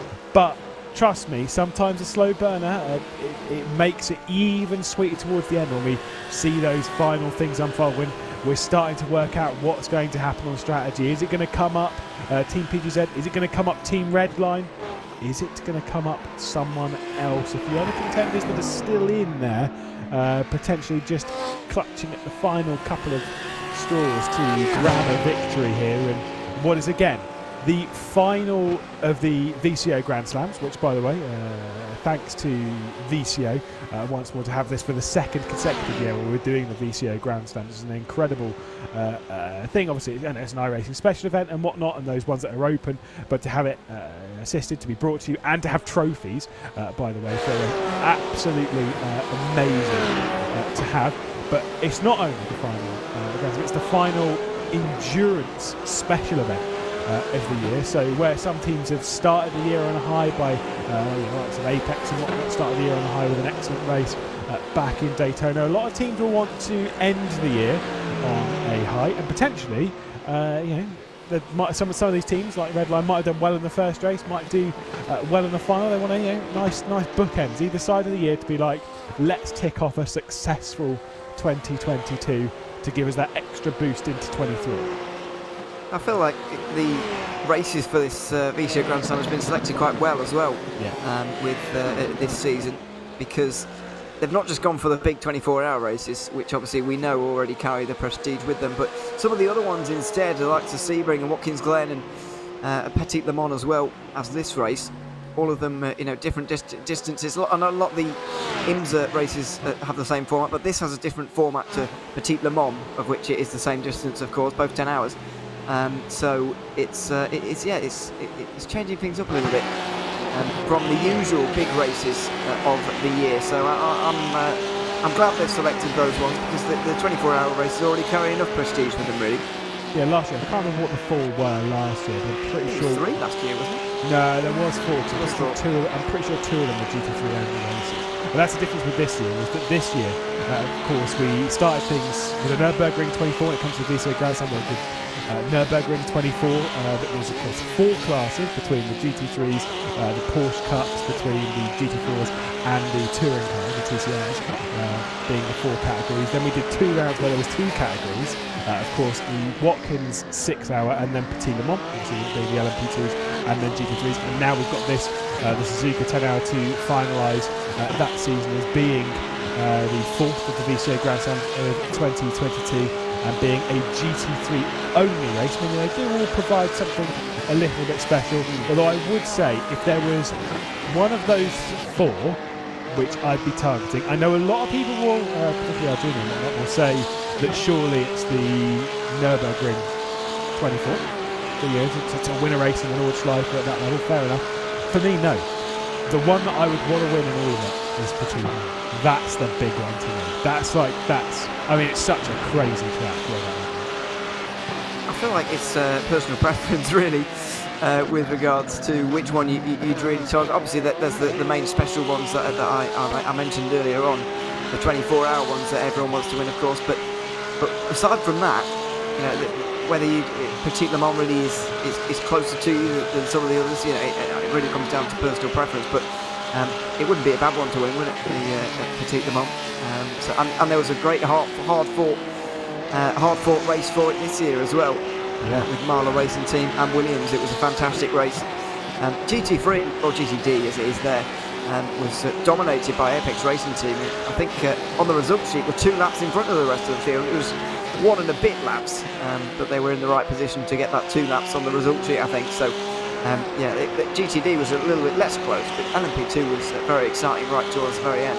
Yeah, and like I say, I mean, it is personal preference. It is almost a bit odd. I understand why, but it is a bit odd that those that we hold with higher prestige in sim racing, like those events that we want to win the most in sim racing, typically have precedent of being the larger events in real life as well. It's the imitation of it. That's why things like the Spa 24, that's why things like the Nürburgring 24, like Petit Le Mans, those ones that have a lot of real world weights to them, of course, starting the season at the Daytona 24, Bathurst 12 hour and whatnot. They do, because they hold that weight in real life, they hold not a similar weight, because obviously we're talking about real race versus sim racing, but it still holds an incredible amount of weight in sim racing comparatively to the other races, why they are more important to some.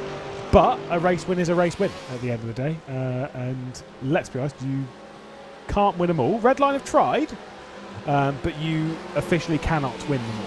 As Beef Patrol drop a position to the Mercedes AMG Williams Esports number 2, their highest place between the 2 cars, after Janssen is down in 14th.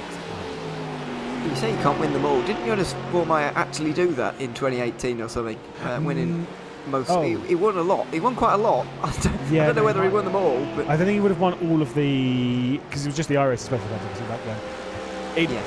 See, this thing is, it depends which ones you classify as them all. The 4 big 24s. Right. Yeah. We had that year. Yeah, I think probably. Yeah. I think so. Which is pretty impressive in itself. Yeah. By the way, I'm pretty sure that was the year as well in the Nürburgring 24 when there was a pass on the last lap.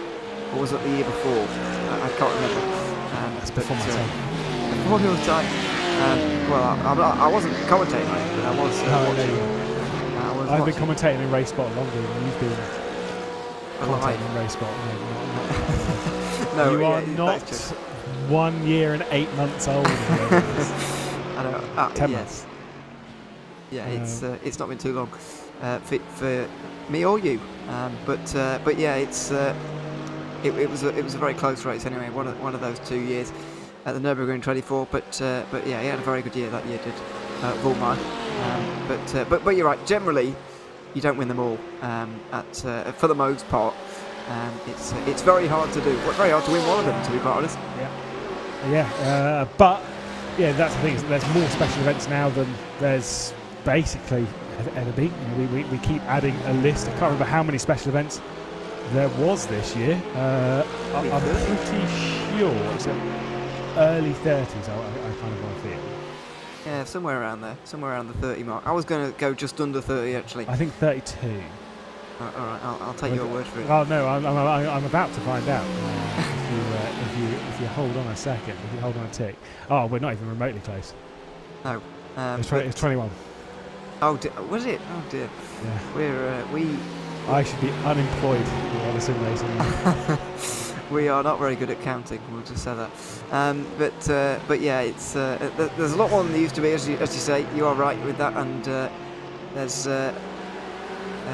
plenty to choose from. Although unfortunately we are coming towards the end of it now. It does start up very early January, so we won't be away from iRacing special events for too long. I think that the important thing with the iRacing special events, for a lot of them, as I'm sure most of you know sat at home, for those of you that don't, they are open to everyone. You can go and take part with mates from work, or joining an esports team or whatever. You can just enter. You don't have to pay a big license fee or be the fastest driver in sim racing. You can just enter. I would recommend doing it with teammates. These are long races, and also if you don't enter it with a teammate, you get disqualified. But still, you can come along and take part in the race and get into it, get involved, and enjoy it. And there are a whole host of these special events, whether it is these endurance runs, whether it's the NASCAR ones. Obviously starts off with the Daytona 500 earlier on in the year. You've got dirt ones like the Chili Bowl and whatnot. And then you've got the less endurance focused ones like this that are still kind of endurance, but not really, like the Bathurst 1000 and whatnot. There's a lot of different special events over the year that are open to a wide variety of drivers, and there was one year, it would have been 2020, where I did the Daytona 500, and I was genuinely started being like, I'm going to do all of these special events, and I didn't do the 24, and so I was like, right, I'm not doing all of these. Did I comment on that? Well, yeah. No, it wasn't 2020, it was 2019, I think, right? So it might be 2019. But possibly. Not I don't know. But yeah, they're open to anyone, as I say, and yeah, you can very much get involved, which is the great thing about it. I just want to mention, while we were looking at this 3-car battle, by the way, for 13th position in the race right now. Just want to mention the front two briefly. Patrick Holtzman versus Govan Keeney is going on right now, and it's going definitely in the way of Patrick Holtzman by another second on that last lap. Holtzman is absolutely flying. He clearly has no intentions of taking these tyres any further than his next pit stop. He's got no intentions of saving any fuel as well, and why would he? And so he's absolutely destroying Keeney, really. But obviously you've got to remember it in the context of the race, and quite what a job he has on his hands at the moment.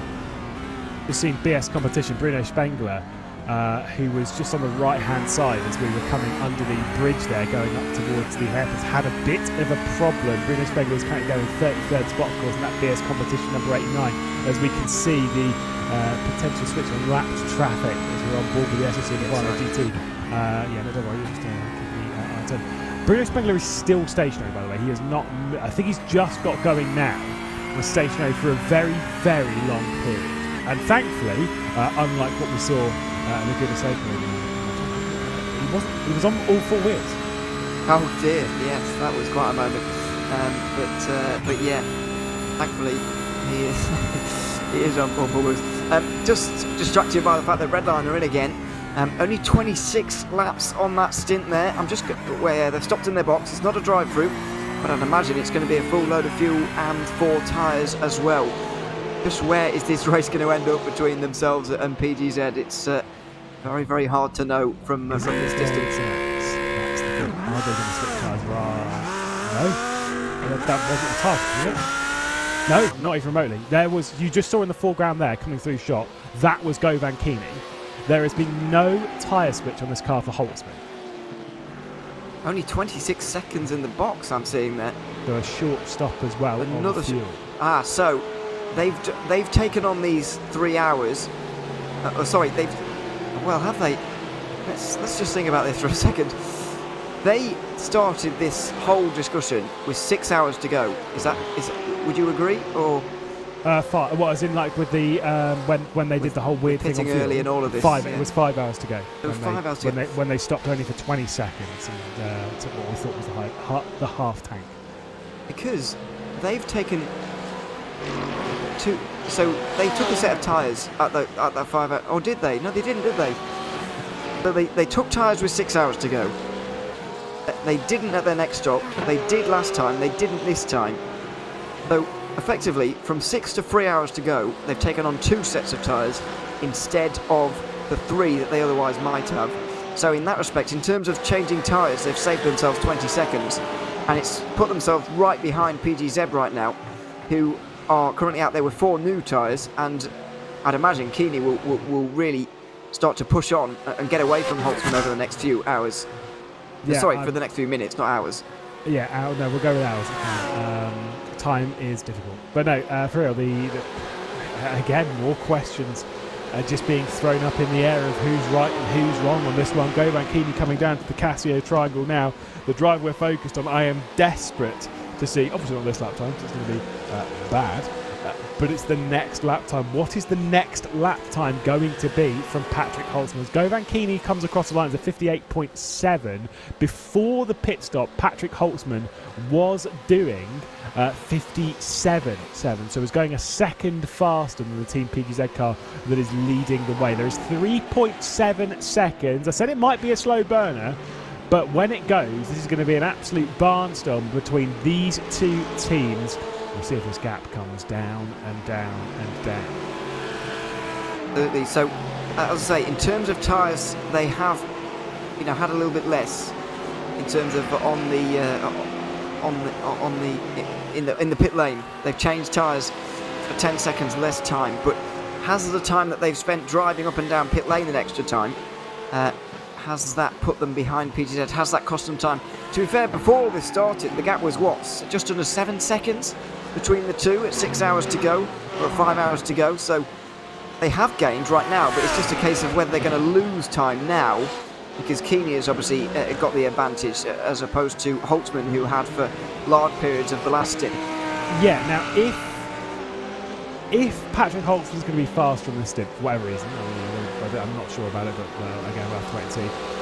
If he is faster on this stint, he does catch and then pass Team PZ2, then he is in the net lead.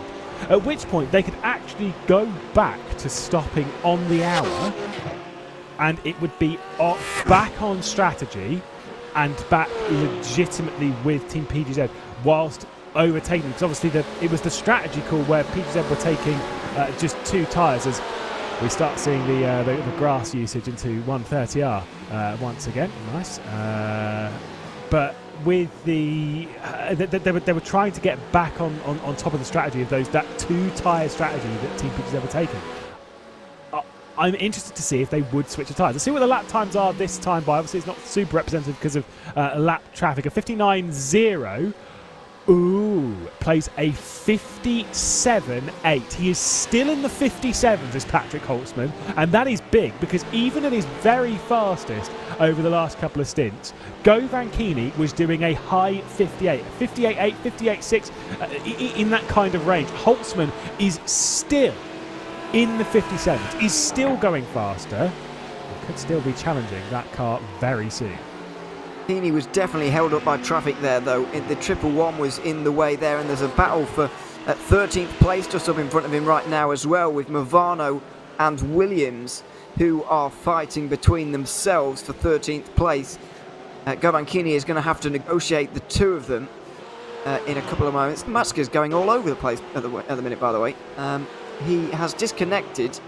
I think he's having connection problems, but it doesn't quite look like connection problems. It's a very weird situation Matska's found himself in. I can't quite work out why he's jumping around so much, but he is doing, and that's important, of course, for Maniti, who were running on the fringes of the top 5. Yeah, of course, you can see there some of the cars firing their way through 130 yards. Such an incredibly fast corner, one of the absolute fastest in motorsport, and always great fun to drive. Of course, some drivers really pushing the track limits to the absolute top. We're seeing Tim Matska dropping down the order in that Maniti car, and I'm saying, I think there might be a disconnection there for Matska. That's a big shame, because Maniti were in a good spot. They were comfortably inside the top 10. They've been running there all day, but that's the brutality of endurance racing and sim racing. Yeah, and the field's so close, he's already dropped outside the top 20, even though it happened about a minute ago. So, yeah, it's really brutal for him, I'm afraid, and brutal for that whole team as well. They'll put so much into today, and, you know, we're just about to hit 1/3 of this race to go, and it's all fallen apart for them. Who knows what they could have done throughout the remainder of this one as well, because they were catching... well, if they hadn't already passed Damon Woods, they were certainly about to. Because obviously Woods is out there on old tyres right now, having not changed them at the last stop, and Maniti were bearing down on them. But yeah, a real shame to see the connection problems there for Matska, who will now drop way down to the likes of the Williams car, the number 5 that dropped out earlier on with Cody Deef, and so the other Urano car that did earlier on. Vlad Kimichev, although he is running 9th at the minute, Vlad Kimichev, remarkable recovery. Again, dragging themselves back into it, obviously running on the very much the counter strategy. They were expecting them into the pit lane. They last pitted on 166, and they are presently on 190. So expecting them into the pit lane in about 5 or 6 laps, which will be about 3 hours 20, close to 3 hours 20 left to go in this race. It does remind me, if you are bored, particularly of Ewan's voice, but also of mine as well, you only have another 34 minutes to put up with it before we welcome back into the commentary booth Nick Damon and Peter Mackay, who will take you through the final 3 hours of the 10 Hours of Suzuka. It's been a thrilling race thus far. I wonder how much they've been following it, because us two that have been in the commentary booth for the last 3.5 hours, it has been hard to follow. In a good way, but it has been hard to follow the strategic elements of this race, because it's been so open as Brabham Esports and Mercedes-AMG Urano switch over 16th spot. Yeah, it has been difficult to follow in the best way possible for some period of time, but nice move there from Brabham, who have just gotten through on Urano there, up into 16th position, and should be able to hold it into turn 1 as well. They will do. Of course, is one of the best running Mercedes in the field. Best running Mercedes is now inside the top 10. Now, I said earlier that Williams Esports might be able to scrape 1, maybe 2 of their Mercedes into the top 10. It's certainly in there now, but I don't really want to jump to any conclusions about that so far, because we don't know where they are in terms of their strategy either, even less so than we do about the guys at the front of the field, who are now only separated by 1.7. Yeah, I was going to say, I'm literally looking at Patrick Holtzman like a hawk right now, because absolutely flying. The gap only came down 1/10 of a second courtesy of some poor lap traffic, really more so for Holtzman, but the gap's coming down.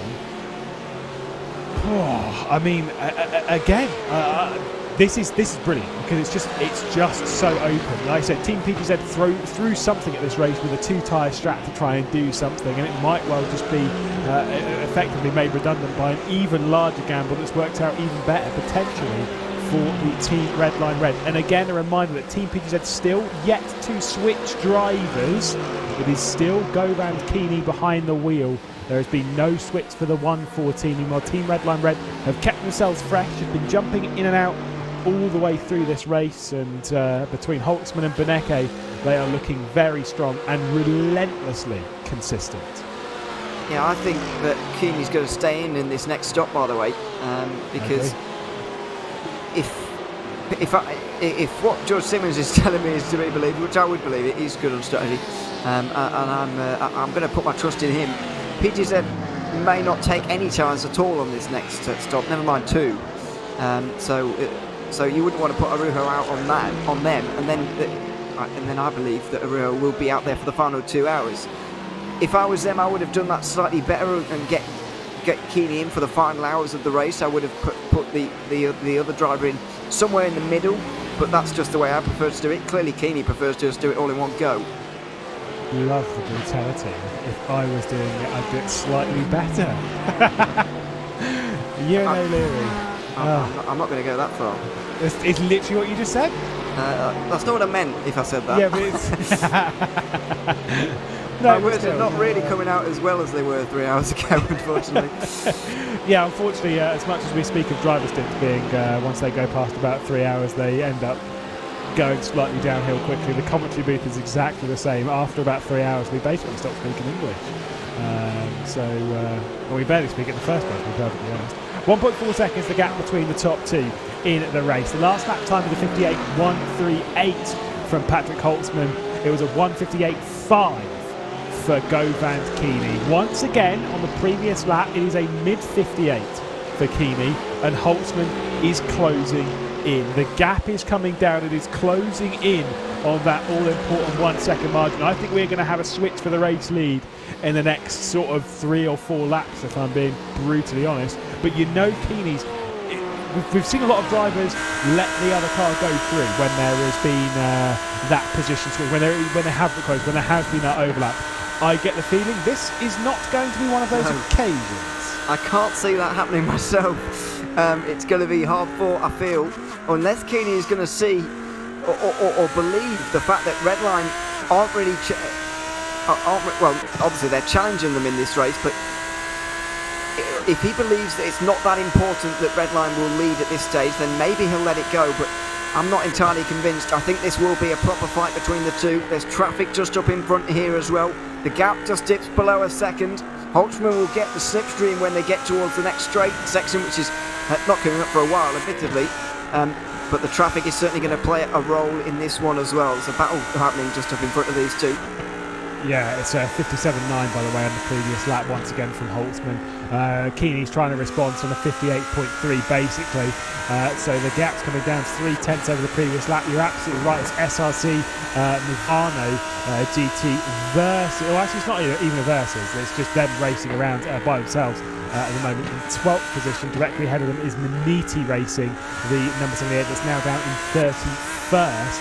After that disconnection from Matska. So that's the next bits of lap traffic they're going to have to deal with. And I'm going to say, I'll be completely honest. Before I agreed to do this, you saw, I had to get talked into doing this race a fair amount because, let's be honest, it's a secret, it's a GT3s. Whilst it's entertaining to drive, normally the racing can be a little one-dimensional. Around here, to put it lightly. It is normally just a big train, fuel saving, blah blah blah, and very boring. And also doing the middle 4 hours, you're kind of like sat there thinking this is going to be just not very good. No, I have really enjoyed this. This has been absolutely spot on. The strategy's been all over the place. What an event, and what great racing. And hopefully this battle is not going to disappoint. The battle for the race lead, 3.5 hours left to go. The final third of the race is ahead of us, and the battle is off for the win. It absolutely is. Just how hard we fought it's going to be remains to be seen, but we certainly believe that it is going to be hard fought. Govan Keeney is going to want to hold on to this lead as much as possible and halt the progress of Patrick Holtzman, which has been fantastic in the final few moments. In these last few moments, he's set the fastest lap of any car in the field, lap after lap after lap for many laps now. Another 57.9 from him on that previous lap. He has been on these tyres now for a little while, but just over an hour maybe, so they're not that worn, but Keeney put new tyres on half an hour ago. So what he's doing right now in that red line Lamborghini is absolutely astonishing, really. And PGZ are going to have their work cut out to try and win this race. It's going to be very, very difficult for them to do it, but then again it's going to be very difficult for Redline to overhaul PGZ and the stranglehold they've had on this race for the first 6.5 hours as it is now. So yeah, it could go either way. It really could. Do you think Redline are going to keep on this super aggressive strategy of this these short stints, or do you think that they are going to go now until the hour, 3 hours have to go, and then go back onto pitting on the hour? Now they've thrown themselves back into this race victory. What do you think they're going to do? Big strategist Ewan O'Leary apparently better at it. I wouldn't call myself a big strategist at all. But the key thing for Redline, just while I think about this for a second, the key thing for Redline is the fact that they've got to decide one or the other in 26 minutes time. On the 3 hour to go mark, they've got to decide whether they are going for 3 more stops in this race and the short stints, as he said there, or whether they're going for the hour-long stints that they were doing earlier on. They have to decide that, I believe, anyway, with 3 hours to go here. Maybe they can leave it a bit longer than that until 2 hours to go, but even so, it's difficult to do that. I think they're going to continue on with the short stints, to be honest, because it's worked out really well. 3 hours ago, they were 7 seconds behind PGZ, and as a result of the strategy, I believe, almost entirely, they're now right on the back of PGZ. So, and really, I think leaving it to just a race between the two of them, doing the same strategy, is like tossing a coin between the two of them. So I think they might well be tempted to go for the short stints again. And I do agree, purely based on the fact of what got them into the scenario of being so far behind PGZ. It was the fact that PGZ can make tyres go for 2 stints, and so yeah, sure, they've got to have a driver swap and whatnot, but you know that if Redline go back onto the 1 hour strategy, well, PGZ will just outdo them again on the on that strategy, on taking the 2 tyre call. So it's kind of like you've got to play with the strategy that way and kind of keep doing what you're doing, which clearly worked. I do think is this his second stint of tyres for PGZ? I don't believe so. I think they took tyres in the previous stop. They is did. That right? Yeah, they did. So they will not be taking tyres at the 3 hour mark. They'll be they'll be taking 2 tyres at the 3 hour mark. They're continuing on with. You say they'll take 2? Will they? Will they take it on? It is quite cool at the moment. It's 34 degrees. Yeah, forget about the tyres. That's basically chilly. I wouldn't mind 34 degrees at the minute. But 34 yes. degrees would be too hot, mate. That's maybe a bit too hot for at my English body. But yeah, I'll take the ambient temperature. Yeah, exactly. I think you're right. They're gonna. It's impossible to know, but I do think that PGZ are going to take 0 tyres at this next stint, and Redline are going to go for it with the short stints. They do have the advantage, Redline, of just taking a full tank and 4 tyres at this next stop, which I believe they're going to do, and they could well do just an hour-long stint, just to give themselves that bit of bought time. Because if you remember in the hours from 6 hours to go to 3 hours to go, that first hour of those 3 hours, they did a normal stint, and we thought everything was normal, but it actually turned out something was going on there with Beneke. You know, it was going to take just a half tank and no tyres and make it work in that way. They could do that again because it buys them a bit more time to decide what they're going to do. If they do that full tank and 4 tyres this time, they can decide whether are we going to beat PGZ by taking the hour-long stints, or are we going to have to revert to the short stops for the final 2 hours. And that's where the decision's going to be made. So I know I said earlier that the big decision is going to be at 3 hours to go. Now I've reconsidered. I think it could well be with 2 hours to go, where they decide whether the short stints or the hour-long stints are going to be the way to attack this race. And then the big decision will be with an hour to go, and then with 40 minutes to go. That's where the big decisions. That's where the big decisions are going to happen in this race. And thankfully, for every single one of these teams, we don't make those calls, because if we did, yeah, I mean, this race would be a very different show. Could you imagine if, as a commentator, we were sat there watching and we actually got to decide the strategy of all of the teams? Well, that would be a bit ludicrous, really, but it's a great idea for a charity event. Exactly, just sort of like, Team Redline, you've got to come in now and do you're doing 40-minute stints from now on. They're like, wait, what? Why? It's like, well, the commentator said so. Like, oh, right. Somebody needs to write that down, because that's a fantastic idea.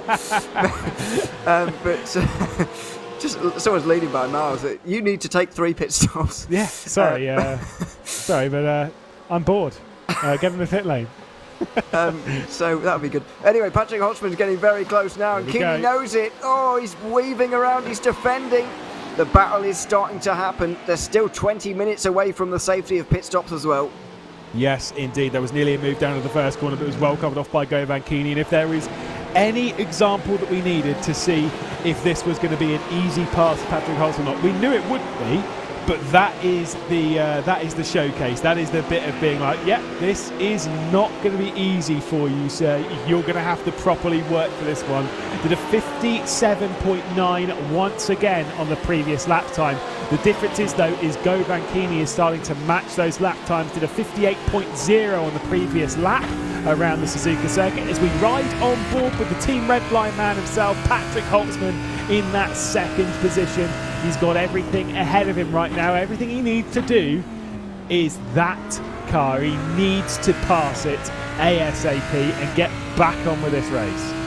He certainly does. And PGZ need to make sure that he stays behind to make their life a bit easier later on as well. It's a really interesting situation developing between the two, and so much traffic in front of them. You just saw with that onboard shot there, we're not going to see great now out of Spoon Curve because of the trees, but there were so many lap cars that were making their way around Spoon Curve there. That could be the decider in this fight as well. It is so close that a piece of lap traffic like that around a circuit as narrow as this one could well decide this battle as well. But just look at the slipstream and the way that it's helping Patrick Holtzman get closer to that Porsche up towards the final chicane.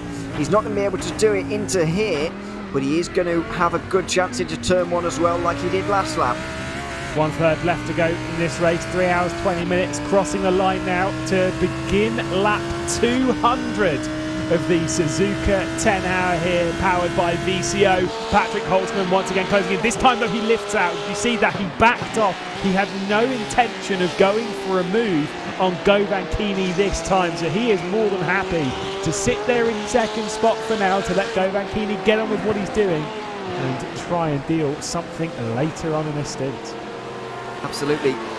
Is he just, what is the plan with that, with regards to fuel saving? Maybe that is the best idea. Maybe that's what Holtzman is going to do for the next 20 minutes until Team PGZ have to come in. We'd expect them to come in, by the way, PGZ on lap 210. That is 10 laps away now, because as you just mentioned, we are now on lap 200. So, is that what Holtzman's going to do for the next few minutes? Maybe get a lap of fuel out of it, a little bit more, a little bit of a shorter stop maybe. But I'm surprised that he doesn't want to just batter through immediately as soon as he can. That's not really a phrase, is it? Goodness me. Maybe not like that, but that's after everything you were telling me on Sunday last week about red line and overlaps and whatnot. Suddenly you come out here with batter his way through. I don't actually think he's going to barge his way through, but you get the idea. As the 191 comes in, that'll be a scheduled pit stop again for Joop de Ligt. Unfortunately, Iran are not really main players in this race anymore like they were even 3 or 4 hours ago. Yeah, I mean, that's just how these races go, is that you're a part of it and you feel like you're a part of it for a lot longer. It's the same as with some strategies when if a team's going like 2 laps longer than everyone else on fuel, for the first 3 or 4 times they do it, it's kind of like, oh yeah, they're doing quite well. Yeah, they're going 2 or 3 laps longer on each stint, and it looks manageable until very, very quickly it suddenly goes from, yeah, we're battling for the race win, to literally one stint where you are battling for the race win, to the next stint where you're not even remotely close enough. Right, and that's kind of where some of these strategies go. That's where some of the cars have been pulled out of this fight for the race victories. They've been so close for so long, and yet suddenly it just takes one stint. And it looks like it takes one stint, rather, where it's sort of like they were in it and now they're not. But it's just how this has been building, how these two have been firing so much faster than everyone else, and the strategy's been working out, and they've been taking the risks comparatively to everyone else, that they've all just kind of been caught out by just the relentless consistency of these two. Yeah, it is easy to do that, especially when you're only focusing on one car, of course, as all these drivers will be doing. I find in these races, when you're just focusing on your own team, you do feel like that your car does have a main role to play in the rest of the race, even when it may not. I feel like we don't fall into that trap quite as often because we're trying to focus on 42 cars that started this race. 44 that started earlier on, and we've got to try and keep on top of all of them. So. Yeah, you do feel like you're involved for quite a lot longer, but I think it's becoming clear to quite a lot of these teams now that this is a 2-horse race, although the 21-second gap back to Marla is not huge. So, you know, maybe they do have something to say in the final 3 hours. Especially if these two trip over each other in any way. Do not rule out anyone. I would say Williams Esports Fanatec, I think, might be a little bit too far back. But the ACRS and the Bela Racing Team Euronics car, I also wouldn't necessarily rule out. They are only 30 seconds and then 40 seconds back a piece from the race lead, which to stay within that margin, you know, for over 6 hours, you know, we're talking nearly 7 hours down this race, and they're still keeping in that. It is very possible that anything can happen between this lot. Is this going to be the switch for the race lead then? Holtzman's closing in. This time he's going for it. The defensive move's been taken by Govan Keeney, and Patrick Holtzman's not able to do so. He lifts out this time on the race down towards the first corner, and it was a late squeeze from Govan Keeney. Patrick Holtzman was committing to it, but he got the door slammed right in his face. That was very, very late defending there from Govan Keeney. Holtzman, I think he thought that Holtzman wasn't going to go for that, but then all of a sudden panicked and realised that it was. It was very, very late on the defence. Have a look at this here. Holtzman sort of signals to the inside, and there's the defence as Holtzman is going for it as well. It's a very, it's reactive defending really, and that is certainly frowned upon. Yeah. The only thing that I would say to fight a little bit in Keeney's corner there is you can kind of see as they were moving across that as much as it did look reactionary, I think they both started moving over at the same time, and that Keeney just kept moving over, that you'd kind of be like, ooh, naughty slap on the wrist. But I think it's one of those things that for Holtzman will feel, or you'll feel sat there in the car being like, God, this guy can't drive. From a spectator point of view, you're looking at it being like, wow, this guy can't drive. But when you actually think about it realistically, it's not actually that bad. It just looks worse than it was. I think, yeah, maybe you could argue that case. but again, taking that slightly alternate point of view. If I were in the car, I'd be furious. Well, yeah, of course, but I mean, that's also not a clear reflection sometimes of quite what's accurate as well. When you start taking into account the emotions of the drivers you're actually driving, then you can get a bit distorted as well. So it's difficult. I would prefer to see a defensive move made a bit earlier if there was going to be one. But anyway, that's not the way it panned out. That is the kind of danger point, though, for Govankini here. That Lamborghini is very strong, especially at the top end, the end of these straights. Obviously, the slipstream's helping a great deal. But towards the end of these straights, he's not really challenging into the chicane. But Holtzman's getting a good run out of there. And into turn one, Keeney does have to be very aware of that. And he's going to have to start defending a bit earlier than he did then to just be a little bit on the safe side. Last lap time was a 57.8 from Govankini, so great lap time. And I do agree with you. You know my opinion when it comes to reactive and proactive defence. I always like that proactive defence, going about it before the driver, essentially putting your car in a position where you're saying to them, if you want to make a move, do it. But you've got to go around. I'm going here.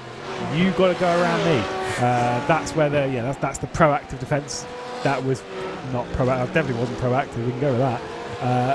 But that could potentially be why Holtzman backed out on the previous lap, is to try and almost put Govankini into a calmer position and then attack, and then pounce, then go for it.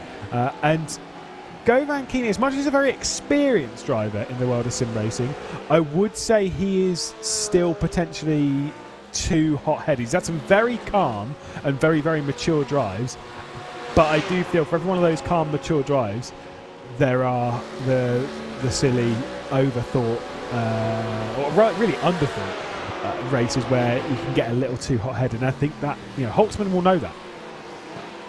Yeah, as you say, both of these drivers have been around for a very long time, and they will know each other quite well at this point.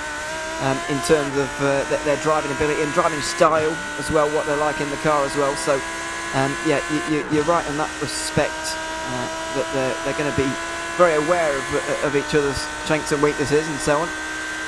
But I get the feeling that Holtzman has just sort of seen how hard Keeney is willing to fight for this race win, and maybe decided, you know what, there's more than 3 hours to go, I don't need to have this right now. And I'll just bank the fuel instead. And I wonder if Holtzman really wanted to go through at all when he was really gaining that quickly. I'm not convinced he's desperate to pass right now.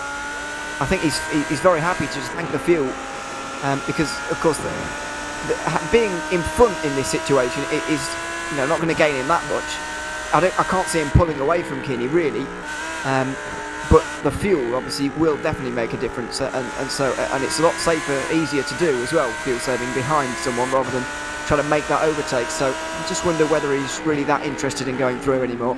I'd agree. Again, you've got to weigh up the risk, and sometimes giving a good look, trying to force a mistake that way, that's always good, because you can get the race lead without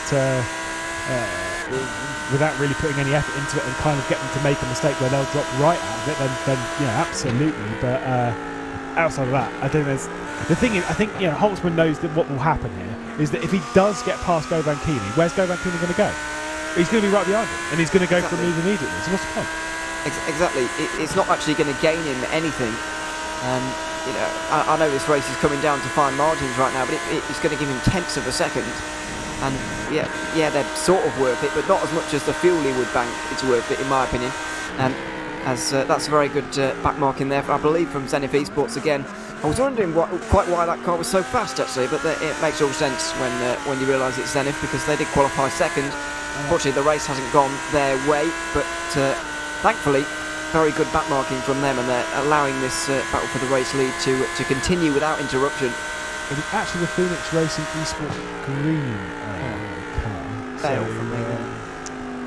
So another time, another one I can throw into the bank of times I've corrected you on this broadcast. Pick it off at home. Running out of fingers at home, I think now. really good to feel here. Yeah. After you've tried throwing me under the bus a couple of times, I do return it a bit. But, you do that way more. I'm not having anything said against me for that. You do that. Well, not from you anyway. I mean, you could go after some of the things that I say a lot more. I'm just always right. No, it's not true. That's nice. You don't. Yeah. Well. Yeah. No. Actually, no. We're going to get into the north-south divide again, and I think I'm slightly outnumbered in this we'll back out of that one as a touch, and we'll focus on the race at hand. The battle for the race lead separating ever so slightly over the last couple of laps, but still plenty of battles on the grid that are going plenty close enough. You're on a data group car versus Impulse. What we're looking at here, 17th position on the road coming towards the Degmas, and managing to hang on at the moment. The Urano data group car is presently, of course, this is the 191 that's had a couple of issues. Yoke de Ligt behind the wheel has been into a couple of barriers under pressure from Lewis Woods, who we were talking about a bit earlier on in this race.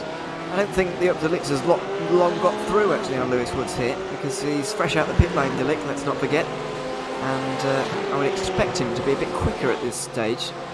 Impulse have been out there for quite a long time now. Although Up de Ligt only took 2 tyres, so I guess he's not that fresh in terms of that. Impulse are going to take advantage. Inside line at Spoon, it's always a nervy one when you do that, trying to thread the needle. It's a difficult corner on your own, never mind side by side, but they've made it work. Very respectful between the two, and they're going to have a drag race up towards 1:30 hour. Yeah, brilliant racing between the two. Like I say, someone going to lift in this? I get the feeling by what we've seen, probably not, but in fact, Yoke de Ligt does lift. Lewis Woods takes over, then 17th position on the road, heading up towards the Casio Triangle. And that was, like I say, great bit of racing through Spoon. Perfect space given between the pair of them, and I want to see more of that, please. Absolutely. We don't often see side-by-side through Spoon, and there's good reason for it as well, but you wouldn't have known it watching those two. They were, very respectful of each other. I don't think there was even a bit of contact between the two, not even a bit of a rub between the two. So yeah, fantastic battle, but going the way of Lewis Woods, and Up de Ligt is going to have to pick up the pieces and pick himself up, I should say, and try and get back through again. But as I said, with those 2 tyres, he might not be able to do much compared to Lewis Woods, especially with the low fuel that Impulse will be on compared to Urano. Yeah, absolutely. Just to give you a bit of an update again, back on the race lead to keep you what's going on with it in that scenario. The gap's growing for the race lead. Team PGZ, Govan Keeney setting a blistering lap time. Last time around was a 57.6, absolutely flying compared to the 57.9. Of course, on the slightly older rubber, must be said that Patrick Holtzman has, and of course he's not looking to save these tyres any longer. He'll be changing, we reckon, in about 6 minutes time, depends on when they come in. Of course, they are on a lighter tank than what we've seen from most. But still, we'll have to wait and see on that one. Temperature on circuit once again back down that extra little step when we jumped onto the broadcaster before. It was around 47 degrees Celsius track temperature. It is now 33 degrees track temperature, getting cooler and cooler, and that's why we're seeing those lap times get faster and faster for a majority of the grid, and that's where this race can become more and more fun. Oh yeah, if you're in the ascendancy, it certainly does. But if you're one of those that's struggling out there and struggling for pace, and everyone else is only getting quicker, it really is miserable. Yeah, if you are on the up, then certainly it is a good part of the race to be in with the lower track temperatures. It is bizarre though that that 57.9 and the 58.0 that Holtzman just did it now classed as slow lap times because Keeney was quicker than him. They are still really fast lap times, by the way, faster than a lot of the rest of the field, especially when you're considering Holtzman's tyre situation. I just wonder whether he's beginning to pay for the efforts earlier on in the stint though, because he has been on those tyres for an hour and a half now, or nearly, and that's a little bit longer than the Lamborghini has done previously, so I wonder if he's beginning to pay for it ever so slightly. Yeah, potentially. Like I said, I think he was over pushing the car ever so slightly, but sometimes you just got to do that. It's that whole thing that has been said a few times in racing, but more so, I heard the phrase for the first time really when it was in the Olympics actually with it was the women's cycling race of all things. And so what the commentator said on there is that sometimes to win a race you've got to be prepared to lose it, and I've said this before on a few broadcasts. It's actually very interesting to think about, because it's not something that you really kind of think about that much, but you do have that thing of, if you're in that second position, if you are going for the races, sometimes it's about taking those risks, taking those gambles, and being ready that, sure, you might not win the race, but you're risking everything to try. Now, coming into the pit lane this time this is it. Patrick Holtzman has come in from second position in the race. The number one then down onto pit lane, taking those shorter stops. 3 hours, 4 minutes left to go. Now, this will be a tyre swap. Will it be a driver swap as well? Are we going to see Max Benecke behind the wheel? I think Holtzman's going to stay in, but Benecke might well get in for the final 90. Oh, no, I'm wrong. Benecke's in straight away. I shouldn't have opened my mouth. Doubted me again. Well, who knows anymore? I don't know what's going on. This race has frazzled me in ways that I've not been frazzled before. Benecke's in now. And so tyres as well for him. And that's to be expected. The real intrigue is when the next stop is going to be, because we don't know whether it's going to be in half an hour or an hour, really, or anywhere in between for Redline. It's not obvious at all. Yeah, that's one thing to really hammer home for the next 3 hours, is we are genuinely not sure as to what is going on with the Team Redline strategy here and what they're actually doing right now, which I think is entirely the point. Is to keep it as open, as fluid, as dynamic as possible. The stationary time there was 52 seconds, and once again, it is not a full tank going into that car. Yeah, I reckon that was... normally that would suggest 2 tyres, but I think that was 4 and not a full tank instead. So they're going for the short stop, and as you say, they're prepared to lose this race in order to try and win it. It only applies, of course, in certain situations. I mean, Redline earlier on, I don't think we're going to win this race if they just did what PGZ are doing. I don't think they were going to outpace them in this one. They had to do something different. As you mentioned, prepared to lose it. They certainly have been. And they're doing something different to try and win this race. And it might just pay off for them.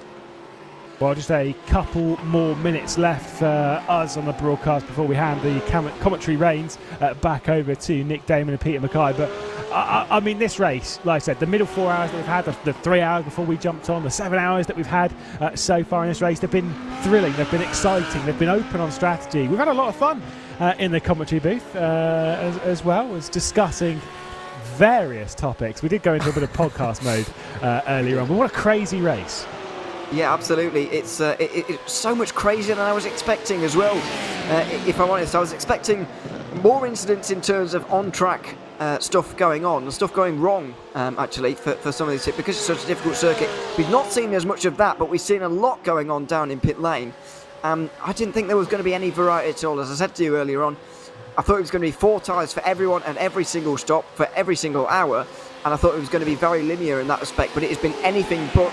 There has been stuff going on every single pit cycle. It has been absolutely fascinating, and it's an odd hour as well to note. With 3 hours to go, which is an odd hour, it does mean that the pit stop strategies kind of reveal themselves a little bit, and so we're going to see a whole host of teams taking 2 and no tyres at this next stop.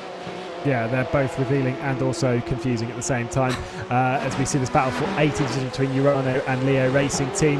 One final question. You know I'm going to ask it, so you've got to be preparing yourself as I'm talking my way through the question. Who is going to win this race? I think Redline are going to just about pull it off. Okay, same. I also think Redline. Because you saw the way Holtzman was on the back of Keeney just towards the end of that stint there. If that situation happens again, he is going to push a lot harder to try and overtake. And, you know, I just fancy them. If it's in those final few moments and the two of them are together. Although there's so many unknowns between now and then. Well, from us in the commentary booth, from myself, Lewis McGlade, from Ewan O'Leary, we're going to hand the reins back over to Peter Mackay and to Nick Damon for the final 3 hours here in the 2022 iRacing Suzuka 10 Hours, powered by VCO. Thank you, Lewis. Thank you, Ewan. Very enjoyable to listen to your dulcet tones and expert opinions and occasional bickering as well. We do like a bit of occasional bickering here on RaceSpot TV, and certainly there's plenty to discuss and bicker about here in this Suzuka 10 Hours by VCO here on the iRacing platform, because Nick, well, we thought the strategy was mad in the first 3 hours when we were on. It appears to have got a whole lot more complicated. Yeah, it does appear that everyone's just kind of making up well, seems like they're making up as going on. I think it's more likely they're making up on the fly, and what they've been carefully hours and hours of planning that's gone into this race prior to actually starting has been out the window once everyone started running actually in the race. And obviously the most interesting one is what's going on with Team Redline and Max Beneke, who are now absolutely not going to get to the end without making that extra stop, that 10th stop, but now are actually planning for it, short fueling and doing other clever things, but have to make up at least a run down the pit lane and a bit of fuel, which is what, 40 seconds minimum. Yeah, there's definitely two trains of thought there as well. Team PGZ, what a run it's been for this Porsche outfit in their 114 machine. They've been front running through a lot of the race, and what about this man, Govan Keeney, to over 7 hours at the wheel already. Quite incredible, the fact that he's driven for that length of time without any mistake under such pressure. It's a remarkable performance, whatever happens. Because he does need to hand over, because one of the rules is you must have 2 drivers in the event. So he can. He's got Pablo Arajuno, who's his teammate, who needs to do at least 38 laps to qualify. Otherwise, they will be disqualified. Because he must have these 2 drivers. So I assume Pablo has been busy doing something during Saturday and will come in and take the car over for the last couple of hours. So our leader in pit lane then just after the top of the hour, so well on schedule then. Govan Keeney comes in and the Team PGZ Porsche will take a full chunk of fuel, and let's see how long they stay on pit lane for. Will they go for the 4 tyres? Will they go for just 2? That seems to be the discussion point. Of course, the track temperature had rocketed up well over 40 degrees. It's now dropped back down again and will continue to cool over the next 3 hours. That could change the way that the tyres work. The cooler it gets, the more likely it is we could see teams either deciding to take 2 tyres instead of 4, or even chance it completely on a full double stint. There goes the 114 PGZ Porsche up on the jacks and taking tyres. So a pit box time of around a minute is usually 4 tyres, but that looked like only 50. Yes, indeed, that looks like just 2. Yep, 2 tyres. You quite rightly say, Peter, the temperature's come down dramatically. I think it was 47 at one point, and now it's down to probably just over about 30, 34, 35, or 32, there we are. So it's he's now getting back into the much more comfortable period for the tyres. You'll find yourself 3/4 of a second minimum just on the extra grip that I'll give you. But of course, it is one of the things with the track temperature is the same for everybody, and everybody's gaining from that benefit. So Beneke now moves back into second place, right behind Govan Keeney, who is going to need to hand over to his teammate next time around, or it doesn't matter what they're doing because they will be disqualified from the race for not running 2 drivers. Oh no, that would be a complete anticlimax if that was the case. The minimum drive time is predicted to be 38 laps. So 38 laps, as we know, is 1.3, 1/3 stints, but there's no point going down the pit lane to get the extra stint. So there'll have to be a change made at the next stop, or effectively they're just running around for vanity because they will not be classified finishers. Well, that would be a remarkable turn of events if that were the case. So Govan Keeney and Max Beneke, they're on pit lane for just a 1/10 of a second difference. So if you like to know, a 1/10 of a second quicker for Team PGZ over Team Redline. So the gap is as it was. But of course, Max Beneke and the Team Redline Lamborghini, they're playing a different strategy. They're actually going to take a stop more than PGZ in this last 3 hours of the race, but they've got 4 new tyres on, so they're deciding to go for shorter stops, but 3 of them rather than 2. They've only got 2. No, they stopped well before. Excuse me. Yes, Yes, they short fueled it. Yes, sorry, Nick, I'm getting myself confused. No, I'm confused. No, that's right. Just before they stopped about 5 to 10 minutes before the hour, so they are going for 3 stops from now, whereas it's just 2 stops to go now for PGZ. I'm not quite sure about that. They're given the look at the time, and I can't believe they were taking that much less fuel. So it does look like they're going for a full fuel fill and 2 tyres, which is interesting because they changed drivers. So Max Beneke just got 2 new tyres. I think they've had, they've probably just been slightly out of sync about drivers. They haven't been able to double everything or triple everything. So I think I'm right in saying that Patrick's run 3 stints. To check that, and Max, so that would, and I think therefore, Patrick Holden done 105 laps, that's 3.5 stints, isn't it? It's exactly 3.5 stints. So they've obviously, as you say, been mucking about during the time we've not been here as well. It is literally, it's one of these races which we're going to start 44 cars, most of them Porsches, on a GT3 race. Everyone's going to do the same thing. And nothing could be further from the truth. And catching up with what's going on is a A-level course in itself. Yeah, quite. Yes. Where's Paul Truswell when you need him? Trussers would be loving this. He's at Anglesey, I can tell you that for now. He's doing the race of remembrance. Well, whoever's got him on their pit wall, they've got no excuses. That's for that's for sure. It's Beneke just keep in touch with Govan Keeney.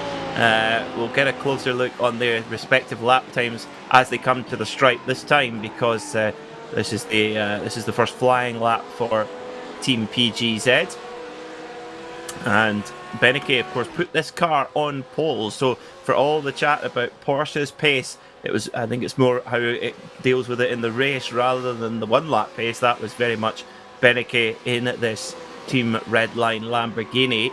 And those first flying laps, it's a big lap from Max Beneke, 157.9, 158.6 for Govan Keeney. So a big margin in the favour of Beneke there. I do wonder if they've maybe taken less fuel and put the 4 tyres on. There is no way of knowing. We know he's taken some tyres. Given that it's the same time as PGZ, it could be 2 tyres and a full tank of fuel, or it could be 4 tyres and less fuel. But we will find out, Peter, because if he's short fueled, he'll do less laps.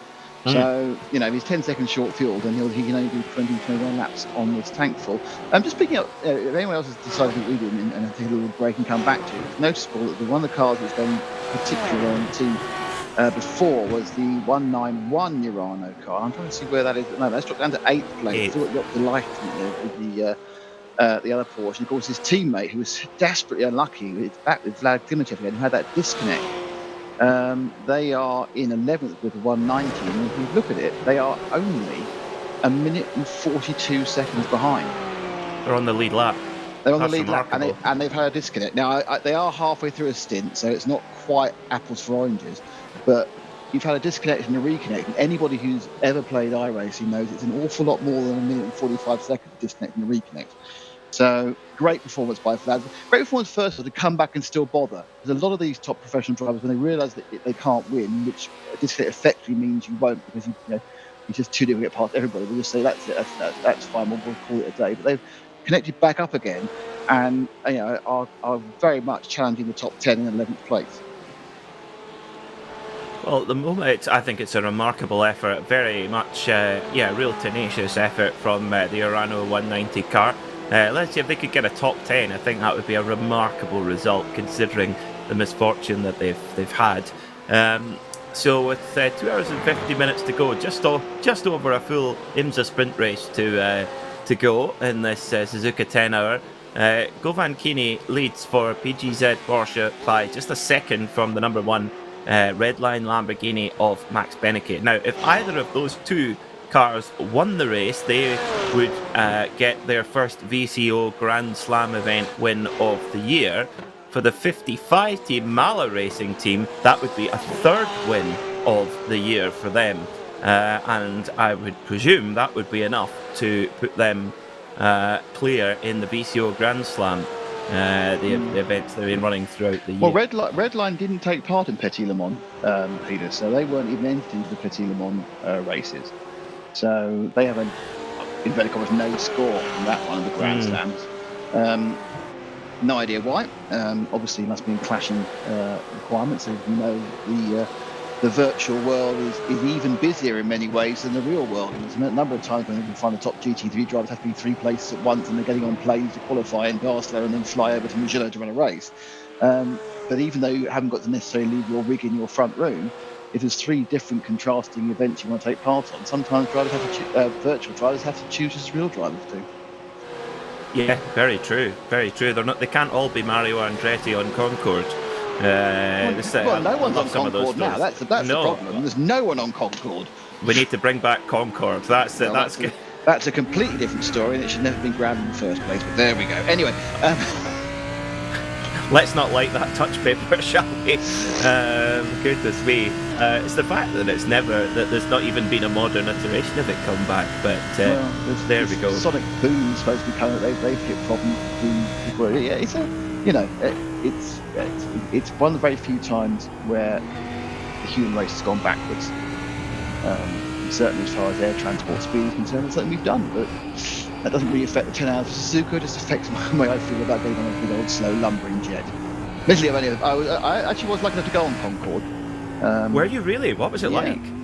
It was fantastic. It was genuinely a completely different experience. The acceleration was quite phenomenal. Very small plane. You don't really realise. I was back in '95. I was in my avaricious salesman days. I won an incentive prize, and we went to Egypt, and we flew out on an ordinary plane and came back in Concorde and flew over the Bay of Biscay. It was a headwind. It didn't quite make Mach 2, but you could just feel the power of the thing. It was great. It was an absolutely fantastic experience. And obviously, my goodness. I was never quite Jackie Stewart, who had a regular seat which used to take about 15 times, 3 times a week. But I recommend it to anybody, but of course I can't. I've been grounded since 2006 or something. But it was a great experience. And unlike the several thousand other flights I've taken, I certainly will never forget that one. Yeah, very true. Very, very true. It's remarkable piece of technology. The fact it's 1960s technology, but we might get a change for the lead of the race here, because Max Benecke's got a superb run on Gaiman Keeney, who just covers the line as they head up towards 130R. They're coming through towards the Casio Triangle. Gaiman Keeney making it as difficult as possible for Max Benecke to get by, covered virtually the middle of the road there, just sort of wiggling a little bit, trying to unsettle Benecke, who's clearly got a big overspeed. Govan Keeney goes to the inside here in the Porsche, so here comes Benecke. He's got a huge run and getting that top end power of the Lamborghini. He has got him. Oh, can he get stopped though? Yes, great move there from Max Benecke. Didn't panic. Set it up nicely, got the move done. Will we see this number 1 Lambo pull away into the distance now? Well, that must be their concept. Must be to start gapping Govad and the Team PGZ, because they know they've got to run down the pit lane one more time than Govad does. So now they're ahead. They need to push through. That was effectively a bit of better drive, slightly lighter car, only slightly lighter, and of course the double slipstream down through up the back straight to 130R, and then picking up nice drive and getting through. But it's now down to Benecke to get past, to get a gap on Govan. And obviously what Govan needs to do is just stay in that slipstream and use those 2-3 tenths for free you get if you can stay there, as you just drag behind it. But game on now. This is the battle, and this is the battle with 2 hours and 46 minutes to go. Will probably be the one that takes us to the end, I would think. Third place, 22 seconds back with the Mar Racing Team 5. They're not out of it. You can never write them off. And of course, Bila Euronics are right behind in 4th as well. There they are, just a second and a half there. They go just through the shot. So, and being in the Porsche, it's proven today that in its current guise can make the tyres last a bit better and can run pretty good on fuel as well. It will hit that hour if you ask it to. So they can't be written off, because if anything happens to Team PGZ, we just don't know if Team Redline's strategy is going to work or not. I mean, to take one extra stop in a period of 3 hours that's a lot to overcome.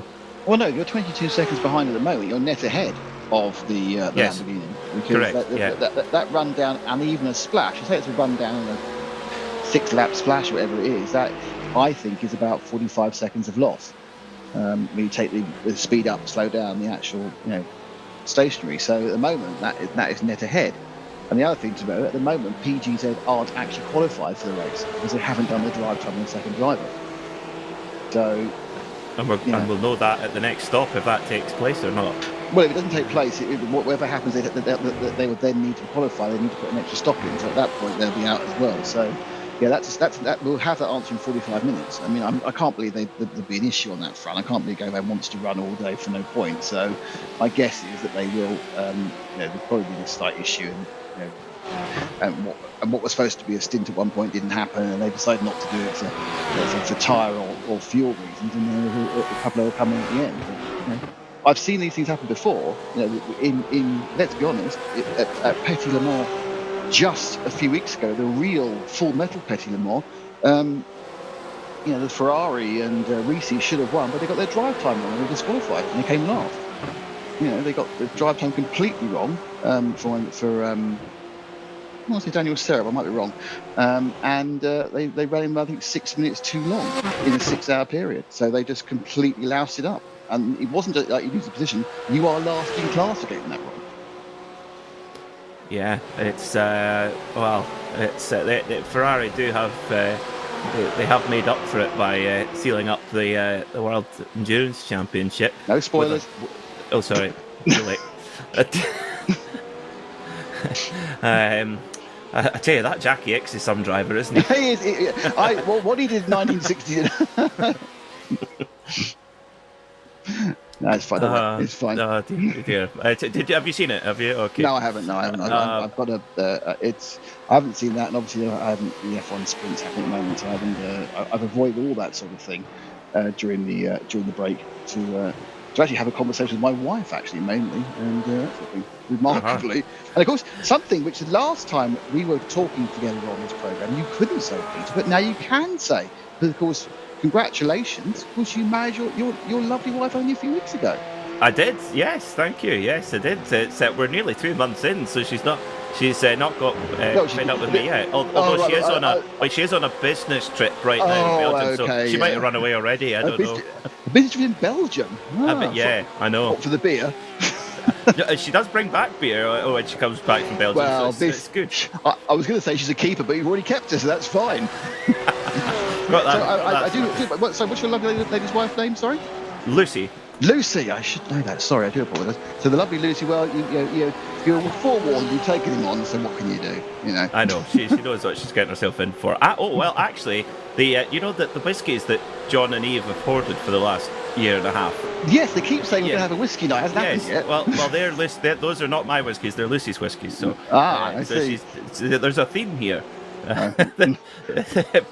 Purveyor of all things liquid and alcoholic, exciting. Yes. This is sort of wife you need. None of this coming out with a problem. No, here, have some more booze. No problems.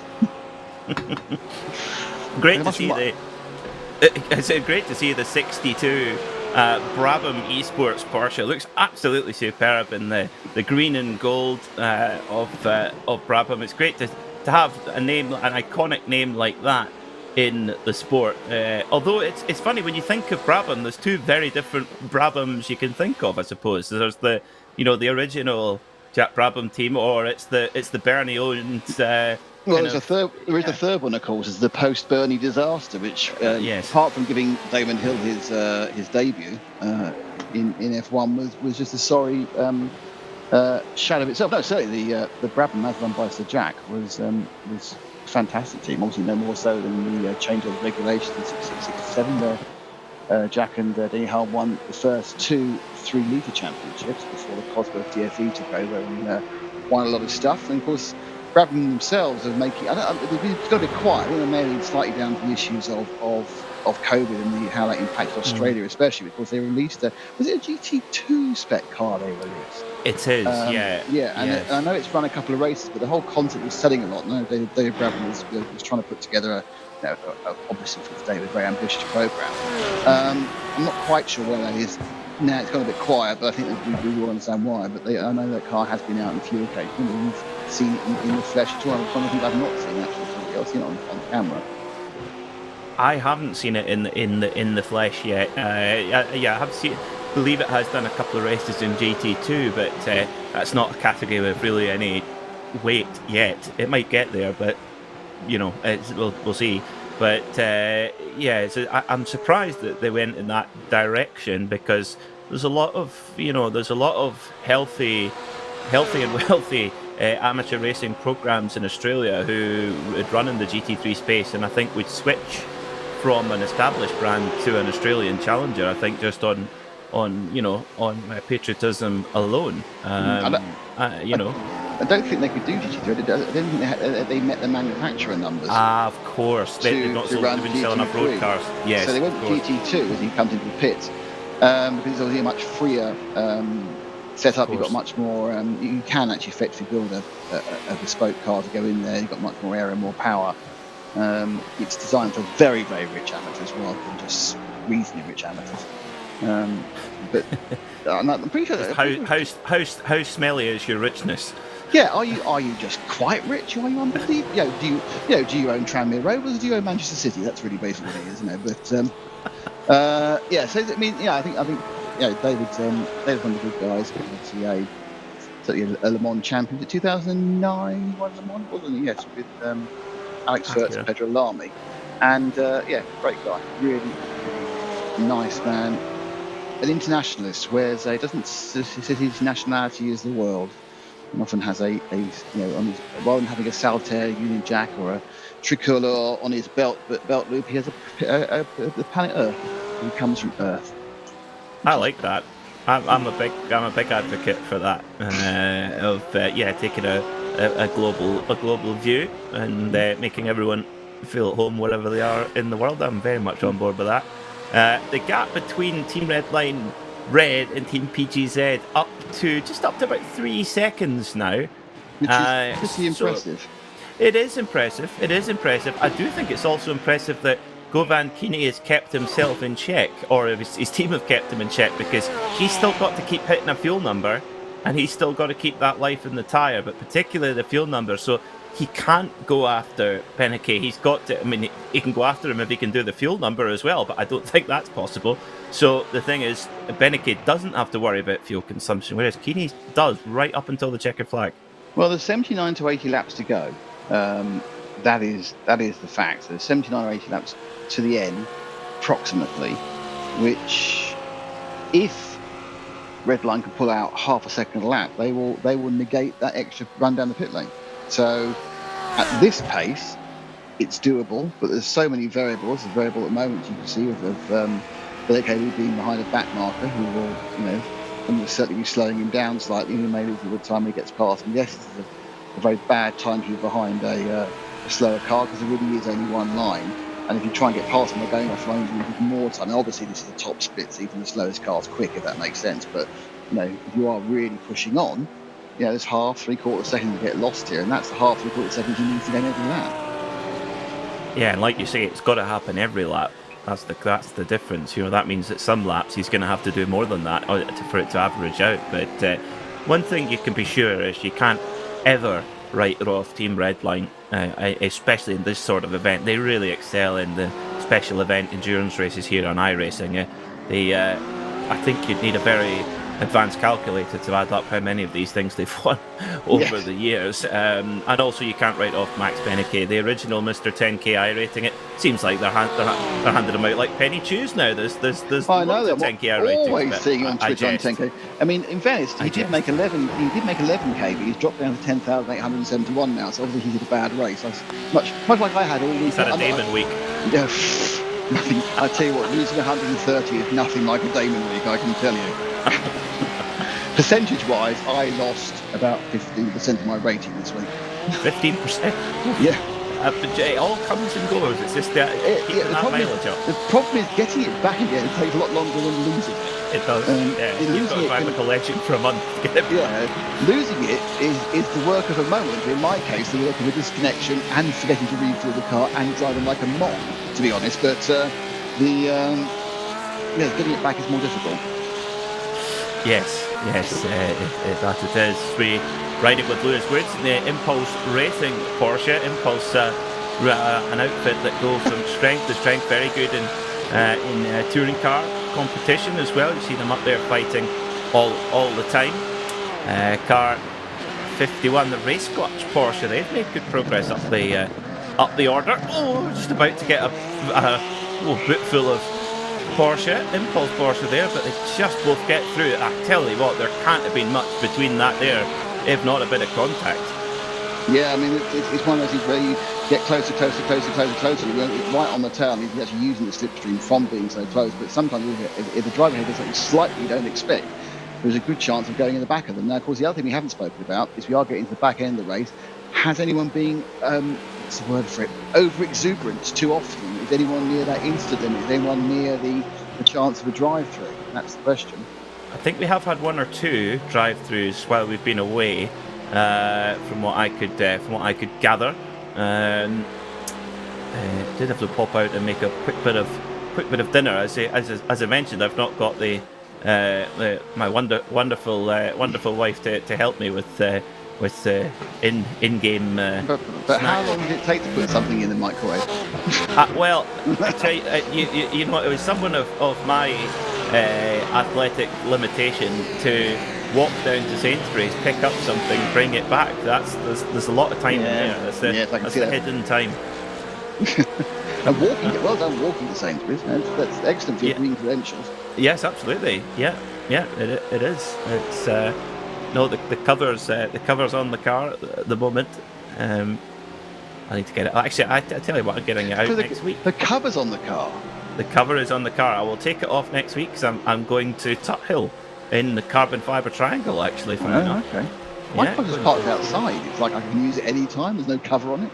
Is your car particularly leaky? No. There's a fox that walks around it. So it's in a garage with sort of 20, 30 other cars, and the fox can quite easily get in. And if I don't put the cover on, it's just fox paw prints all over the car.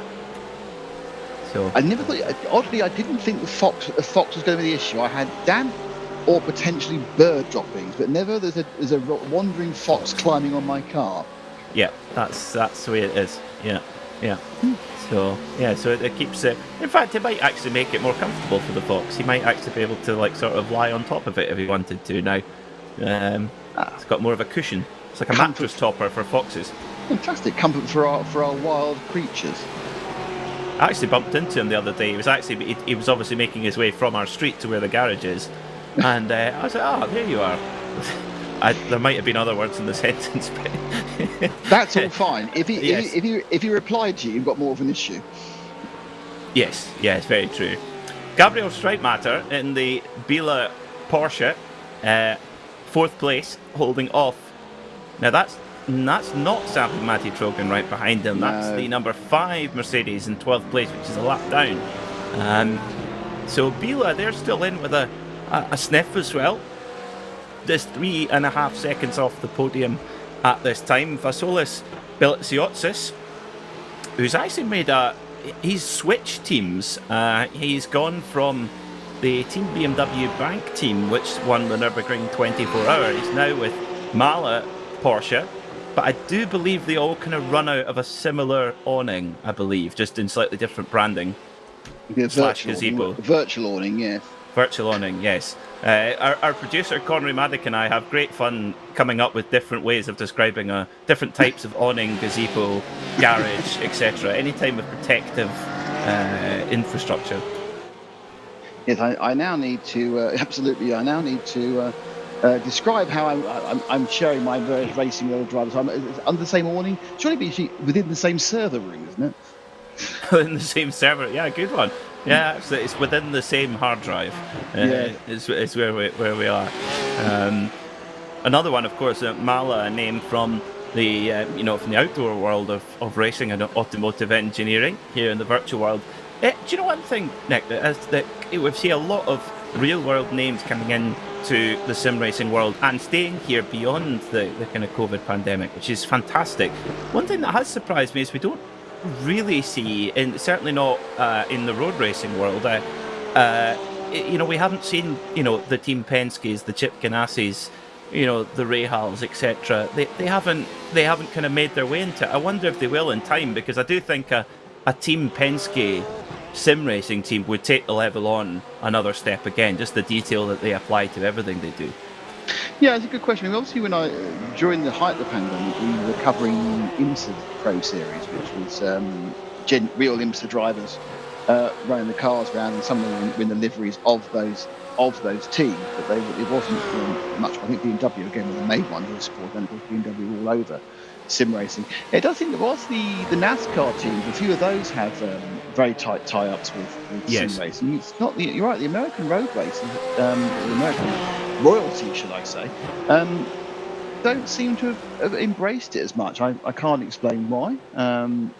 It's a meritocracy. There's as many good American drivers as any other nationality.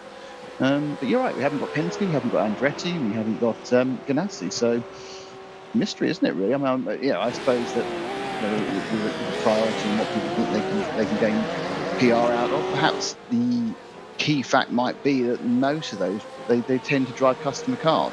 So perhaps it makes more sense to advertise yourself if you're selling a product, whereas those are race teams just run a product. Yeah, it's a fair point. I mean, if you think about the BMW or Mercedes or Porsche backing this, it's because the guys who are playing now, say they're 17, 18, 19, and 25, obviously they can't afford an M4 at the moment, they can't afford whatever it may be, but they are the future customers, and they form an allegiance with the virtual car. They're far more likely to walk into a BMW showroom, where there are affordable cars in fairness, or and if they are lucky enough to become super wealthy later on, they'll remember I had a great time in a 911 when I was younger, or a Lamborghini. So there is a pull through there, I think. Perhaps if you're a customer racing team, it's less evident of why you need to put that investment in. Yeah, it's an interesting topic. I mean, will it maybe potentially change? Of course, Team Penske are right on the eve of their first competitive outing with Porsche after 14 years since their last professional program with Porsche, and might that be the point where they come into the space? In a co-cooperation with Porsche. Yeah. Now we know that we are getting the BMW LMDH onto iRacing. By College is going on to a different platform. There will be others, obviously. Game Boy Advance. Yeah, exactly. Yeah. Well, it's it's like a Pokemon. It doesn't really exist. We will obviously get more LMDHs and hypercars transferring to the virtual world. But it's more likely going to be those who are trying to promote other parts of their business. The fact that BMW and Porsche have embraced this virtual racing, and Mercedes as well, in fairness, so openly is because they can see the marketing value. And that's why they're prepared, as you said, they've stayed with it past the obvious massive popularity swell during 2020 and 2021. I think it's hugely positive, and there's lots of ways to get people engaged in a sport as well. I mean, it's there can be stuff done from the various official series as well, and how they tie up with the manufacturers that take part. I mean, I know IMSA are very key. It's compulsory to any manufacturer taking part. There's a lot of hoops that they have to jump through to actually come and be part of the series. Maybe the virtual aspect might become more a part of that, and you have to maybe actively get more involved in that, because I do believe I think there'll be a lot of people watching today that didn't realise that the Suzuka 10 Hour, in a different branding, it was the Suzuka 1000 kilometres and it became the 10 Hour. This is a historic race that's run since the 60s. I don't think there'll be many. I think there'll be quite a lot watching today going, I didn't know that, and might keep an eye out for that race if they see it. And I think there's a sporting marketing aspect as well as a manufacturer's marketing aspect also. I have good news for fans of Team PGZ. The second driver has connected. He's turned up. He's turned up. His lunch date's gone very well, and now he's ready to go. But now he's disconnected again, so obviously he's got a connection. So there we are. So there is a second driver. He does exist. You know, having some issues getting happy with what's going on. But yes, that's the first time I see his name turn up in the connection disconnection. I mean, whilst we got a little bit of a blank period, just said that Maxi Beneke is really putting the hammer down now, 6.7 seconds. The question, you know, you do a lot more general sim racing commentaries than I do, Peter. There's a feeling that the great expansion, swell during the time of COVID, it's. Do you think it's been lost, or do you think we're still at a higher level than we were before March 2020, or do you think we're back where we were, you know, in February 2020, with the popularity and everything else of sim racing and the participation and the importance compared to how it was? Certainly a two-part answer. Number one, yes, we're in unequivocally, yes, we're in a way better position than we were prior March 2020. I would say so. I would say it's had a lasting impact. It's a positive impact. I don't think we'll ever see that impact. I don't think we'll ever see that kind of level again. But it wasn't. But it was exactly. It wasn't real. It was very much a really strange twist of circumstances, which is once in a blue moon. So.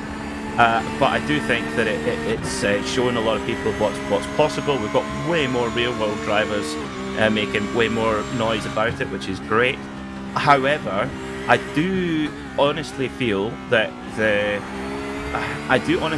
guys taking part, the teams taking part, really approach it with a very professional attitude. They're at the very top of their game. They're top-class performers. They're world-class performers.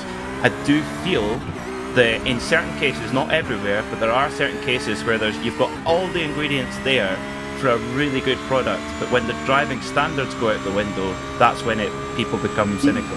Now, some people can see past that, but others are, you get one shot with people, and if people see a race where everyone's crashing into each other, they just think, well, this is just a nonsense. That is fixable. That's probably one of the easier problems to fix, but I do think that's one of the most important hurdles for the future, is getting the driving standards like they would be in the real world, and then we're there, because the drivers are all just fantastic. The drivers are so good. The teams are brilliant. The quality of the software and hardware that's available now, and in a lot of cases at sensible cost, is all right there. But I do think from an entertainment aspect, from people actually watching the product eyeballs on, it's the driving standards that have to be solved. It's not everywhere, I will say that, but it is in some high-profile places. Yeah, certainly in perhaps the most high-profile class it can be. I mean, I think some of the barriers to acceptance, I think, is the disparate number of and competing number of platforms and cars and programs. Do you follow F1? Do you follow GT, Gran Turismo? Do you follow iRacing, rFactor? I mean, it doesn't matter. I think once you get on the PC platforms, it's just us nerds who care whether it's which particular, whether it's an ACC or whether it's an iRacing or whether it's rFactor 2, because as long as you explain the slight differences about the penalty systems, they're all pretty similar. Different. Obviously, in the ACC, you've got to care a lot more about tyre temperature, but it's all quirks which we can explain to commentators. But I think it's confusing for even Joe motorsport fans sometimes to work out what am I looking at. And a couple of these staged competitions, I think, have been actually detrimental. They've not really shown the sport off at its best. I realise that this is a 10-hour endurance race is what we love, and what the die-hard sim racers love, and that's not what you bring to the public. But also, you don't bring a crash fest where the cars are painted like F1 cars, all perform the same way, but it's kind of push and shove and race. Yes, the cars look the same, but it's not the same. Also, it's using a program that's not the simulation doesn't help either. There kind of needs to be a coming together. And then there's things like this. There's the massive. I still think the biggest own goal that's been scored by sim racing is without doubt the best, I think, sim racing events as far as production are concerned and how they put them together were the virtual Le Mans. They're put together brilliantly. They produced them really, really well. They really made them look professional. They used studios. They had the proper Le Mans commentators from the WEC and obviously sim experts. I mean, they're fantastic. But what did they do? They then alienated the entire community, alienated the entire iRacing audience by saying, right, that's a Le Mans race to compete. It can no longer be a 24-hour race like this for everybody. And you're thinking, why have you done that? Why have you decided you want to annoy your core marketplace, who would be your advocates, who would advertise it, who would tell your friends to see this fantastic production, by saying, yeah, we're running this now, even though there was no crossover between what we want to do for our 24-hour showcase and your 24-hour mass competitive event. Let's just ruin your mass competitive event to try and make RC more important. And it just seemed so stupid. Yeah, what is it? They say the swell, the tide rises all boats kind of thing. I think you could take that into any sport. Did the IRL and Champ Car split help the sport? No, it's probably never really recovered from it. Really, maybe just now. Grand Am and American Le Mans series. Well, that's probably just recovering now. Also, it's. If you've got a sport that, if you had an F1 breakaway, as it's been threatened so many times, if you did get an F1 breakaway, that would crucify Grand Prix racing.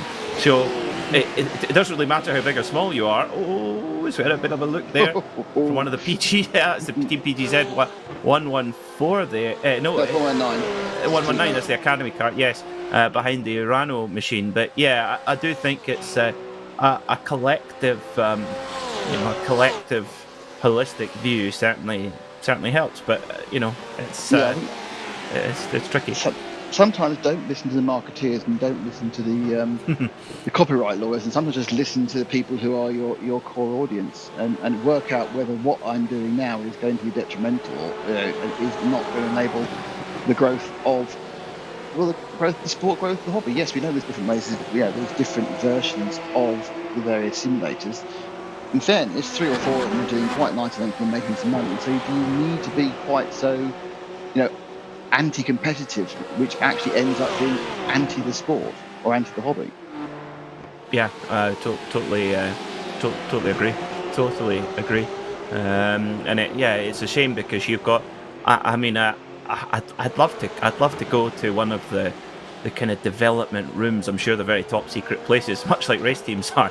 I'd love to go to one of the kind of development rooms or sitting in a development meeting of an iRacing or a Assetto Corsa or something like that to see how these clever people work, because I say it all the time, the level of technology at play here is incredible. We've got people all over the world competing in real time and with real production. It's just fantastic. Red line in, so that's after 22 laps in they come. So they did take 4 tyres and less fuel.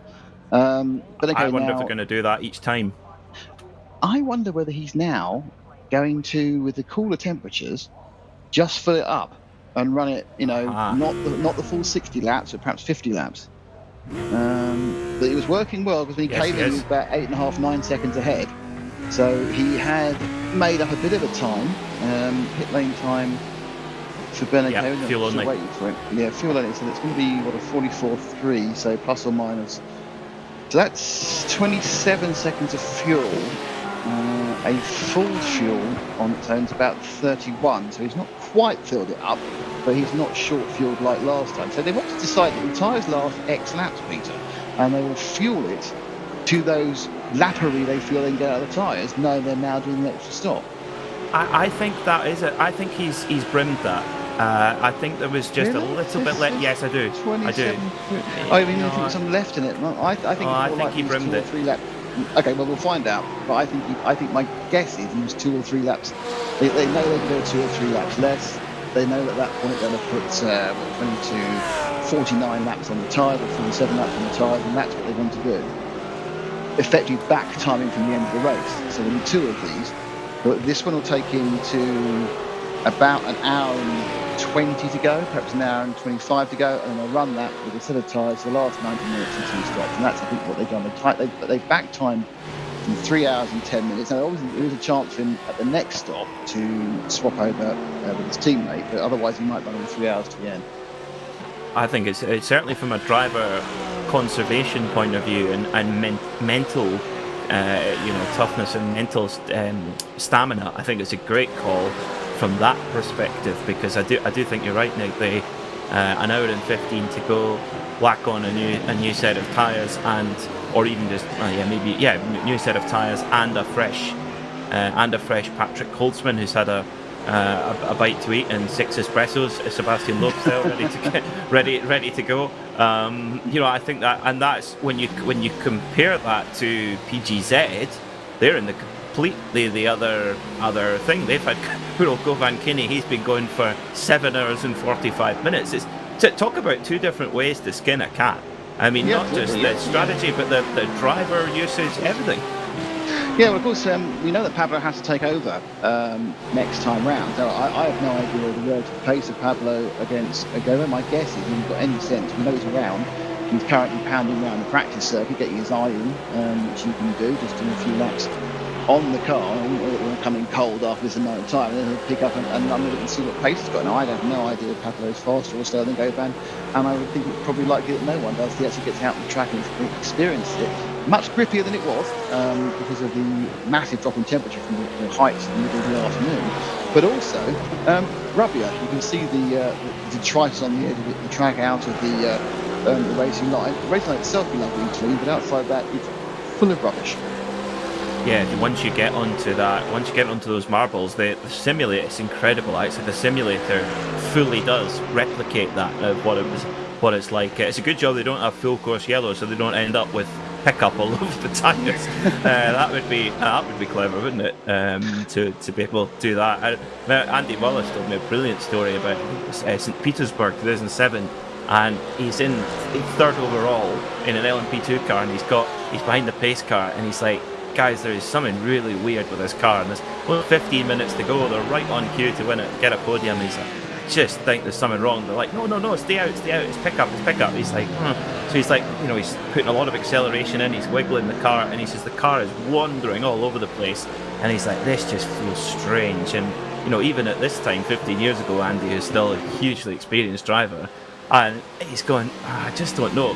Race goes green with 10 minutes to go, and he comes into the pits and he's like, what are you doing? They pull the back off the car, and there's a bolt's come out of the suspension wishbone.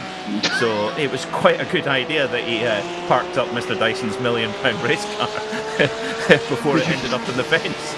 Yeah, I mean, obviously I'm not a proper racer. My experience with pickup was I went out when you're at preventive races, there's what's called a taxi ride here, where they just let people go out on the track, really, not really great speed, but you can go around and have fun. And obviously, they charge more people, so luckily we've got the broadcast, and we just took our hire cars around. And I went round Barcelona, we were doing quite a lot of action, so I was just doing a few laps around Barcelona, and keeping up there, obviously an ordinary hire car, a Peugeot or something, and went through, I think, turn 5 the bottom hill, turn 6, and I absolutely thought I'd broken it. Because suddenly the wheel was all over the shop, and I thought, I went over the curb. I don't know, I've broken suspension. No, I had a load of pickup on one tyre, and it obviously completely unbalanced. It sounds awful, puts a bump in it as well, and you just never realise how much it makes the car, even an ordinary race car, feel undrivable. Now, it's not quite so bad on the slicks car, you can remove it, but it's kind of wedged into various parts of the tread. Genuinely, that car was unbalanced for the entirety of the 4 days I had it after that. Wow. And I guess a Peugeot hire car wouldn't be quite as blessed with torque or horsepower to spin it off and get rid of it. No, that wasn't happening, no. But I have to be honest, once I realised it was just pickup, I just went out and did a few more laps and didn't really care. Because as we already know, what is the fastest car in the world? Hire car. Always. Yeah. Let's go rental. It's a rental. Yes. I thought it said, don't be gentle, it's a rental. I like the both apply. It's a good one. Yes, they do. They do. Ricardo Ferreira brings the Arnage competition 911 GT3R into pit lane. Just a little bit too shy to get home on another stop after this. They'll need 2 more stops after this. So drops a little bit down the order for now. Govan Kinney in P1 for Team PGZ has got to come in at got to hit the top of that hour to make sure that their strategy still makes sense. Likewise, number 55 Mala Porsche, Vasolis Velitsilitis.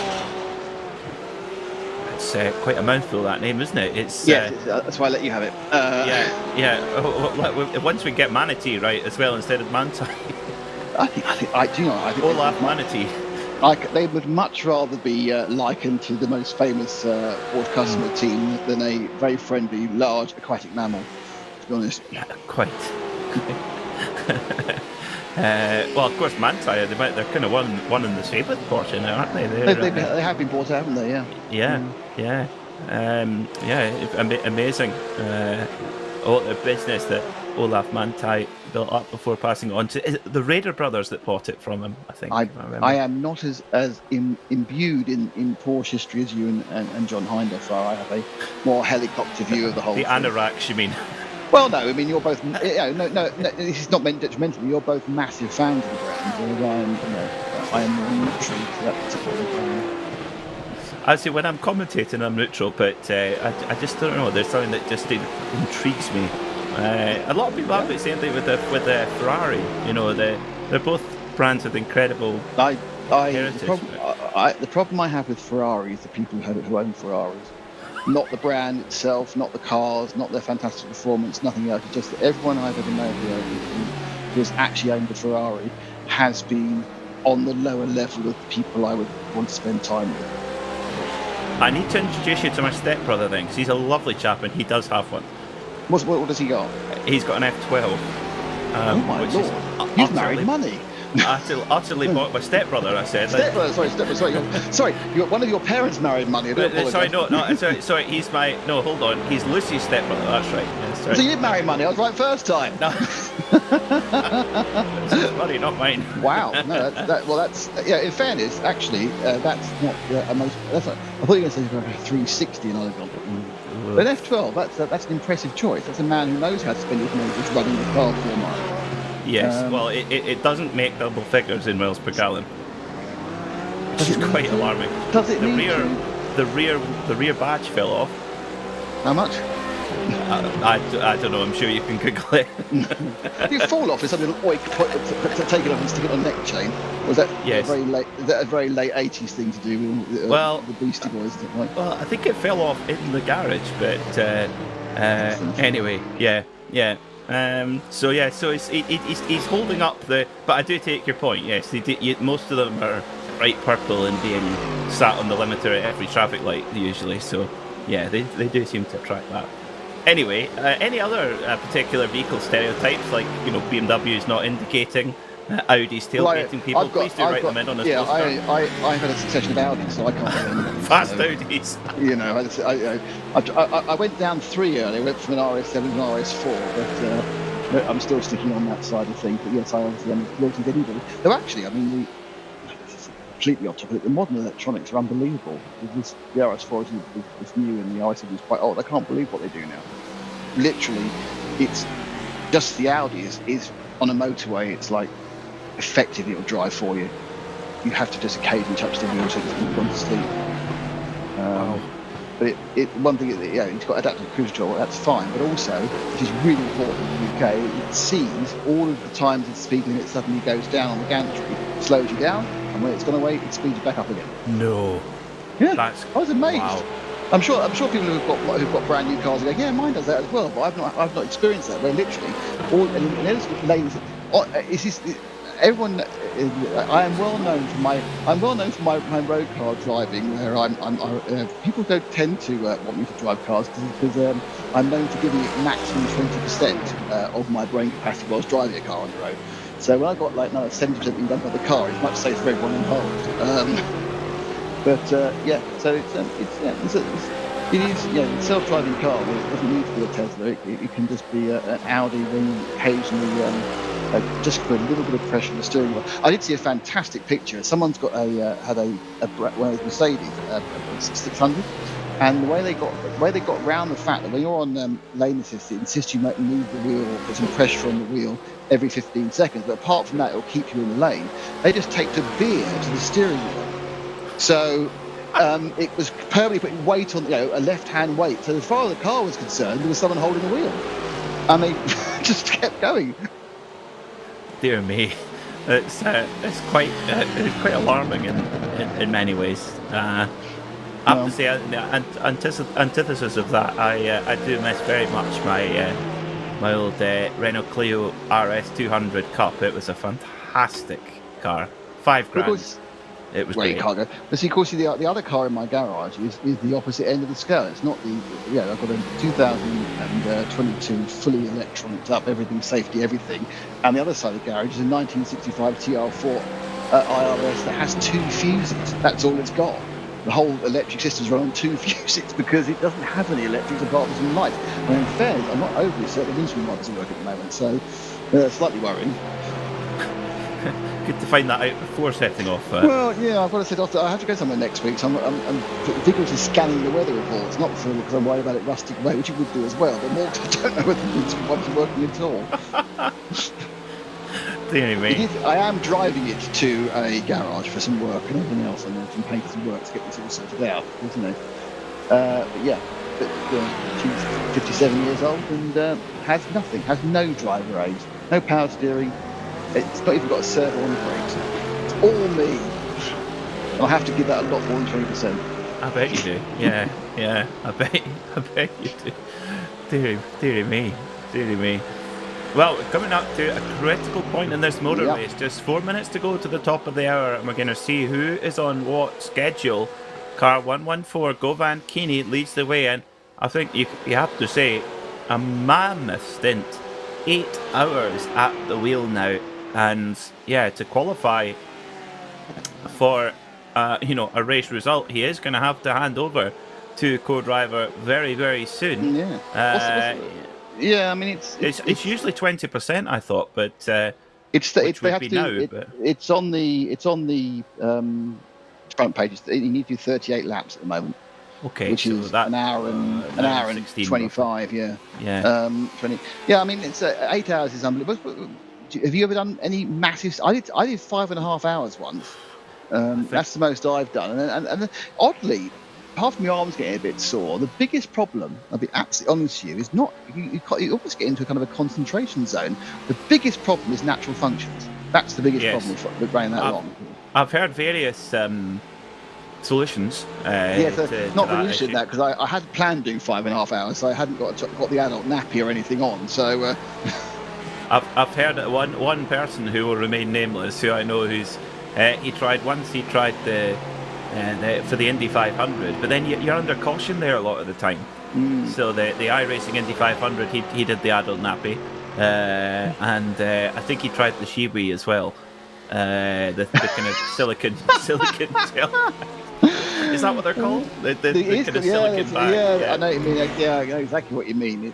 It takes me back to my repping days where it was quite common that you would have a soft drink bottle for emergencies when you were stuck in traffic on the motor would happen and nowhere near a rest stop. So we've all been there. If anyone who's repped in the 80s and 90s, we've all been there.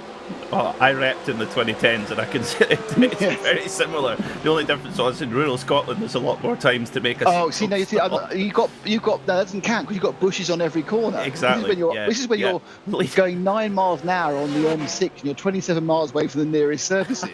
Yeah, that's different kind of pain. Govan Keeney has brought this is interesting. Early. That's 114. That's a lap early for Govan Keeney. So. Is that a drive-through? No, drive-through. Oh, my word. Okay, so what this is, folks, during this race, the teams, each car has a 40 incident point limit. So the iRacing incident points are handed out as follows: 1 point for braking track limits, 2 for a spin, and 4 for contact with another driver. Now, the latter 2 haven't really applied to Team PGZ. They've been flawless all the way through. Well, in fairness, we didn't. They kind of came to the fore after the first hour, so we don't really know. We may have had a couple of little dinks or donks during that frenetic start, but most of this is going to be track limits, and that's expensive. That's cost him. Well, he drove through in 17.6 seconds, but there is probably another 7 seconds of acceleration and deceleration loss as well. So that's a 22 to 25 second loss on that lap. That is quite early as well. It hit 40. He's only got another 20 now for the next 2 hours, which he'll be handing over probably in 1 lap's time to his teammate. But yeah, that's interesting. That's surprising, and a leader, and also, of course, blows half the advantage they had over Max Benecke and Redline with their 45-second splash and dash. Well, let's see how, because going on that, that sounds bizarre, but going down pit lane there is obviously going to use less fuel. Will they then go another lap deeper into the race and just hope to gain something back? That's really painful. And with 2 hours to go, if that's what our race leader has done, Nick, there's going to be other teams that are going to be really close. And that must indicate that there's other teams that are really, really tight on that one as well. Yeah. Is that part of Team Redline's strategy, that they know that they're going, well, if we give away a drive-through penalty here, we're stuffed, so we're going to have to play this a little bit more canny? As Malaporsche come in from second place, they're all of a sudden right back in the game. If they can keep away from a drive-through penalty, they're in the game. Yeah, and they are stopping at the right time. An hour and 59 to go. They'll come out with an hour and 58, which gives them that extra lap as well, which you need, because of course it doesn't actually finish on 10 hours exactly. It's 10 hours and finish the lap you're on, which can be 1 second or can be 1 minute 55, depending where you are. Interestingly, Govan did get that extra lap, so he's going to be very comfortable when he hands over to Pablo Arunjo. But yeah, this is all good news for Max Benecke and Redline, who've been putting in some pretty quick times as well. They gained it was 23 seconds that Govan lost with that drive-through, with 2:10 that time. We don't know where the other teams are on instant points, but it's pretty obvious where you're going to be picking them up. It's at the outside, Devon 2. It's possibly going a little bit wide, going through Spoon. It's slightly edging again the speed and the flow through some of these other fast Casio. And near Casio, the triangle, you can pick up one easy by going slightly deep, obviously out the outside of 130R. They're all there to catch you out. Also, which I haven't seen anyone do yet, but if you go too tight at the hairpin, that also will give you one. So, one of the frustrations of iRacing is how strict the track limits are, because sometimes you get a track limit offence for going onto a part of track which not only has not gained you anything, has definitely lost you something. So you've lost time and you've got a 1x. It's so frustrating. And then you get some circuits where you can run all over the curbs and get all 4 wheels up all over the curbs. Road America is one of them. The last corner is right up all over the curbs. The worst one's the Red Bull Ring, just to finish that off. Red Bull Ring, I have no idea. I've been doing that for days. I have no idea what the track limits are. So in comes PNTGZ from the lead. That lead may well not remain, unless Beeler Racing are coming in as well. But this should be a changeover, and if it is, Govan can go and sit down and go and, I'm sure, have a very, very welcome, we say relax. Absolutely. Well, Pablo Arroyo, there he goes. So at last, after an 8-hour stint, 8 hour and 3 minute stint, let's not shortchange him. Wow, what a thing. Well, there goes Max Benecke into the lead of the motor race. Yeah. So, game on here in this race. Now, Pablo Arroyo, he'll have a full tank of gas. He'll have 4 new tyres. Now, the question is, can he make those new tyres last all the way to the flag? I'm going to put it out there. I think that Arroyo can make those tyres last to the end. I don't think I think it's possible, but it's just going to get cooler and cooler as the race goes on. Yeah, it's rubbered up. The temperature's down to 27 degrees centigrade. So that's lower than the start. It's low. It's par with the start. You're right, 881 Fahrenheit, and obviously down from the ridiculous 47 it was. And it's in the comfort area for the tyres. They're not quite at their best, but they're not screaming every corner, "What are you doing to me?" But I think Redline got a big advantage. That drive-through's really changed the complexity of this race completely. It's definitely brought everyone back in. However, 51 seconds. If that's the gap, that's your stop. That's the race. Because that's the stop, absolutely. Now, the only downside to this would be that if Pablo can get to the end without changing tyres, there will be a stop involving a 4-tyre stop. So in fact, the extra stop now moves to being a 1 minute 20 second stop rather than a 50-second stop. So, it is ebb and flow, but unless This is a very brave prediction with an hour and 55 to go. Unless Redline have to do a drive-through, I think they've got the pace to get to the end and win this. I think it's the first time I kind of see it opening up in front of my eyes, and it's all down to that drive-through. Yeah, for sure. It was always going to come down to a matter of execution. You can have the best strategy you want, but if you don't execute it, it's pointless. And if you can execute perfectly and have not the best strategy, it's not ideal either. But at least it's not terminal. But Mala are still in this in their 55 car. Bila, you can't write them off either. They should be good to the end of the race now. And given that both are in Porsches, we've seen the Porsches being able to. It was the only car that could double stint the tyres properly early in the race, and that was with a slightly higher track temperature in the first stint of the race. That temperature is only going to drop as we go towards the next hour and 54 minutes. We've got a motor race on our hands, Nick.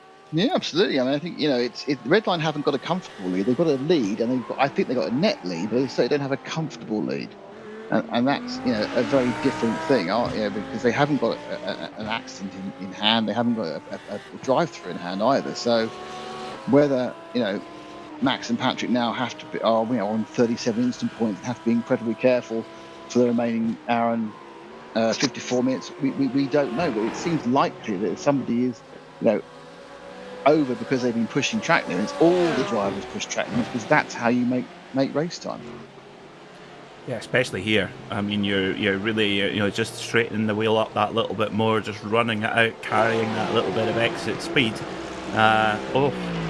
I think there's going to be a lot of with that drive-through. There's going to be, I think, each and every one of the team managers in the top 10 are going to be screaming down the radio right now, saying, "Do not put those off tracks. Do not get us anywhere near those track limits violations." And the thing is, if they are running close, and we've seen various different strategical permutations, if it comes down to a last 5 or 10 minute dogfight, you know what happens in those situations, Nick? Yeah, you get absolutely. contact, and then all of a sudden 4 incident points for contact, and wish you're over it, and drive-through penalty, and your day's done. Yeah, remember that if you do get the penalty in the last couple of laps and don't take it, I think you get a 30-something second penalty. I think it's a 45 second added to your race time. Yeah. So you can't just hit one the last couple of laps to go, I'll get away with it. It gets added to the race time as well. So yeah, there's a lot of jeopardy still to be seen in this race, despite the serene progress that Redline Red and Max Benecade seem to be making. But there's a lot of things to be played out, and they haven't got the comfort of an error in hand. They've got the comfort that they carry on doing what they're doing, they'll be okay. But that's not quite as simple as me just saying it. No, definitely not. They're gonna have to be keep push. Lap time wise, Max Benecade's in a great groove here. 157.5 last time. There's only the only cars that can match that last time. Yuki Furuya in the number 7 SRC Movano Porsche, 12th overall at the moment. He did a 157.5 last time by. There's Maniti come into the pits for their penultimate stop. Well, they've run deep into the race, haven't they? They're only an out. They've run 9. Yeah. I'm not sure they have an extra stop in them, but have we got a stop total on here? Or have I not seen it? No, there isn't.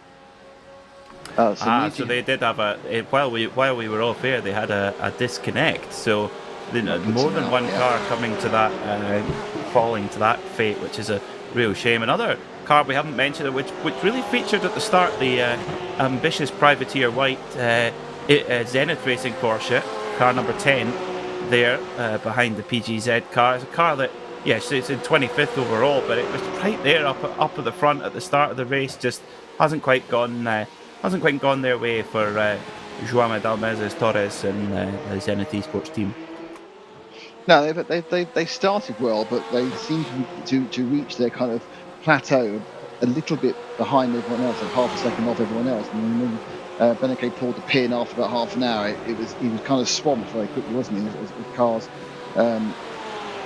really needed not to be stuck behind him. So I think he tumbled down from first to 7th in about 10 minutes. Interesting now, is he going past our second place man? He is. So looks like Pablo Araujo is having a little bit of a problem just getting up that ultimate speed with a heavy car, putting some warmth in the tyres that time round.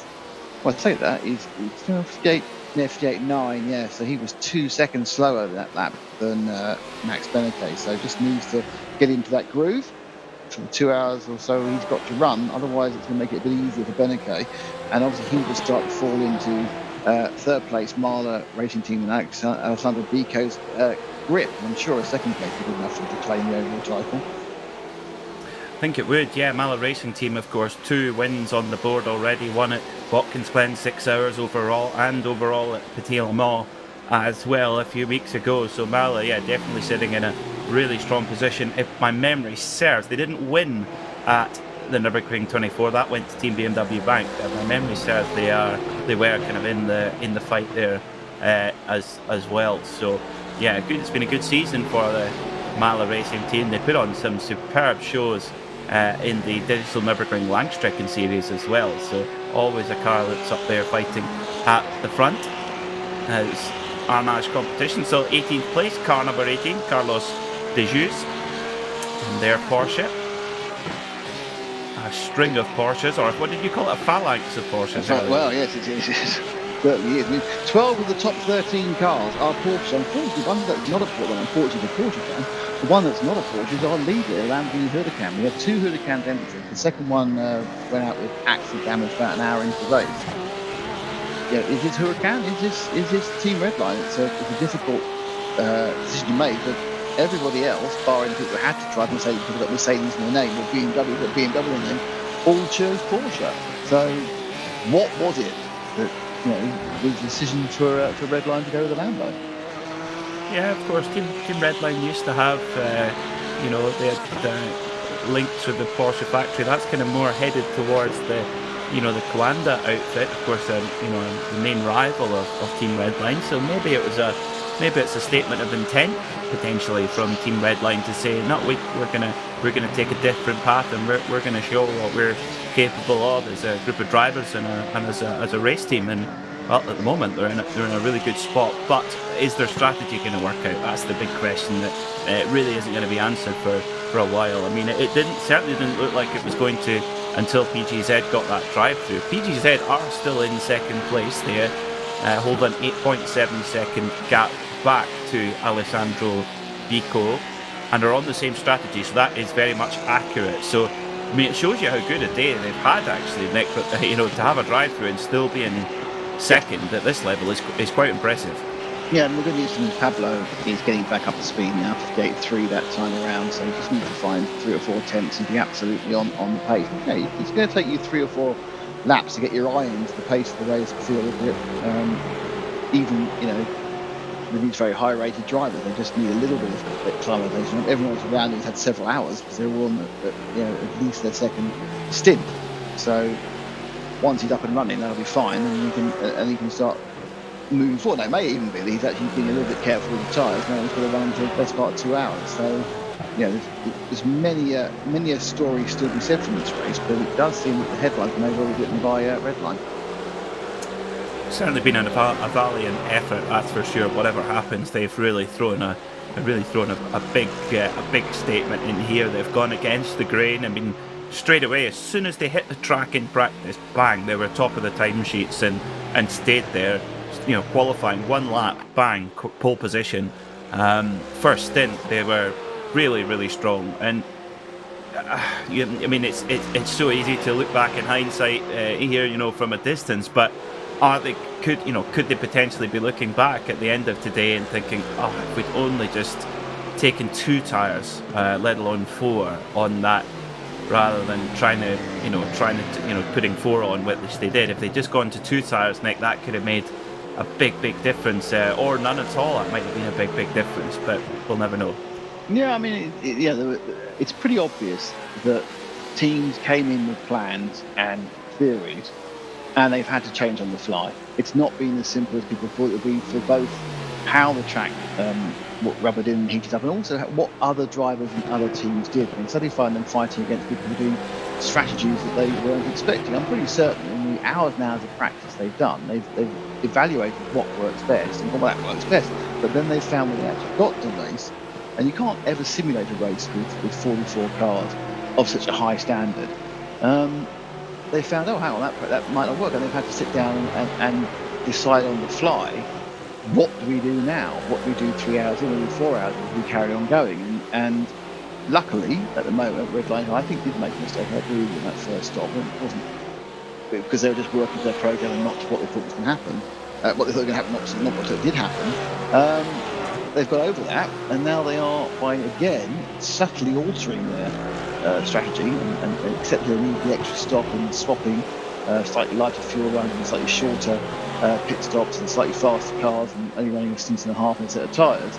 They've obviously had a good old talk amongst themselves, amongst the team, and now they're coming up with a strategy which looks to be the correct one. But I think it was right, Peter. It could all unwind with a couple of 1/8 off track if it takes over the 40 limit. Well, it's the gap has got ever since Pablo Arroyo has taken that Team PGZ Porsche out of the pit lane. The gap has gone up by 5 or 6 seconds. Last time it went up alone by 1.4 seconds. So Pablo Arroyo is, despite being on those new tyres, he is losing time to the Team Redline Lamborghini. Now, as we know, Team Redline Lamborghini is on a different program. They've done so far in their stint. As I look at my time screen, it freezes. Fantastic. But 16 laps as opposed to Pablo Arroyo's 6. So that's a third of the fuel load difference. So that's 30 kilos. About 30 kilos. Yeah, not insignificant. And of course, we know that Redline are due an extra stop, but it's Arroyo's going to have to pick up the pace and hit the fuel number as well, certainly until the last stop. And then what will Mala do in third? I think his bigger concern is actually Mala behind rather than Benaké ahead, because there's nothing he can do that can really influence what happens at Redline. They're not going to be on the same part of the track until after the last stop to Redline, if things are going as they should do. So he has to forget about that and just go as fast as he can. But he's got an issue, and Alessandro Bico is now just 6.7 seconds behind him on the same strategy. So that battle is key for him from the second and third, and then he can worry about what the heck Redline are doing in an hour's time. Good point. Yeah, I think always for the driver in the car, it's all about the job at hand. They let the team and the engineers and strategists, etc., worry about. And if you think, that they can't possibly have that in a simulator race, well, believe me, these top teams, they do have that level of ability as strategists, etc. You won't win without them, basically. And whether that comes in the way of someone helping out the team, or whether it comes in the way of a driver who's not competing, they will have someone running point on strategy. Team PGZ, I mean, they're fit. That gap is increasing all the time. It's now nearly a minute. Now, last pit stop for Team Redline Red, that was a no tyres pit stop, so it was just fuel, and that was a 52.3 second pit stop in total going through the lane. So, if they were to do the same, but of course they won't, they will need to take tyres at one of these next 2 stops that they're due. That's going to add it up. I do think it's going to be very, very tight once Redline have finished their last stop. PGZ versus Redline, it could come down to a proper on-track ding-dong here. Possibly. That was a competition drive-through that PGZ have just given us. Well, I'm not sure. I think they're a minute behind. I think that if Max comes in and does the full service in 10 laps time, there's a possibility he'll come out actually behind PGZ. There's a minute and 20 stop. But at that point, it's back to advantage him, because he will only have to do a shorter stop the final time and the final stop for PGZ. So, yeah, it's kind of swings and roundabouts, isn't it, really? It's a lot closer than it currently looks on the screen, but I still think that actually that drive-through has taken you from being neck and neck to being advantage Redline. See, I think the other way. I think it went from advantage PGZ to neck and neck. Well, one of us find out. We'll find out. We'll find out. The thing is that Pablo's really not cracked 157 yet. So it's a 157.4 last time around for Redline, 158.5 for PGZ. Marla strengthened to score 158.1. So, that's within the realms of the slightly heavier car. But, it's still a case that Marla now going half a second quicker. And, it's Marla who, as we look at it, seemed more like to pick up second place overall than PGZ. If we assume that Redline will be on the top of the podium, which is, as you point out, is absolutely not assured. And the other question is Max Beneke going to hand over for that last hour and a half of Patrick Holzman? Doesn't need to. Patrick's on 105 laps so far, so which is more than enough. The qualifying amount is 38, so that's the question, isn't it? It's as always when you get to the depths of these endurance races, virtual races, you kind of need to know how they're thinking of actually managing the race. Yeah, it's intriguing. It's kind of been the story of this race. I mean, Ewan and Lewis touched on it earlier. I don't think anybody was quite expecting the variation in strategy for cars that are so evenly matched, especially with almost the entire field picking a Porsche 37 out of 44 cars. But you would think, it's going to be quite similar, but definitely not. It's been kind of all over the place. I think that's why that kind of 10-12 hour race can it's yes, it's a full endurance with potential surprises along the way, but it's kind of not long enough to really bed into just a general rhythm. You've really got to be on the strategy straight away, rather than just kind of run at a rhythm. It's really, really interesting. Pablo Arroyo, he appears to be struggling out there, Nick, and the thing is, this is on fresh tyres as well. It's not as if he's trying to nurse an old tyre. It's on a fresh tyre. The only thing you could maybe say in his favour here is that he knows he's got to make them last right to the flag, whereas the others might decide to take some. Elements of management going on, but it is unfortunately he's dropping a second lap. More worryingly, he lost 0.8 of a second to Marla Racing that time round. And just very quickly, we still have 33 runners, of which 32 are actively running, and the 33rd is 2 laps off. We've lost 11 cars, but no one recent. The most recent car is Mercedes AMG number 2. But we've lost 2 Mercedes and lost 1 Lamborghini, so 3 of the 7 non-Porsches have pulled out, and 8 Porsches pulled out. But so it's given these top splits tend to lose teams for less serious reasons than teams will pull out of the more clubman splits. A lot of people just stay until it's ridiculous in split 9 or 12 or something. A lot of these top professional teams will, when they realise they have no chance to achieve what they wanted to do, they'll call it a day and go and practice for the next one. But we've managed to keep 33 runners, which I think is pretty impressive from a 44-car start in a very competitive single make, quite dangerous chance to go off and crashy sort of event. Without question, I really expected there to be more attrition because the track surface has just got such low grip level, especially when it gets hot. I mean, the car just wants to break away from you a lot of the time.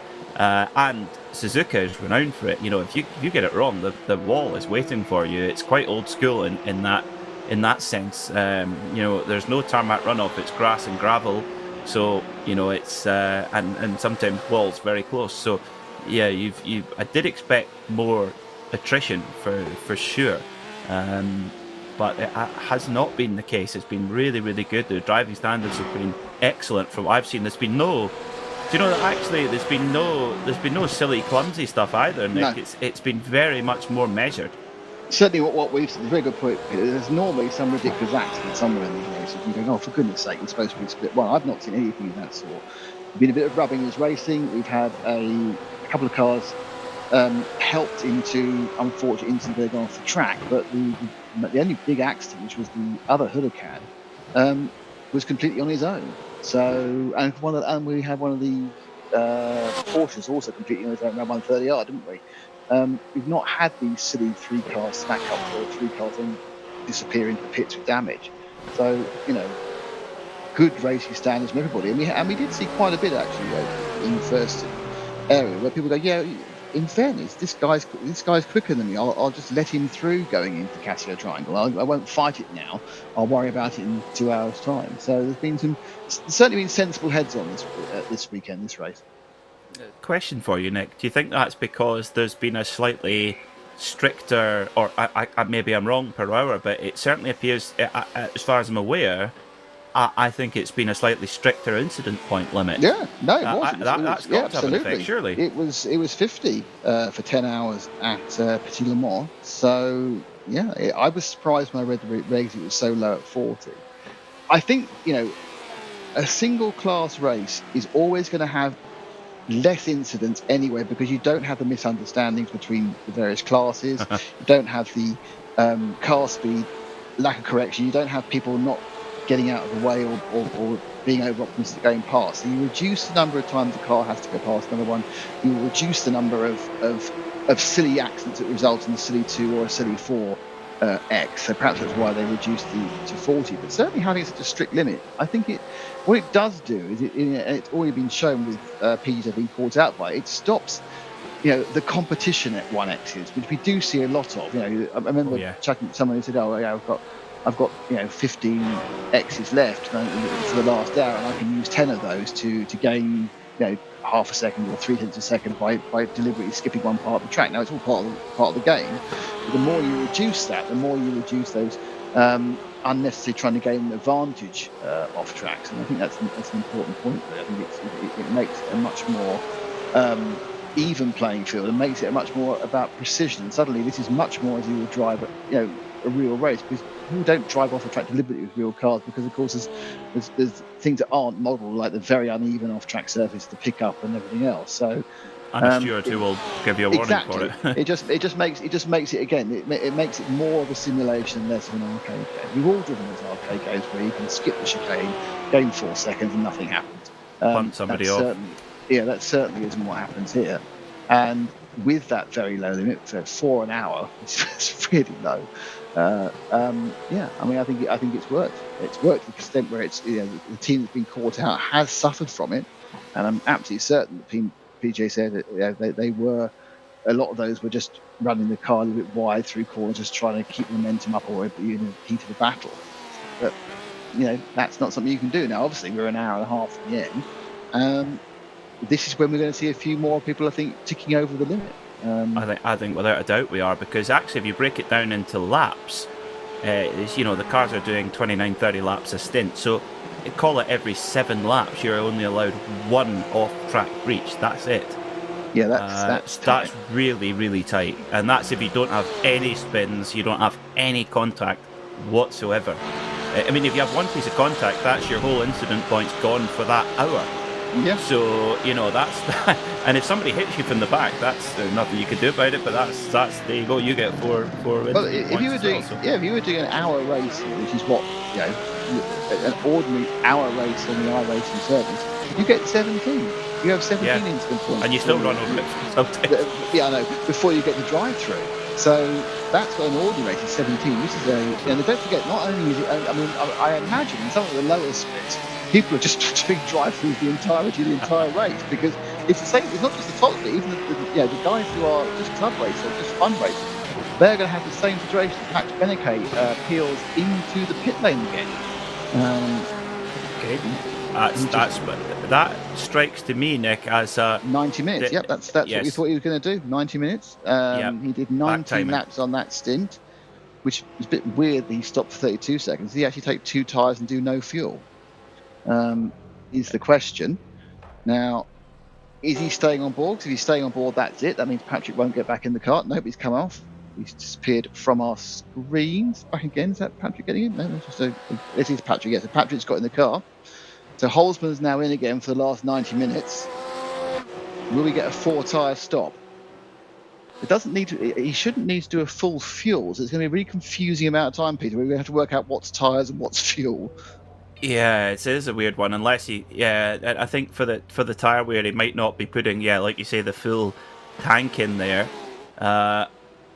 He's up on the jacks for what looks like a really decent. I think that is 4. I mean, just by eye. Let's get a closer look at it. for Patrick Holzman. So that is a stop of 43 seconds in the box. There may be one more update, I'm not sure. Two tyres? I think you could be right. Think he'll do 2 at each stop? Or has he done all 4 now and done a small amount of fuel? I don't think it's all 4 if it's because I just don't think we're going to fuel in then. Well, obviously they've got an hour and a half. An hour and a half is a grand total of about 47 seconds of fuel. So, honestly, I don't know. He definitely took tyres and he definitely put some fuel in it, but I don't know which one was which. Well, minimum 2 tyres because he was on the jacks for a reasonable length of time. So I don't know if we can actually figure out on a replay how long he was up on the jacks. That would maybe give us an idea. I mean, if someone can time in real time the up jack bit, we can work out what it is. Yeah, that would give us an idea anyway. Roughly 20 seconds for 2 tyres, 30 seconds for 4. Actually, I can actually do that on my. There you go. Well, that's your homework, Nick. I can do, if you talk amongst yourself for a second, I can actually do that because I'll do it on my rig. Good man. So 90 minutes to go here in this intriguing VCO Grand Slam Suzuka 10 hours. We've seen some of the best drivers and best teams in the iRacing platform going head to head, not just on the track, but in the strategy room, on the calculator, on the computer. Really, really interesting stuff as well. We've seen 44 cars enter this race. A few have dropped out, just over 10 have dropped out. 37 of those were Porsches. It seemed like very much the car to have, but Team Redline, they've turned up with one of only 2 Lamborghini Hurricanes, and they are really making this work. Patrick Holzman and Max Benecke have driven flawlessly all day. Strategy-wise, they've made some different steps. Some might have worked, some might not have. But will they be able to get the job done here? They'll have to go through car 114 of Pablo Arroyo. Now, interestingly, Team Redline have come out in front of Pablo Arroyo. So that they both only need 1 stop before the end. Also, Pablo Arroyo for Team PGZ Porsche will actually have a longer stop, we think, than Holtzman, depending on how much fuel went into that car at that last stop. Okay, Nick. It was in the air for 20 seconds, which is not 4 tyres. 4 tyres is 28, isn't it? Yeah. Yes, that's 2 then.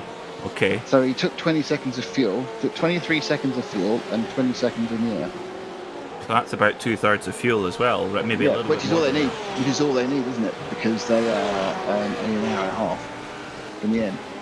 So if they're going to do that same stop again, they can actually do the fuel and take 2 tyres. Can they?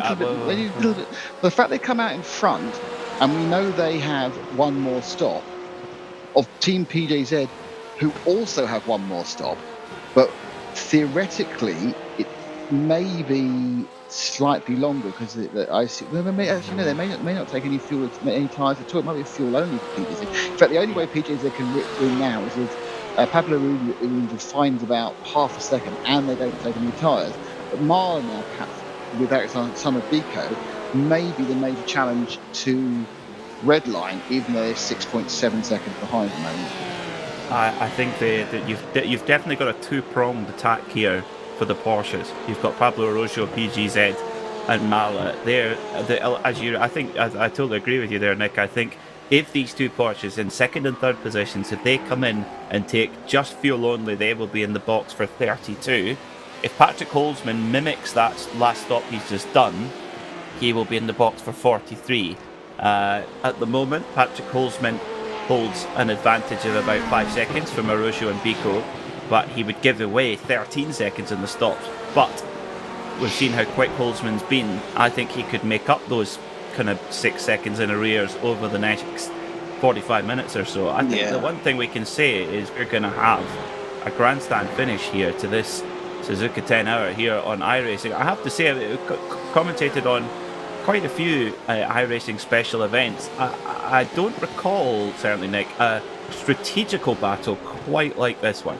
No, I think that I've done about 6 of these now. And and 2 or 3 of those have been single class. This is the first one I've seen where everyone's just doing whatever they can do regardless. I mean, we've seen people who have to go out of sequence because they've had an accident, damage or anything else, and then crawl back from there. But this is, people have chosen to do different things because of the way the race has fallen. Now, the last time round, 57.3 first flying. Let's just check I've got this right, because I've had a couple of problems with the. That is right. First flying lap, 157.3 for Holzman. The flying lap for Vico was 157.3 as well. 58.2 for Pablo Araujo. Now, it's less than a second between the Marla car in third and PGZ in second, and in some ways, and this sounds a little bit cruel, for the sake of the race, in some ways, Marla needs to get past. Yes, I would agree with that. Yeah, I think it's it also it's perhaps unfair to Pablo Araujo, but on the basis of the pace, it does seem that Govan Kini definitely had the edge, or has the edge on pace over his teammate, and that's endurance racing again. Not everyone can be the superstar. It's you're always going to have a little bit of disparity in lap times. And one example would be 2015 Le Mans, when Nick Tandy does a quadruple stint through the night and blows the race out the water. It's these performances can be amazing. I mean, I remember the last ever race in America for the Audi R8, Alan McNish actually missing going into the pits because there was marshals in the way of the pit entry, lost the chance to pit under yellow, lost a whole load of time, and he just picked the thing up on his shoulders and lifted it through the field and won the race just on sheer will and speed. That's what makes it exciting as well. It's not robotic in that sense. You don't have 3 drivers who are identical, as much as Helmut Marko would like that. No, that doesn't happen. No. But I would like that, because he wouldn't have his single superstar. He would prefer to have one person to focus on. How could you have a favourite? Well, how could you not have a favourite? But yeah, I mean, I think they're always stronger and weaker drivers within a team, an endurance racing team, and it doesn't necessarily. It's not necessarily the same driver each time. Certain drivers in certain conditions. You've got some drivers who are great at night, some drivers who are great in the wet. It's not always driver one is the best, and that's why the team putting a team together is so important. It must be people that they work together and they can thrive together. And there we go. Wow. Second and third change round. That's interesting difference in attitude there, because Govan Kini, when it came to a wheel-to-wheel battle with the red line car, he made that car as wide as possible through a pretty big defensive move coming down into turn 1 about 2 hours ago actually. Now that was very much after you, sir. I've got nothing for you. That's a very different piece of demeanour there from PGZ car. 2 different drivers, of course, probably coming to the point we were mentioning. And Vico already gapping Araujo, but interestingly, even with that overtake, which obviously had an advantage in the slipstream and a disadvantage in the actual overtake itself, he was a 10th faster than Holzman on that lap. So the Marla car coming into its own, it's interesting how these cars suddenly just pick up and find themselves at different parts of the race, different parts of the tyre life. Just so you know, the track's down to 79 degrees Fahrenheit, which was 26 centigrade, which I think is definitely the lowest degree since qualifying. So, as you can see, the sun is sort of setting in Japan at the moment. The land of the rising sun, it's the setting sun at the moment, and it's not going to get dark. This entire race will be done without the need for actual use of the headlamps, but they will certainly, if you see the globally, begin to, might get some points where they've got the sun in their eyes towards the end of the race, but it's very much a case now where the track is going to get cool, it's going to get better. So you're going to end the race probably with the track in its best possible condition. So that's when we might start seeing. That's when we might see people doing 156. And they're only got 0.6 off that already. Yeah, I think we could actually see some best lap times of the race potentially. If we see a Team Redline on some fresher boots at the end, that might be what it is. But Vico's flying. Before they made that overtaking manoeuvre on the PGZ car, he'd done a 57.2. Let's see what this lap is going to be, because he's just pushing. He's running out. I think he's has he got more track limits in his pocket? You know, has he got more incident points to make use of? Well, it certainly looks that way. He's really pushing the envelope. Wow, 57.3 last time by, 0.3 up again on Holtzman. What did we say? You couldn't write off Mala, and that is proving to be the case. Alessandro Bico started the car. He's been put in at the end. That's usually a sign that the team feels you're the best bullet in the gun. Yeah, and obviously, there are elements to the setup where you can set the car up to be particularly well performing when the temperature goes down, and take a little bit of pain when it's very, very hot in the middle of the day. Again, you kind of know what the temperature is going to do in a virtual race more than you do, of course, in the real world. So you know it's going to cool down, you know it's going to get grippy, you know it's going to get faster. But Bico really hasn't got. He has only one option now, which is to go absolutely, pedal to the metal. Sort of a breaking puff of smoke from the back of the car there as he goes down the hairpin. But even so, it's going to be a situation where it comes down to what happens in 10 laps time. Is he taking tyres or no tyres? If he takes no tyres, he'll be net in the lead. If he takes 2 tyres, he'll be net as far behind as he is at the moment, if that makes sense. I'll go with it. We'll go with it. I've never called a race where we've had to offer so many theories that we have to wait for an answer on. Quite remarkable stuff. The drivers and teams have put on such a show for us here, and there's still plenty to go. 79 very important minutes coming up. Alessandro Bico on an absolute tear in the Mala Racing Team Porsche 911 GT3R, hunting down the Team Redline Lamborghini Huracan of Patrick Holzman, car number 1. And Mala Racing Team, for them they've got 2 VCO Grand Slams on the board this year. If they could make it 3, that would be a proper slam dunk. Absolutely, another 3/10 gained there by Mala. Remember Mala they're running a little bit lighter than Redline. We don't know how much lighter because Redline haven't been filling up, but they will have less fuel on board. It won't be 14 laps less, as is the indication on the stint length, because Redline certainly haven't been brimming the car. They don't need to. My guess is they've been putting 3/4 of the tank in, which is what will get them back. But even so, there's probably a 20-25 kilogram advantage to Alessandro Bico. Bico at the end of, he's about 40 minutes into his tyres. You think that Holzman took 2, so 2 of those tyres are brand new, 2 of those tyres are on their second stint. I think it's a pair of tyres were taken by Beneke earlier, and almost certainly those same 2 tyres which Beneke will be replaced next time round. They're obviously effectively double stinting with the car on an offset the whole time, which is quite an interesting way of doing it. It's certainly been an alternative from the car choice to the tyre strategy. Redline have always, for a lot of the race, they've been on a different program to everybody else for a variety of reasoning. The only thing with the pace that Bico is laying down, there's 2 potential caveats. One is, he obviously feels confident he's going to hit the fuel number. Otherwise, he's really playing it risky.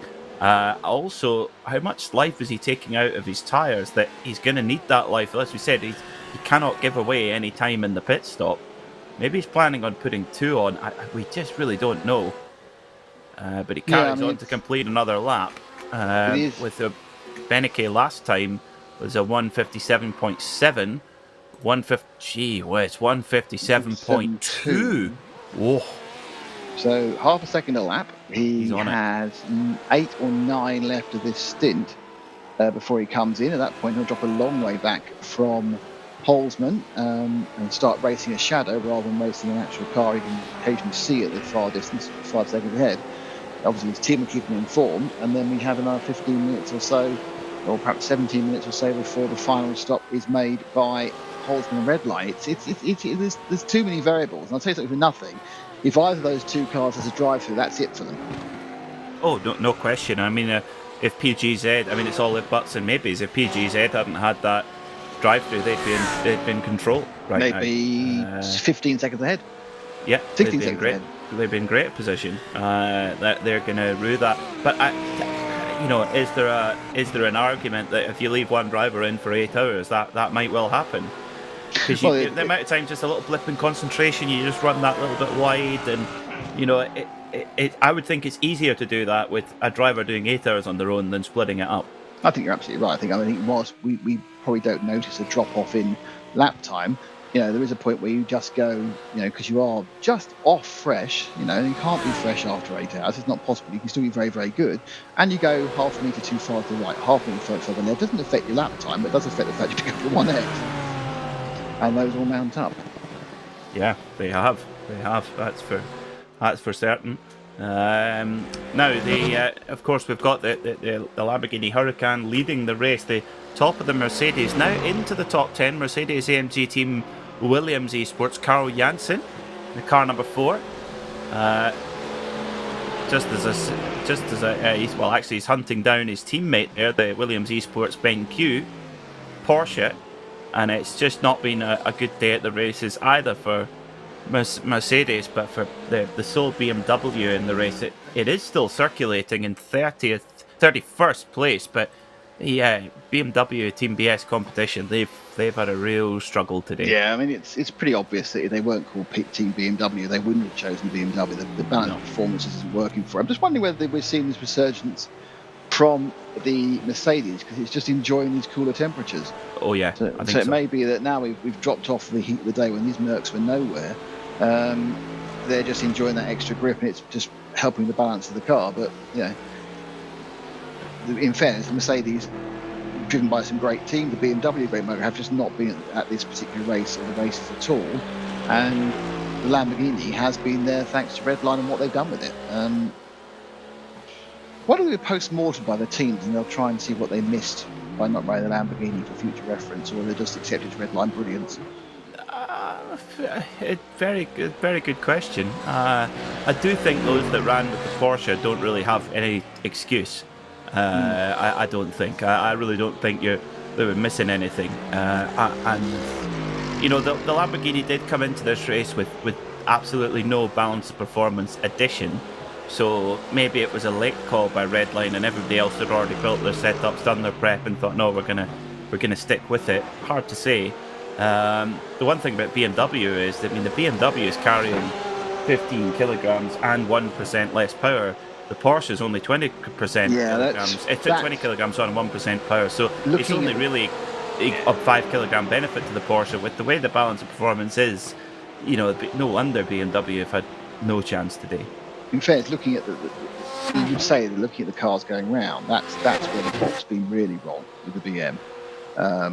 That is not. I'm not saying they've under BOP'd the Porsches, because it's always been horses and cars for tracks, but BMW is you know, normally there or thereabouts. It's not good at the races, and it has moved from its baseline. So you're kind of thinking, yeah, that's a mistake someone's made at some point in the early evaluation process.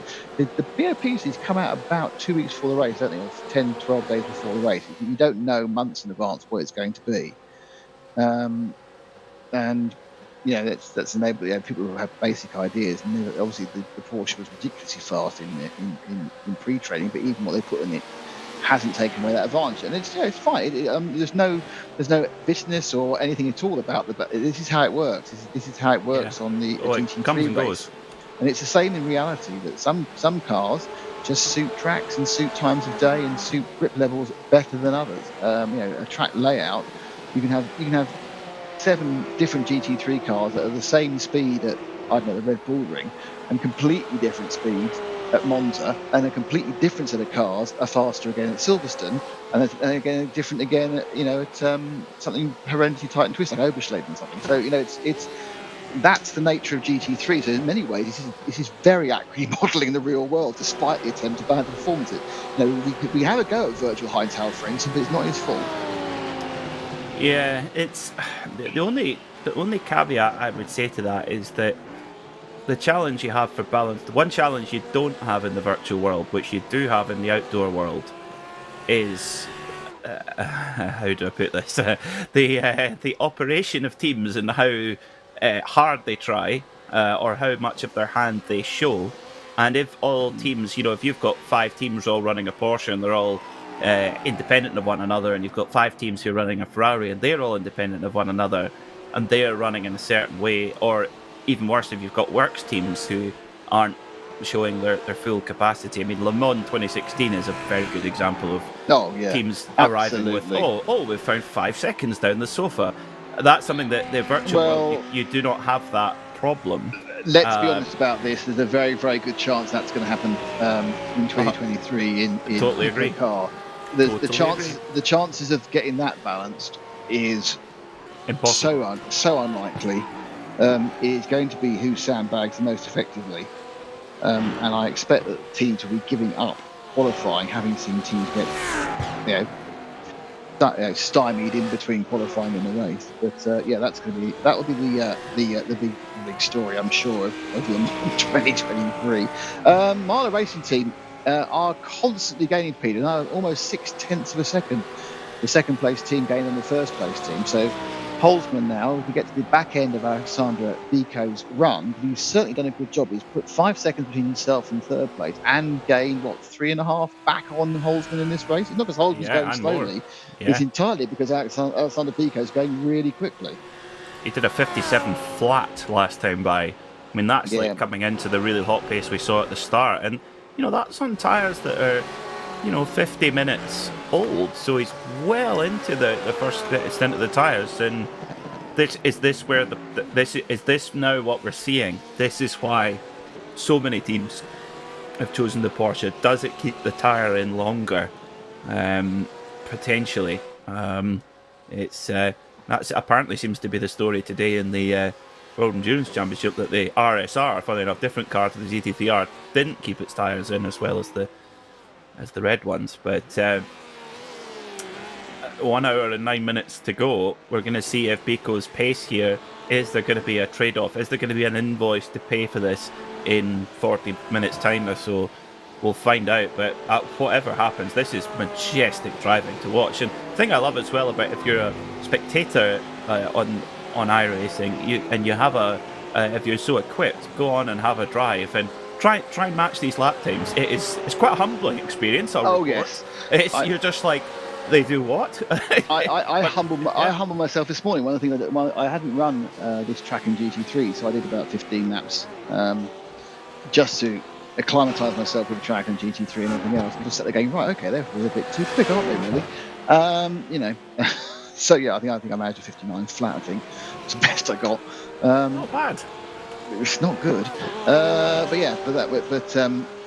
mean, it's just a different level, and the fact they can repeat it lap after lap. I've done a little bit of a Google there, so I went quiet. We're now currently at 26 sim time, with 1 hour and 7 minutes to go. So the race is going to end at about 10 to 7 local time, which is also oddly the official sunset time for the Suzuka track on the 8th of August. So actually, it won't get dark, but the sun will come right down in people's eyes towards the end. So it should be a very spectacular visual look to the end of the race. Oh, and we'll have the lights on the Coca-Cola Ferris wheel as well. The one thing I love about, I think I've limited myself quite well to Suzuka 8-hour motorcycle race references. The one thing I love about that race is towards the end, of course, it's finished in darkness. The lights are on the bikes. It's just incredible. But then you've got the one stand is absolutely perfectly linear, inch perfect, and you've got one stand with blue glow sticks for Yamaha. Then you've got exactly the same size, exactly the same angle, exactly the same everything, red one for Honda, then the same for Kawasaki with green ones. And I thought that how wonderfully Japanese that is. It's just in so many ways. It's brilliant support for for an alliance to a particular team, brand or rider, but also incredibly organised as well. The Japanese fans are absolutely fantastic. I mean, they are brilliant. Very polite, very respectful, brilliant people. I mean, one of the great things was after the Grand Prix. The Grand Prix obviously was finished quite late, and then we were packing up and moving on. It was dark, but the main stand opposite the pit lane was absolutely packed. Just watching people pack up, and it was lit up. And it's a really it's a great place to go to Suzuka. It's a magical place. It's got that kind of that old track history. Suzuka, Monza's got it as well. Monza with the banking, it's got that amazing, oddly something that Silverstone doesn't have. Because Silverstone's been so modernised, it's kind of lost that feeling of oldness. The Zandvoort the really interesting bit, the Hugenholtz bits are being ripped away, so that also isn't quite there. But there's a couple of tracks where you just get the majesty, you get the mystery, and obviously the Nürburgring, the actual Nordschleife again is another track where you just sit there, you can just feel the history of the place. It's not a lot of the Grade 1 circuits, but they've had to be so changed to modern safety standards. But certainly you absolutely feel it at Suzuka. You feel it's a real privilege to be at the track and things like the landmarks like the Ferris wheel and everything else, and it's a great experience. It really is. I mean, another place that's amazing, Interlagos is a fantastic circuit to going straight on this weekend. I mean, in some ways it's got elements of cesspit in it as well, but it is fantastic. Standing out the back of the paddock, and you can actually, because obviously most of the track is in a bowl beneath where the pit lane is, and you can see the whole circuit laid out, the back of the circuit laid out, and just watch the cars go around. It's a fantastic experience. I've been very, very lucky at places I've gone, and I think we should really savour that. I've also been to Manny Core several times, so it's not all glowing results.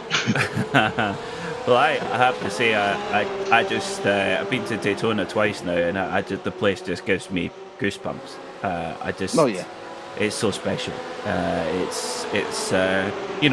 Some people say, the track layout is the road course is dull. Personally, I don't agree, but that misses the point entirely of the whole place.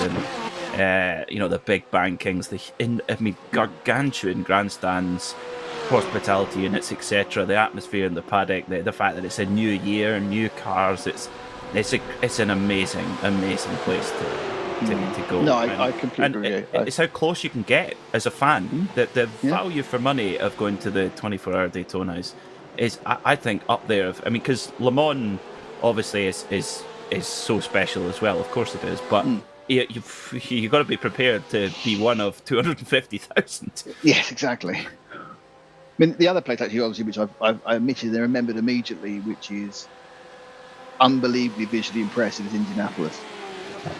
Even when we were at the Grand Prix, there was 180, 200,000. It wasn't the same as, of course, the 350 you get for the 500, and the infield track's awful. But you get the majesty of the place, of the venue and circuit, and that's another place. I've been very lucky. There's not much as far as race circuits are concerned. There's not many left on my bucket list. Obviously, Bathurst being one of them.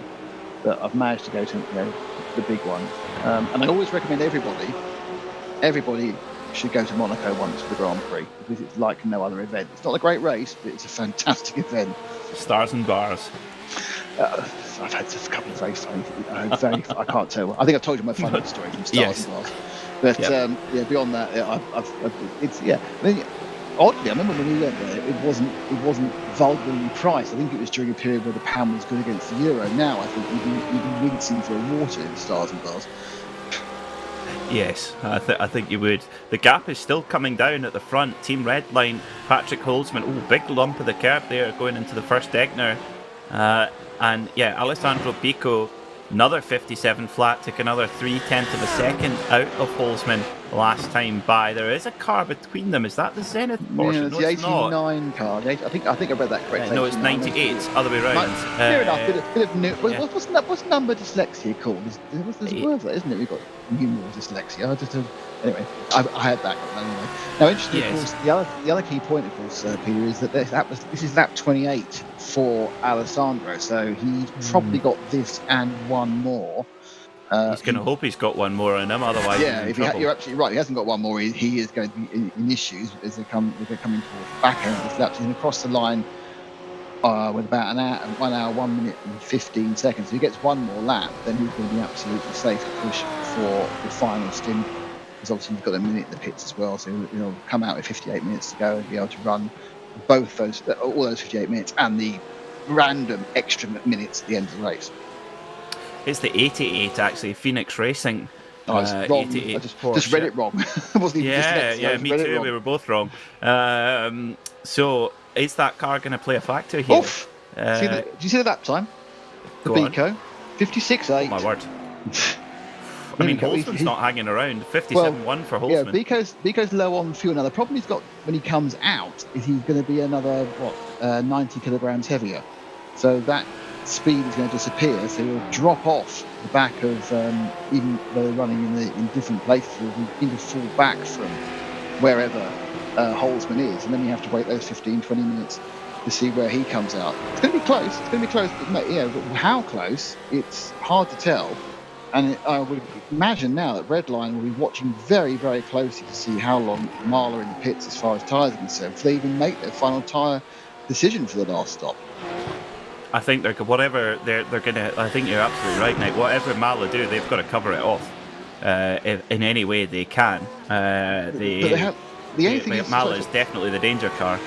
But if Marler take no tyres, I don't think that Redline can take no tyres, because they'll have one half of their car will be tripling. Yeah, so they have to take two, and I'm sure they're hoping that Marler take two as well. So the only thing is, though, the difference between 2 and 4 tyres is 10 seconds, which is a third of a tank of fuel, which is how far ahead they are on fuel to Marler. Marler can have to take a full tank, whereas it's about 2/3, maybe a little bit more, for Holzman, for Redline, which is basically going to spit them out, I think, pretty much as they were.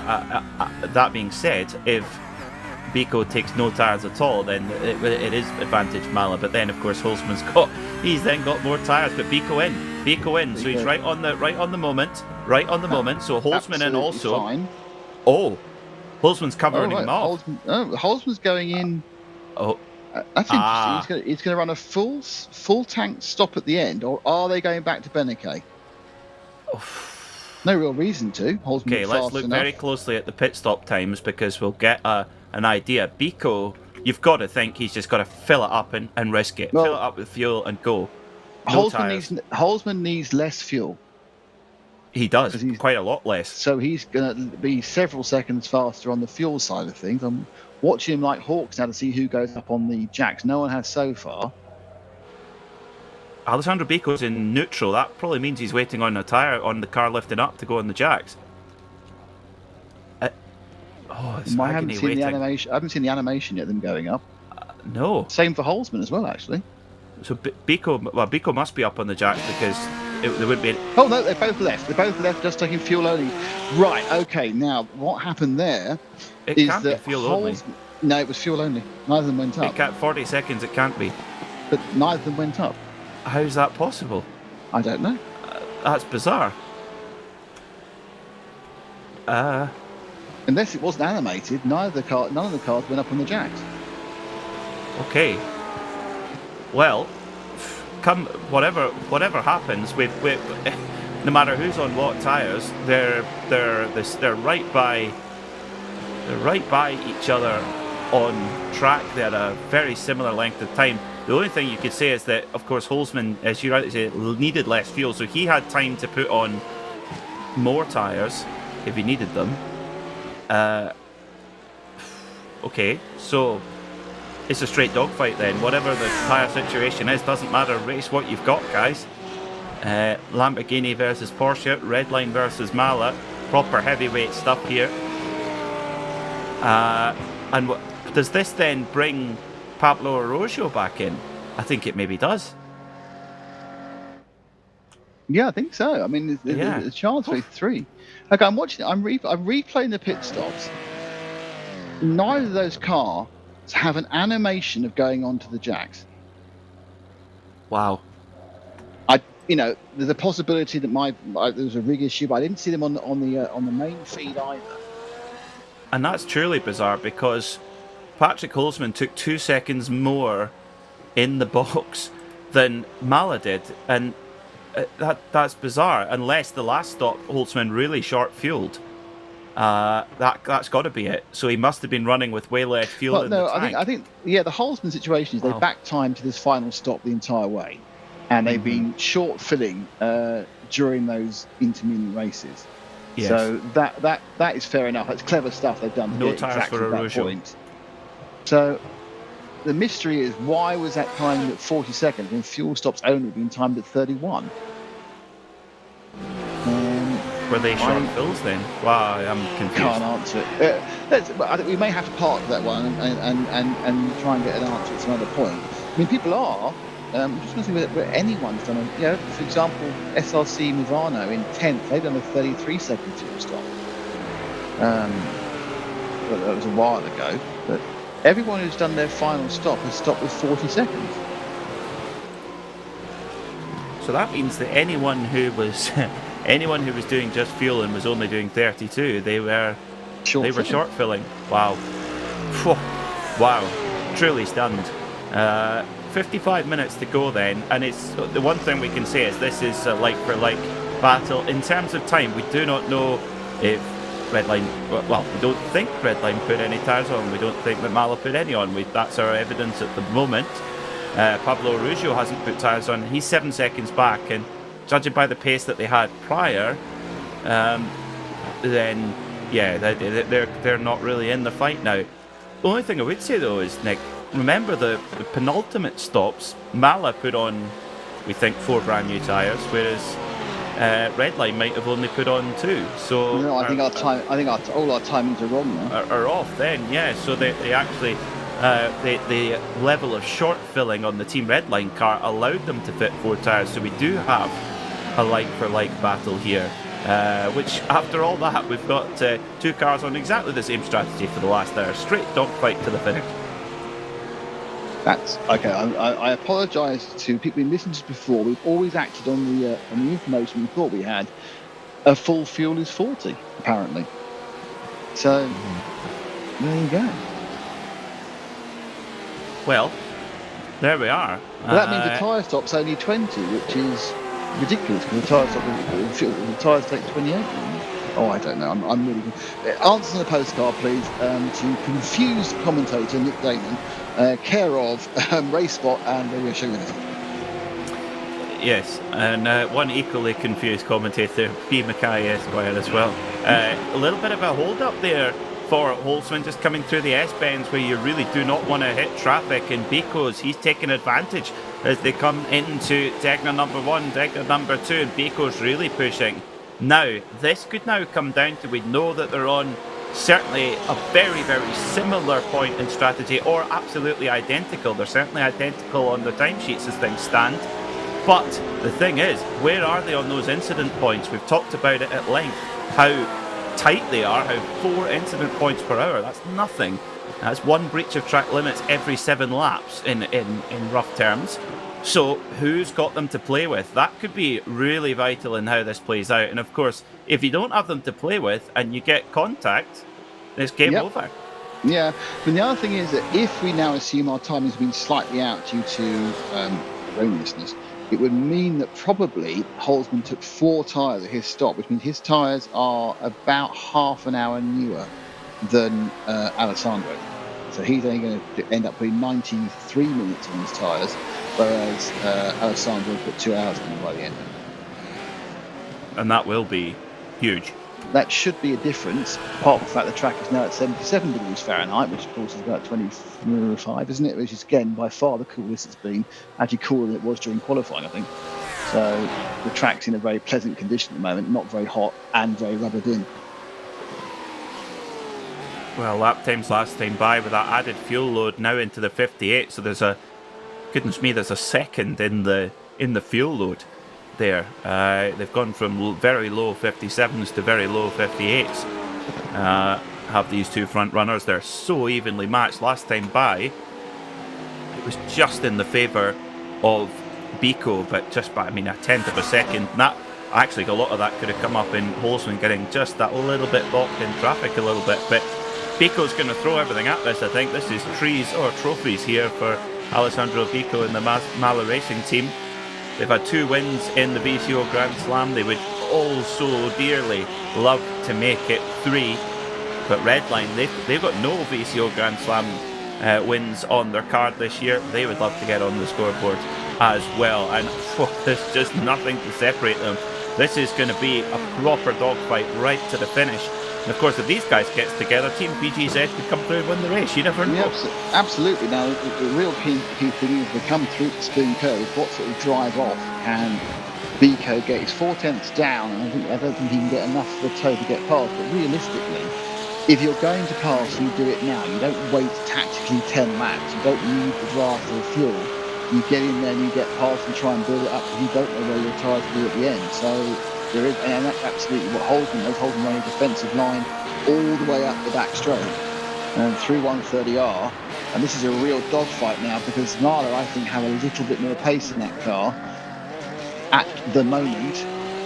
But Holzman has track position, which at Suzuka is key, because I think if he carries on blocking is the wrong word, he carries on defending down the back straight, it's going to be really, really difficult to get past him.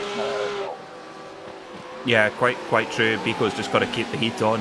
And you know what? There was just a little chink in the armour there. Holzman went wide on the exit. He didn't lose him a huge amount of time, but it will have grabbed him an off-track incident point, which we know are you need to use them with frugally.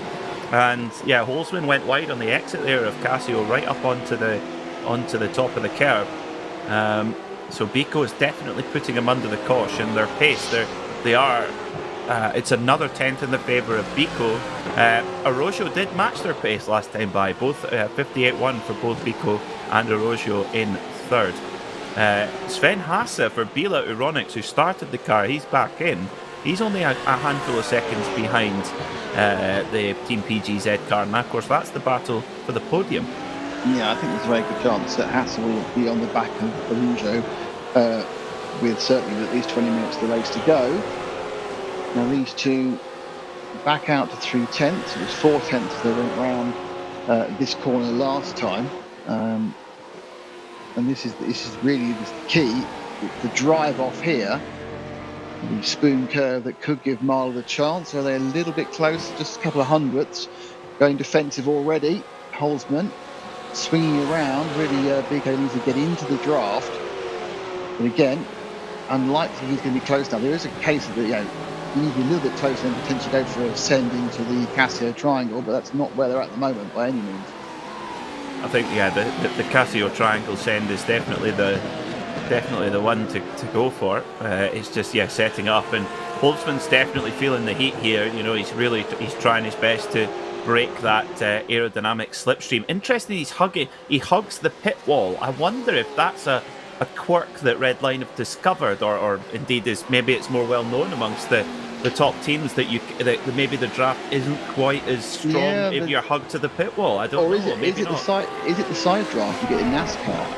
Where you're side drafting yourself off the pit. Side drafting, because obviously side drafting is now. It wasn't originally. They added it about a year and a half or 2 years ago. They added side draft for modelling, obviously at the behest of the NASCAR runners. Now whether it gets modelled into all the tracks regardless, I don't know. But that was very far over to the right. I mean, whether he's just trying to make it impossible for Marlow to slipstream into turn one, it's more of a combination of track positioning. That did seem very, very far over the pit wall. They've certainly done that the last couple of laps. This is fantastic. This is what we come for in endurance racing, because it all builds up to this crescendo, and it just has it's so much more significance and so much more emotion behind it, much more agony in defeat, much more ecstasy in victory as well. I mean, again, we mentioned the Rolex 24-hour at Daytona. I mean, this year, goodness me, I mean, the furor in the pit lane between, Wright Motorsport getting their win in GTD and Faf winning in GTD Pro. I mean, who could forget Elio Castroneves climbing the chain link fence as well, Indianapolis style. That was just incredible. Shea running after him with the microphone as well. He said he was going to climb the fence at Petit as well, but he couldn't find one.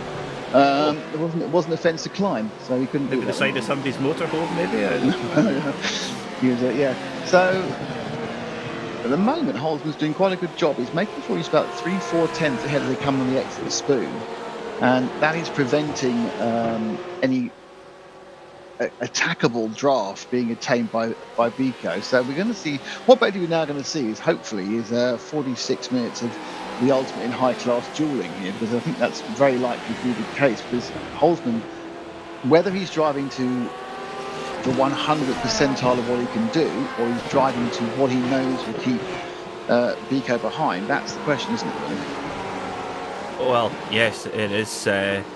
Who knows what is going on in the cockpit of that number one Team Redline Lamborghini, but they've been a factor all the way through. Quickest in practice, quickest in qualifying, and led away confidently in the first stint. They've had various strategical avenues. They've walked down a couple of wrong turns here and there, but it's all come down to this. Mala, they've gone about it very much the other way. They've kind of sat in the shadows. They've, it's apt that they're in a Porsche. They've kind of done a Hurley Haywood sort of style, where they've just quietly sat there, patiently in touch, but not at the front at any point. And when it comes down to that last stint, hit the afterburners.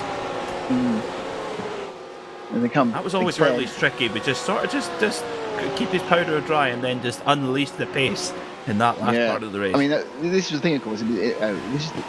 That's where endurance racing was so different 30, 40 years ago, when you didn't run the cars at maximum pace for the entirety of the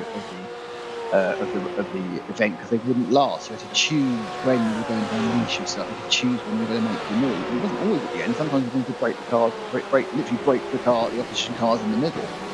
Now, with more good reliability, it's all about running as fast as you can. With the caveat, of course, within this particular race, you have tyre wear and fuel consumption to worry about. So that's what eases these boys back from actually going completely pedal to the metal the whole time, because they have to think about making those numbers. They've made the numbers now. They're in the last stint, but I'm still sure they're still thinking about tyres, because we've seen how they do drop off. You can avoid that drop off if you've got a chance. But that time round, it was a 800th of a second advantage to Redline. I'm sure it'll spin back the other way this time. Yeah, it is. And interestingly, the pace dropped by a couple of tenths there from both cars. So are the tyres now starting to squeal enough? I mean, they get put through immense temperature build up here. When you go through these long, fast corners, it really does torture the tyre, and getting it to cool down again is difficult, because there isn't really many straights here where you're not at least putting some sort of load through the tyre. Even when you head up through 200 R up, yes, you're flat out, but you are putting some sort of stress through the tyre. The tyres get very little rest. So keeping that, and of course the one problem here on iRacing is if you overheat the tyre, very difficult to get it back down again. Yeah, I mean, tyre management is a skill in real scale racing, and of course in virtual racing. Now, I just think there's a little bit of a larger gap. The red line that time around, it was only a few hundreds, checking back on the timing. Now, there's a back marker coming up. That's always a chance for someone to gain out of it, unless it just falls over and breaks to the side. Looks bright yellow, so I'm wondering if that's going to be the beef car ahead of them. Yes, now I want to give it's Beef Central. That's right. In ninth, so looking to lap ninth at the moment. Wow, that would then put only 8 cars on the lead lap. That's a surprise, actually. Given it's quite a long lap here, and we have seen such a close competition all the way through. Now we've got a car on pit road making its last spot. That's the Urano Esports Heineken Media car, as is the Urano Esports Data Group car. They've had their own little exclusive pit parties. Yeah, of course, that 190 was what. Yeah, the 190 was the car that had the disconnect. So they've unfortunately dropping out of the top 10, because they deserve a top 10 finish. And I hope they can get back in there again. Not quite sure what happened to the 191. They had some problems as well. Was it 191? No, it was 191 who had the disconnect, and 190 didn't. Yeah. It's such a shame. Such a shame. I mean, we maybe knew that they were they maybe didn't quite have the overall pace to win. They were in the lead when they disconnected. When they were in the lead when they disconnected, and they were on the alternate strategy. So it'd be interesting how it played out, but not to be, because they had an effective, I don't know, what would you call it, engine failure? Not engine failure, I don't know, gearbox glitch that took them out for 2 minutes. Whatever you want to call it, as a disconnect. Mimics those sort of irritating endurance-based 4 or 5 minute pit stops, which in the modern day could just put you out of the running in such a competitive environment. It's the equivalent of being behind the wall. Not much happens from there anymore. And yeah, Biko really put in the pressure on here. It's trying to get that move set up out of Spoon is where it's just frustratingly just can't quite get those couple of car lengths run on Holtzman, and Holtzman's got a bit of protection here actually, because he's bound to be picking up a he will pick up a slither of draft from the Beef Central yellow and black Porsche just up ahead. And I think he might actually get it at the perfect moment. But Bico is good. He's right all over the back of that Lamborghini. But he's going to need quite an overspeed to get this move done here. Yeah, I mean, this is the issue. I think that if Holzman, obviously a very talented racer, also over 10,000, so we've got 10k Patrick as well.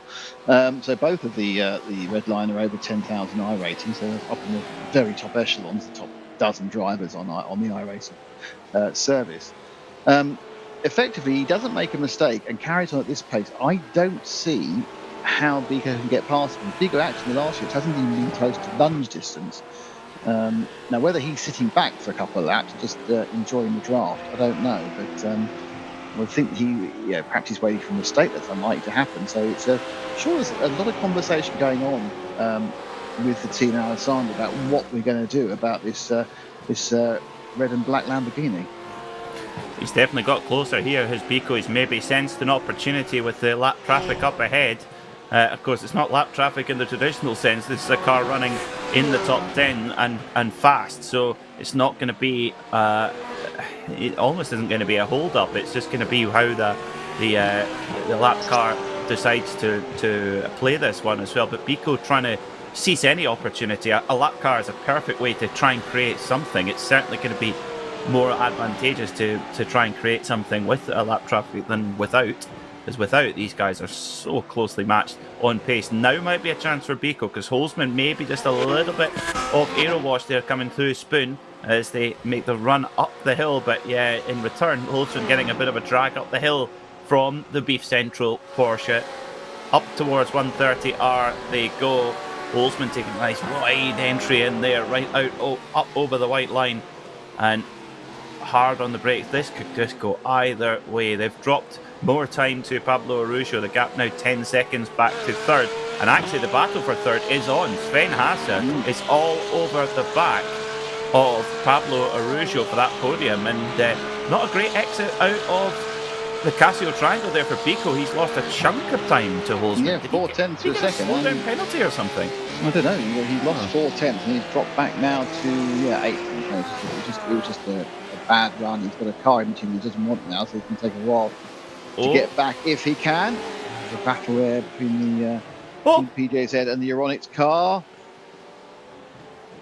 Yeah. Very tight there. So this is your battle for the podium. Pablo Araujo trying to hold off Sven Hasse. We know how quick Sven Hasse is. We know how aggressive he can be as well in that Bilo Euronics car. A Bilo Porsche, try and get your head around that one as they head up through Dunlop now towards the Degners.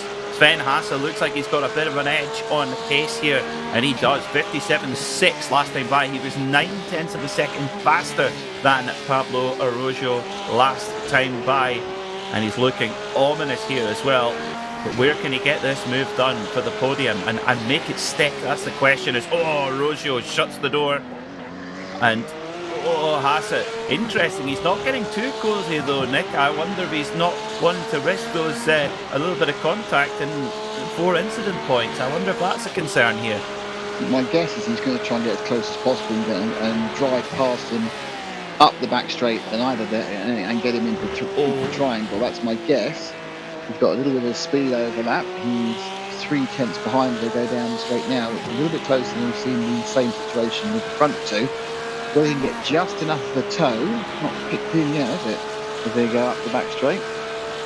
It looked like Araujo had just run it wide, but actually I wonder if he's just trying to square the corner off and get on the power early and try and protect against that move.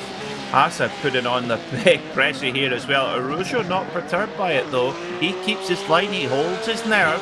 This is an amazing battle for the podium. So we've got a proper grandstand finish for the podium. We've got a proper grandstand finish for the race win, but these last 2 laps have not been kind to Alessandro Bico. Holzman taking out 4/10 of a second on the last lap, but here comes Sven Hasse. Can he get the move done? He's going for it. He's going for it. Big lunge up the inside. Do they make contact? They do. Araujo rubbed out onto the paint there. Hasse gets the move done. Aggressive, but gets it done. I think that will be 4 incident points to both cars, but the move is done. Yeah, I mean, it might be 4. They might get away with a 1. It just the 14 went off, 114 went offline. But unless they've got a huge pot of points to play with, and we know for a fact, of course, that the 114's already had a drive-through, and yeah, he tips him off. And it probably isn't going to be a 4. My guess is that's a 1. But yeah, Hassa wasn't taking any prisoners there. Pretty firm hit there.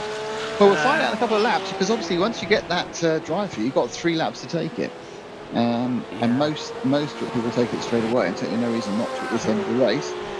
Lead was out to 1.1 seconds. It's back to 8 tenths again. No, I said 9 tenths. So it is coming slightly back in again. Vico is just out of the toe at the moment. They got the back straight. So he needs to just kind of push a little harder. The back marker in a minor area didn't work in his favour that time, but he's still got 35 minutes to change that round. Yeah, that definitely. It's 4 tenths lost and then 3 tenths lost, and I do think the lap traffic is maybe just just caught it at the wrong point there for Alessandro Bico. Let's see what this lap time is going to be. With 35 minutes to go from Patrick Holzman, and again he's trying to weave and break the draft back. He's taken another 2 tenths out of Bico there, has Holzman. So Holzman's starting to turn the screw now in these last stages, carrying a lot of speed there into turn 1. Amazing. That Lamborghini all day has looked really, really balanced. As of the Porsches, of course they have. That's been I think why it's been such a popular choice. But that Lamborghini did really good through those changes of direction. Yeah, the Porsche has been, in this particular battle, I've been watching the kind of splits up and down. It's been noticeable the Porsche is very good through the deadness in comparison to the Lamborghini. But the Lamborghini seems to gain a little bit, which is counterintuitive, in the drive out the hairpin, which is the last place you'd expect you to do well compared to a Porsche. Well, it could just come down to the way they've got that car set up. Of course, the Lamborghini Huracan has been on the iRacing platform for quite a while now, a little bit longer than the 911 GT3R. I mean, they're both well established, but I think Redline will have a good setup information for the car, and they've driven it superbly. I mean, Patrick Holzman and Max Beneke have been flawless through this entire race. Yeah, it's been it's not like David versus Goliath in area whatsoever. Just in the sheer weight of numbers of Porsches against the Lamborghini, it's one against many. But the one currently, and I think he's going to gain a little bit more time this lap as well. And really, Bico needs to change this momentum as quickly as he possibly can, because if Holzman manages to get more than like 1.5, 2 seconds away, it's going to get very, very difficult for Bico to do anything about it. Yeah, it seems that way. It just seems that Holzman's really been able to pull the pin in these last few laps, and yeah, there's certainly no problem with traffic on that last lap, of course, for Bico. Let's see what that flying lap is going to be. It's a 1:57.4 for Holzman, and it is another 2 tenths, 1:57.6 for Bico. So Bico losing another couple of tenths, and you're rightly saying that he's not got the benefit of the slipstream now, and Holzman is flaunting that advantage now. Well, they're a third of the way through the tank. They've lost 30 kilograms of weight from the heaviest, because they are eating into all 4 tyres are going into their ordinary running the second stint. Just it's a much shorter first stint from the Holzman car. So he has got newer tyres as well. We obviously have no idea the wear rates of these tyres. But it's certainly looking suddenly advantaged Redline. It's been quite abrupt, hasn't it? It's quite similar actually, Nick, to the point sort of 2/3 of the way through, or halfway 2/3 of the way through the very opening stint of the race, when Beneke was leading and he had a whole train behind him, and then all of a sudden it was just like he just Fast and the Furious style found 14th gear and kicked on. He was off. Yeah, or was it Ford versus Ferrari, when he just presses the throttle that little bit harder down the bottom? Yes, that's always the way racing drivers go quicker, is they just press the throttle harder. Well-known technical reason for it. I've never quite. Yeah, if you're going to make a simulated film, please actually simulate it, not just make it. It's Fast and Furious is fine. It's entertaining. If I have 112 gears, it's not an issue. No, it's looking. Just trying to look at this. It's like an Ernst Egner's motorcycle with those 2-stroke engines. They needed 16-speed gearboxes. Well, that's true. certainly, those little tiny sewing machines they had running around in the small 50s in the Grand Prix series. Just amazing. What do you think about it? Revs in all those years ago. 20,000 RPM, 16-speed gearbox, power band the width of a cigarette paper. It's quite. I mean, the technology. Do you think where did they? Well, the short answer is during wartime when they learned the technological aspect. It's also about the manufacturing, though, isn't it? You think about the reason everything is so reliable now is because of the tolerances are so low. You've got these computer milling machines, and you're down to multiple 10,000ths of an inch, 10,000 millimeters. And they can make it every single time. An engine made now on a mass-produced line is better than a blueprinted engine of 35 years ago, because it's just the tolerances are down. If you think about what the Cosworth DFV produced, made as best as possible by racing engineers in Northampton, was it? It came out the box at 430 horsepower. Well, your Audi will have more than that. My Audi, obviously with the added turbos, has got 440, absolutely. But a 3-litre normally aspirated engine now, a racing 3-litre normally aspirated engine would make a reliable 750, 800, not even trying. And that's the advances being made, not just in understanding and not just in computer modelling and everything else, but it's all about the improvement in manufacturing process thanks to the incredible precision automation. Funny enough, like people like Mala Pistons. Yes, exactly. Stuff like that. You think what they do now, day to day, incredible, absolutely incredible. Under half an hour to go now in this Suzuka 10-hour, part of the VCO Grand Slam. It's Patrick Holzman who leads by now, a second and a half for Team Redline Lamborghini from Alessandro Bico for Mala Racing Team Porsche. And I think it's going to be another big lap here from Holzman. He really has hit the afterburners big time. He had a 57.4 last time by. It's another 57.4, but takes another tenth of a second out of Bico. So just bit by bit, he's just landing punch after punch with every lap here. Yeah, and the problem that Bico has, where we are with 28 minutes to go, so we're 15 laps left, outside chance 16 laps.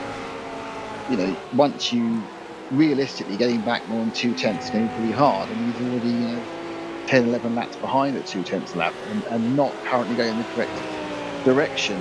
Third place, Bilo Euronics 450, Sven Hasse, he's not gaining either. He's very comfortably in third now. He's pulled away from Pablo Aranjo in the Team PGZ car, but he's 3 or 4 tenths off the pace of our first two. The enthusiast in me desperately wants Nala to find a couple of tenths over the next few laps and bring us back together again. But then the purist in me is massively respectful of how everyone run this race with their varying strategies and reacting on the fly and changing things around and doing things very intelligently to get themselves in this position. Yeah, I'm not convinced that they've won this race on their strategy. It's worked, but I do think they've won it on their execution. Very well, yeah. The way that the job the drivers have done, they have made some quite unusual certainly to begin with, a strategical, blunder, not be it a terminal one, but and they have had to do alternative things to sort of bring themselves back in. But none of that all would have fallen apart without the drivers who have delivered beyond. They've given that that terrible cliche. They've delivered over 100% to pull back in. They've had to really be flawless to get themselves back in the fight. Well, just to throw something out there, without Govan's drive-through, Team PGZ would be leading by 5 seconds at the moment. That's where we're at on that one. Yeah, that would have been a bit of an entertaining one as well. Holtzman running down the PGZ car with 26 minutes to go. It's something we'll never know. But of course, if PGZ got a drive-through, what was that, about an hour ago now? Yeah, no, it was just an hour and a half. There, it was about 30 minutes ago. No, it was before an hour and a half ago. So if they got it an hour and a half ago, what does that mean for any of these top three teams?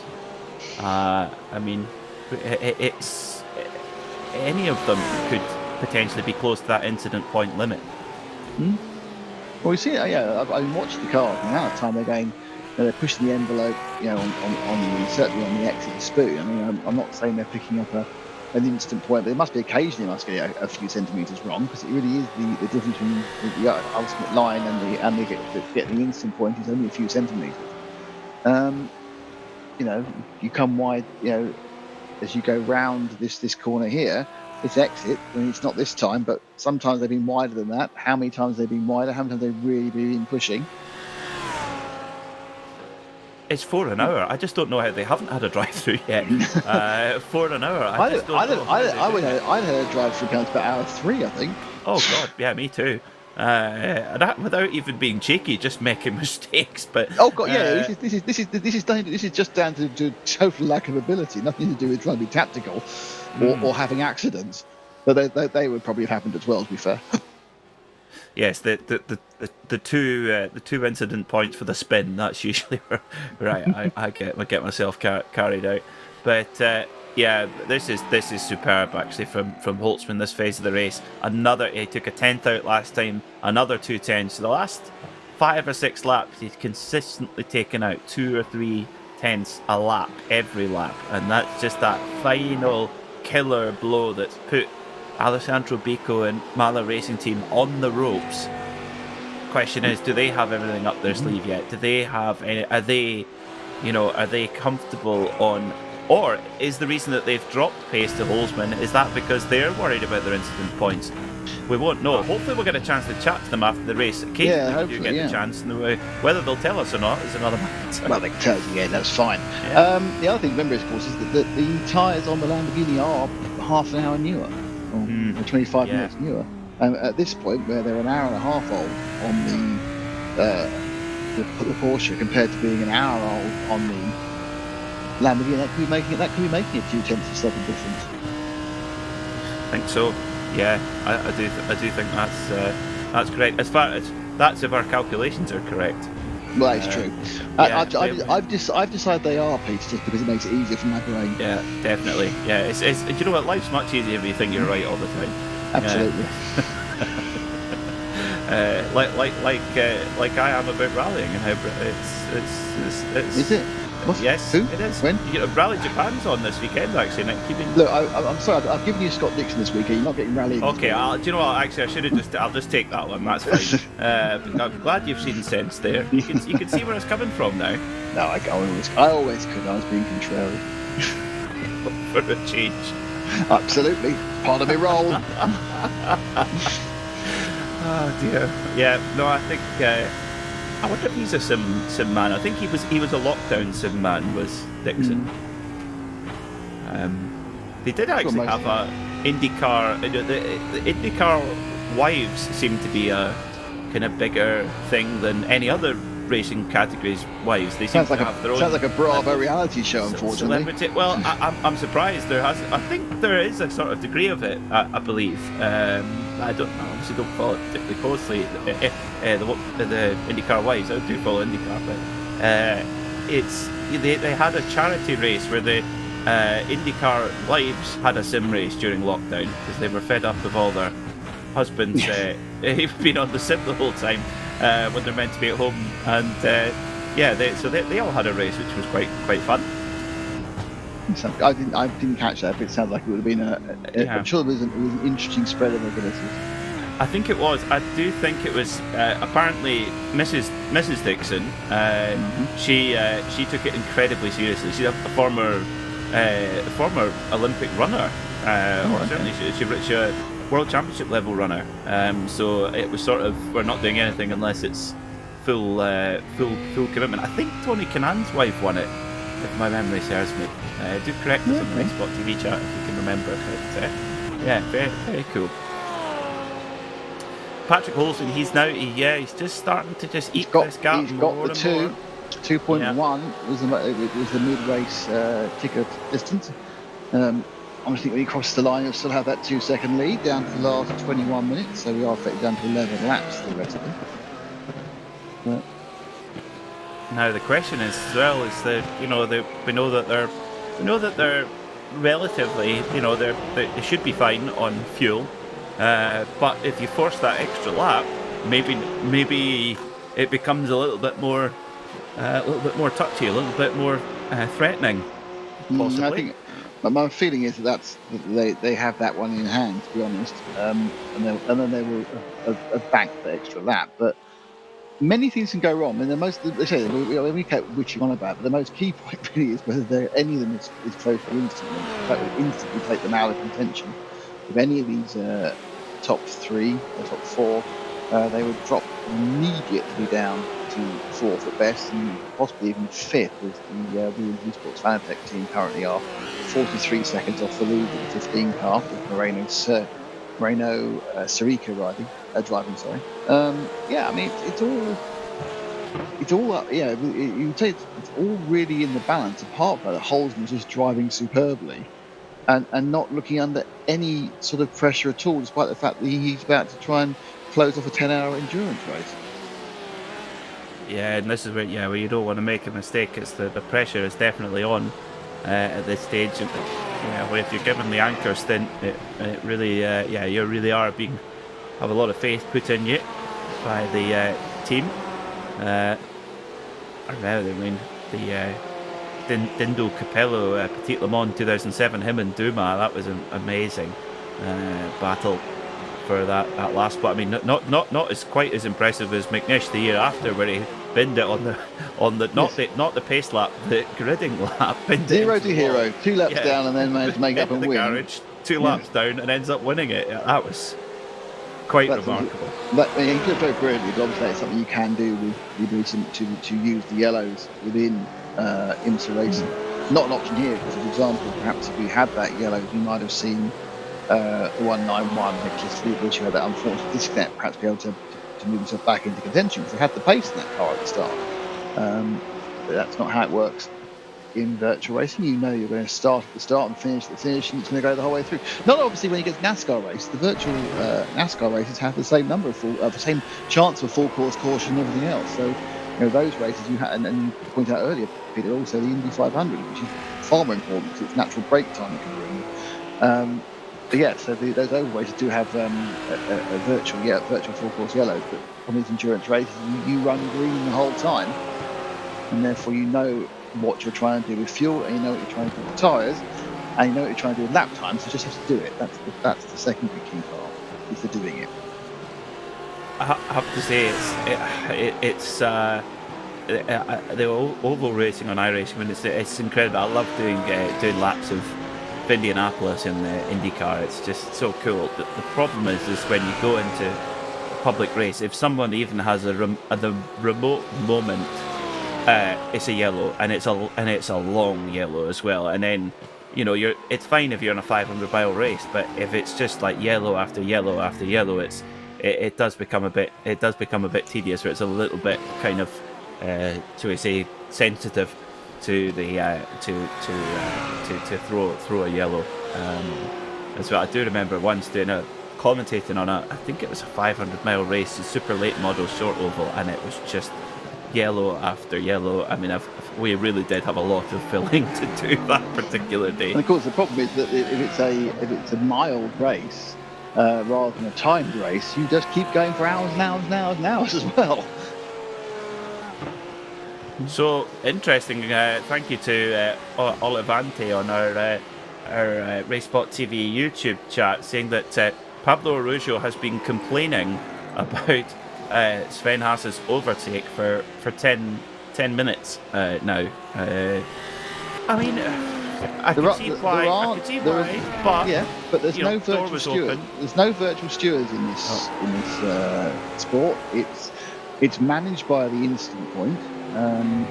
Because if Sven had those instant points to spare, don't forget, if you have contact, you can damage the car and lose pace. So it's not like I'll punch you off, no loss. You pick up the points, you take the risk. That seemed to me like a slightly firm overtake, but I wouldn't say it was that complainable about. I totally agree. I think it's yes, it was firm, but the gap was there. There was a car width there, and yes, there was a little bit of a rub, and also I I would wager that it was a move that was in the post. It was going to happen at some point. There was a big lap time difference between the two cars, so I think it was going to happen one time or another. Yeah, and he's pulled 7 seconds from him. Yeah, so Sven has so 7 I seconds. don't think hugely upset about it. I think Pablo may have thought that particular time wasn't great, but there were going to be several other times where he would probably been overtaken, and worst case scenario might have gone right off the track and into walls and things. I'm not saying that's a good thing that people didn't have incidents, but obviously he was running a relatively defensive line, and then at some point people could make a bad decision to try and get past him. Yeah, I think I think the frustration is totally understandable in a general sense, because they were, in a position to win the race, got a drive-through penalty, and that's kind of dropped them pretty much exactly out of contention. So I can see how it's, and when you're in the car and someone goes up the inside of you and hits you, it rankles. It does. Absolutely. I get that, but I do that from certainly from a neutral and devil's advocate point of view. I think it's you are going to always have some degree of contact from time to time. It's when you just drill it up the inside and plow nose first into the door. That's a different one. But it was very much a kind of rub. I mean, in DTM that wouldn't have even made the highlight reel much. No. Nobody's on the roof. Yeah. No expensive damage. There isn't an engine separated from a car at any point. I can understand why he's annoyed, but let it go. I think we've all raced in enough iRacing races of all levels to know that sort of thing happens, and realistically, it's not as bad as it could be. That's not excusing anything. It seemed relatively fair to me, and it was going to happen anyway, and that's the key point. It wasn't like on the last lap he could have held that off for one lap more and got that third place. They were 20 laps from the end at that point, or 15 laps from the end, and it was going to happen. So my advice to Pablo is now just head down, concentrate on securing fourth, and not getting a second drive. So they have, you had 20 instant points left when you came in, so you should be okay. It wasn't exactly Senna Prost lap one, was it? No. But I understand. I think probably Pablo's taken over the car. He's gone backwards relatively to everyone else, and that's probably a hard pill to swallow after everything that Conor done before. So I think he's probably a little bit frustrated with either his performance or performance of the car, whatever it is. So I can see where he's coming from, but getting annoyed for a long period of time is never good for a racing driver, because it means you're using brain power, being upset that you should be using to go faster. Last stop of the race for Sotomuto, Williams Esports Razor, back out onto circuit. So just outside the top 20 for that number 5 car. So battling the top 10, the Urano do have their number 190 car, just 5 seconds off Tilo Lombardi in the number 3 machine, the number 3 Porsche in 10th. And it's if they could grab a top 10 as a team, I think it would certainly be a really nice thing for them, given the disappointment they had of disconnecting from the lead of the race. They had really strong pace, but shows you just how competitive it is at this top level. And you think if you've got 45 cars in each, or a maximum of 45 in each split. I mean, even if you went down to split 3 or 4, the pace would still be really fast. Oh yeah. I mean, you'd have to get down. In fairness, I think there were 17 splits. I think for this race, maybe a bit more. So another huge mass participation race. The top 8 or 9 splits have all got great drivers in there. I mean, I'm sure there were more incidents and more spins as the cars went off as you get down, and that level of concentration is required. But you still have people with 3,000 and 4,000 ratings, a long way down on the splits. And a 3,000 or 4,000 rating iRating driver knows what they're doing. They're fast. Yeah, they're certainly way too fast. Yes, way too fast. Yeah, indeed. I did actually. I had the experience of doing it was a charity race, Le Mans. We were in the 919, the hybrid LMP1 Porsche, which was great fun. It was a great car. I really enjoyed it. It made you feel like a legend. Well, until you look at the lap time and you're like, oh. But I did it with Mike Epps, former British touring car driver, and he is unbelievably good on the sim. He was around Le Mans, he was sort of consistently 3-4 seconds faster than me, which was just stunning to watch. And we were very much a pro am outfit. We won the race though. What matters at this point, you should have said we won the race. And I team in Mike, and we were pretty even, and I wouldn't be able to contradict you. No. But yeah, I mean, there's, I think there is some great pace in so many of the cars, but certainly in these drivers, and a long way down into the depths of the field. Obviously, the reason these guys are at the top is because they've combined pace with consistency, and they combine pace with consistency with intelligence, and that's really how you score, how you raise your iRating. Those don't do iRacing. It's not just being fast, because if you're just fast, you'll have accidents and have races where you come last and it disappears again. So you need a massive amount of consistency. One of the greatest ways you can gain rating is by using your intelligence to gain positions by waiting for someone else to make a mistake. Yeah, let everyone else bid it is usually the best policy. It's trying to do that in practice, though, requires serious mind management to say, no, just let them go, let them all crash into each other, it's fine. 10 minutes to go then, the final 10 minutes here at Suzuka for the VCO 10 hours, the last round of the VCO Grand Slam. Team Redline in position to score their first VCO Grand Slam win of the year. Team Mala, or Mala Racing Team, they've had 2 wins already out of the 3 events so far. They're set to finish second, so I would guess that I'm not quite sure how the points work out, but I can't see how 2 wins in a second can't win the race. Yes, I would think even with a disaster at the Nürburgring, they would be. But I don't think they did have a disaster. I'm sure they were top 5. Yeah. It's been Mercedes at that point. It's great consistency in the team, because it's 4 very different tracks and 4 very different and different chassis in this. Not just different chassis in the GT3, but different entire machines in the P2 as well. Well, get this one. Hello to Fraser Smith of Full Send Racing. They're 11 minutes to go in second split. They've got a 48-second lead. And they've got one incident point left. Oh! But I think it's about 20 seconds or so for a drive in the middle of the track. Do not go anywhere near any of the corners. Yes. Brake in the middle, exit in the middle. That's. Do you know what? You can do it without actively trying not to. You still can. Just actively trying not to tends to mean it happens. Usually. it's like I'm definitely not good. Oh god!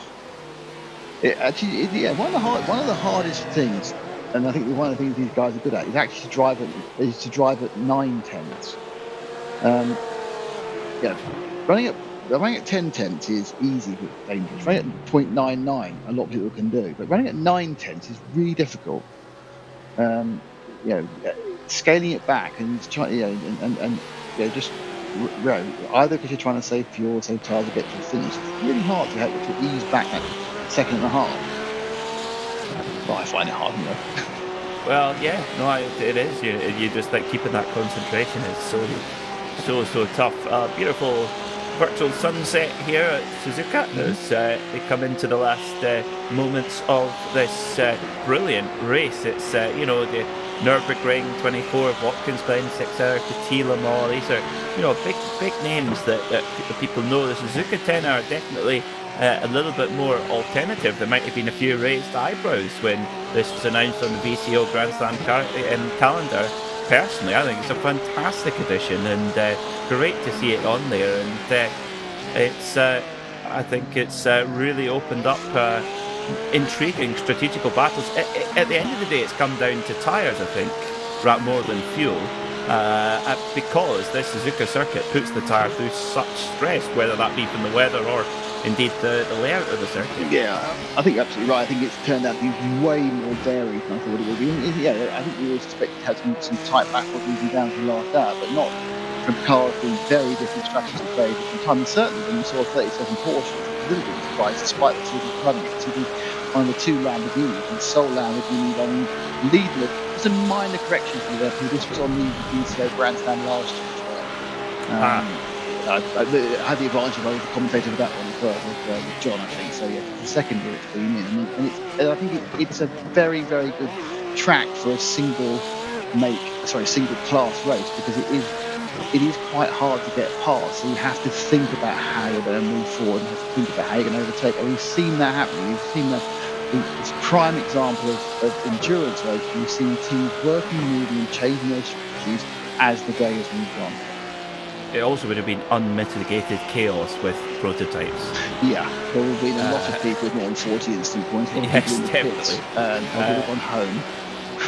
Well, it's interesting as well that, of course, we see that the SRO organisation, a huge force in the GT3 space, of course, very much architect of the GT3 class.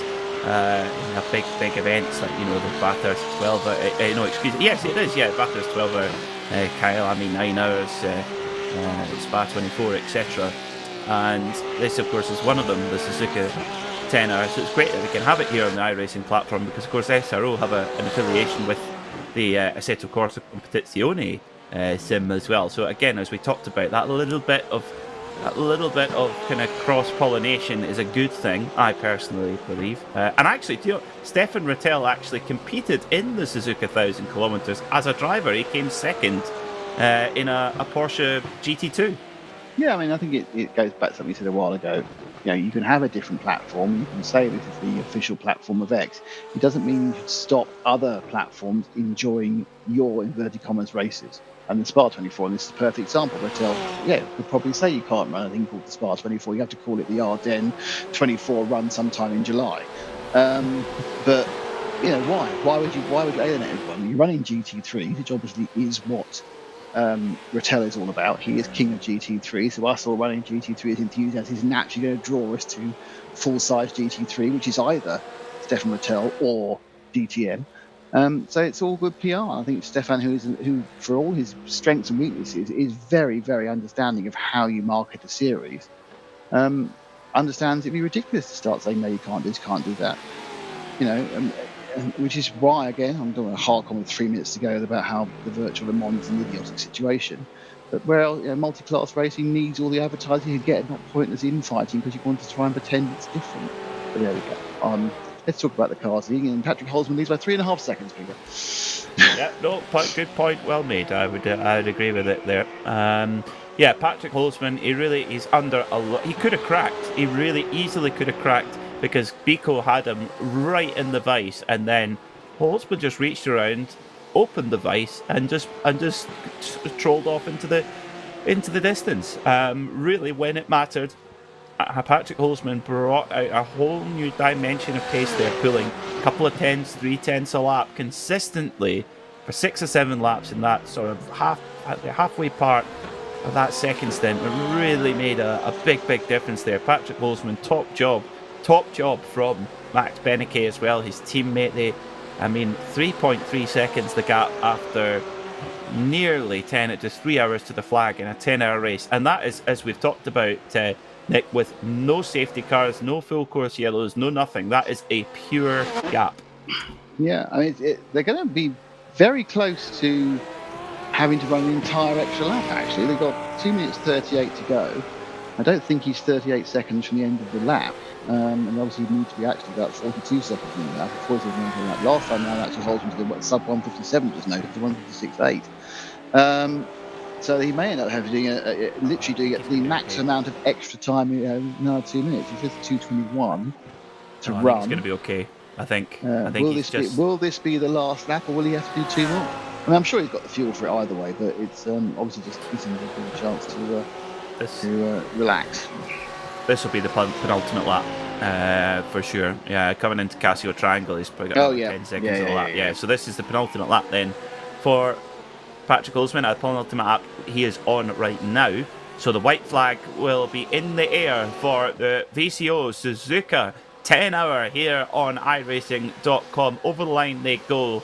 And indeed, to start the last lap of this race. 3.5 seconds the gap between Patrick Holzman for the number 1 Team Red Line Lamborghini ahead of Alessandro Biko. Sven-Ola Hasse, and as to coin a Nick Damon phrase, a phalanx of Porsches, going all the way back. The next non-Porsche is in 14th place, the Williams AMG team. Mercedes, I've got that all the way around the wrong way. Mercedes AMG Team Williams Esports, Daniel Lafuente, they win the Alfterbach Cup today, or they're leading the Alfterbach Cup, I should say. Great, absolutely fantastic performance by Redline. They've pivoted effectively to get themselves into the lead, changing it. They had two great drivers who've not, as you say, not put a wheel wrong in 10 hours. Mahler came back and into their own.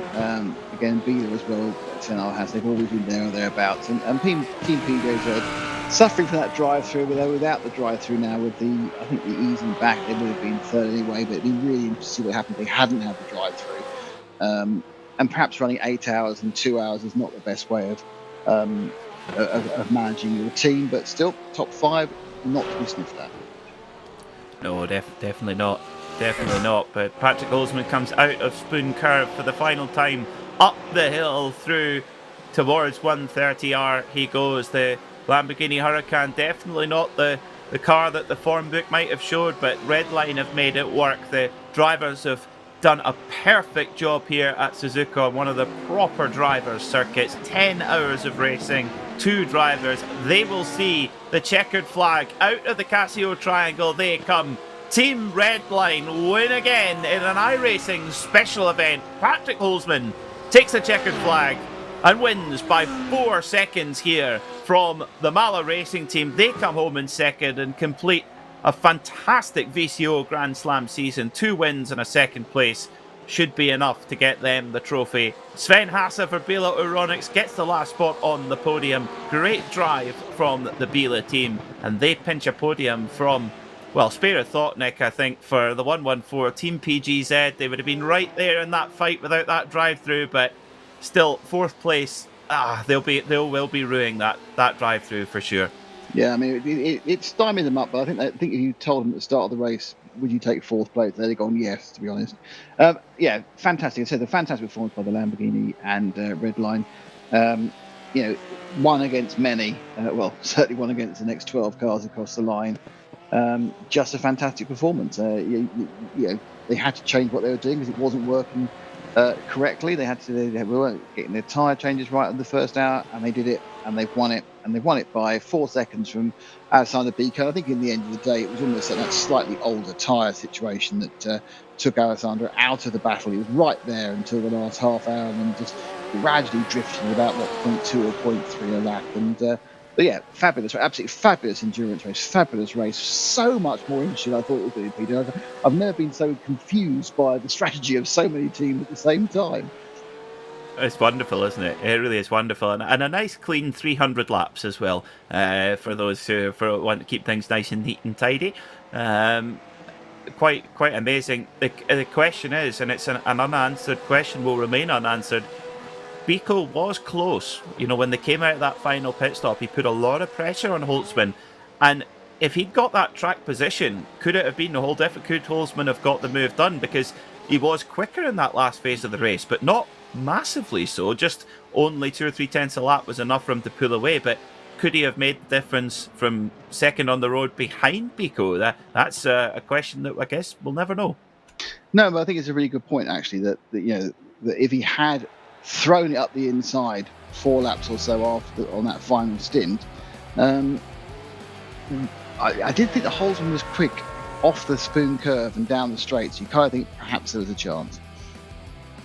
Well, here is your final order then. Patrick Holzman and Team Redline Red are your winners of the VCO Suzuka 10 hours here on iRacing.com. They win by just 4 seconds from the Mala Racing team. Alessandro Bico, a great final double stint, running right to the flag, but came up just short. Biela Euronics get the last spot on the podium, with Team PGZ ruining a drive-through penalty, dropping them down to 4th. Williams Fanatec Porsche, they finish in 5th, followed by ATRS Esports, Arnage Competition. Beef Central come home in 8th, the first off the lead lap. Then it's TC Corsa Esports and Williams Esports BenQ round out the top 10.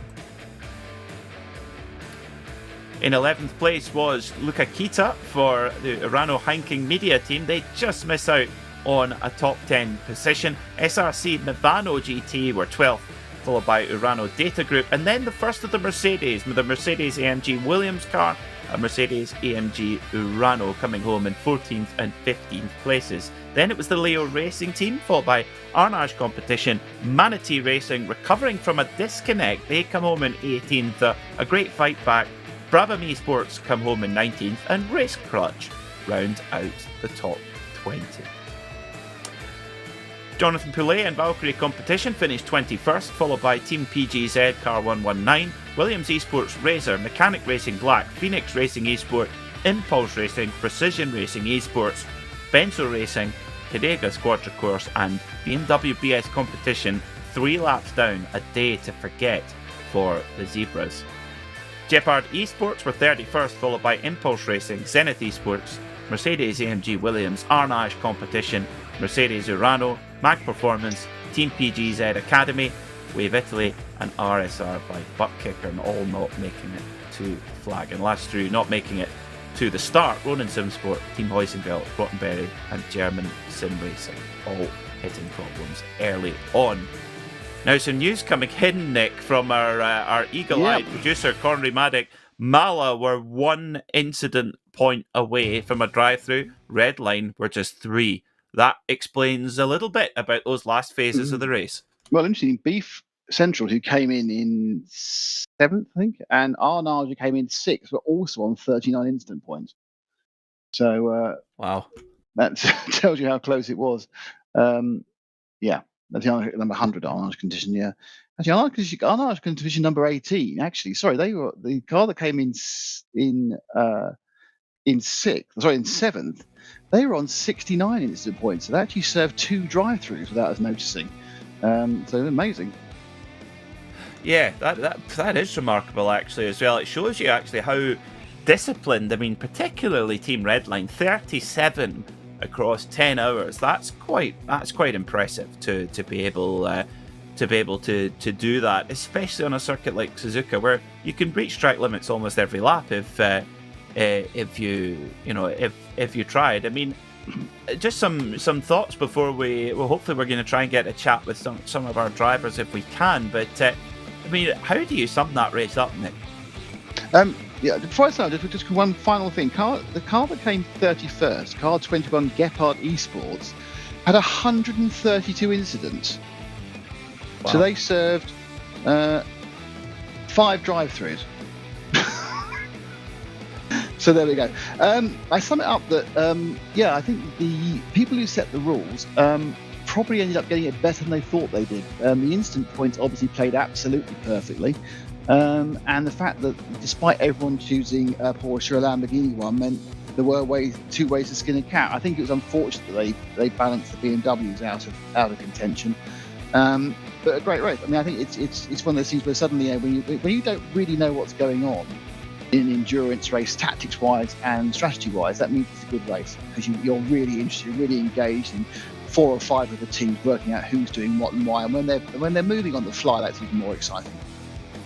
I totally agree. I think that was the real story of the day, that difference in strategy as well. And in a way, because so many teams chose the same car, and they've all got top drivers, how do you make that break from away from the others? You can only really do it by pooling alternative strategy plays. But it was Team Redline and their Lamborghini Huracan that came out on top. And like in the outdoor world of motorsport, Nick, that could be all of a sudden we could see lots more Lamborghini Huracans turning up in the public racing lobbies here in iRacing over the next couple of weeks. Absolutely sure it's going to give certainly as let's be real, so the Porsche is a bit of an acquired taste. Some people love it, some people have problems with the rear weight bias. Some say, this is the new mid-engine champion.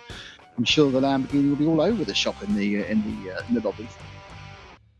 I would think so. Yeah, I think it's amazing this is why some teams will get a hot driver in their car to promote it. That's kind of how it goes, and it's certainly played that way with the Lamborghini. Well, we really appreciate you joining us here on RaceSpot TV for this final round of the VCO Grand Slam. Thank you very much for your company on all the races here for the VCO Grand Slam. But on behalf of us all here at RaceSpot TV, from myself, Peter Mackay, and from my broadcast colleague, Nick Damon, thanks so much for watching, and we'll see you next time.